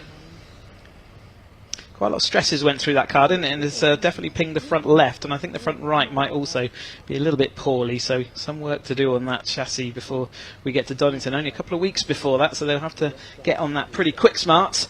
But a Kendall's weekend absolutely gone from fairly poor to even worse now, isn't it? So you see a sorry sight of that wheel coming down. And look at the state of that. Thanks to the Holmes recovery team, they've had a busy weekend here at Snetterton, has to be said. The left front corner ripped out of the Caterham pretty much there. Cars designed obviously to break away at weak points to make sure they dissipate energy. That's what makes these cars so strong, and you can see the central tub and chassis of the car, how strong these little Caterhams are. They may not be big in size, but they're certainly strong beasts, and yeah, of the 2 drivers walking away from what looked like a kind of a nasty accident. Yes, the main thing is that everybody is A-OK. Cars can be replaced, of course, and I'm sure the team will go straight to work on both of those cars to get them ready for Donington in just a couple of weeks' time. Yeah, they'll just ready to move that car away, so we'll just get a bit of sweep up done. You can see them getting in the truck and just moving off. A little bit of sweep and check there's nothing on the track, and yeah, I think we'll be ready to roll. Marshall with a bucket there. That means there's going to be some powder put down on any fluids that have been spilled from those 2 cars. It'll be a complete restart again with complete start of the process and procedure, so they will get sent off on a green flag lap, so they'll have the minute board, the 30-second board, then there'll be green flag wave. They'll do a complete circuit of the track. It'll give them a chance to see whether any of these speedy dry, this concrete dust as it used to be, gets is there anything of issue, but it looks like it's only a tiny little puddle that they were just covering off there, so it shouldn't be any issues with grip or any conditions changing as the everyone being cleared from the grid. Then you can see Simon Lambert jogging away there and to a position behind the walls. And then we'll wait for that truck you can see in the distance. It'll pull round, I'm sure, back into the pit lane from the other end. And then, yeah, green flag lap will ensue, and then we'll get gridded and we'll get off this race underway again. As we're heading on then, so you can still see the wind, as we said, the headwind that we've been talking about all day as they come up here. That means it's a tailwind down the back straight, and all that effort and intrigue that's led to. Slightly reduced now, grid. You can see the 2 holes where those drivers used to be on there. As you can hear the whistle blowing, which means they're being shown the 1 minute board. They'll get then briefly shown the 30 seconds. It's rarely a true 1 minute 30 seconds. There is the 30-second board. So next we'll see that green flag in the hut on the left hand side, and they've been taken through a race start procedure for getting sent off on your green flag. In fact, the green flag shown slightly behind that hut, so you can't see it on your screen, but away they go nonetheless. Again, another chance to get their cars in, get their tyres cleaned, and get their head ready for racing. Okay, Duncan Mallett leads them off then. Little insight there into how an accident is cleared up, and if you would like to join the marshalling team and have a go, you can volunteer as a marshal. Sign up for a taster day at your local circuit where you get a tour of the circuit behind the scenes. You visit race control and go out with the recovery teams, and then you're on a marshal's post as well to experience it. You can see it's not just about waving flags. Meet the recovery teams and everybody else as well. You might even get to pay a visit to the commentary box if you're lucky, and you can check out how to do so. Just visit barc.net, the British Automobile Racing Club websites, or the British Motorsport Marshals Club online, marshals.co.uk, if you'd like to join the Orange family in British Motorsport. And what a family it is. They have, they come rain or shine to oversee and keep these race meetings going. And one of the initiatives of the Caterham Academy race series is that you get an extra 10 points if you join those marshalling teams at one race weekend during the year. So it's worth points on your championship, in fact, valuable points. So and a very good experience it is too. I did that as part of my academy race, and it's really good to see it from the other side. As a driver, you're very self-centred, and you don't understand why people don't see your incidents or what's going on in your own race, but actually when you get on the banks you realise how complicated these race scenarios are and how difficult they are, and how much hard work goes into putting on these these races weekends. And we're forever and eternally grateful, and I'd like to pass on thanks from all the drivers for that. There's Theo Theato at the back of the field in the number 72 machine. Watch for him coming through in the Macat, as his car is known, combination of Caterham and McLaren. The number 72, the big cat liveried machine, hoping to tiger his way through the pack here. Yeah, good old race to start with, didn't he, up until his incident, and he was moving through the field nicely into the lead group. Certainly he said he was a bit sleepy when he entered into the race, but he was certainly awake by the midfield. But unfortunately that 10-place grid penalty for contact, and now he's got it all to do again. Okay, the field heading towards Murray's then. They're coming round to the grid for take 2 with the Mission Motorsport Caterham 270R Championship, supported by the Forces Motorsport charity Mission Motorsport, set up by Major James Cameron a few years ago as a way of rehabilitating injured members of the armed forces through their motorsport initiatives. They've run cars in endurance racing, in MX-5s, Caterhams and much more, and helped many people with that very worthy cause over the years. And Caterham very proud to be associated with the Mission Motorsport, and they're proud to put their sponsorship and their logos onto our cars on the 270R this season. So Duncan Mallett on pole then, the pink car of Rog Patke alongside him, a gap where the car of Matt Larby should have been on the third row, a gap for Mark Kendall further back. So a couple of cars short, but we are ready to go racing with the clear-up completed very efficiently by our marshals and recovery teams there. The full 20-minute distance for the Mission Motorsport Caterham 270R Championship. The revs beginning to rise. The red light comes on. Pack about to be unleashed, and away they go. This time they are all the way cleanly down towards the first corner. That's great to see. Who's going to get the whole shot into Richie's? Not as good a start by Rog Patke possibly this time. They're 3 wide. Duncan Mallett trying to squeeze up the inside, but it's Mark Jones who's come through from the 4th position on the grid to take up the lead. Rog Patke into 2nd place. David Rook is up in the 3rd. A poor start by our pole sitter Duncan Mallet. He's been shuffled back. Jones just about holding the lead from Rog Packy as they go into the hairpin for the first time. There's Mallet tucked in on the inside. Charlie Lower throws it sideways further back through the field. Theo Theato's already made up 2 places from the back, on the back of Giles Perry there in the number 71. It's a solid pack of cars as they head up into the left-hander at Palmer's for the first time. Freddie Chiddicks is mired in the middle of the pack as well, but it's Mark Jones, car number 2, the man from Crawley in Sussex, who leads the way. Rog Packy in second place, and Duncan Mallet recovering from that slightly poor start up into third ahead of David Rook. Yeah, and Charlie Lower and Chiddicks will have to make their way through quite a lot of cars here to make it to the front of that field, but they need to be at least a bit patient. They can only lose it while there are opportunities early on. You can see Charlie Lower is a couple of places ahead of Freddie Chiddicks there at the moment in that mid-pack. They need to be patient. They've still got 18, 19 minutes of this race to get to the front, and it's not going anywhere. So again, a bit of patience there, and I think we will see that as the experienced heads will show out. And there we go with Theo Theato making some progress up then, and against coming down the straight, and it is then, in fact, who is leading at the moment? I'm trying to work out. Packy is back to the inside and takes over as they go into the Brundle Nelson complex that time through. So it is Mark Jones in that second place in the paddle up car, and he's followed by then is it Rook before we've got to Cook a little bit further back. In fact, Rook's dropped back a couple of places, hasn't he? There's Gareth Lucas in the number 10 car as he goes through, and he's followed by the McCat, isn't he? So Theo Theato, so he's made good progress up through in this early stages. Rog Packy took the lead there, coming out of the Brundle Nelson complex up towards the bomb hole. We don't see too many overtakes through that section of the circuit, but the former Academy champion has done it. He's up into the lead now ahead of the flying Mark Jones as they come through to complete the first lap, but Jones trying to make the shuffle on the outside. Duncan Mallet is in his wheel tracks. They went past my commentary position, and Charlie Lower coming up the inside. Look at Lower in the 21, doesn't quite get the lead away. Jones has got the lead. It's Mallet up into second place, the outside line working well there. Also up there Freddie Chiddicks on the wider line, the Boss Racing sponsored car. It is Mark Jones from Mallet. Lower is in third position, and Rog Packy's been shuffled back from first to fourth. Here comes Chiddicks around the outside. David Rook is in there as well, and the number 15 in behind them is the Welshman James Cook, the man from Newport. Side by side for second place, Charlie Lower on the inside of Duncan Mallet on the entry to Palmer's. He's got second position away. Freddie Chiddicks up to fourth. He's ahead of the number 45 of David Rook as they fan out across the track down into Agostini.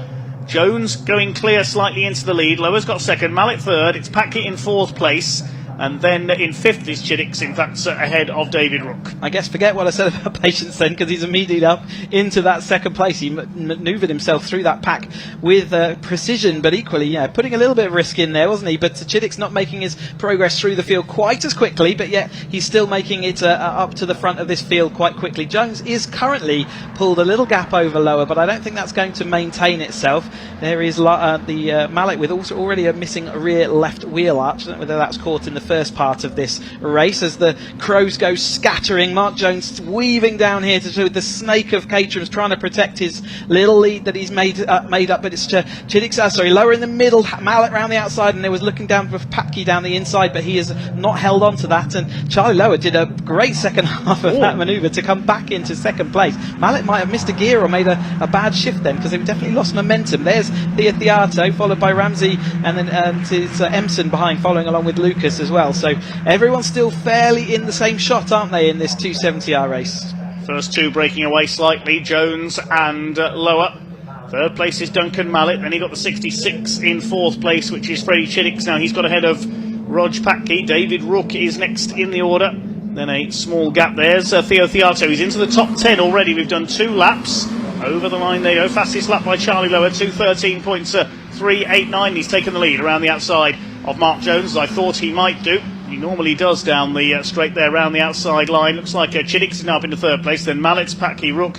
There's the number 15, James Cook. You can recognise the Welsh flag on his car, and he's got Theo Theato on his tail, who's already risen through from the back of the grid up into 8th place. Yeah, Mallet drifting wide there out of Riches all the way onto the greenery, but actually made it sticky. A couple of times he's seen him wide, so again, watch out for him receiving warnings. It's Rod Packy against him. So Mallet and Packy were in the academy groups together last year, and then Rook following on as well. Rook, again, just highlighting that he's got an injured hand, so he's doing incredibly well, and he's been on the podium this weekend. Can he come back through the field? A bit of a lock up there for Rog Packy as they head into Agostini. Does make it stop, but he's attacking the rear of Freddie Chiddicks, and Chiddicks actually went round the outside of him then. So Chiddicks now finds himself in that third place. He's manoeuvred himself up. He's got a bit of a gap though. That toe is still going to be relevant down the straight, but not quite as powerful as it will be for Packy following on behind. Mallett's drifted now back down into 5th and 6th place with Rook and Theo Theato as well there for company. Out towards the back of the circuit once again with Charlie Lower in the lead, looking to get back to winning ways after that crazy race earlier on. David Rook getting into the slipstream there on the back of Duncan Mallett. Here comes the snake towards it, splits apart early with I think that's Mark Jones moving to the outside of Charlie Lower. He's going to take the lead around that outside line. The number 2 car retakes it up. Bit of a lock-up again from Rog Packy. He's taking some risks on the brakes here. He's in behind Freddie Chiddicks there in that 4th place. Chiddicks, the black car with the red nose. Then we've got the number 4 of Duncan Mallett. Here comes Theato attacking David Rook. That's for 6th position. So Theato has made up another spot ahead of James Cook. They make their way through the long right-hander at Cora. Mark Jones leads, but only just ahead of Charlie Lower. Surely Lower's going to pull off his patented move here down the outside as they come along the centre straights. Yep, he moves to the left. He always does this. Every lap he does it to somebody. Charlie Lower up alongside. I don't think Mark Jones is going to be able to hold him off. No, but he didn't make it past him by the line, so that's interesting. And Chiddicks was able to slipstream them both, get the double toe, flung himself round the outside. Here we go. Seen this before, haven't we? Charlie Lower leads the race. Freddie Chiddicks in 2nd, but Mark Jones taken with them this time, and he's threatened several times this year to have a really good result. So let's see if he can maintain that podium position. But it's not a surefire thing with Packy and Mallett and Rook all there ready to sort of pick up the pieces as this race all will come back together again. Well, the championship, I won't say dominators, but the championship protagonists have risen to the front of the field once again. Chiddicks has got ahead of Charlie Lower on the hairpin there. Now, are we going to see these two pull away, or the more they fight each other, the easier it will be for their opposition to stay with them? Lower retakes the lead as they go into the left-hander at Agostini. Mark Jones in 3rd, then it's Rog Packy in 4th position. This is the pack files along behind. Duncan Mallett just ahead of the 45 of Rook. Through Hamilton they come. There's Theo Theato, he's next in the order in 7th position. Rog Packy coming under fire from Duncan Mallett now. It's the battle for 4th place. It's all about the 2 leaders at the moment, with Freddie Chiddicks in position to attack. He always seems to be the stronger coming down the end of the Bentley straight into Brundle, as we saw earlier in the weekend. But Charlie Lower stronger as they come out of Murray's. Yeah, it's just I don't know how he sets today's race up differently, but his car is certainly powerful and dynamic in different places from Freddie as he shoves it down the inside there. Doesn't lock up this time, so Freddie Chiddicks having to sit in. He did click a bit of the dirt though, as Chiddicks is in that 2nd place, and Mark Jones now right with Packy on his tail. But it has been those two earlier in the season. They would have been breaking away together. I wonder whether they're deliberately holding each other back, but they're certainly arguing over every single place, more so than they would and has done traditionally up to this point in the season. And I guess from their championship point of view, it's good to keep the person behind you fully in contact so that they can actually disrupt and maybe cost your championship rival a few more points as the race comes to its conclusion. Theo Theato could be in trouble again. He's just got the black and white driving standards flag, so possibly for exceeding track limits. The 72 car in 7th place, as here come Chiddicks and Lower. And they proved me wrong on that lap. Chiddicks took the lead down the Bentley straight this time, and Lower wasn't able to get the lead back on the centre straights. Mark Jones, strongest who've seen him run so far this year. He's going for the outside. The right-handed hairpin at Wilson's is next up. Rog Packy closing right up as well. He was late on the brakes again there. He's taking a few risks in this race. Is the former Academy champion. There's the number 20 towards the back of the field. That's James Empson. He's got Joe Priday in the 84 behind him. They're battling for 12th position. As the 5 leaders go through, there's the 2nd group headed up by Theo Theato in the number 72. He's got James Cook on his tail. The 14 of Jonathan Ramsey is next in the order. Chiddicks leads from Charlie Lower.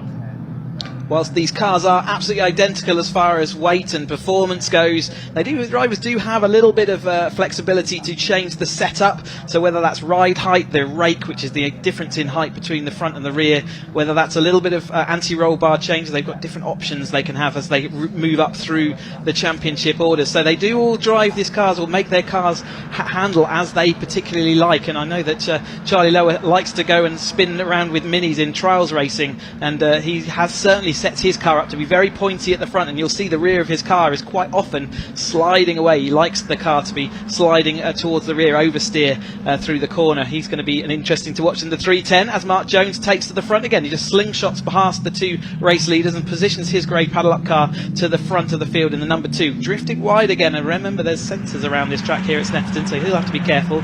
There's Rook having to protect behind from the number 15 there. Jones, if anything, looking the strongest there as they came down the Bentley straight and getting the slipstream. And Charlie Lower now in his slipstream. I bet he goes to the left again as they come down the Senna straight this time. He's right on the tail of Mark Jones. He'll get the line away. Jones runs a little bit wide over the curb again. So does Freddie Chiddicks in the 66 car. Lower goes to the left. Chiddicks will get into his slipstream and try and make it 3 wide as they head over the line this time. There's only 9 minutes of this race to go for the Mission Motorsport Caterham 270R Championship. They do go 3 wide. Charlie Lower has lost out. It is Chiddicks who retakes the lead. Lower, though, has got around the outside into second. Chiddicks is in 3rd place.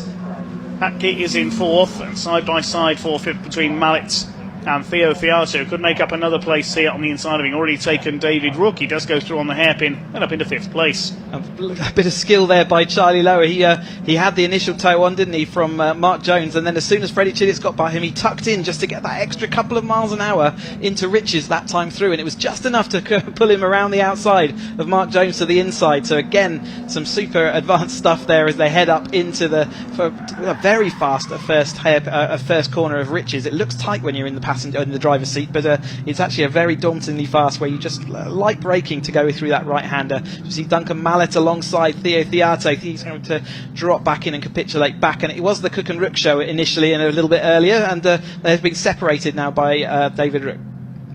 Here they come then through towards Oggies and then Williams. 7.5 minutes of this race to go.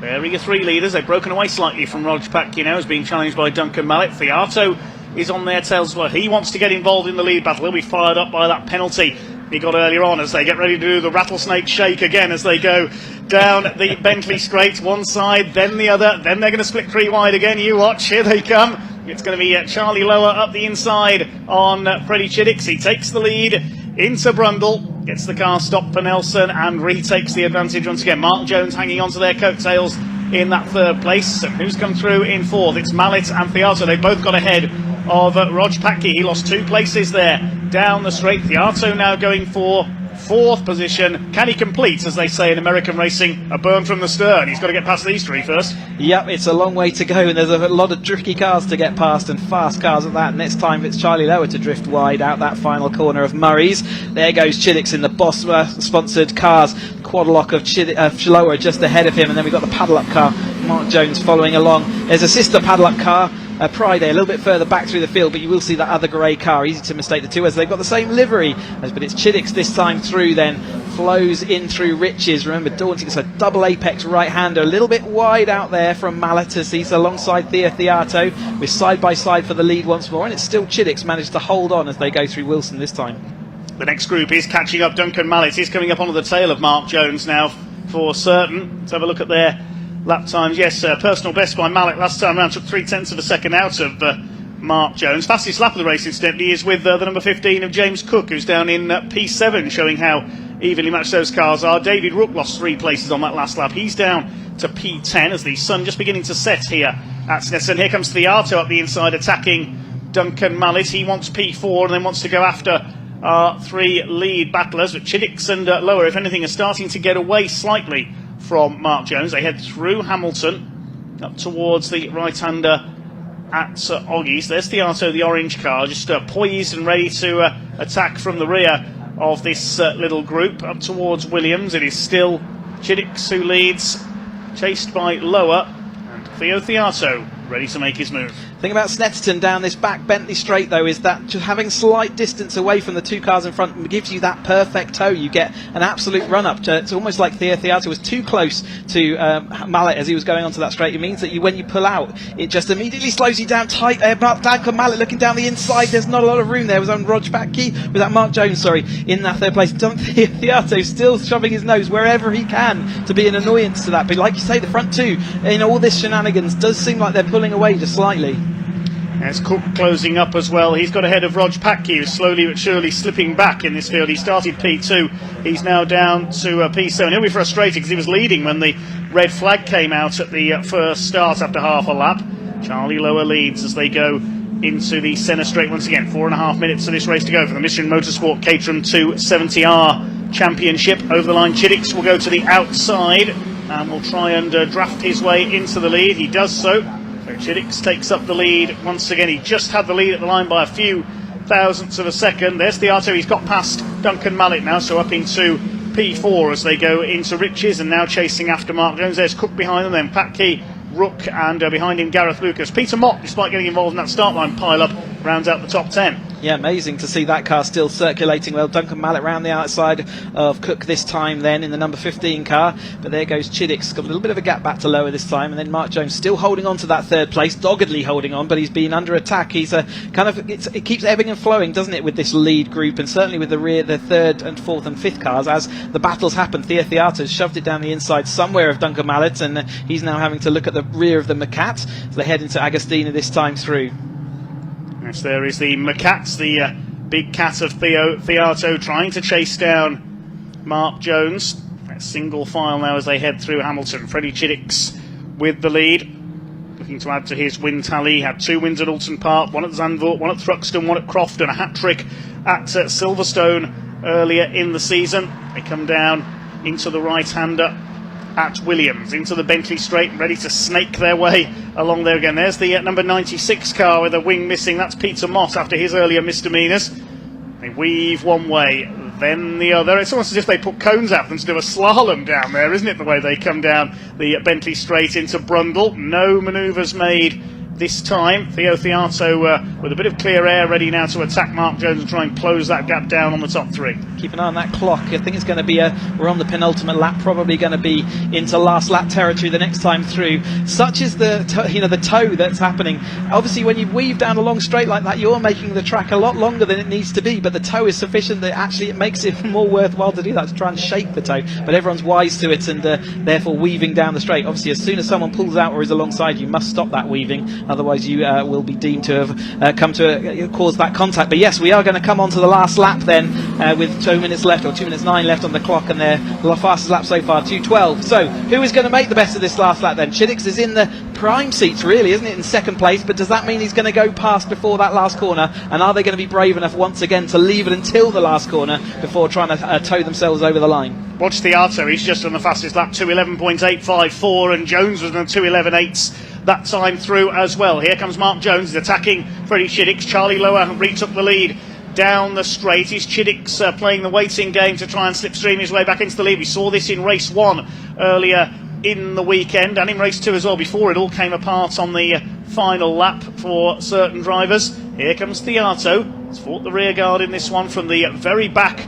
of this 18-car grid. Of course, only 16 took the restart after the start line. Charlie Lower from Freddie Chiddix then out towards the back of the circuit once again. Theato is poised and ready to attack Mark Jones, number 2, has driven one of the best races I've ever seen from that number 2 car. And he's being challenged as well by Duncan Mallet. Any one of 5 drivers could still win this. Chiddix hasn't got a choice as to what to do. He has to go because he's got full pressure. It's not like he can make a decision to hold back. If he holds back, he'll get swallowed by that pack of 4 cars just behind him in his rearview mirror. So he has to go. He's left a little bit of a gap. Looks like he's going to make the move at the end of this Bentley straight then. And it's also Theato going to make a move on the driver in front of him as well. So is Chiddix going to be alongside as they go in? Yes, he is. He's going to have to go run the long way round though. Can he make the outside line work? Mark Jones looking down the inside. In fact, I think Lower is still going to maintain it. He's locked up as he goes through. He keeps under control. Theato side by side. He's got a lot of speed. Is he going to get it all off? He just about manages to. It is Charlie Lower as he comes through then into the final part of his lap. Chiddix is on his tail though. Is he going to have enough to get him over the line?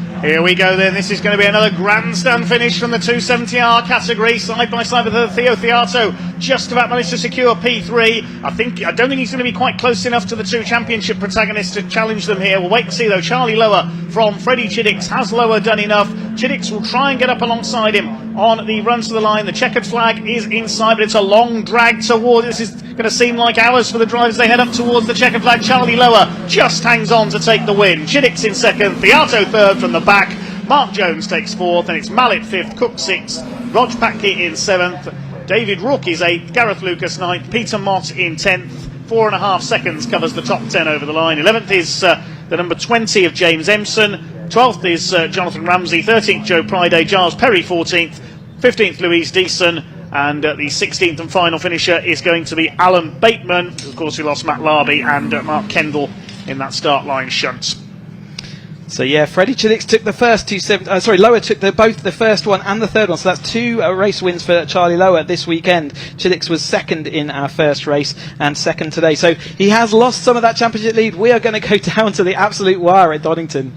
This is going to be a real great run into the season. Charlie Lower the winner by 0.137 of a second. Chiddicks just didn't quite have enough coming out of the final corner. Theo Theato, brilliant run through from P18 to P3 and the fastest lap as well. Mark Jones, great run from him, leading the race early on, finishes in fourth. Duncan Mallet in fifth. James Cook in sixth. Rog Patke in seventh. Then David Rook, Gareth Lucas and Peter Mott rounding out the top 10 ahead of Empson, Ramsey, Priday and Perry. And the other finishers, Deason and Bateman. We lost Matt Larby and Mark Kendall at the start. What do you say about that then? I mean, it's going to be exciting to see them all racing at Donington. There's absolutely going to be nothing between them. They only came in here with very few points, 5 points on normal score, 4 points on drop scores. So by the time we get to Donington, those points are going to be virtually even. So great stuff to see them here. A few highlights then of that race. The first start, Larby didn't get off the line, and Mark Kendall unsighted very nearly as he also clips Peter Mott there further back, and he was able to continue actually after what was substantial impact into that pit wall there, concrete, and Larby and Mark Kendall unable to continue. Matt Larby had broken rear suspension as the marshals then. Red flag, all restarted. In fact, this is a replay of that same start, isn't it? Yeah, with Theo Theato having to take to the grass in avoidance there, so that's why we lost a couple of wings from cars as well as they restarted through. And like you say, Rog Patke at that point was in the lead, but he didn't know all the stuff that had gone on behind him, so yeah, like you say, he would have been a bit disappointed at that point. And this is now as the race is underway then, so we saw Mallet attacking the leader, but Mark Jones sort of pulled away, didn't he, into a bit of a distant part of the Rog Patke, locking up into Agostine, not the first time, but it was Mark Jones initially, but he got reeled in by Chiddicks and Charlie Lower, who wasted no time getting to the front, and it was this consistent force out front as the race developed. And there's one of Theo Theato's dives down the inside of the Brundle-Nelson complex. Not the first or last time we see that. Again, more lock-ups going on. And this, as they come through, Theo Theato in that third place right now, but he would see himself demoted. And there is that win by Charlie Lower over the line, just holding on from Chiddicks. I can see the cars are arriving towards Sam then, so let's go down to Sam in Parc Fermé and hear from our drivers.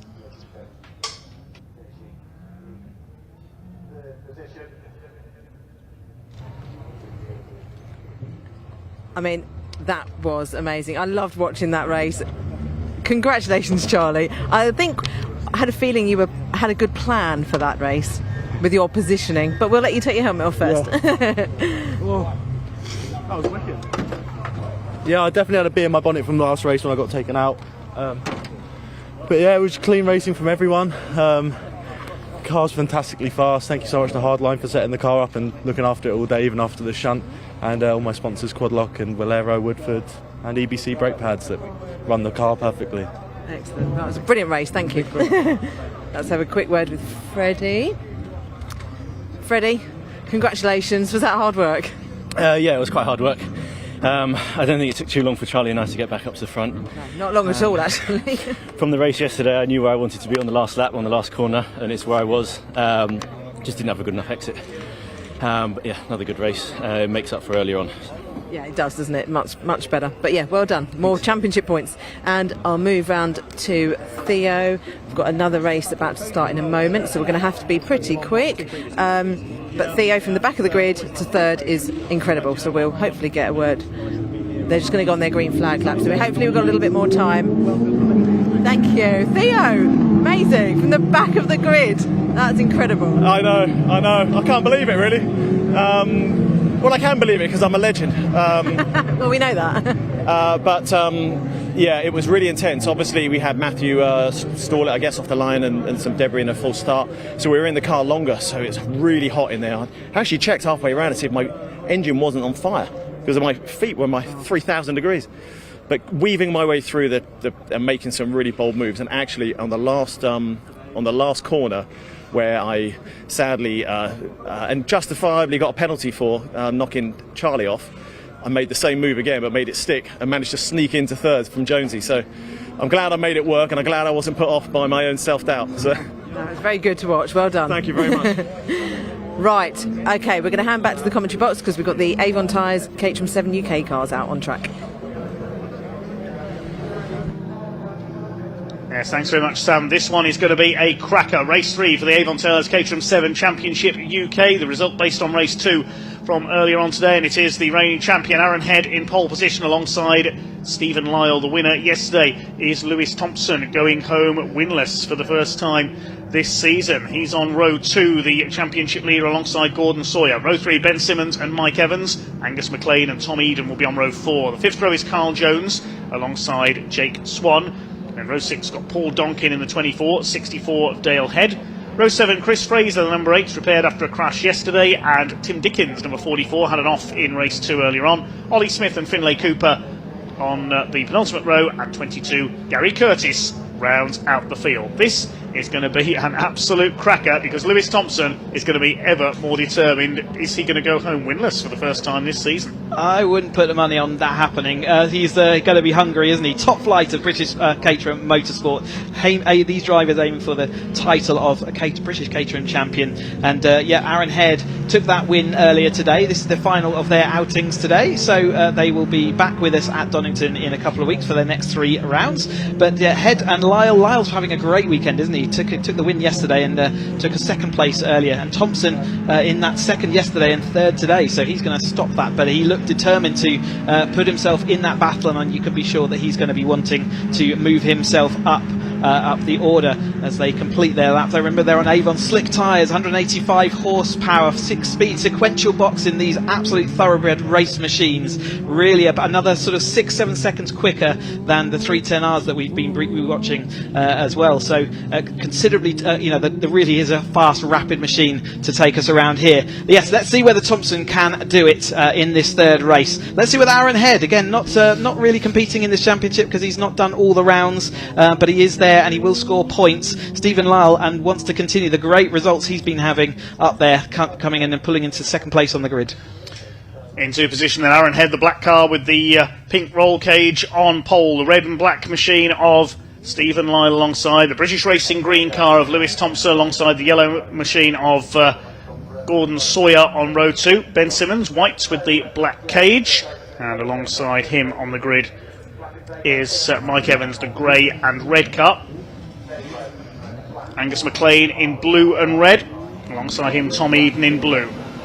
Revs beginning to rise then, the red lights about to come on. 20 minutes for the Avon Tyres Caterham 7 UK Championship gets underway now. Super starts by our pole sitter Aaron Head. Good start by Gordon Sawyer as well. He's been sharp off the line all weekend. Who's going to take the lead? Trying to come through is Stephen Lyle. Aaron Head trying to defend his lead on the outside. Gordon Sawyer slots into 3rd place, or tries to, but Lewis Thompson is there on the inside. They head out towards the hairpin for the first time. They're all away okay. It is Aaron Head who leads the way. Lyle into 2nd place, side by side for 3rd. Gordon Sawyer made a decent getaway, but it comes to nothing. He stays in 4th position.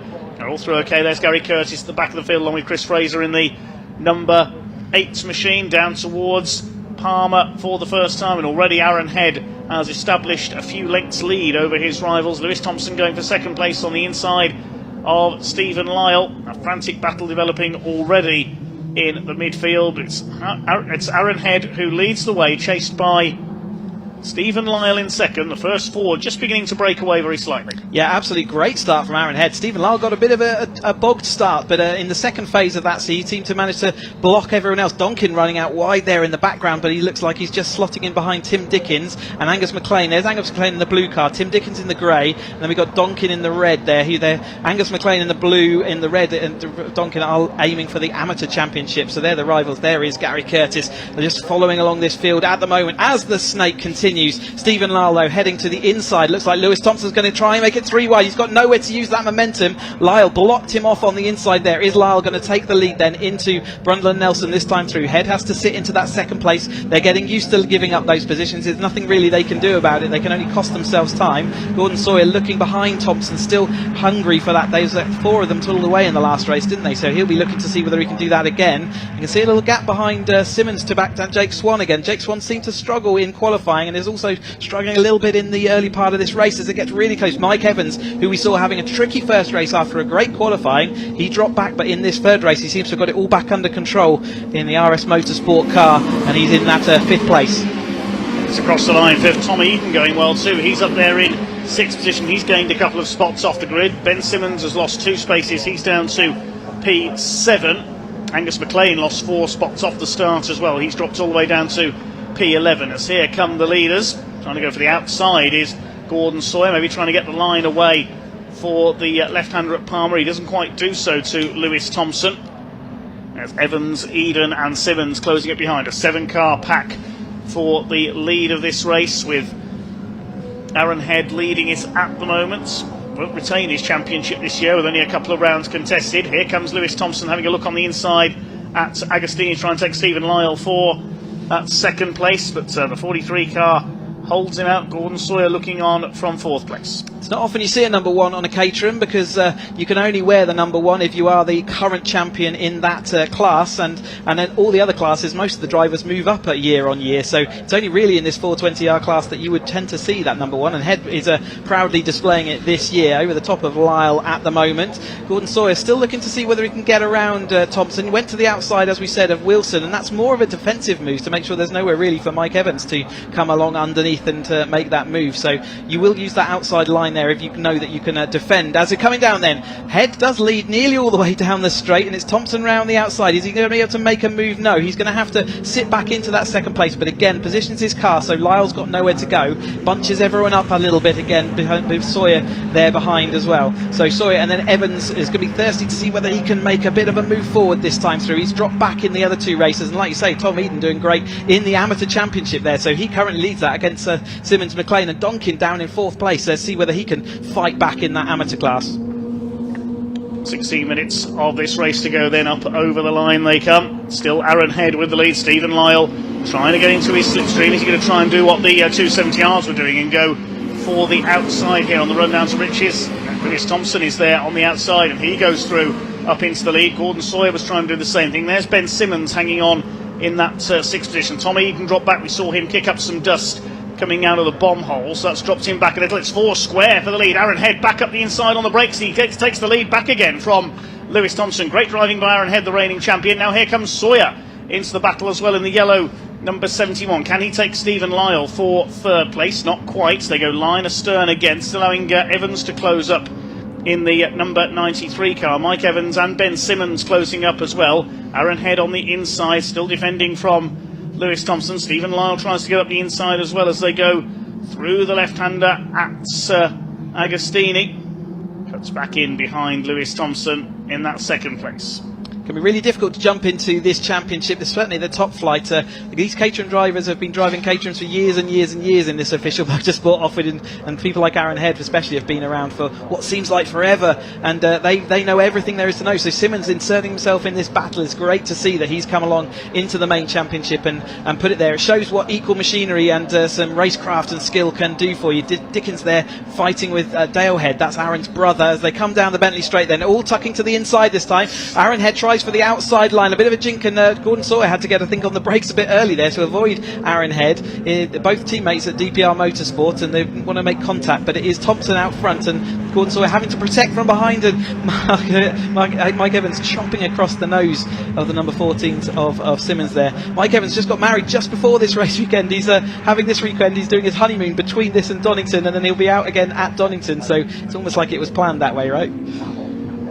Here they come then to complete another lap, and it's still Lewis Thompson who has the lead after that move on Aaron Head. They've been swapping places all the way through this weekend, really, not just this race for the Avon Tyres Caterham 7 UK Championship. Head down the outside, here comes Lyle having a brief look on the inside. There's not room to go through past Thompson and Head. Head has the lead back again. It's Thompson who led at the line. Up in the fourth now, he's Ben Simmons. He's going well. He's just taken Gordon Sawyer to try and chase after these three at the front. A little bit slow into the hairpin though. That's allowed the first three to get clear. Ben Simmons with experience in other Caterham classes, but it's the first time I've seen him in the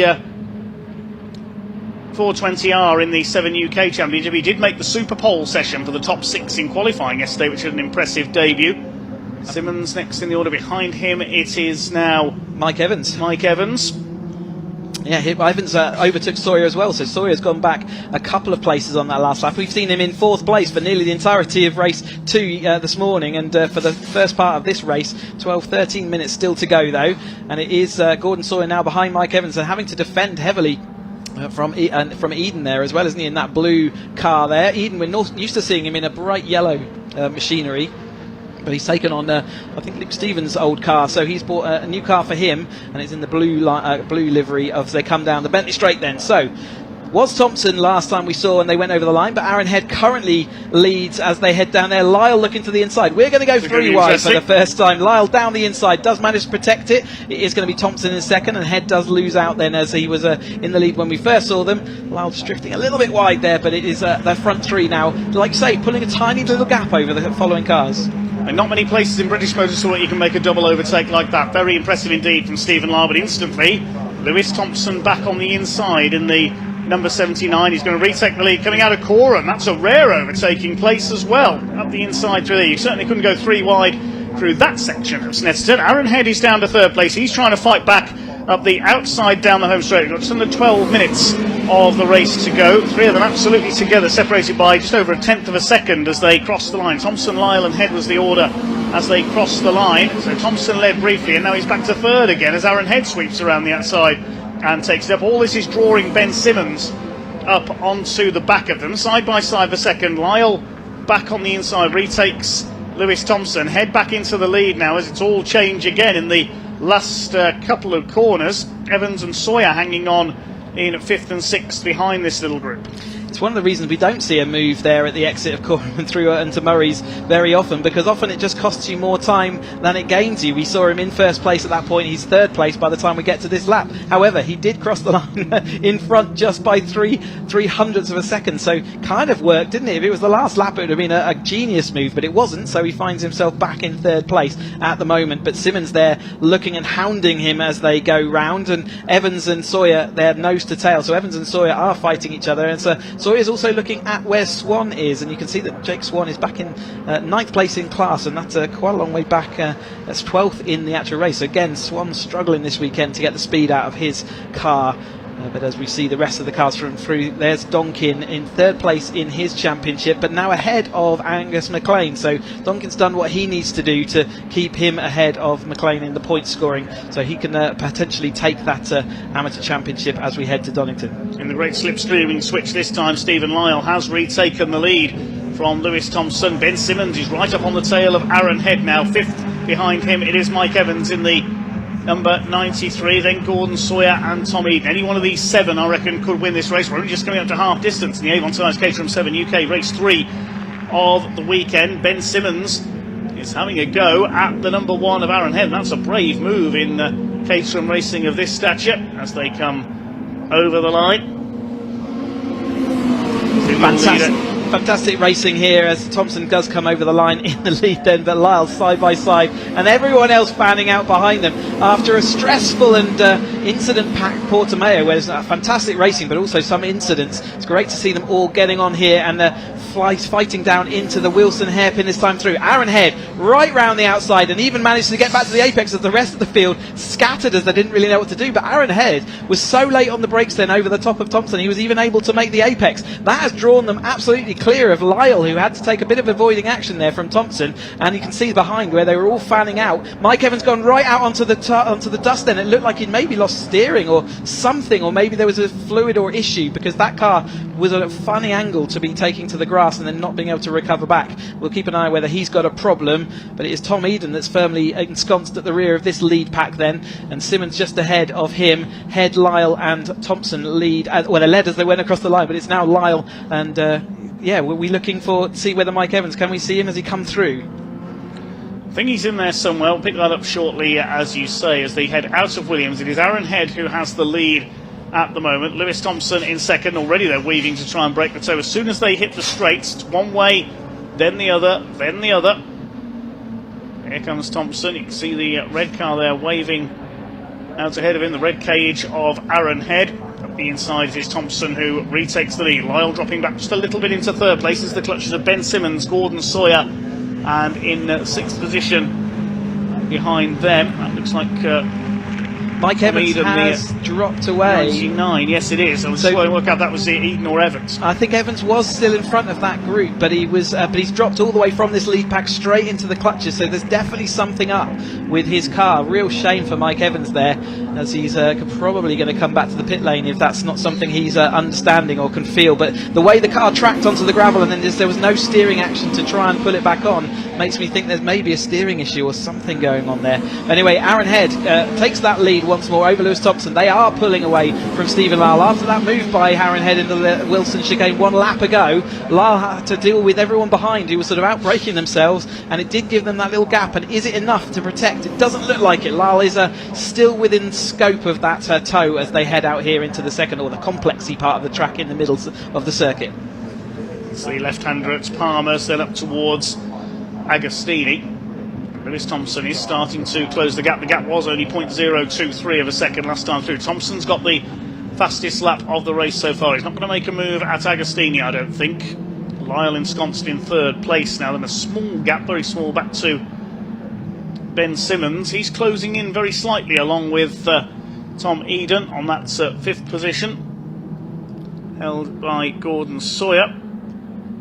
We've got a track limit penalty for Simmons in that fourth place, as well as Mike Evans, who has dropped 4 places in that one lap down to 9th. So they're both getting 5 seconds added for track limits, is the assumption there. So Simmons, though he's in this battle on screen, by the time you add 5 seconds to his time, he will be firmly in that battle behind, won't he? Whether the other drivers will notice that, whether he'll notice that, I'm not sure. But Thompson calmly takes the lead that time. But here comes Lyle. He'll have done a fast lap, won't he, to catch these two up. Let's watch his lap time over the line. There's aiming for a 59.945 was our lap record from earlier on today. See whether they could break it in this cool evening air now.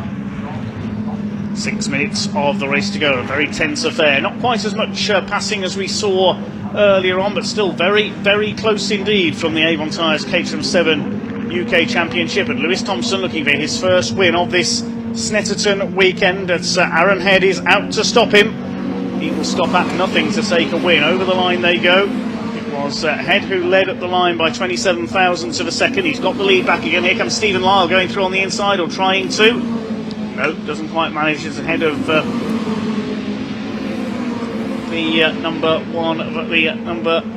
43 of Aaron Head up the inside. Goes Aaron Head. He takes the lead on the hairpin back again from Lewis Thompson. These two have swapped places more times than I can remember now. Stephen Lyle in third. There's Simmons in fourth place. Of course, he's got that penalty to drop in behind Gordon Sawyer and Tom Eden.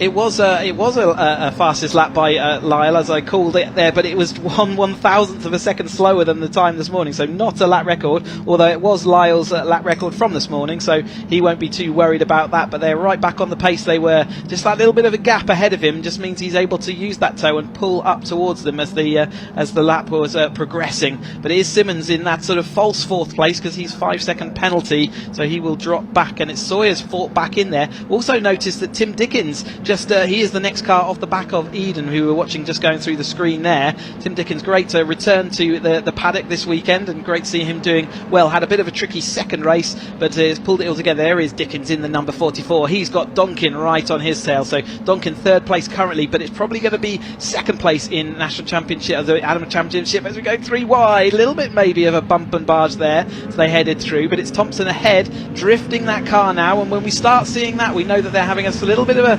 more grip drop away from these Avon slick tyres. They get one new tyre allocation, one new set of Avon slicks for each race weekend they do, so they tend to run them all through the weekend, and as they get to the final race they do start giving up their ultimate grip and performance, and one of the signs of that is where Lewis Thompson drifts that car around in the DW Motorsport car ahead of DPR Motorsport there. Aaron Head followed by Matt Blythe in that following, and Simmons there as well, close attention. Couple of laps to go then. The black and white flag is shown as number 44, Tim Dickens, as a driving standards warning as Aaron Head tries to sweep around the outside. Up the inside is Stephen Lyle. Head back to the inside. I thought he was going to get it back there with an undercut through the exit of Ridges. That would have been impressive. He didn't quite get the room there on the inside. Lyle now has the lead. There's a couple of laps left to go then, and it's 5 of them together because Gordon Sawyer is back in this battle now as well, the number 77 car. Aaron Head going round the outside into Palmer. He's never going to get round there shortly. Oh yes he is. That's a move I've not seen so far this week. I think we've had an outside overtake at every corner now this weekend, haven't we? Caterham's always try and overtake wherever you think they can't. It's almost a bragging right, isn't it, that they can get past at corners other cars can't manage. And most of the time, like I say, it doesn't actually make any meaningful difference because you end up going back behind the car you just overtook on the last lane. So it's generally about the game of chess they're playing at 130 odd miles an hour at the end of these straights. Where do I want to be and what time do I want to do it? When is my movement forward? With 2 minutes 40 on the clock, I think we're probably on penultimate lap, aren't we? So we'll be coming on to the last lap this next time through, and they're preparing the last lap board, so that will be the case as they go down here. So what is the latest game of chess going to be? Well, they're doing a lot of manoeuvres. Let's see who comes out on top as they head into the complex. Interesting that Stephen Lyle didn't weave across there. He just stuck to the inside. Now Aaron Head's moved further to the inside. Round the outside it's Thompson. Thompson's going to get the line for Nelson.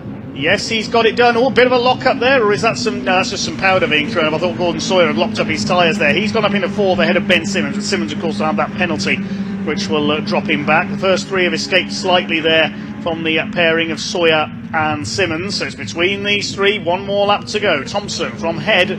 3rd place, it is Stephen Lyle. This is going to be incredibly close between these 3. I'd love to see a 3 wide finish between them. It had to be a sort of Lyle had to get right out and back on the brakes again as they went through Nelson on the right hander, and Gordon Sawyer just got caught out a little bit. He went out wide, and that's the speedy drive from earlier on where we had all those radiators exploding everywhere into that corner. So he just kicked up some of that dust, didn't he? But Head did hang on there ahead of Thompson and Lyle. So these are absolute fast trio as they head then into this final lap. Again, the thought process will be all about where do I want to be. Head knows he's out front, but is that where he wants to be? We'll see whether he capitulates down the Bentley straight. But Lyle and Sawyer are going to make things complicated. Simmons, we know, is involved as far as time goes, but he is involved as far as his car's in there in the physical world, isn't he? Even though with the timing will drop him back. Head, though, defends down, or rather maybe Thompson just gave him the position he wants to go through, and he thinks he's backing himself for the run up to the line then. Here they come then out of Agostini for the last time. Can Aaron Head hang on for a 2nd win of the weekend, a 4th win of his part season, or will Lewis Thompson pick up his 1st win of the weekend? He's taken 9 wins so far in the season. What has happened there? We've had looked like Head backed away from it, or maybe just got a missed gear. Whilst it's a sequential gearbox, it can be that you mispull it and it doesn't actually click in. Yeah, so I wonder whether that's happened. That's delayed Lyle as well, because Gordon Sawyer got past both of them into second place. They were coming through Hamilton and Oggies, and Aaron Head's trying to fight back. Lyle's up there as well. They're going to try and go either side of Gordon Sawyer. Aaron Head cuts in. There's contact. Head's gone across the grass. This is going to be interesting. Look out! He's somehow got it back on. He's got the lead. He's going to have to cede, surely, because that's an unfair advantage. Yes, he lets Lewis Thompson back through. Ooh, that could have been a Code Brown moment, to say the least there. And Aaron Head is still there. He's in P2 as they come up to the line. We'll have to wait to see where he was when he went off. It was contact with Lyle that sent him off that grass, so you can definitely argue that it was the contact that pushed him there. But as we come to the run the line, looks like Thompson may have got enough done. Yes, Lewis Thompson is going to take a win at every race weekend so far in 2023. Thompson does it ahead of Head, Lyle, Sawyer and Simmons. Sixth home is Tom Eden. Paul Donkin will be classified in seventh because Ben Simmons, the penalty drops him down to eighth place. And Jake Swan will be next through in the 66 car. Dale Head rounds out the top 10. I keep going to say Daniel Head, I do apologise, he's a motorcycle racer. Angus McLean is 11th, Chris Fraser is 12th, and Finlay Cooper 13th ahead of Ollie Smith. Penalty for Mike Evans drops into 15th. 16th goes to number 11 of Carl Jones, and Gary Curtis the final finisher. So that could have been disastrous on that last lap there. They just about managed to hold it together. Let's have a look at some highlights then. This was into the hairpin, the four square moments early on with Aaron Head in the lead, Thompson and Lyle side by side with Gordon Sawyer shadowing. Aaron Head round the outside of Lewis Thompson as they came into Riches to take the lead. Then it was 3 wide. Brilliant move by Stephen Lyle on the brakes for the end of the Bentley Straight at Brundle to take the lead from both Thompson and Head in one move. They just swapped places for fun all the way through this race. A rare overtake for the lead at Corham. You don't see that very often. Aaron Head going around the outside on the Wilson hairpin. That's probably the most impressive overtake I think all weekend. We saw a couple of cars run out wide. That was Evans and Eden running wide on the hairpin. Then through the inside at the outside at Palmer's as well. But then coming into Oggies, there's where Aaron Head ran wide, and that delayed Stephen Lyle. And Gordon Sawyer was able to dive up the inside, and then the last bend, there's the contact between Lyle and Aaron Head straight across the grass. It's lucky the leaders weren't a bit further forward there as he came across, because that could have been very nasty. He could have T-boned Lewis Thompson himself out of the race. Yeah, it had all the sights and sounds of being scary like that, wasn't it? It certainly was, yes. A frantic race there from the Avon Tyres Caterham 7 UK Championship, won by Lewis Thompson by 0.14 of a second over Aaron Head. Stephen Lyle third. He got the fastest lap, 159.946. Fourth went to Gordon Sawyer ahead of Tim Dickens. Then Tom Eden wins the amateur class ahead of Paul Donkin and Ben Simmons with that penalty. Then Jake Swan, Dale Head, Angus McLean, Chris Fraser, Finlay Cooper, Oliver Smith. The other finishers being Mike Evans, Carl Jones and Gary Curtis. I can hand over to Sam in Parc Fermé to talk to some of the drivers.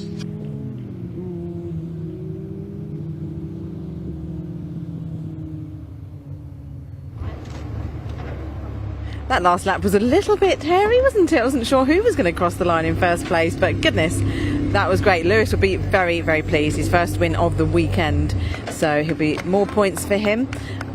And Stephen Lyle got fastest lap, which he'll be pleased about, another point. So it's all about points at this time, isn't it? They've still got Donington and the final round at Silverstone for these guys. But still, we're getting close to the end. So just wait for Lewis to get out.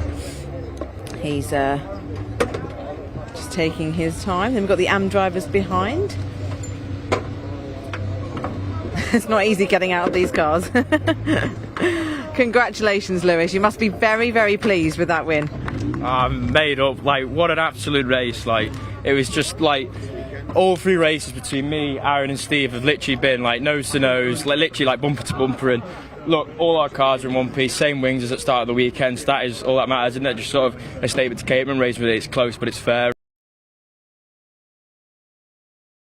Aaron was doing, he was trying to let me past, and I just thought, why not? I'll try my luck, and it all just sort of chaos behind me, and luckily, yeah, it just held on. And then going around Corham into the last car, I just knew I just had enough. And with Aaron second and cutting the last under the bridge chicane, I thought, even if he gets me, I think it's going to get overturned. But yeah, thanks so much for everyone. It's brilliant. I'm really happy. Excellent. Well done. Thank you.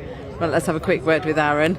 Aaron had a little grassy moment there, didn't you, on the last lap? It was a bit but still a good finish. Yeah, it was a good finish still. You know, I thought I'd keep my foot in. I wasn't sure where I was going to come back on, and I just got tapped by Steve into the chicane effectively, and it was a shame because I let them all through on the second from last corner to the straight because I was in the wrong position. So I dropped one further back than I wanted to, but I think I had the perfect toe, just enough to tuck in behind Lewis. I wasn't able to outbrake him, and Steve was just his front wheel was still there, and he just tapped me on the rear. So I thought I'd tuck in behind Lewis, do him to the straight line because I was crossing every time in front, but it didn't work. Sometimes it does, sometimes it doesn't. Still good, but second place, still great. Yeah, second place. You know, I put myself down to fourth onto that back straight, so I guess you could say it sort of worked. Yeah. But don't know whether I should have just carried on in first up to the line when I went straight across grass. But hey. Well, you could have done that, but yeah. Excellent. Right. Well done, Aaron. Cheers, Thank you. Right, let's have a quick word with Stephen Lyle. Stephen, congratulations on third place. Or probably, it could have been any of you three, really, couldn't it? I was literally just saying it could have been anybody of I reckon, the top six. Every time I looked behind me, they didn't have to worry. They were together on their own. Every time I looked up, there was a different colour car. And I thought, I don't know who's going to be coming next. But, it made it hard work. I got a few whacks, and I got a whack into the hairpin, had to catch up again. And then I went wide, had to catch up again. By which point, I think I was tired.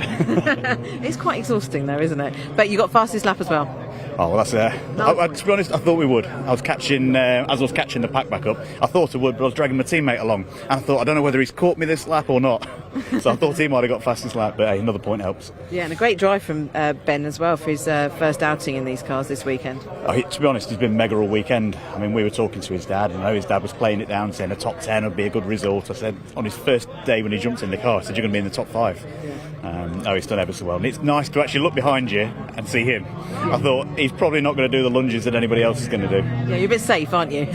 Safer. Ish. Safer. Excellent. Well done, Stephen. Right, that's it. We've got the minis on track now, so I'll hand back to Chris and Dave.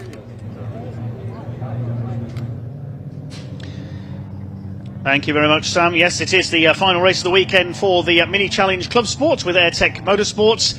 Lined up in the finishing order of race 2 earlier on, and on a hat-trick, Charlie Newton-Darby is on pole in number 12 alongside Stephen Berry in the coupe, number treble 6, second row Nick Moore 22 and number 14 Lee Campbell. Then a gap, and we've got the S-Class cars. Steve Webb at the front of them in the S56 Class Pace setup.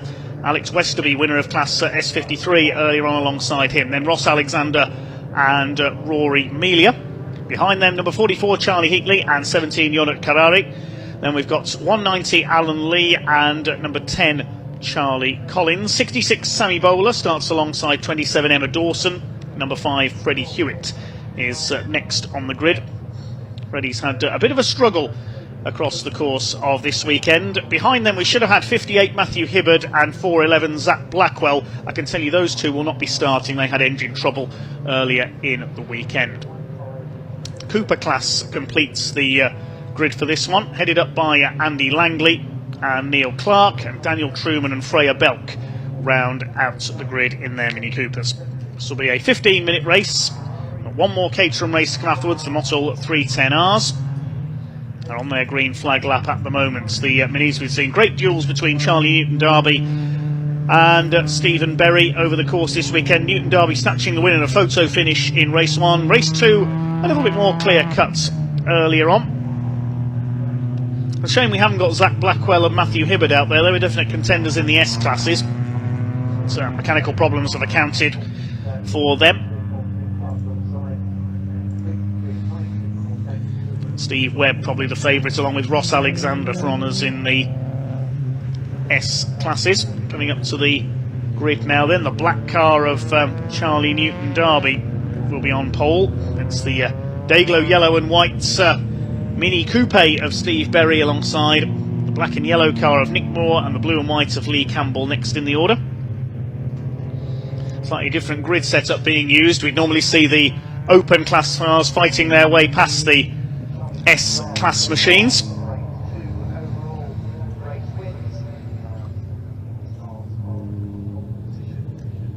This weekend we see the open class cars starting at the front, making things perhaps a little easier, the overlapping creating a bit of contact perhaps. So into position then. Can Stephen Berry get back to winning ways? Hasn't had a victory in the open class since his first race at Thruxton in round 6 of the series. Charlie Newton Darby has had 3 wins in a row since then, including the 2 this weekend. Last few cars pulling into line at the back, including the 4 Coopers. Andy Langley going for a hat-trick there over Neil Clark. Steve Webb and Alex Westerby, the 2 black cars heading up the S-Class grid. Revs begin to rise and the red lights are on. The Mini Challenge Club Sport with Airtech Motorsport is go. And a bit of a hesitant start there for Steve Berry. Somebody has stalled that wallop. Oh dear. We've had a start line shunt again. It's Steve Webb who got clipped there by Sammy Bowler. They've got it going. There's a bit of damage there. Thankfully they've been able to get underway. And it is Charlie Newton Darby who leads from Stephen Berry. He was a bit hesitant off the line. It's Nick Moore in 3rd position. Marshall's, I can tell you, running onto the grid to pick up a little bit of debris from that collision there. Into the hairpin, it's Charlie Newton Darby who leads the way. The S-Class battle is joined at the front of the field. There's Charlie Heatley holding off Rory Melia, the number 191. It's the 4 open class cars, the more powerful machines that head the pack around Palmer's up towards Agostini for the first time. Looks like it's the 320 of Ross Alexander who's got to the front of the S-Class, the A. Reed Motorsport driver from Birmingham.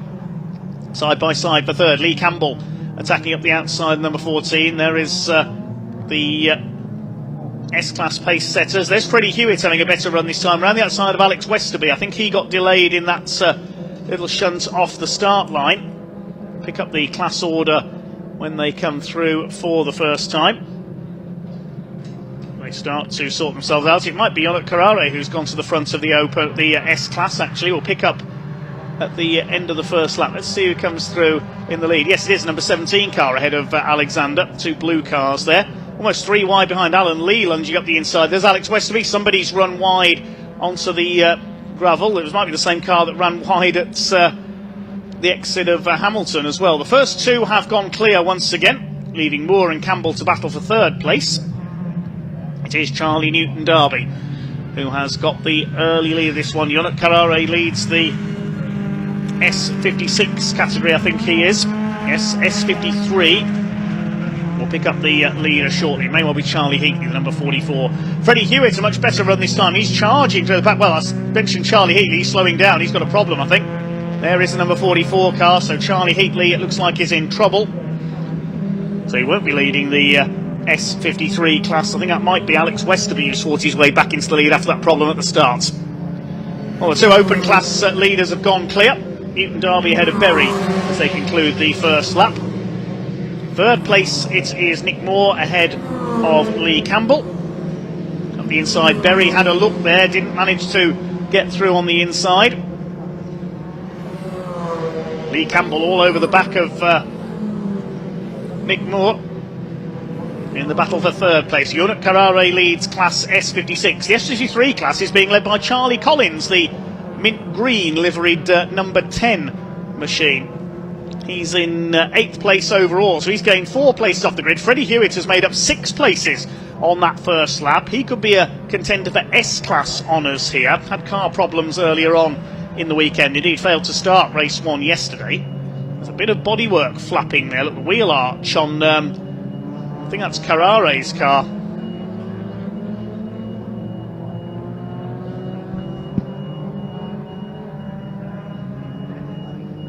They go towards the left-hander at Hamilton.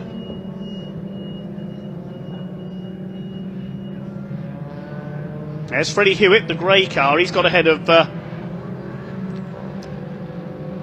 Collins now into P8 overall. There's a change for the lead of the S56 class. Ross Alexander, I think, yes, has got ahead of Yonat Carrare.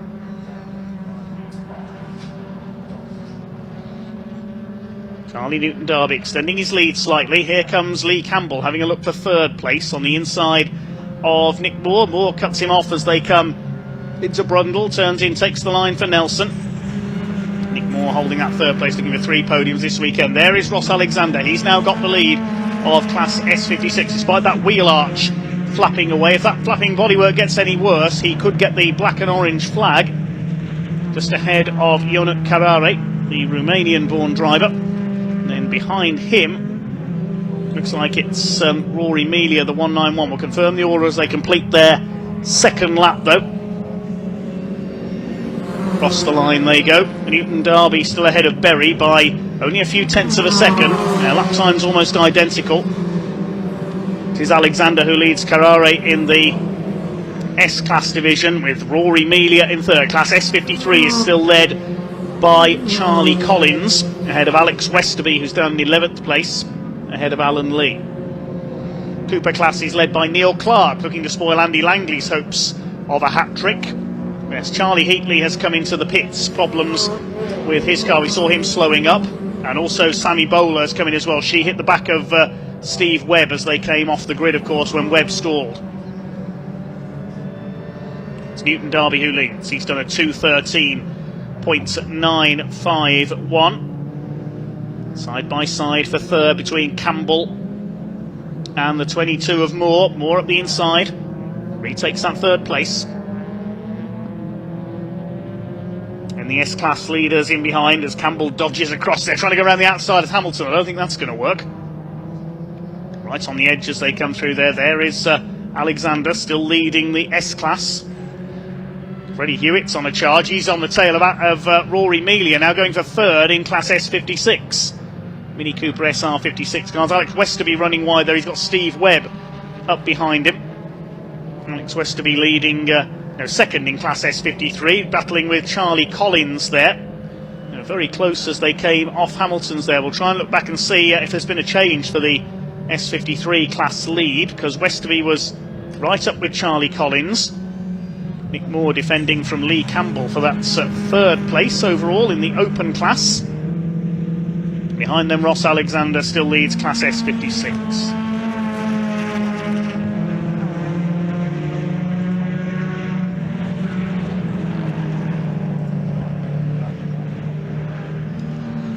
Two leaders over 4 seconds ahead now of their opposition.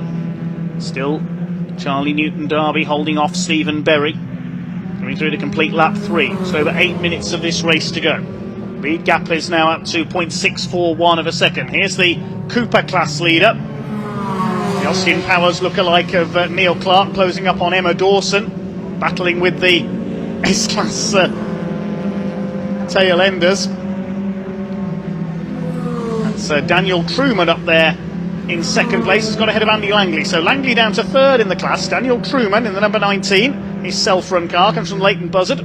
Closing on Neil Clark, local man from Kings Lynn. And up the inside, they're going to go either side. Look at this, 4 wide into Murray's. That's not going to work. And Emma Dawson gets spun around. What was all that about? They're trying to see if you can fit 4 minis wide through the last corner at Snetterton. It didn't work. And poor Emma Dawson was the one who got spun out there, so that's given Neil Clark the place. He leads the Cooper class ahead of Truman and Langley. Dawson's kept it going again. She always seems to come off worse in a skirmish, does poor Emma. Just over 7 minutes of this race to go. Two leaders now 7 seconds clear of their opposition. Newton-Darby still ahead of Berry. There's the third place fight. There's the S56 class leader, still Ross Alexander, looking for his second class win of the season. He won outright at Thruxton when the race was curtailed early due to a shunt. And the open class cars hadn't yet caught him. Doing a Caterham here, these two weaving about down the straight. Yes, Charlie Newton-Darby and Steve Berry have been watching the Caterhams this weekend.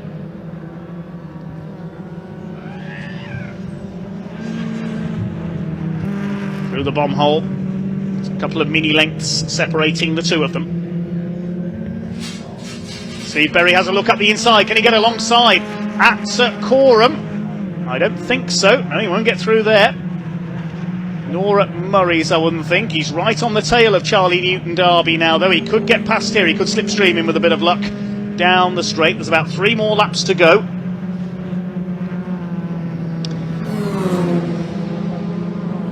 Still don't know why all the Cooper class cars decided to go side by side with Emma Dawson going into never mind that, because look at Steve Berry up the inside. Can he get the car stopped? He's going to run wide on the X. That was a brave move into Riches. Newton Darby back up alongside. Has he got the overlap done there as they go towards the Wilson's hairpin? Newton Darby's got the inside line, going to retake the lead. Battle is joined between these two now at the front of the field. We saw this yesterday. Newton Darby was trying everything, throwing everything he'd got at Steve Berry in race 1 yesterday afternoon to try and take the lead from Steve Berry. And then Newton Darby snaffled it on the run to the line, Caterham style. Now Newton Darby is the man doing the defending from Steve Berry. Now well ahead of Moore and Campbell, who are still together, nearly 10 seconds clear of their open class opposition, these two. 5th position is still Ross Alexander. He leads Yonat Carrare by half a second in the S class, S56. Freddie Hewitt is 3rd in that division. He's got ahead of Rory Mealy, and it's Alex Westerby. He leads class S53. He's got ahead of Charlie Collins. Charlie Heatley is rejoining from the pits, I can tell you, just by my commentary box. 44 car having come in for some remedial work. Here's the battle of the 3rd. Nick Moore is trying to close the door on Lee Campbell. Still the wheel arch hanging off the 320 car there of Ross Alexander, the A-Reeve Motorsport car. And they're closing on this open class pairing, so we could have a 4-way battle for 3rd. It could be 5, because look who's closing up behind them. I think that's Freddie Hewitt in the number 5, who started towards the back of the S class. Still holding that 3rd place is Nick Moore, ahead of the 14 of Lee Campbell. 4 minutes to go. And a cracking weekend for the Mini Challenge Club Sport with Airtech Motorsport, supported by Garmin and Absolute Alignment. And now look at Steve Berry. He's trying to align himself with the slipstream of Charlie Newton Darby. 2 laps to go this time. Across the stripe they go. What's the gap? 0.27 of a second as they cross the line. Is Berry going to lunge for the inside again? No. Thinks better of it this time. Maybe he's going to try and bamboozle him and attack into the hairpin instead when he's not expecting it. Closes up. Closes up. Is he going to have a look? No, he's not. Might get close enough. Moore and Campbell still 3rd and 4th. And up the inside, Daniel Truman has taken the lead there at Brundle of the Cooper class from Neil Clark. Now, Daniel Truman, if he can hang on in front, it'll only be his 2nd class win of the season. He had a win at Thruxton. Neil Clark in the Union Flag, the Austin Powers car. He's got to try and fight back.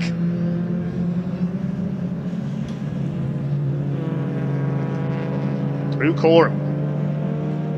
Andy Langley's closing up as well. These 3 fighting for the Cooper class win. Further back behind them is Freya Belk in the number 89 at the tail of the field. Neil Clark ready to fight back as they come along the straight. Now he gets into the slipstream. Meantime, here are our leaders. The gap has opened up just a little. They're coming through Williams.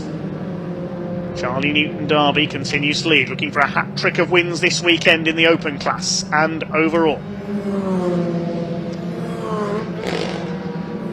Car sounding very rough as it came through past my commentary box there. Sounded like a fluffed gear change. Didn't see who it was. The lead gap is definitely opening up here between Newton Darby and Steve Berry in the coupe. 2 minutes to go, so they'll be starting their last lap. Yes, Berry's definitely dropping back here. You can see from Charlie Newton Darby. Whether Berry's got a problem, I don't know.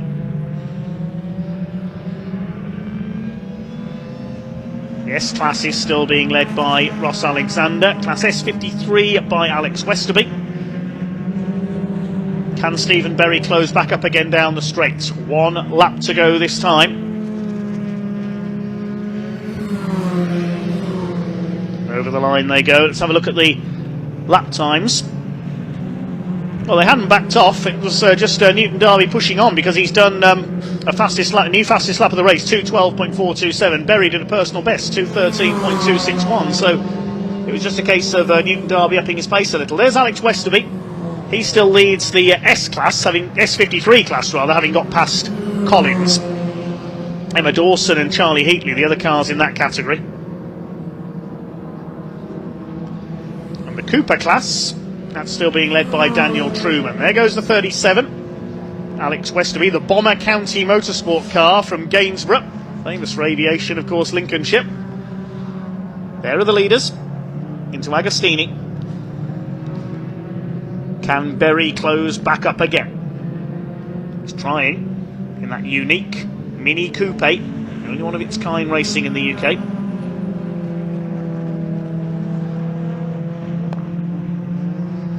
They're well clear, they're nearly 15 seconds clear of the Campbell and Moore battle. I think Lee Campbell's got through into third place now, in fact. Pick that up in a moment. Into the Bentley Straight. What can Steve Berry do? One last effort maybe from the coupe. He's in the slipstream. Is he close enough? Gap had gone out to just over a second. He's not going to be close enough into Brundle. I think Charlie Newton Darby has done enough for the hat-trick. Through the right-hander at Nelson for the last time. Berry still there in his mirror, but not close enough to make an attack. And the long right-hander at Coram.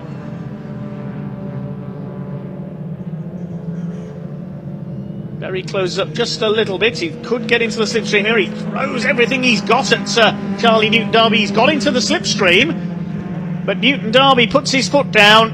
I think he's just about going to hang on. Stephen Berry will try and get alongside. He's not going to do it. Charlie Newton Darby takes the hat-trick by 0.34 of a second, and Berry, full credit to him, he gets the fastest lap on the final lap of the race, 2:12.331. Here's the battle for third. Nick Moore's got back ahead of Lee Campbell, and Ross Alexander, the S56 class leader, on their tails. Good little fight amongst this lot. Nick Moore will take the podium, repassing Lee Campbell. Ross Alexander wins class S56 ahead of Freddie Hewitt. Good effort to come through the field, and Yonuk Karare is third. Class S53 is won by Alex Westerby. 2-3-1, Steve Webb struggling to recover from that stall on the grid. He will come home fifth in class in 10th overall. Behind him is Charlie Collins, second in S53. Alan Lee, number 190, is behind him. What about the Cooper class? There they are. They're coming down the Bentley Straight now. And it is number 19, Daniel Truman, but here comes Neil Clark. He's going to the outside in the Austin Powers lookalike. Up towards Nelson. Can Clark make the move? Andy Langley, who won the first two races, is lurking behind them as well, so he's still got a race going on to the flag here. Clark took a string of wins in the early part of the season. He had all three at Cadwell. He had a win at Mallory Park as well. But Daniel Truman, who won the second race at Thruxton in the Cooper category, trying to pull away in this final corner. Andy Langley closing up as well. What can Clark do on the run to the line? Can he get in the slipstream? I don't think he's quite going to do it now. Truman took the lead into Brundle a couple of laps from home. Here they come up over the line. Neil Clark's going to try and get in the slipstream. He's not going to do it. Truman wins the class. Great finish there with Clark and Langley. Emma Dawson will come in further down. There is Emma. Saw her get spun out by the squabbling Cooper class runners earlier on. She comes home in 16th place, and Freya Belk, just behind her, is the final finisher. Charlie Heatley was still running at the end, but 3 laps down after his pit visit for repairs. Great entertainment from the Mini Challenge Club Sports category this weekend. Let's have a look at some of the highlights from that race. Well, for Steve Webb, number 231, it nearly didn't get going. He stalled off the line, and then Zonk. Sammy Bowler went into the back of him. She would later retire, but Steve Webb continued and would get to the flag. Freddie Hewitt charged up the order. A bit of rally crossing from him. He was lucky not to get a track limits penalty there. Steve Berry tried a lunge down the inside from way back into Rich's corner. That didn't work. There was a great fight going on for third place between Nick Moore and Lee Campbell. The third overall and in the open category. Now, the Cooper class tried to go 3 wide. and unfortunately it was Emma Dawson who was rather in the way when they all came together. Thankfully she got going again. Berry did take the lead up the inside. He got the lunge right into Rich's corner, but then on the hairpin he couldn't quite get back across to cover the line, and Charlie Newton-Darby retook the lead. You say the mini challenges for the touring car stars of tomorrow. This was like touring car racing at times. Further back in the Cooper class, Daniel Truman took the lead from Neil Clark.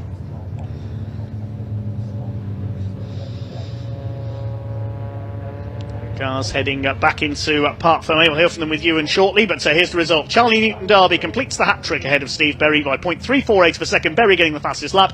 Nick Moore in third place ahead of Lee Campbell. In fifth place, Ross Alexander wins Class S56 ahead of the hard-charging Freddie Hewitts, Yonak Carrare and Rory Melia. Alex Westerby wins Class S53. Steve Webb behind him. Then Charlie Collins, Alan Lee, the Cooper class winner Daniel Truman ahead of Neil Clark, then Andy Langley, Emma Dawson and Freya Belk. Charlie Heatley finishing 3 laps down after a pit stop, and we lost Sammy Bowler in that start line collision. Let's head down to Ewan in Park Fermé.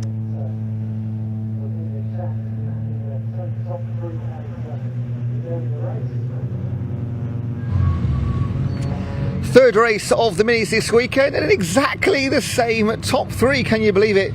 Charlie Newton-Darby getting the trio of victories, a trio of seconds for Berry and Moore in third place. I will try and speak to Alex Westerby, who we've not spoken to yet this weekend, but he has won his class 3 times as well. So let's jump in with Charlie, as we've done so many times this weekend. This is a habit, isn't it? One you want to keep. Yes, I'd love to keep this habit. Yeah. I think it's a rather good habit to have. 3 wins, 3 slightly different races. Yes, yeah, exactly, yeah. It was all over the back of me this time. I mean, I don't think I quite had the... I think the tyres have absolutely had it. Yeah. I'm running the same tyres since the beginning of the season, so... Wow. Yeah. So I think... That's economical. I know, yeah, exactly. You're doing a bit for the planet and all that sort of thing. Yeah. Very green. How did you celebrate this weekend? It's been perfect. Yeah, well, that's it. Yeah, 3 for 3. Can't complain. I've got plenty of champagne in the fridge now that we can't drink because... reasons that I'll go into later. Yeah, but it's good. Mate, well done. Thanks very much. Cheers, buddy, thank you. We'll jump in with, let's get Nick in here. I'm going to jump in. Are you happy with that fantastic weekend? Yeah, it was really good. I think from where we started to now, I think we could be really pleased with that as a debut for a new team, and onwards and upwards, I think. Do you feel like you're ready to sort of kick on now and get second and first places? I thought I was today. Okay. But I think you know, with where we started for a weekend to then come away with 2 podiums, and we really had to work for that one because we lost our third place sort of 2 laps from the end, and then managed to get it back coming out of the bridge on the final lap. So we ran that close, and Lee drove really clean. But yeah, there's loads we can do to the car. I mean, we've had issues all day. I think the way that Joe's handled it with Grange Motorsport, I think has been absolutely mega, and done a credit to me and my sponsors, everyone. So yeah, really pleased, and we will move to push on, even if we weren't ready to this weekend. But yeah, really. And we'll jump in with Mr. Berry. Hello again. Nearly again. Very nearly. Very nearly. 3 different races, just speaking to Charlie over there, completely different ones. Yeah, I've had a few little tweaks in the last couple of hours, but to be completely honest with you, the car was pretty well set up. It's just me overdriving in certain areas, trying to play catch up. And like I just said to that fella there, I reached into my bag of excuses and I've got nothing left. Because it was about 3 laps to go, maybe 2 laps to go. You made a brilliant move on the first couple of corners, but just couldn't hold it. Yeah, just trying to bully him over into certain positions. Twice he fell for it. Once I managed to make it stick. But there's certain areas of the track where I just can't get the gear set just right for that bend. I'm either too high in second gear, too low in third, and I can see that Charlie's just pulling away in that area. So I've had to change this driving style for this race. It did help a bit because I was up there with him a lot closer, and coming out the last bend there, I was managed to stay with him a bit longer to be able to make the shoot up the inside or outside there. But all credit to him, he drove fantastic. In my opinion, the best looking car on the grid. Absolutely love it. Well done, mate. Thank you very Cheers, much. buddy. Thank you. Right, we have got 1 more race to come this week. It is, of course, the Caterhams. So for the final time, the cars are on the grid. It's back to Dave. Yes, thanks very much indeed, Ewan. The final race of this brilliant weekend here at Snetterton is going to be a cracker. The Motul Caterham 7 310R Championship. Results of race 2 giving the grid for this one. And the man who's on a hat-trick, Jack Sales, on pole position number 35 alongside number 70 of Lars Hoffman. Graham McDonald on row 2 alongside Philip Bianchi. And Pete Walters and Alan Curtis on the third row. Alan Cooper on row 4 alongside Harry Eyre. It's Taylor O'Flanagan. Watch for him back on row 5. Grid a little bit mixed up after a couple of incidents in the second race earlier on. Harry Landy will start alongside him. On the 6th row, number 50 Wesley Payne and the number 8 of Darryl Cresswell. Hugo Bush back on row 7 alongside Steve Metcalf. Matt Shepherd on row 8 alongside Jeff Price. The 9th row of the grid, Tim Steele and Ben Lopez Appleton. Johnny Jarrett on row 10 alongside Chris Welch. The 11th row, we've got Harry Cook and Pete Wales. 12th row, Paul Herndon and Ron Mounsey. And David Yates, let's check if he is there, after his car rather fell to bits in the previous race. Yes, he's there at the back of the grid. Yeah, a bit of work to do, wasn't there? A radiator to fix and maybe a steering arm or two to add back to that car after he had collision down into the Wilson hairpin. But the final Caterham action of this long weekend of absolutely brilliant racing. 2 days of fantastic action here at the Snetterton circuit. And yeah, come to a crescendo here. As you say, Jack Sales looking to see whether he can make it 3 from 3 here at Snetterton and really start to solidify that championship lead. He is now 15 points clear in the overall championship and 9 points when you take into account drop scores. So he's headed in the right direction, and the best way of adding more points to that lead is to win the race, where you have a 2-point gap. But Lars Hoffman is there or thereabouts again, isn't he? Has been all weekend. He's fought his way from a fairly disappointing qualifying all the way up to the lead of the race, and all times, and yeah, having got third, and he was second this morning in this morning's race. So absolutely brilliant to see that, and yeah, lots of nice three-tower action out on track, and they have given us some of the best racing this weekend. As you said, some people to watch out for coming back through the field. Let's see whether Alan Cooper, who was there or thereabouts in that top 3, just lost out to 4th place, see whether he can get to the podium before the end of this race. But yeah, Philip Bianchi, Pete Walters and Alan Curtis all sort of moved up late on in that race.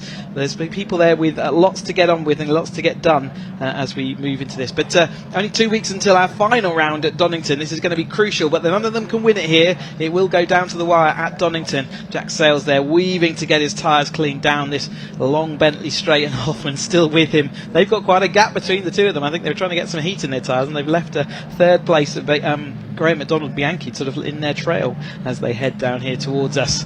But exciting times then. Who's going to come out on top? No one can win the championship here, but points are going to be ever so crucial at this late stage in the championship. They certainly are, yes. The grid a little bit mixed up after a couple of drivers had moments earlier on. We saw Hugo Bush have a spin. We lost David Yates with some damage. Taylor O'Flanagan ran wide going through Riches with a lap to go in race 2. Here's a yellow machine a little further down the grid than we normally see. Great to see Graham McDonald, the Scotsman, on the podium earlier on as well. Philip Bianchi with an excellent 4th place, the man from Malta. Maltese motorsports dominated by drag racing. The success of Duncan Mikalev in drag bike racing in particular, leading to the rise in the sport's popularity. They are looking to have a round of the European Drag Racing Championship on the island of Malta in years to come if it's viable. Maybe we'll see Caterham's racing there someday as well. Look out then for the yellow car of Taylor O'Flanagan midway through the pack, about 9th or 10th isn't he starting. He's 3rd place in this championship and needs to solidify that. He's been coming really good in the late part of this championship, and he'll want to see the maximum points, so he's got a long way to come through. Hugo Bush, as you've already mentioned, starting deep in the field after contact late on in that race, and he will have to do some fight back from the mid-pack, but he's certainly got the speed in that car to do it. He's been involved in the lead battle in both races so far, so the 2 cars there to watch out for. Hugo Bush is a grey car. In fact, you can see him back left with a bright pink roll cage just disappearing behind there. He goes bright pink roll cage just by that yellow waving flag, so watch out for him. But he's got a lot of cars in front of him, hasn't he? But out front it's Jack Sales alongside Hoffman, our 2 championship rivals, and they're on the front row of the grid for the 3rd of 3 20-minute races for the Caterham 7 310R Championship. Jack Sales, the white car with the green cage, the Motul colours, the red and white of Lars Hoffman. The lime green car, number 19, Graham McDonald on the 2nd row with Philip Bianchi in red, white and black alongside him, waiting for the lights to go out. The revs are up, and here we go. Super start by Lars Hoffman. Good getaway by Graham McDonald. Not the best for our pole sitter as well. Everybody off the grid cleanly this time. It's Hoffman who will lead the way. Jack Sales has been rather swamped, so it's Graham McDonald trying to get through on the inside. He's got into second place. Sales is down to third. It's like Pete Walters up into fourth position in the black number 88. Taylor O'Flanagan has had a bad start as well. He's a long way back down the order. He's caught a glimpse of the yellow car there. Hoffman leads through the hairpin. A couple of lockups in the midfield. 1 or 2 cars running out wide. And there is O'Flanagan. He's almost to the back of the field. David Yates up with him there. He absolutely bogged down off the line and just never got going. Whether he had too much wheel spin or whether he was in second or even maybe a third gear start. You can accidentally put it into third gear when you meant to put it into first gear, and that maybe look what it is. He just never got up and running. He was lucky not to be collected. However, it's Hoffman who made that best start. Graham McDonald is also renowned for his starts, and he's pushed himself up into that second place. And it's Jack Sales, Pete Walters, and then Harry Cook there in the running as well. The setting sun just beginning to set here at Snetterton might cause a few visibility issues, especially on the centre straights, I would think, in this race. They're heading right into the sun there, down into Rich's corner, heading through Oggies at the moment. There's been some contact there. That might be O'Flanagan, actually, with a bit of bodywork flapping, as the leaders head out of Williams and onto the Bentley straights. No, it's not. It's the 53 of Tim Steele with the bodywork flapping there. The other yellow car, the brake lights hanging loose as well. As here we go, the concertina starts once again. Who's got the lead as they head into Brundle? Being squeezed big time on the inside there. It's a bit tricky to see the colours in the setting. So I think it's McDonald that may have got the lead there in the green, number 19. Hoffman is in second. That was Sales getting squeezed to the inside. Pete Walters, the reigning champion, is in behind. Yeah, McDonald definitely squeezed Jack Sales up onto the grass that time through. He's locked up the front wheel and again made it through safely in the end. And visibility, as you say, absolutely an issue for these drivers. They will be running little sort of sun strips on their visors, and hopefully they've got tinted visors as well. They're going to help them out, but it's definitely an issue. You know what it's like to face into the sun on a sunny day when the sun's low in the sky. Well, that's what they're facing as they head then around these late evening sunshine here at Snetterton. Had great weather all day, fabulous, fantastic weather for the racing as Hoffman retakes the lead. Graham McDonald see if he can go back underneath. Almost a defensive tactic again from Jack Sales. Jack's having to go to the outside. Whether he's got an opening on the inside, hard to see. No, he's going to stick to the outside line, but McDonald's going to see him push the situation down the inside. Does make it through, but Hoffman's got the run around the outside. Will have the momentum. In fact, does at this early stage in the race. Does sit back, and you see Jack Sales come out the throttle there as well, just to sit line astern. No point pushing that at this early stage of the race. Also a big winner in the early laps, Harry Eyre in the number 55. He's up into fourth place from 8th on the grid. He's got past Pete Walters now, up into fourth place. Philip Bianchi has dropped into 6th as Graham McDonald very late on the brakes there as they went into Agostini. You see Taylor O'Flanagan there further back, getting past the number 9 car. That's Harry Cook, so he's dropped back into the pack as well. He must have had a moment on the first lap because he was right down towards the tail of the field at one point. He had that stoppage he got the black and orange flag, didn't he, in the earlier race? That's why he was so far down the grid. Of course, he had to remove his loose nose cone. Hoffman's got the lead then ahead of McDonald, just holding him off there as they came through the infield loop. There's the number 43 car. That's Alan Curtis, the silver machine.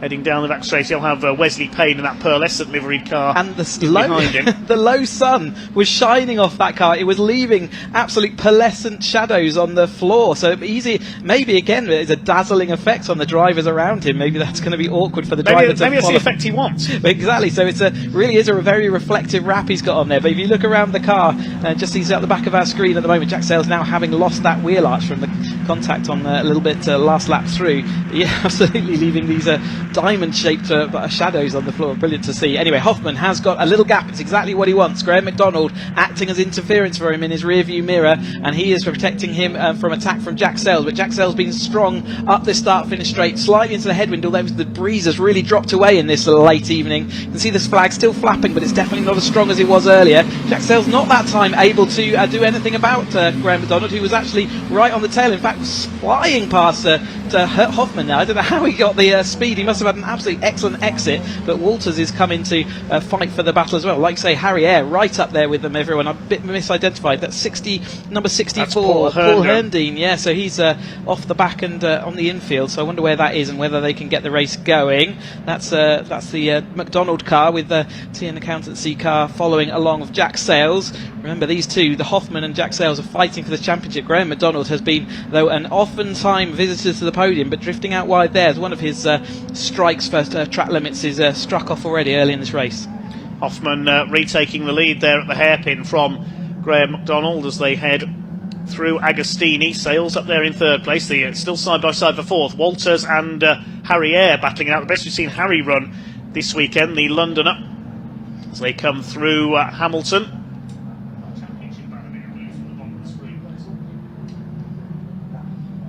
It's through Oggies and out towards the back of the circuit in the setting sun here at Snetterton.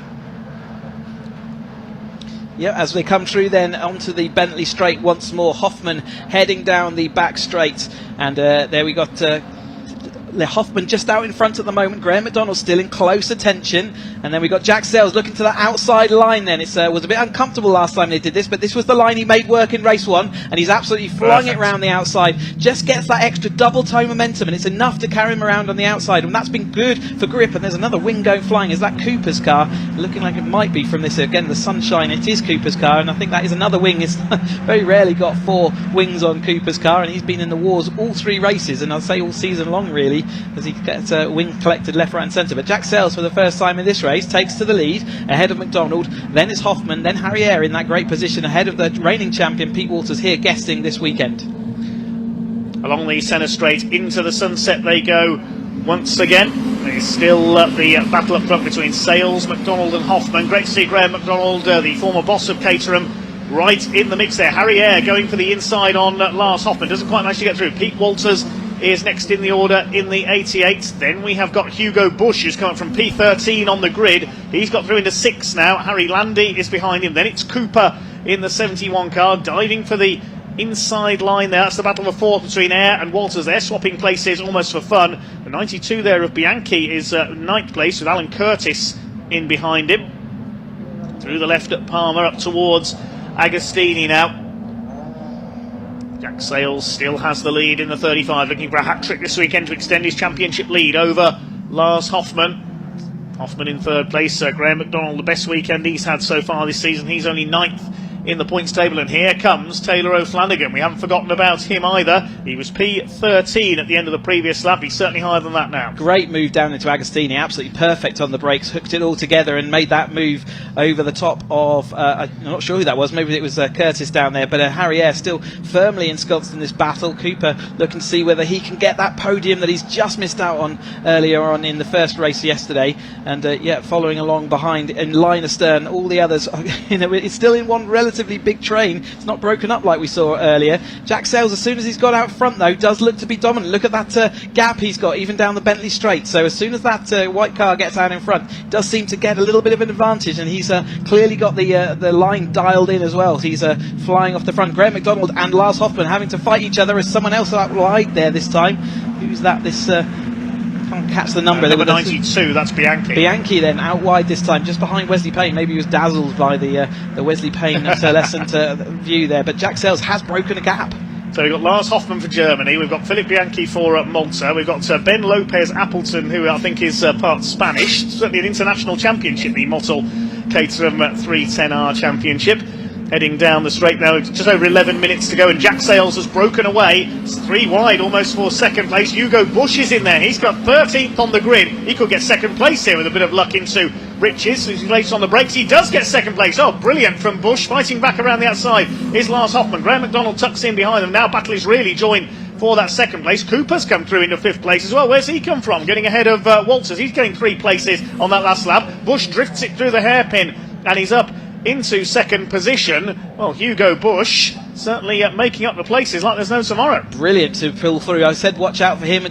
I also said to watch out for Taylor O'Flanagan, but then that gave him a bad start, didn't it? But Hugo Bush making really good early progress, and Jack Sayles will be looking in his mirrors and giggling as he sees them all battling each other, fighting, as he can then see whether he can get away, as he's lost 2 wings on the left-hand side of his car, and also there's plenty of wings going missing throughout the course of this race weekend. But there's Cooper with his right rear one missing, and Taylor O'Flanagan's not too far back behind the battle that we're we're watching here on our screen. So he's the yellow car that you can see in that chase group as Walters just puts a tyre onto the grass.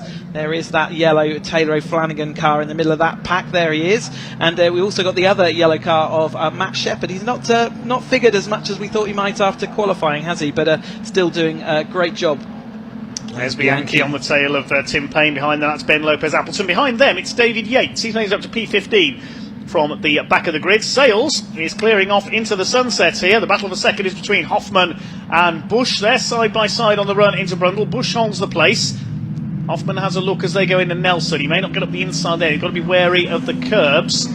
Hoffman has another look. There's Alan Cooper in behind them. Then we've got the battle between McDonald and the number 9, which is Harry Cook, who's come through the field nicely after that penalty earlier on when he got the black and orange flag. Hoffman side by side with Bush, absolutely together through Coram. That's a brave move, and Hoffman gets it done for P2 as they are on the brakes into Murray's. He runs a little bit wide on the exit, so he'll hold it together there ahead of Hugo Bush. You've got 9 minutes of this still to go. A cracking race to end the weekend. Jack Sales leads the way by 2 seconds now. Fastest lap for Alan Cooper, 2:08.236 in that 4th place. Here comes the train behind. McDonald's in there.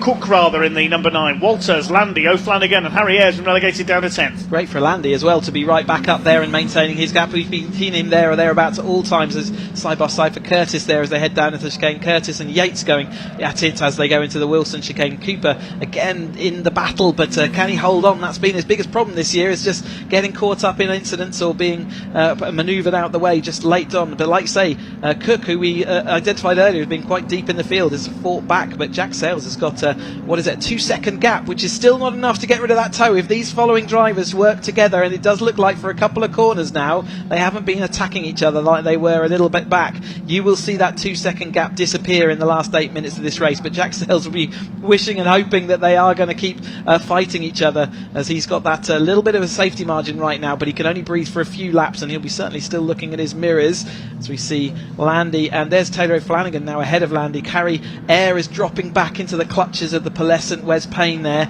and he's still being followed, I think, by one of the who's that he's with Payne, Bianchi and Yates, isn't it, following along behind them. Yes, David Yates now up into P14. He's got ahead of Ben Lopez Appleton. There is the number 5 car.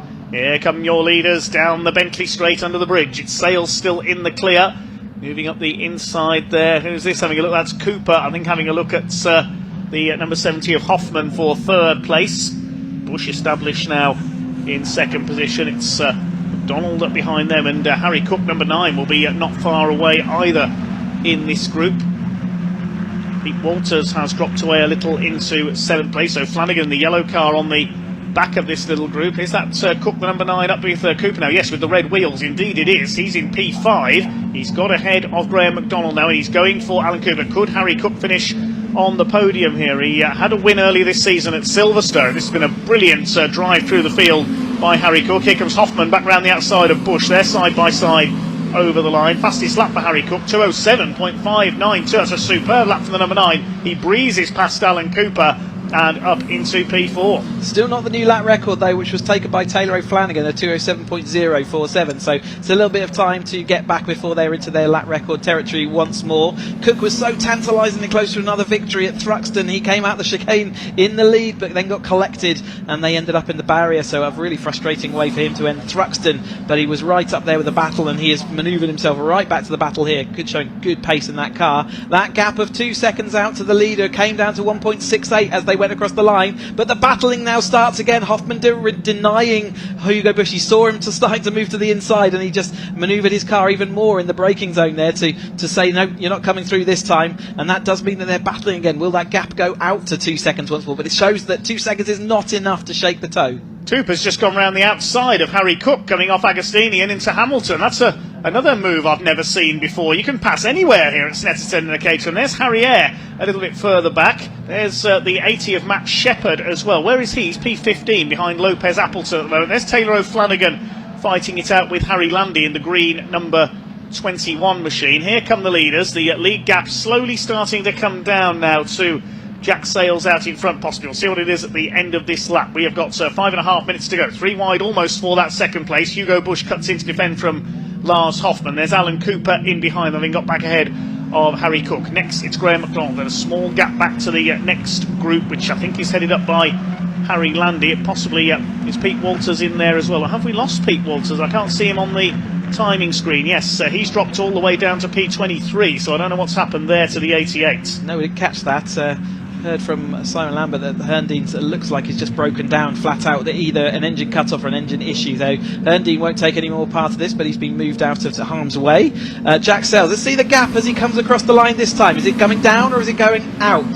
It's coming down very slightly, 1.5 seconds as they cross the line. Hugo Bush trying to defend from Lars Hoffmann, Cooper and Cook. These four going after the race leader. They've got to work together to try and catch Jack Sales. It'll be Hoffmann who wants to mug him for the race lead and close that gap a little in the championship. And Hugo Bush still side by side with Hoffmann. The last thing they want is to start fighting each other, and that'll allow Jack Sales to re-establish his 2-second lead of a couple of laps ago. There's Cooper, there's Cook, and they're being reeled in as well by Graham McDonald in the number 9 turn. Lasuni 5 for second place, but Jack Sales still out in front. You'll just be seeing, Jack Sales, we're just trying to get all his braking points marks absolutely perfect, but he can still see the relentless pursuit of him in the toe as they drag back. Hugo Bush has definitely had a fast car that's pulled him through the field. Not only that, starting to pull him back across this gap, and everyone else can tell that they are gaining, so they are less inclined to fight. As soon as they see they're heading in the right direction, they are less inclined to fight. McDonald's attack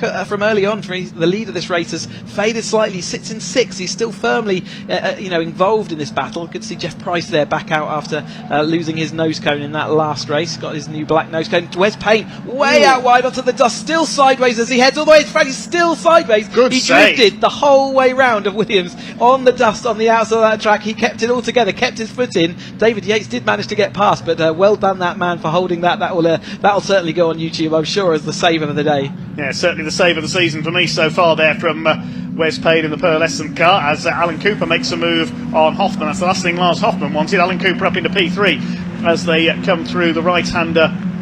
That's Nelson. Harry Cook up there as well. There's McDonald. And heading the next group, it is Taylor O'Flanagan up into 7th place after that terrible start. He's back ahead of Harry Landy. Payne is 9th. Alan Curtis rounding out the top 10. So Harry Ayres has been relegated outside the top 10, as has Bianchi, who was going well in the early stages from the second row of the grid. He's all the way down in 13th now as the leaders head over the line once again. 2 minutes 40 left on the clock, so we'll get 2 more laps out of this.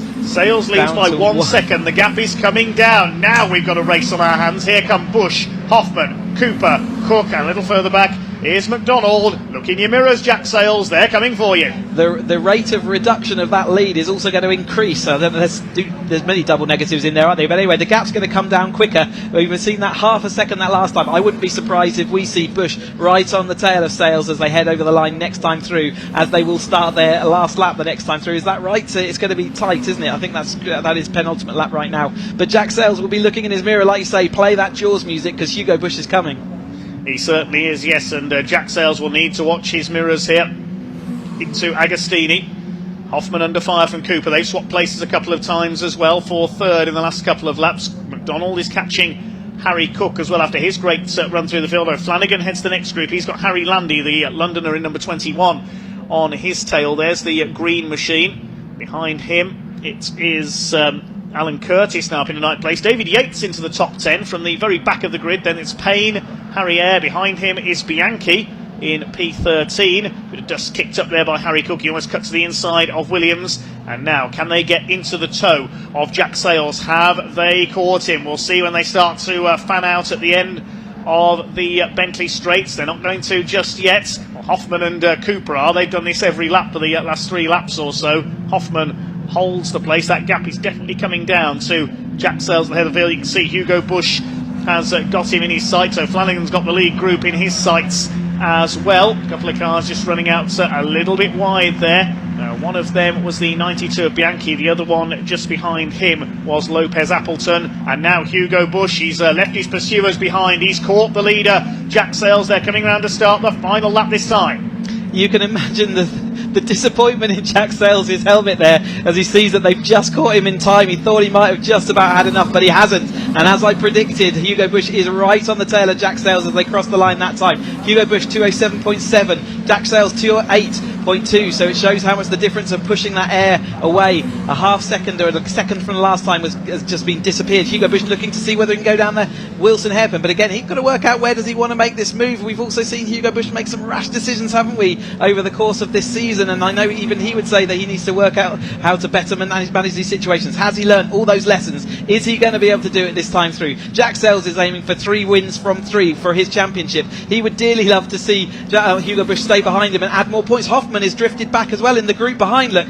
so Hoffman's losing more and more points as they go in later to this series. He got shuffled back at the hairpin, I think. He's down to P5 as it stands at the moment. He's going to have to rely on slipstreaming at the end of the Bentley Straight to try and make up some ground. There's the red Motzel car at the back of that group. It's Cooper and Cook who have got ahead of him, but Hugo Bush starting to put Jack Sayles under pressure. He needs to slipstream him down the 2 straights that there are to go to stand a chance of taking victory. Hugo Bush qualified on pole for race 1. He slipped back through the field as the weekend has gone on. He was only P13 in race 2, and at the start of this race he's come through from 13th on the grid. Is it going to be lucky 13 for him? Can he get into the slipstream of Jack Sayles? Sayles is now starting to defend. He moves to the side on Bentley Straight. Here comes Hugo Bush. Can he get the inside line away? Can he get the inside line away? They're 3 wide behind him. Hoffman going for the inside. Bush leads as they come into Brundle. It's 3 wide for 3rd place. Hoffman trying to get up the inside. Can he get the car stopped in time? Oh, brilliant from Lars Hoffman. And now Jack Sayles won't believe that he's seeing Hoffman in his mirrors as they come through the bomb hole up towards Coram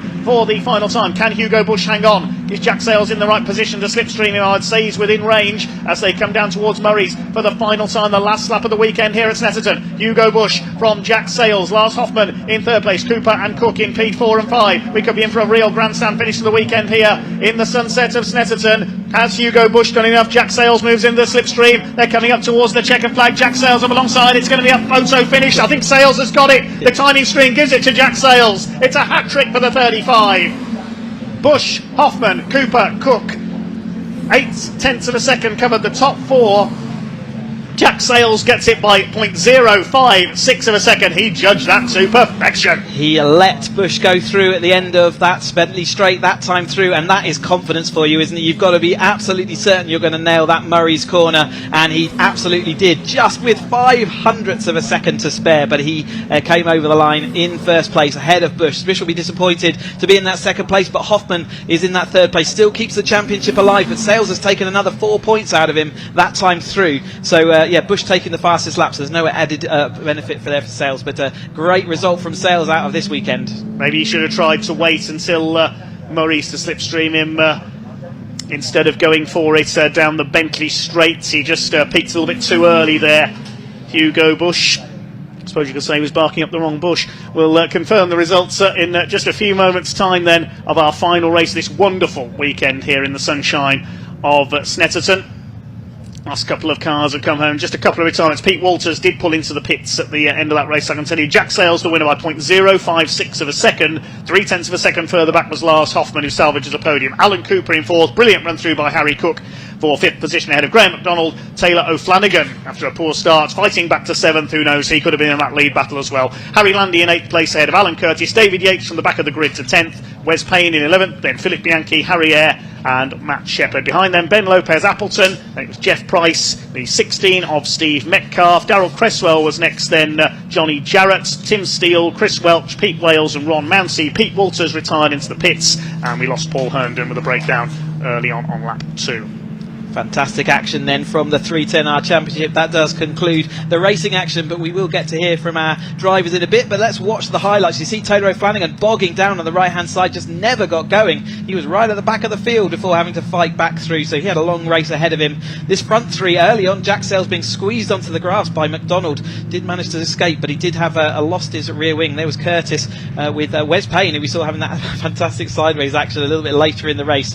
As we had more wings, Cooper getting squeezed onto the grass there by Hugo Bush and Graham McDonald, and more action out there. We had another car, I couldn't see what the number was this time through, but again bit wider and more of the grass, but recovering back. I think it was Bianchi, wasn't it? That was right, Bianchi at that point. Here was the Hugo Bush fight back though. He managed to get through 2 places to get from 5th place to 2nd place in the course of that one corner. Hoffman though absolutely would not relent, and he was trying to make sure that he was positioned ahead of Hugo Bush. Eventually they decided that it was there. Here's that sideways moment by Wes Payne all the way around Willie brilliant. So what a drifting game that was, and just about collects it all together. But David Yates did take that position, but what a fantastic shot that was for Wes Payne as he went round. Hugo Bush was dragging them forward. He did take the lead over Jack Sales on that final corner, though. Jack Sales let him have the inside that time through. He could see Hoffman coming up behind him, and it was going to be a bravery as to whether he could leave it to the line, and Jack Sales did just manage to overhaul him as they ran up to the run to the line. So fantastic. I can see, though, the Caterhams are all in the Parc Ferme, so Sam is ready to receive them. I can't wait to hear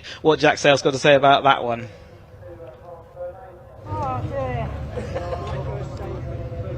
Fantastic race from these guys. I think very close with Hugo, but goodness, Jack will be delighted with this one. Congratulations, Jack. I mean, you were getting hunted down then, weren't you? You had a nice little gap, but then you were getting hunted down by Hugo. Yeah, getting whittled away. I think Hugo had a couple of tenths on me and just caught the fringes of my toe and got me back in, but he was very quick, and I was sort of looking in the mirror. I was like, right, don't make any mistakes. I missed a couple of gears whilst I was in the lead, which probably didn't help. I just thought I'd make it a bit more spicy. Why not spice it from a Korma to a Vindaloo.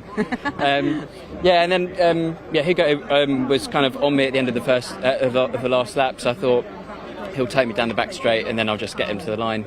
Been quite strong out the last corner all weekend, so I thought as long as I don't mess it up, all will be good. And it was. It worked out well. Thank you. Excellent. Well done, Jack. Right. I'll go to Lars. Where's Lars gone? Here he is.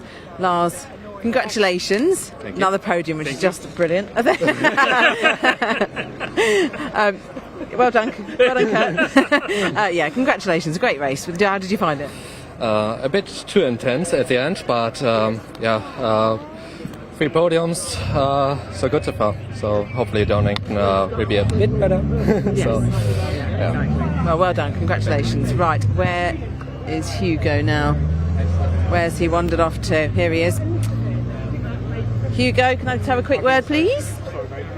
Congratulations. And you got fastest lap, which is excellent. But 13th on the grid, though, to second. Awesome. Well, I mean, that's Caterham racing, isn't it? I think people have come from last at the last round to second, so knew I could do it if I just stayed calm and picked them off one by one, and thought I'd got him at the end there, but so close. One more lap. Another second place by hundredths, but try and get a win at the last one. Well, it will come. Good. Lovely. Well done. Cheers. Congratulations. Right, that is it for today's Caterham racing and all the racing today at Snetterton. So it's a goodbye from me. Thank you for watching, and you'll see us at Donington in 2 weeks' time. But I'll hand back to the commentary guys to say their goodbyes too. Thank you. Well, thank you very much indeed to Sam Parker and to Ewan Dunlop down in Parc Ferme and in the paddock today. And Chris Hutchinson alongside me. Any final words? Yeah, absolutely. Fantastic action here at Donington. Snetterton, sorry. I hope you've all really enjoyed it. I'm getting ahead of myself because we have got Donington that is next up in 2 weeks' time. We are on the 2nd and 3rd of September for the actual racing action, and we'll bring it all live here on BARC TV. But we've also got the Donington is our 50th birthday celebrations, and it all starts on Friday the 1st, where we have the Drift Day. If you want to get involved in that, Sam Parker's out there teaching people how to drift Caterham. Fantastic action there. There are a few places remaining on that, so get in quick if you want to do that. We then have the racing action, all the action we brought to you live, followed by on the Monday the 4th of September we have a track day. If you own a Caterham or a Lotus 7, you can get out on track with us, an exclusive track day, and there's also myself giving passenger rides in one of our cup cars, so why not come down to Donington, watch all the action through the weekend, and then stay with us for the track day. It's sure to be a fantastic time. Thanks to everybody who puts together all the meeting and the business end of this. It's fantastic to be a part of, and all the marshals out there giving us what we need to go racing, plus all the organising committees and everyone else. And thanks, Dave, for all your company through the Caterham races. It's been fantastic. Well, thank you very much to Chris Hutchinson, our Caterham expert on commentary this weekend. It's been wonderful to have Chris with us as always, and I can't wait for Donington in 2 weeks' time. All I'll say, Chris, is as it's the Caterham 50th anniversary, make sure to bring some birthday cake. Absolutely. Thanks very much indeed, Chris. And this is now time to end as the sun sets on a wonderful weekend of racing here at Snetterton. Thank you very much indeed for watching, everyone. Thank you very much to everyone here at Snetterton, to all the volunteer marshals in particular. We couldn't go racing without them. Also to all the other officials, the medical staff, the recovery crews. They've been kept busy this weekend. The race control staff, the timekeepers, and everyone else here. Thank you to our camera crews for bringing us the action. They've been out there enjoying the sunshine over the course of this weekend. Thank you to all the drivers for their entertainment, and to their crews in the paddock for keeping the cars running as well, and to everyone else at our TV company, our production staff, and everyone else for bringing us the action. Well, on behalf of Ewan, Sam and Chris, this is commentator Dave Goddard signing off here on BARC TV. We'll see you at Donington in a couple of weeks' time for the Caterham 50th birthday bash. But that's about all from myself, Dave Goddard. Thank you very much indeed for watching this weekend. We'll see you in a couple of weeks. Bye for now.